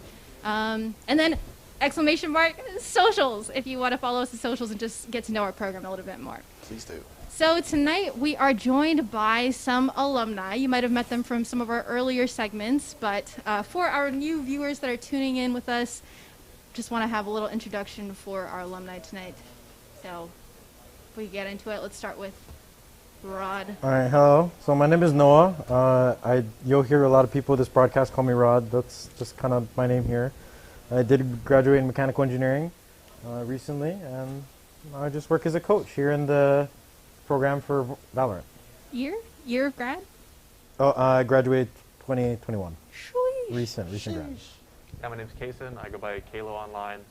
I graduated in communications in technically summer of 2020, and I lead our Valorant program or whatever projects we're currently doing. So, yeah. All right, and I'm Hana. I go by Honix online, and I am a Korean major, graduated in 2018, and I am the Overwatch team manager. Yes. Awesome. My name is JJ. Of course, some of you know me, but I also just graduated this past summer, the BA in Bio, and I am a coach and manager for our R6 esports team. Yes, so we have quite a bit of UH Esports involvement here. Obviously, we have you guys on here tonight. Just to get into things, I kind of wanted to start off by asking you folks, how did you guys get involved with UH Esports? Was this something, in fact, I guess before I ask that question, while you guys were attending school, were you guys a part of UH Esports, and did the UH Esports program, I guess, exist? I guess I'll start with that because the initial run of UH Esports was just me, Sky, Kevin, and you guys know Chris, Cool Scoots, all sitting down and thinking like, hey, we have a gaming club, but what can we do that would be more for UH and ideally Hawaii as a whole? And so through that, I want to say early 2019, maybe even a little earlier, that's when UH Esports was born. So I guess I've been here since it was a baby. That is so awesome. We have a founding father here, you folks. It's an OG. Oh, my. Yeah. All right. So I got into UH Esports my senior year. Obviously, that's the year, first time full year was going to be online due to COVID. And my boss at my old job, Oxford Admissions, shout out to them. She had texted me, or texted me, excuse me, and said, oh, you do video games. There's this esports program. I said, oh, that's cool. Might as well do something while I'm at home. And so I decided to try out, and luckily I made it onto the team. Kason watched me try out, and he put me on one of the teams. Yeah, you're impressed, definitely, 100%. You take those. And just fell in love with it ever since. Just here with the boys, helping everyone out, coaching, and yeah, just helping the program grow. Yes. So you guys, both of you started off, I guess, as like players. So you were kind of at the starts, but were you a player? Were you one of like the No, leads? from the beginning, I think it was always behind the scenes and building the program for me. Okay. The closest I've gotten to is like leading one of the programs like Valorant. I will say, Rod was one of our like lowest ranked tryouties, and he popped off like consistently throughout the whole weekend. I was like, God, this guy's gold, but I gotta give him a chance. That's a lesson. Just play lots of ranked. If you play video games, just play lots of ranked. It's worth it. Trust me. Wow. Yeah. Coach's advice. And then you started off as a player, and then I did start off as a player, and then I graduated, and they were like, Lamau, you can't play anymore. So I decided. I was like, okay, you know what? Might as well coach. Still got some time in the afternoon. So since I'm familiar with a lot of the players now, a lot of them, pretty much all of them were younger. So I still know a lot of them, know some of their habits, coach them, help them out. Just have fun with them, Okay. You graduated in 21. How long were you kind of playing for the team? So I was playing all from fall 2020 semester and spring 2021 semester. So full Okay, year. okay. Yeah. Cool. It was like about a year. You're Yeah. coming up to 2. Yeah, about a year, and awesome. then yeah. So now I'm coming up to a year and a half with the program, and pretty fun. Yes, love to Sir. have you. Thank you. Sky. Oh, no. And then Hana, I know you have a bit of a different story, but I know Yeah, so actually the esports program didn't start until literally right after I graduated. So I actually graduated a semester early. So what would have been my last semester, that spring of 2019, was when I was told that Kevin started it up. So I was like, that's fantastic. I love that for me. To be honest, I would never have been, I don't think I would have gotten involved regardless as a student, because I don't think I was ever good enough at that point, certainly, to like play on the team, and I wouldn't even know how to approach it. I was very, go to school, do my classes, leave. Like, I was not here to, socialize or like do anything in college. I was like, we're getting the degree and we're leaving. Right. So, yeah, and I only really recently got involved with the program at all. Very, very strange story of how I got involved. But it's, yeah, my involvement with UHE, though, has only ever been as an alumni. But, glad to be here. And, yeah, it's just kind of, honestly, a little bit weird that I am here. No, it's great to have you, though. And you're currently helping out with the Overwatch team, correct? Yeah, so the only game that I played, like, consistently to the point where, like, I would consider myself having grinded for the game at all is Overwatch. I started playing it on console when it first dropped in, like, 2016. Eventually switched over to, my little Lenovo laptop and figured out how to play it on PC. And then as soon as Overwatch League started, my dad and I actually, we would watch it on the weekends. Like, that's what we would do during the season. And so we, like, bonded a lot over that.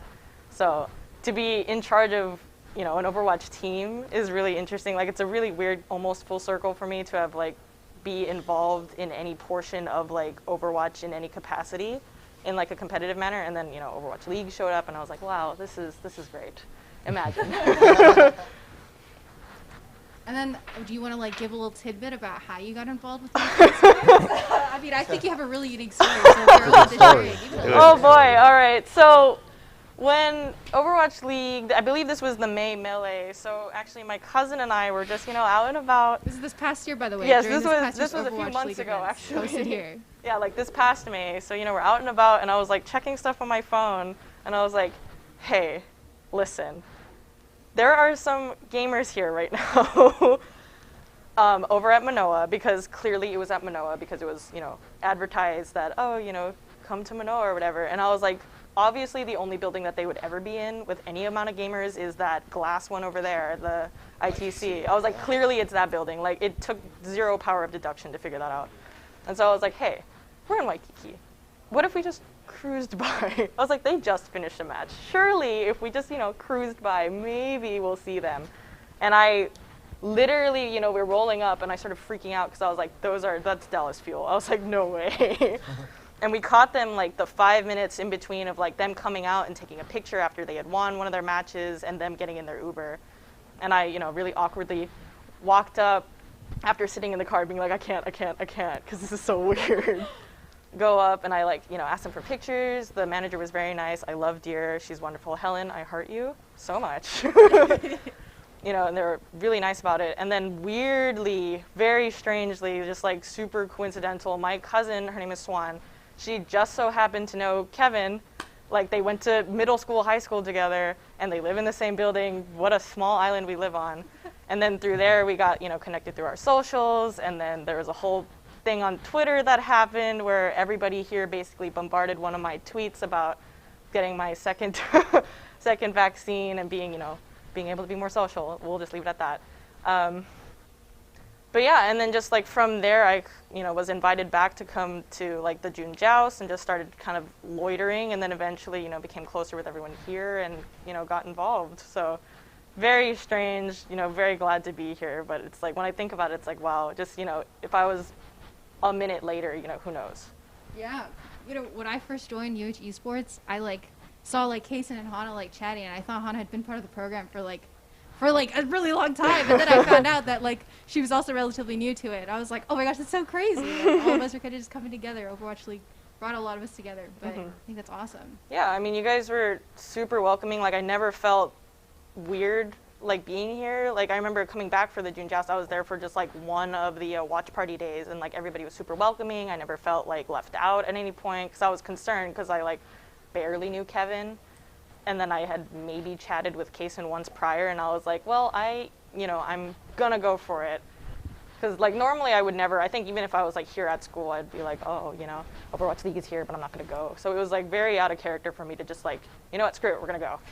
but you guys are like super nice, and like, I consider a lot of you guys like my good friends now, which is like really cool because I've never had like gamer friends. So yeah, thanks. It took a lot to convince you though. That first picture, I don't know if you remember, but you remember that first picture? It took her like 5 minutes. Like she was standing in front of Dallas Fuel for 5 minutes. Oh, I was hanging out for a hot second. No, to the point where somebody like with like UHE was like, "Are you with the team?" And I was like, "No." Yeah, I think it was Kevin that initially approached her because like we just saw her staring at Dallas. Oh, I definitely was. Yeah. Yeah, we had to like go out. We had to be like, "Hey, yo." I was like, I don't want to be weird. Yeah, we were like, just go, like for 5 minutes, and then finally she got. Listen, I was very nervous. No, dang. Your picture, eventually got your case sign, right? Oh, I got all kinds of stuff. Yeah, it's kind of crazy. So I got like pictures with Dallas Fuel. I have a full team picture with Gladiators. I got what is it? I have like a tapestry signed by Dallas Fuel. I have the side of my PC is signed by Washington Fuel. Oh my gosh, Washington Justice. Like, yeah, it was really crazy for me. Like, I've been watching Overwatch League since, its inception, and then even prior to that, I was watching the Apex tournaments in Korea. So I was like following these players for years, and then to finally meet them, like Birdring. Oh, he's losing my mind. Oh. And then he retired. It's fine. Unlucky. It's so awesome. It's awesome to see. I feel like especially in Hawaii, like networking is a big thing. So it's really great to see that that worked out hopefully nicely for you because we love having you. So, oh yeah, I got to do Overwatch League content too. It was crazy. That's true. Yeah. And then JJ, I know did you start off as a player? No, I started off as a coach. So Okay. Tell us a little bit about that. So yeah, I came in 2019. A little TLDR backstory. I had no motivation in my life because I was just going by with my classes, just kind of living at that point. And then I saw the flyer for Esports, right? Like, hey, we're looking for players, coaches, and analysts to join the league team. I emailed them, and I got no response, even with a follow-up email. Oh. And I ghosted, basically. But I was lucky enough that I had a classmate of mine who was part of the League of Legends green team. So a little history lesson, we had 3 League of Legends teams, black, green, and gold, right? And he introduced me to Kevin. Kevin added me on Discord, and we just went on talking about there. So he introduced me to the League of Legends Gold team because I just took a 2-year break from League because I was tired of the game, right? And I basically just introduced myself to the teams like, hey, I'm your guys' coach. I had to kind of catch up with League, all the meta and strats and whatnot. But yeah, that's how I came. I coached 7 players. It was amazing. I actually got to know each and every one of them, who they are, and actually be somewhat of a mentor with them.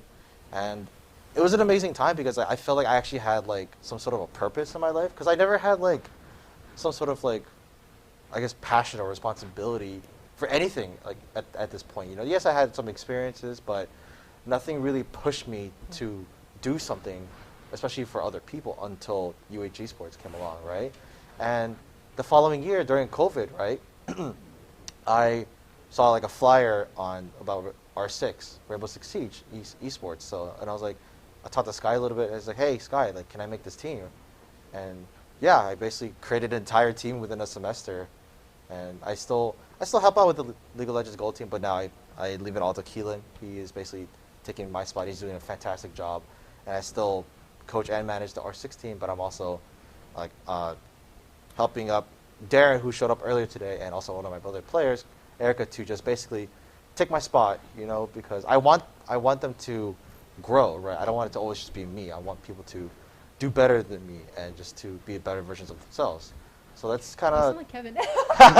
No, honestly, Kevin's his whole morals and his values with the program. It really did rub off on me, but I love it though. I love doing this. I love interacting with the players and getting to know every one of their stories and understanding who they are as a person versus just a player or a student, right? So that's really what I loved about the program, and that's how I kind of got close with everybody here, with all of you. I was honestly, I was shy. I was ooh shy. Generally, I didn't want to talk to anybody. I had a hard time socializing, but being part of UH Esports really helped develop my own character and becoming who I am as a person. So I really owe a lot to this program, which is why I work so hard, because I love it. I love everybody here, and it's just amazing. I love that. And like kind of brings me over to like another topic along the lines of so like obviously you guys are all alumni, you guys are graduated. I know you mentioned before, Hannah, like, when you're in school, like even if esports did exist as a program, like it maybe wouldn't have been something that you like delve into. But now you're an adult, you guys all have your free time, and you guys share some of that free time with the UH Esports program. So what, I guess, what value do you see in working with this program? It's a hard question. I guess I'll start it off. So honestly, for me, I'm able to do it at the end of the day. It's something I can do at the end of my day. And I think I've heard a lot of stories as you get older, depending on the job you work, it's harder to make friends, it's harder to keep social connections, all that kind of stuff. And I think, like many people who played video games, right? Like it's just easier to do it online. Like it's faster. You text your friend, hey, trying to play a game? You guys are gaming in 5 minutes, right? And so I think just upkeeping the social aspect in adult life, I think is I think it's not as talked about, but I think it's a pretty big thing, especially for somebody like me. When I took a test, I was like a 95% extrovert, and so I need people. I just need, even if I just hear the voices, like could be dead, and in case you hear pops in the call, I'm like, yes, I'm here. Oh yeah. So, I think that's probably like the biggest thing. Just if I can, get energy and be happy and keep up social connections while helping people learn from my own experiences, my mistakes, my successes, all that kind of stuff. And I think it's a win-win, right? And why not engage in something like that? That's awesome. Yeah, for me, I mean, this is my primary friend group, right, at this point. True. We're close buds. But beyond that, I've been trying to build up esports in Hawaii since I was in high school. So, me graduating here doesn't, the grind doesn't stop. We have other efforts that we might talk about later, Kevin, about the Hawaii Esports Alliance and what we hope to see in the whole state of Hawaii, past just our stomping grounds here in the university. And it's both great and a bummer to say that this is only the beginning. Like we've come so far, but we still have a lot more to go. And I'm happy to be, keeping true to that mission. I love that. If you ever get to hear Kaysen origin stories, like ever, it's really this cool. man, he's so cool. Like honestly, this man done killed a big lot of things, games. and oh my gosh, Oh, he's a gamer. Just some backstory, just so people don't feel bad. Okay. Kaysen played a lot of games in their early stages of life, right? All of them just immediately, not immediately, but eventually died out. So it's just kind of a plague following him. So just don't bring that to Valorant, Smile. Just all good. Well, on the real though, he has a really amazing origin story. Oh yeah. It's really amazing. cool. He's a grinder. Big thing. I admire this guy. It's awesome.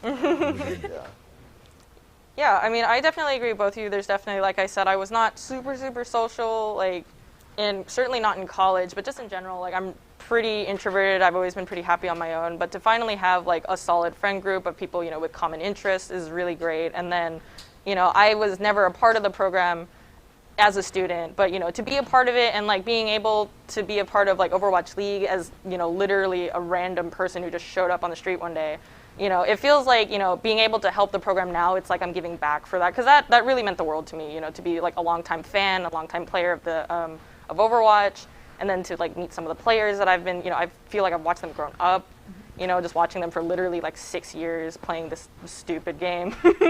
Oh man. You mean great game? Yes. Yeah, exactly. No, I love Overwatch so much. So yeah, so I mean, this feels very full circle for me, and I agree with what you had said earlier, JJ, about I've always been very passionate about video games, and Overwatch specifically, is where I've kind of found my niche of this is a game that I enjoy and I feel like I'm good at, and so to be able to do anything with it outside of the game itself is really fulfilling for me, and I feel like this program is just so worth the time and effort, and like Kason said, this is just the beginning, and it's like incredible, like what the program has accomplished. And like I've been a part of programs where it's kind of like, you know, it's weird. We got to kind of, you know, unlucky. This is kind of like a building year, or like, you know, things might be a little wonky now, but like, you know, the investment for the future, it's crazy. Like the potential of like the program in esports in Hawaii, like it's crazy. So to be a part of this is like it's really cool, and I'm, you know, glad to be here. got touched by that a little bit. I felt the emotions right there. That's crazy. My heart. Oh, happiness. I know that you've already kind of touched upon the topic, but is there anything else that you'd like to add on this topic of, you know, what value do you see in coming back and helping out with UH Esports? To me, you know, of course, you know, we all want to like, you know, win these games, win these tournaments and such. But for me, it's more so on a personal level. Like, what can these students get out of it? What can, you know, even us alumni, what can we get out of this? You know, for me, it's all about character development. You know, and like what can you do? Like, will you become a better leader? Will you become a better time manager? You know, will you become a better you, right? And to me, that's what I believe is the most important thing that, you know, anyone could get out of this program, whether you're a coach, player, content creator, anybody, you know, like, you know, I want anybody and everybody who comes to this program put in the hard work and then come out a better person out of this, whether you want to pursue a career in esports or not. You know, I definitely attest to that. Personally, you know, I definitely became a better person than I was a couple years ago versus now, and I love that, and I want to do that to my other players, my other coaches, and even with us, right? Like, you know, like I want all of us to become a better person when they come to this program, even if it's just whether you're here for like a couple months to a couple years. Like, you know, I want everyone to learn something, not only just for the program, but also for yourself. Like, what can you learn as a person so that you can become better? Yeah. And that, to me, that's the most valuable thing that anyone can learn, just going and being part of this program. Mm-hmm.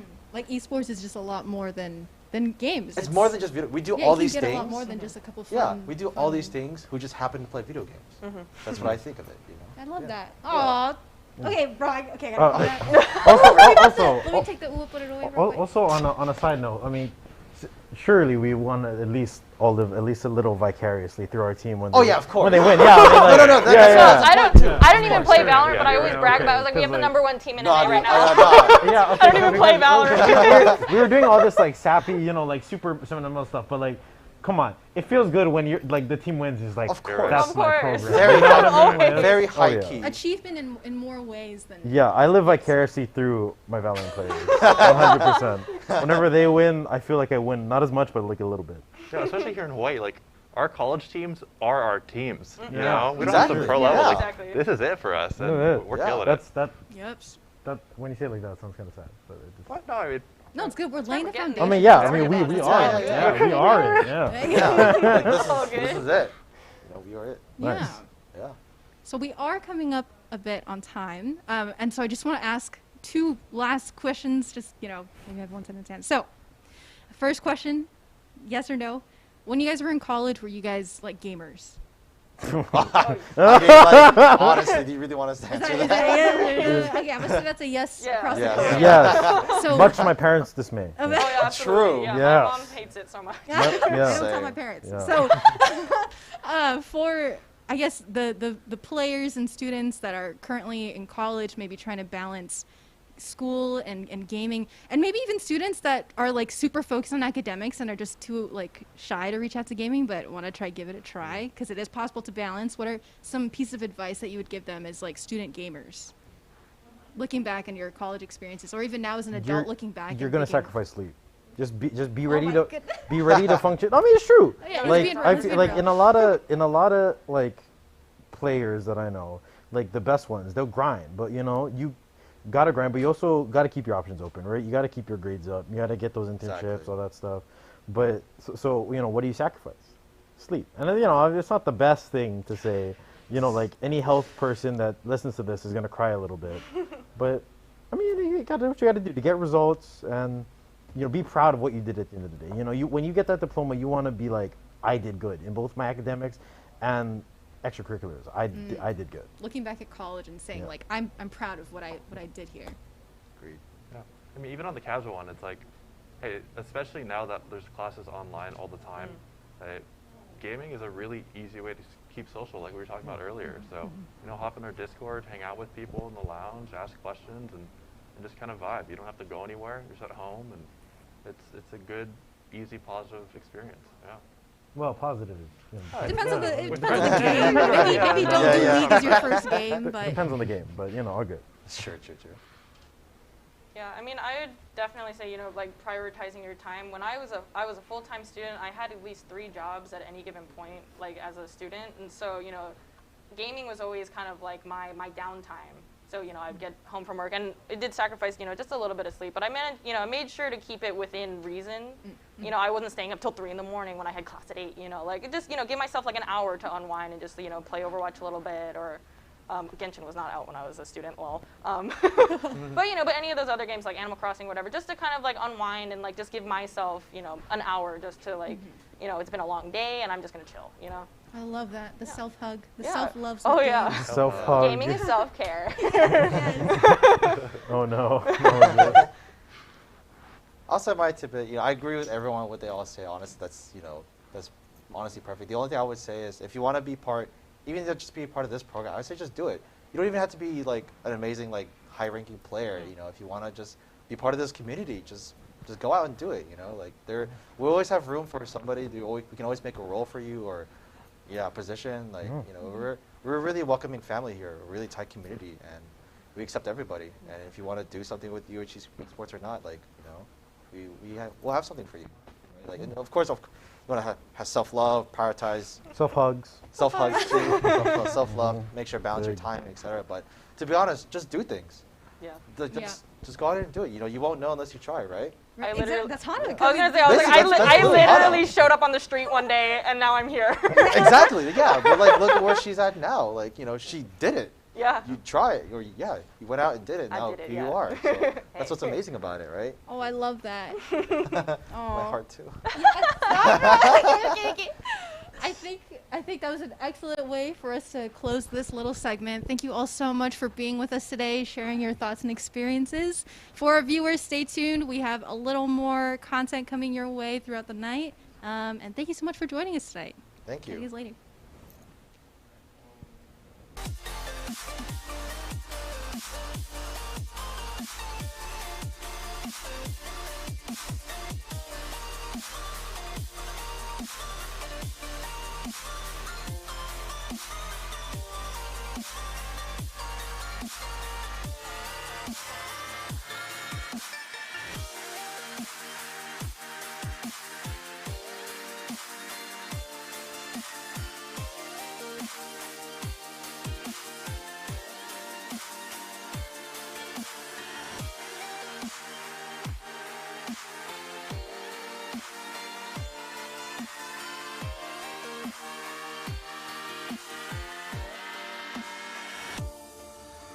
And now it's just like, man, you got to have that time where you just like disconnect from the scene, just the race. Like, and it's a race that I've created in my head, you know? But you have to step away from it.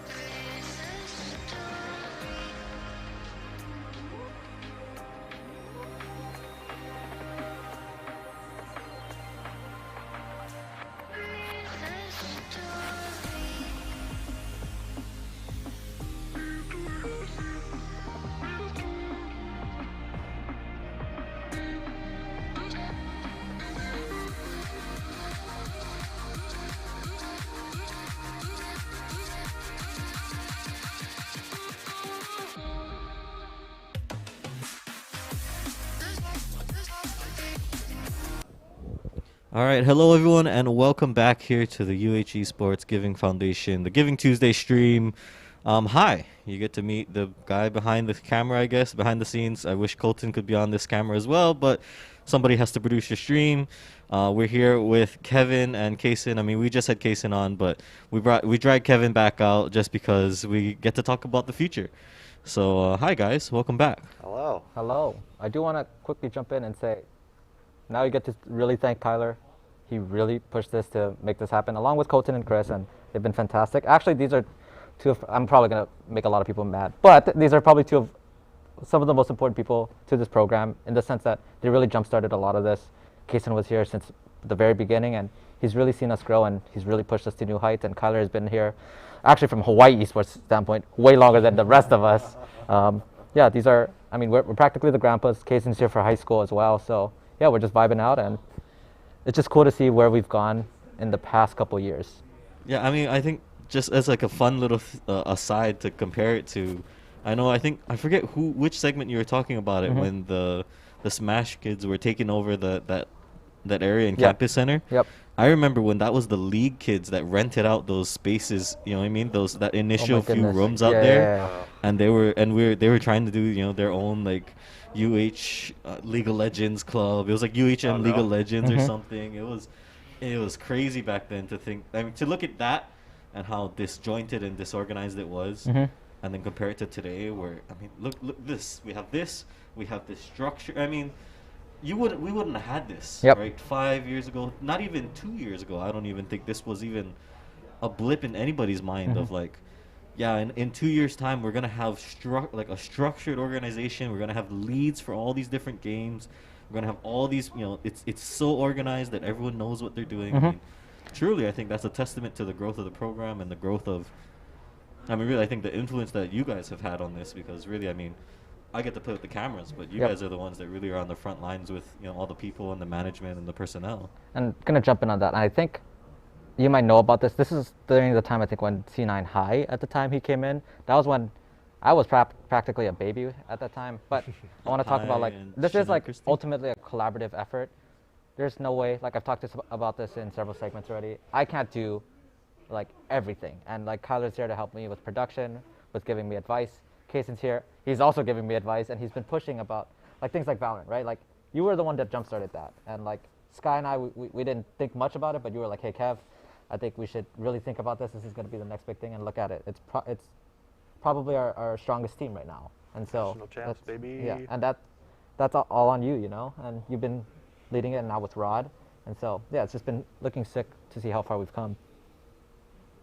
I mean, I think then the question kind of leads to, and I think the whole point of why we're having this segment in general, right, is what do we think then is the picture going into 2022? I mean, we're at the end of the year now, but, spring 22 is upon us, but more importantly, I think fall 2022, looking at that academic year, is there anything that we're really just kind of, I mean, I know we can't give away secrets, right? Certain things are still under wraps. We can't talk about it. But is there anything that we're really excited for moving into, the next year? I don't know what we can say. I'll just talk from, like, a program standpoint. Like, I'm really hoping that we can get back in person. I think a lot of students are very eager to just get back into the space and just play from here.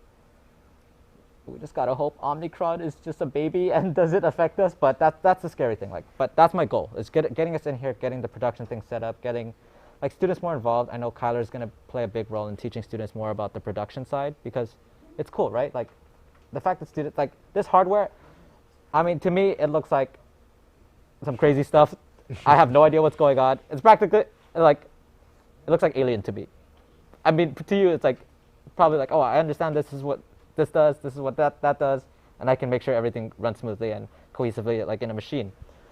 And I'm just excited to see our students finally be able to touch hardware, right? Because I think a lot of the stuff online is, yes, there's some hardware-based stuff, but it's mainly software, right? It's like understanding how to run OBS, understanding how to make sure you can transition from scene to scene.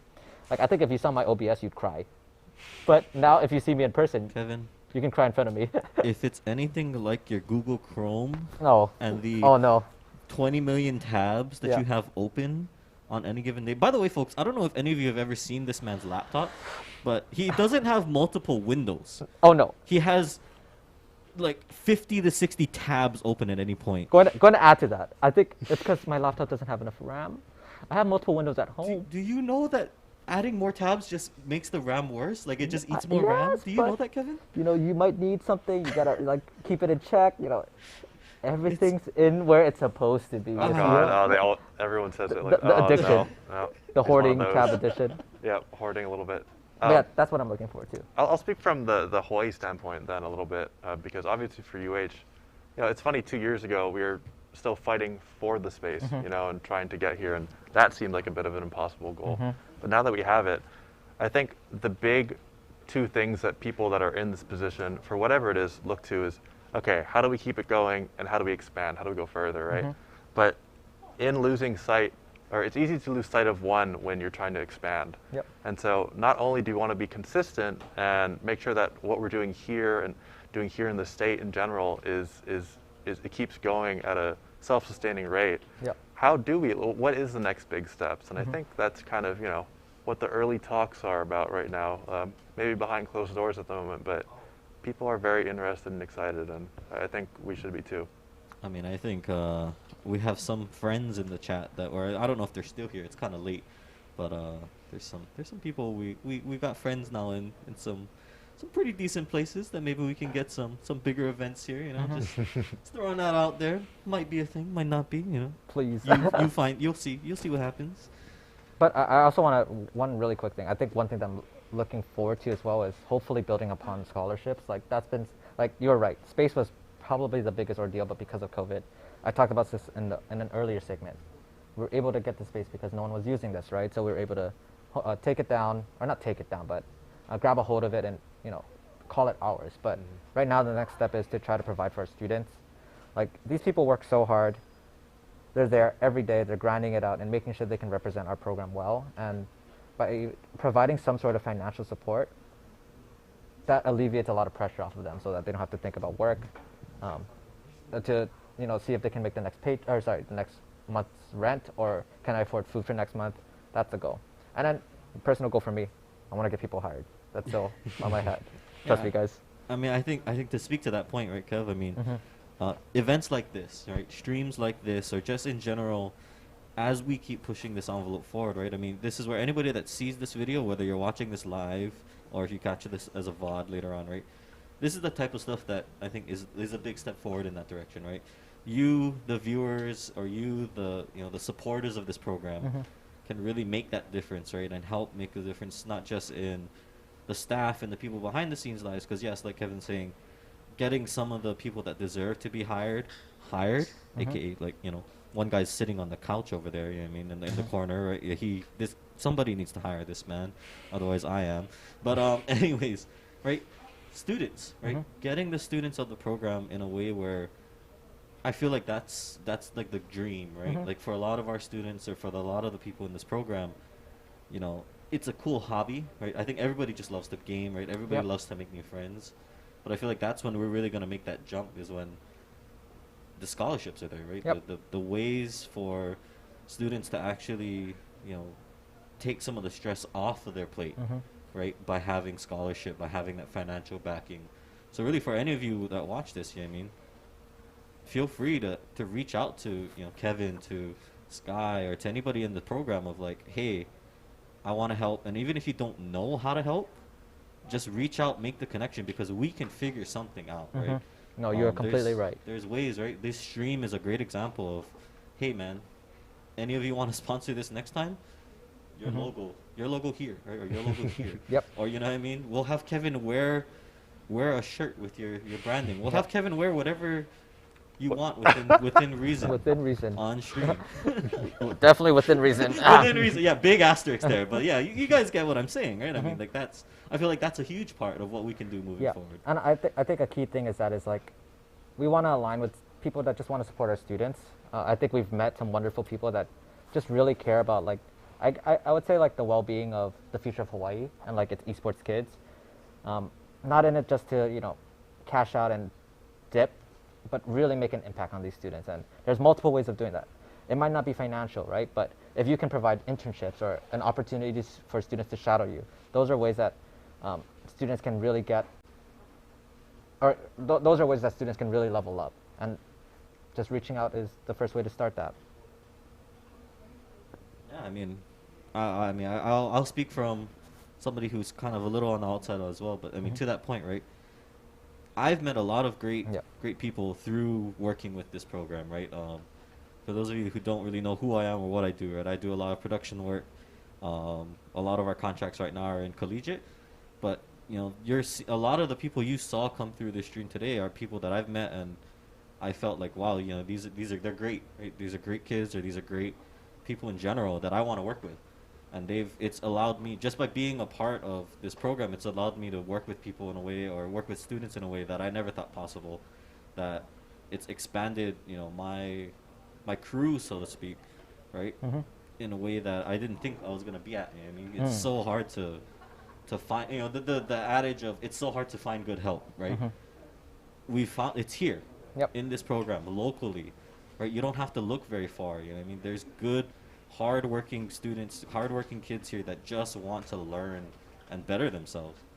I think I mean, what more do I need to say, right? They want to learn. They don't, you know what I mean? And I want to jump on this too for, like, any potential, like, donors or sponsors. I think Hawaii is still, like, I say this a lot, Hawaii is still ripe for the taking, in the sense that I think if you get one Hawaii, like, high school, I think a lot of Hawaii high schools will follow suit. And in that sense, like, you're getting the whole Hawaii market, and I think anyone would want that.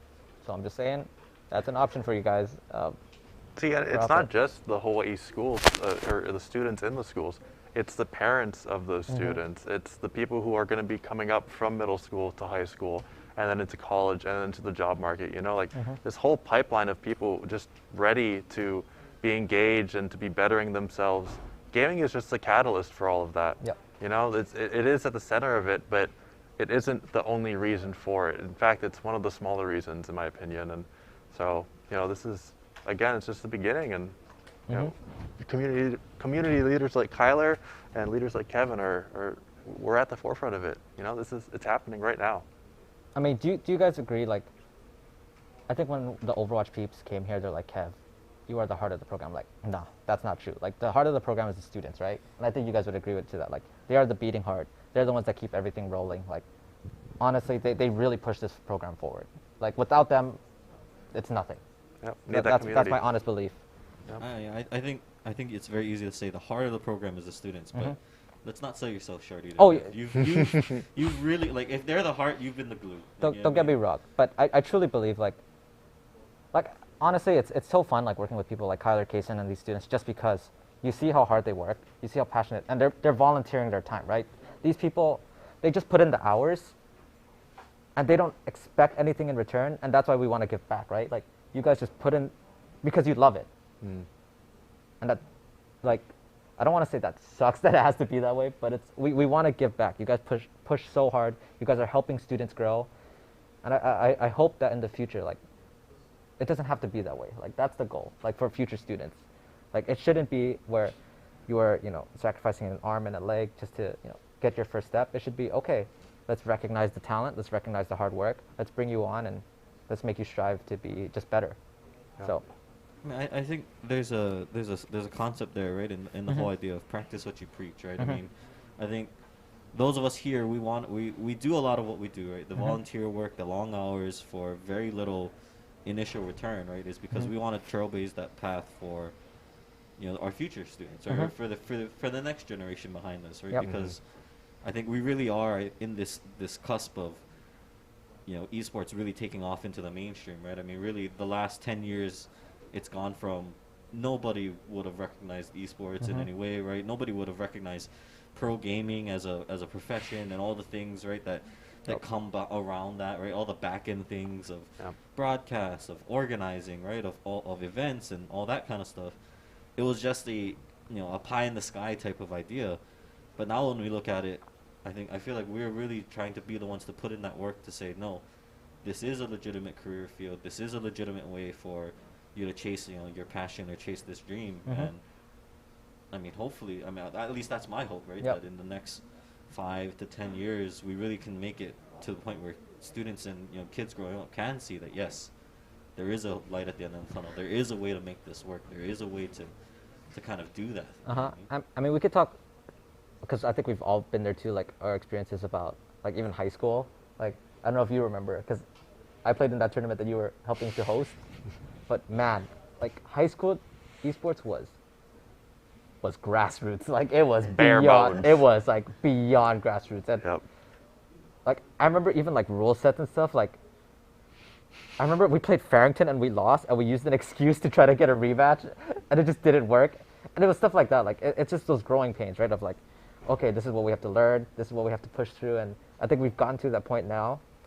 And you can attest to this too. When we onboard a game, it's so much smoother. It is like, okay, we know the rule set, we know what to do. It's a smooth transition. Whereas back then it was like, all right, guys, let's suit up and make sure we get out alive, right? Like, do you want to like share your stories about like high school, like any crazy stuff? Oh man, I mean, so earlier I was talked about, okay, great, we've got a thing, and now I want to expand it, and that's an easy way to burn. So back when it was the high school challenger, after that first year, I tried to have 2 League of Legends teams at Kaiser. We had enough talent, and enough interest. We had I had 20-some people come to try out, and we made a first solid roster that was mostly people from the last year, and then that second roster, man, I realized, oh, I'm a 17-year-old kid that's like way in over my head. I cannot do this by myself. People are toxic, or they don't want to show up to practices, or they want to make excuses for matches and things like that. What do you do? What are you supposed to do without the infrastructure? Which And I think this is is a the key here. 17-year-old, right? Yeah, I'm in high school still back then too, right? So it's like, there's no answer for me. There's no right answer. The student shouldn't have to be in that position, which again is where this infrastructure that we're building comes in. And jumping in, like we can't expect teachers who don't know anything about it to know it as well, because we're expecting these teachers to be like experts in their field of esports, but you're there just teaching geometry or something, and it's like, oh, I'm just here to volunteer because you need an advisor. And like hopefully we can continue to build out this Hawaii infrastructure where like the reliance doesn't have to be solely on one person. Like hopefully there's a community where they can reach out and just get some help, and we're slowly building that up. Like, do you want to share a little bit about Mauna Loa, because you also helped there? Oh, sure. I mean, I think for me this season has been a little bit more of a little more hands-off for me. I haven't been as involved with the teams, but I mean, I think a lot of that boiled down to they had a great advisor before me, right? For those of you who don't know him, his name was Coach Britt, or Sergeant Britt. Really great guy, very passionate about esports. He plays games, he's a gamer, but he was never, deep in the esports scene, right? And so I think that's where I've been lucky to be able to just step into his shoes of like the program he kind of started. And then, continue from there. But really a lot of it I think was just Mauna Loa, Joel Kalachi was, the athletics director. He made it he saw the value very early on of like, I think this is going to be big. I want us to be, a part of that. He wanted us to be at the forefront of that. And although I think that's great, right? I think that's it's a great starting point. It's a great place to be. I couldn't have asked for a better setup for being a coach of a program and all that. But I think moving forward in the future, I think what we really want to see is just once this gets adopted across the board, right? I mean, when HHSAA is able to get it sanctioned as a state sport, right? That's part of the equation. When we get all of the high schools involved, because really, Sky's the one that gives this talk very well. I think about the schools that the haves versus the have-nots, right? Those that are well off versus the schools that don't have the funding for it. I think once we even the playing field eventually, right, where at least everybody has the equipment, the computers, the gear, then it's a free game. Then it's fun, right? Then it's everybody can play. Everyone can participate. that's where I think it'll be a lot more interesting, because yes, we do need to keep training the teachers, right? We do need to keep training and teaching the administration about what it is we do, right? It's not just playing video games. There's so much more to it. But at the same time, I feel like we are very quickly approaching that point of people are taking notice of this, right? And I feel like it's on us to be good stewards of what does it mean to participate in this, this type of, function or this type of system. And I want to reiterate something I mentioned earlier. Like, I think nowadays, like, if you ask a young kid, like, what they want to be when they grow up, back then, 10 years ago, it was like, I want to be an astronaut. But now if you ask them what you want to be, it's like YouTuber, pro gamer, internet personality. And so it's up to us to cultivate the environment where they can succeed. Like, we have to showcase that they're not just playing games, they're not just watching videos. You have to show, like, it is hard to produce a show, right? Like, we don't know, like, they think, oh, I just press a button, I play video games, which is what I thought this 24-hour stream was gonna be. And like, I was like, you know what, that's it, and people will throw money. But to produce this was a lot of work, and thanks to the student leads, thanks to the broadcast team, I think it turned out really great. Like, this is something that we can all be proud of, but like, we gotta cultivate this environment in the high schools, in middle schools, and even elementary, so that students can start to grow, start to learn, and really understand what it is to be, I guess, like, online in that sense. And this will trickle into esports, because people are still gonna think, why should I invest into esports? It's just students playing games. But as we heard earlier from, I think, multiple teams, you have to put in the time, you have to put in all this work to be at the best, and just cultivate interpersonal skills, like you mentioned. In your high school, it's like, oh, there are toxic people. How can you remove that? How can you make sure this doesn't happen? And so there's just so many factors that go into this that not only one person can handle. We got to make sure we spread the work, distribute it evenly, and just bring people along for the ride, and, like, leave no child left behind. I agree. I think you guys are gonna realize that we all agree, or we may disagree with some things, but we all generally kind of like each other and agree with things. That's why we work together a lot. I mean, granted, sometimes I need Kevin to take a vacation, but he never listens. He just always works himself to the bone. But with that said, guys, I know we are coming up on time in a little bit, so I do want to get some final thoughts from you guys, some parting words, because I think this will be the last time any of us kind of speaks on tonight's stream. So, Kason, let's start with you. Anything you want to say to anybody else that's still watching, or anybody that might watch this back later? Yeah, just a big aloha to everyone who's tuned in, who's been a part of the streams, who donated, of course, but specifically to those who have been fans of us, people like Melissa from Riot or Jeff from the Overwatch League, people who are in the industry and see what we're doing and are like, wow, this is awesome, I love you guys, I want to support you in any way I can. That means, I think, the world to everybody here. Like, it's very validating to see people who, in our eyes, wow, you guys have made it. Like, you guys, how did you do that, And you guys are fans of us. Like, that really, it means a lot to me specifically, and to all of us for sure. So, yeah, thank you. Kev? Yeah, I want to echo what Kason said. Like, a huge mahalo to just anyone who supports our students, to any of you that have spoken to any of our students, just giving them that talk. Like, I think and at that time, it's like, oh, it's just a small talk. Like, what harm could it do? But in the end, at the end of the day, it makes a huge impact for those people or for those students, and it really motivates them and trailblazes the next steps for them. So, huge thank you. Thank you to those that have donated. It really makes a difference. Doesn't matter if it's $1, doesn't matter if it's $1,000. Anything makes a difference. And finally, like, thank you to, like, Kyler and his crew. Like, I know I've said it a bajillion times, but this seriously is not possible without these guys. So please hit them up. I don't know Kyler's contact email, but if you need production stuff, they're really pros at it. Like, thank you. Seriously, Kyler. No, I mean, I guess you're welcome in a way, but also, I mean, this has been a lot of, these events are always so much fun to me. I mean, I think I wouldn't be able to sit here and tell you guys, like, this is all amazing and, it's esports, and I talk in the way I do if I didn't genuinely enjoy being here and doing this with you guys. So, I mean, for me, I think you deserve a thank you as well, because I don't know if you guys know this. This man has also been here from 6 in the morning today, standing by, making sure everything's good. You know what I mean? Although he's always just like, "What can I do? What do you need me to do?" And that's just what you get when you work with with Kevin and the rest of the UH Esports crew. So, really shout out to these guys. Shout out to everybody else that's worked so hard to develop this program and to develop this event. But with that, I just want to say one last thank you as well. Thank you to all of you who are watching. Thank you guys for donating, like Kevin said. But really, thanks for just being here with us, along for the ride on this journey. I mean, who knows where we're gonna go? Who knows where this is gonna end up? But hey, as long as we're all having fun along the way, and as long as we keep doing this in the professional but fun manner that we've been doing, I think we're only just beginning. So with that, thank you very much. Next up, we have Alohi and JJ coming back to close out the stream. So it's been a long one, but hey, we're almost there. We'll see you guys in a bit.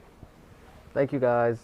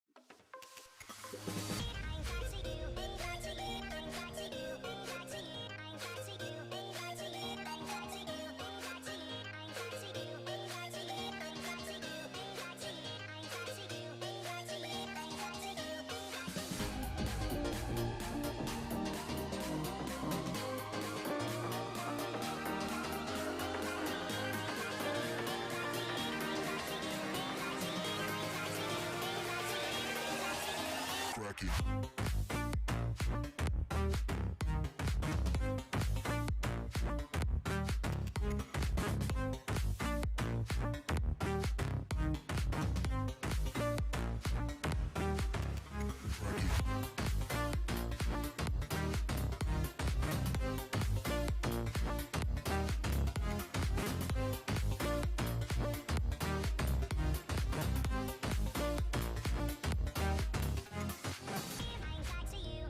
See you.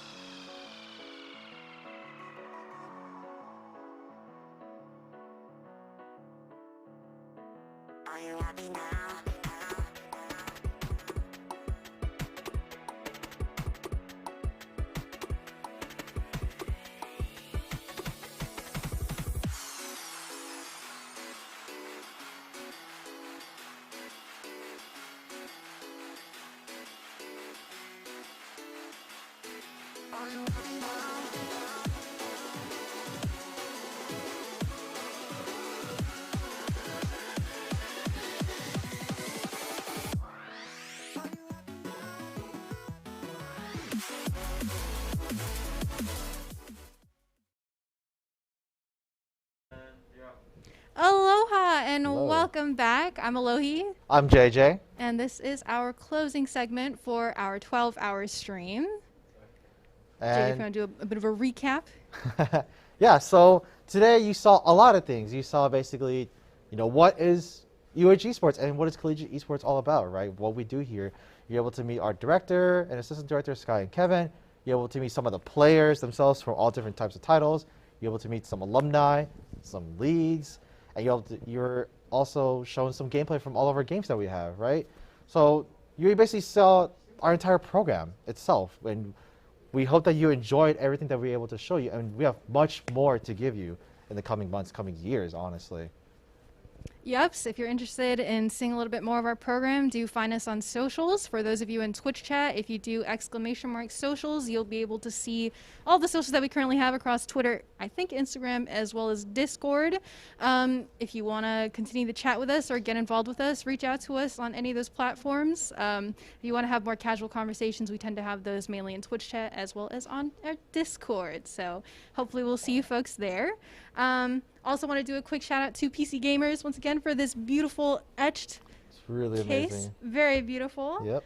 And want to now transition over to expressing our big mahalos for those who have donated and supported us on this Giving Tuesday. So thus far on our donor wall, just to highlight some of the wonderful people that shared their support with us today, we have Jeff Clark from the Overwatch League / Blizzard, and then we also have Melissa Andres from Riot Games. Saw you active in Twitch chat, so thank you so much. We loved having you. I know, your chat is awesome. We had Kara Chow, Jared Chung, Mark Ito, Lance Tanaka, Jennifer Winter, Kyle and Laura Yukumoto, Altair Kaneshiro, and Noah Rodriguez. So thank you all so much for your support, and I believe we have a few more thank yous that we want to put out there. Yes, so on top of the donors, we also want to take first off the EMP crew, Kyler, Colton, and Chris. You guys have done an amazing job setting this entire thing up. You guys did like really a fantastic job of setting up this broadcast, helping us out with this 12-hour stream. You know, you guys really are the brains of this operation, so it's amazing. Holy cow. Honestly, this would not have happened without their support, help, and guidance. This is crazy. Like, yeah, honestly. When we found about this project, I was like, oh my goodness, how are we going to do this? And yeah, here we exactly. are. Like, it's happening, and it's coming to a close. It's kind of crazy. Yeah, right? Exactly. So, yeah, like, you guys have done an amazing job. So big mahalos, big hugs. Big mahalos, yep. Next thing, I want to thank all the student leads, not only the leads, the student players who came out today to talk about their experiences, you know, within the Collegiate Esports, but within UH Esports as a whole. And also, I want to also thank Kevin and Sky, our director and assistant director, for basically creating this entire program from the ground up and for giving us this opportunity to be part of this program. Speaking of the Angel. Angel. Right? I've been called it. Yes. No, but seriously, thank you guys so much. I'm back once again. It's like I never leave you guys. Back But seriously, you guys again. have done fantastic. I think the entire crew has put on such a spectacular event. And you guys, this is something that I hope, like, anyone who's worked on it, you guys should be proud of the work that you've done within today. Like, it was really hard. It was very limited time, but thanks to everyone that was involved, I think we did a fantastic event. I think so too. And we saw support all across our socials, so thank you for everybody that was shouting us out, helping us spread word about this event, and just tuned in and just, you know, joined the chat with us today. It was really fun to interact with you folks. Yep. So, did you guys shout out the names yet? Yes, oh, yes, we did. Course. Also, I realized Alexine as well. Thank you so much for your donation. Thank you, Alexine. Salamat. So, yeah, thank you guys. Seriously, I appreciate it. You guys are fantastic, and let's kill it next year, all right? Yes, of course. Thanks, everyone.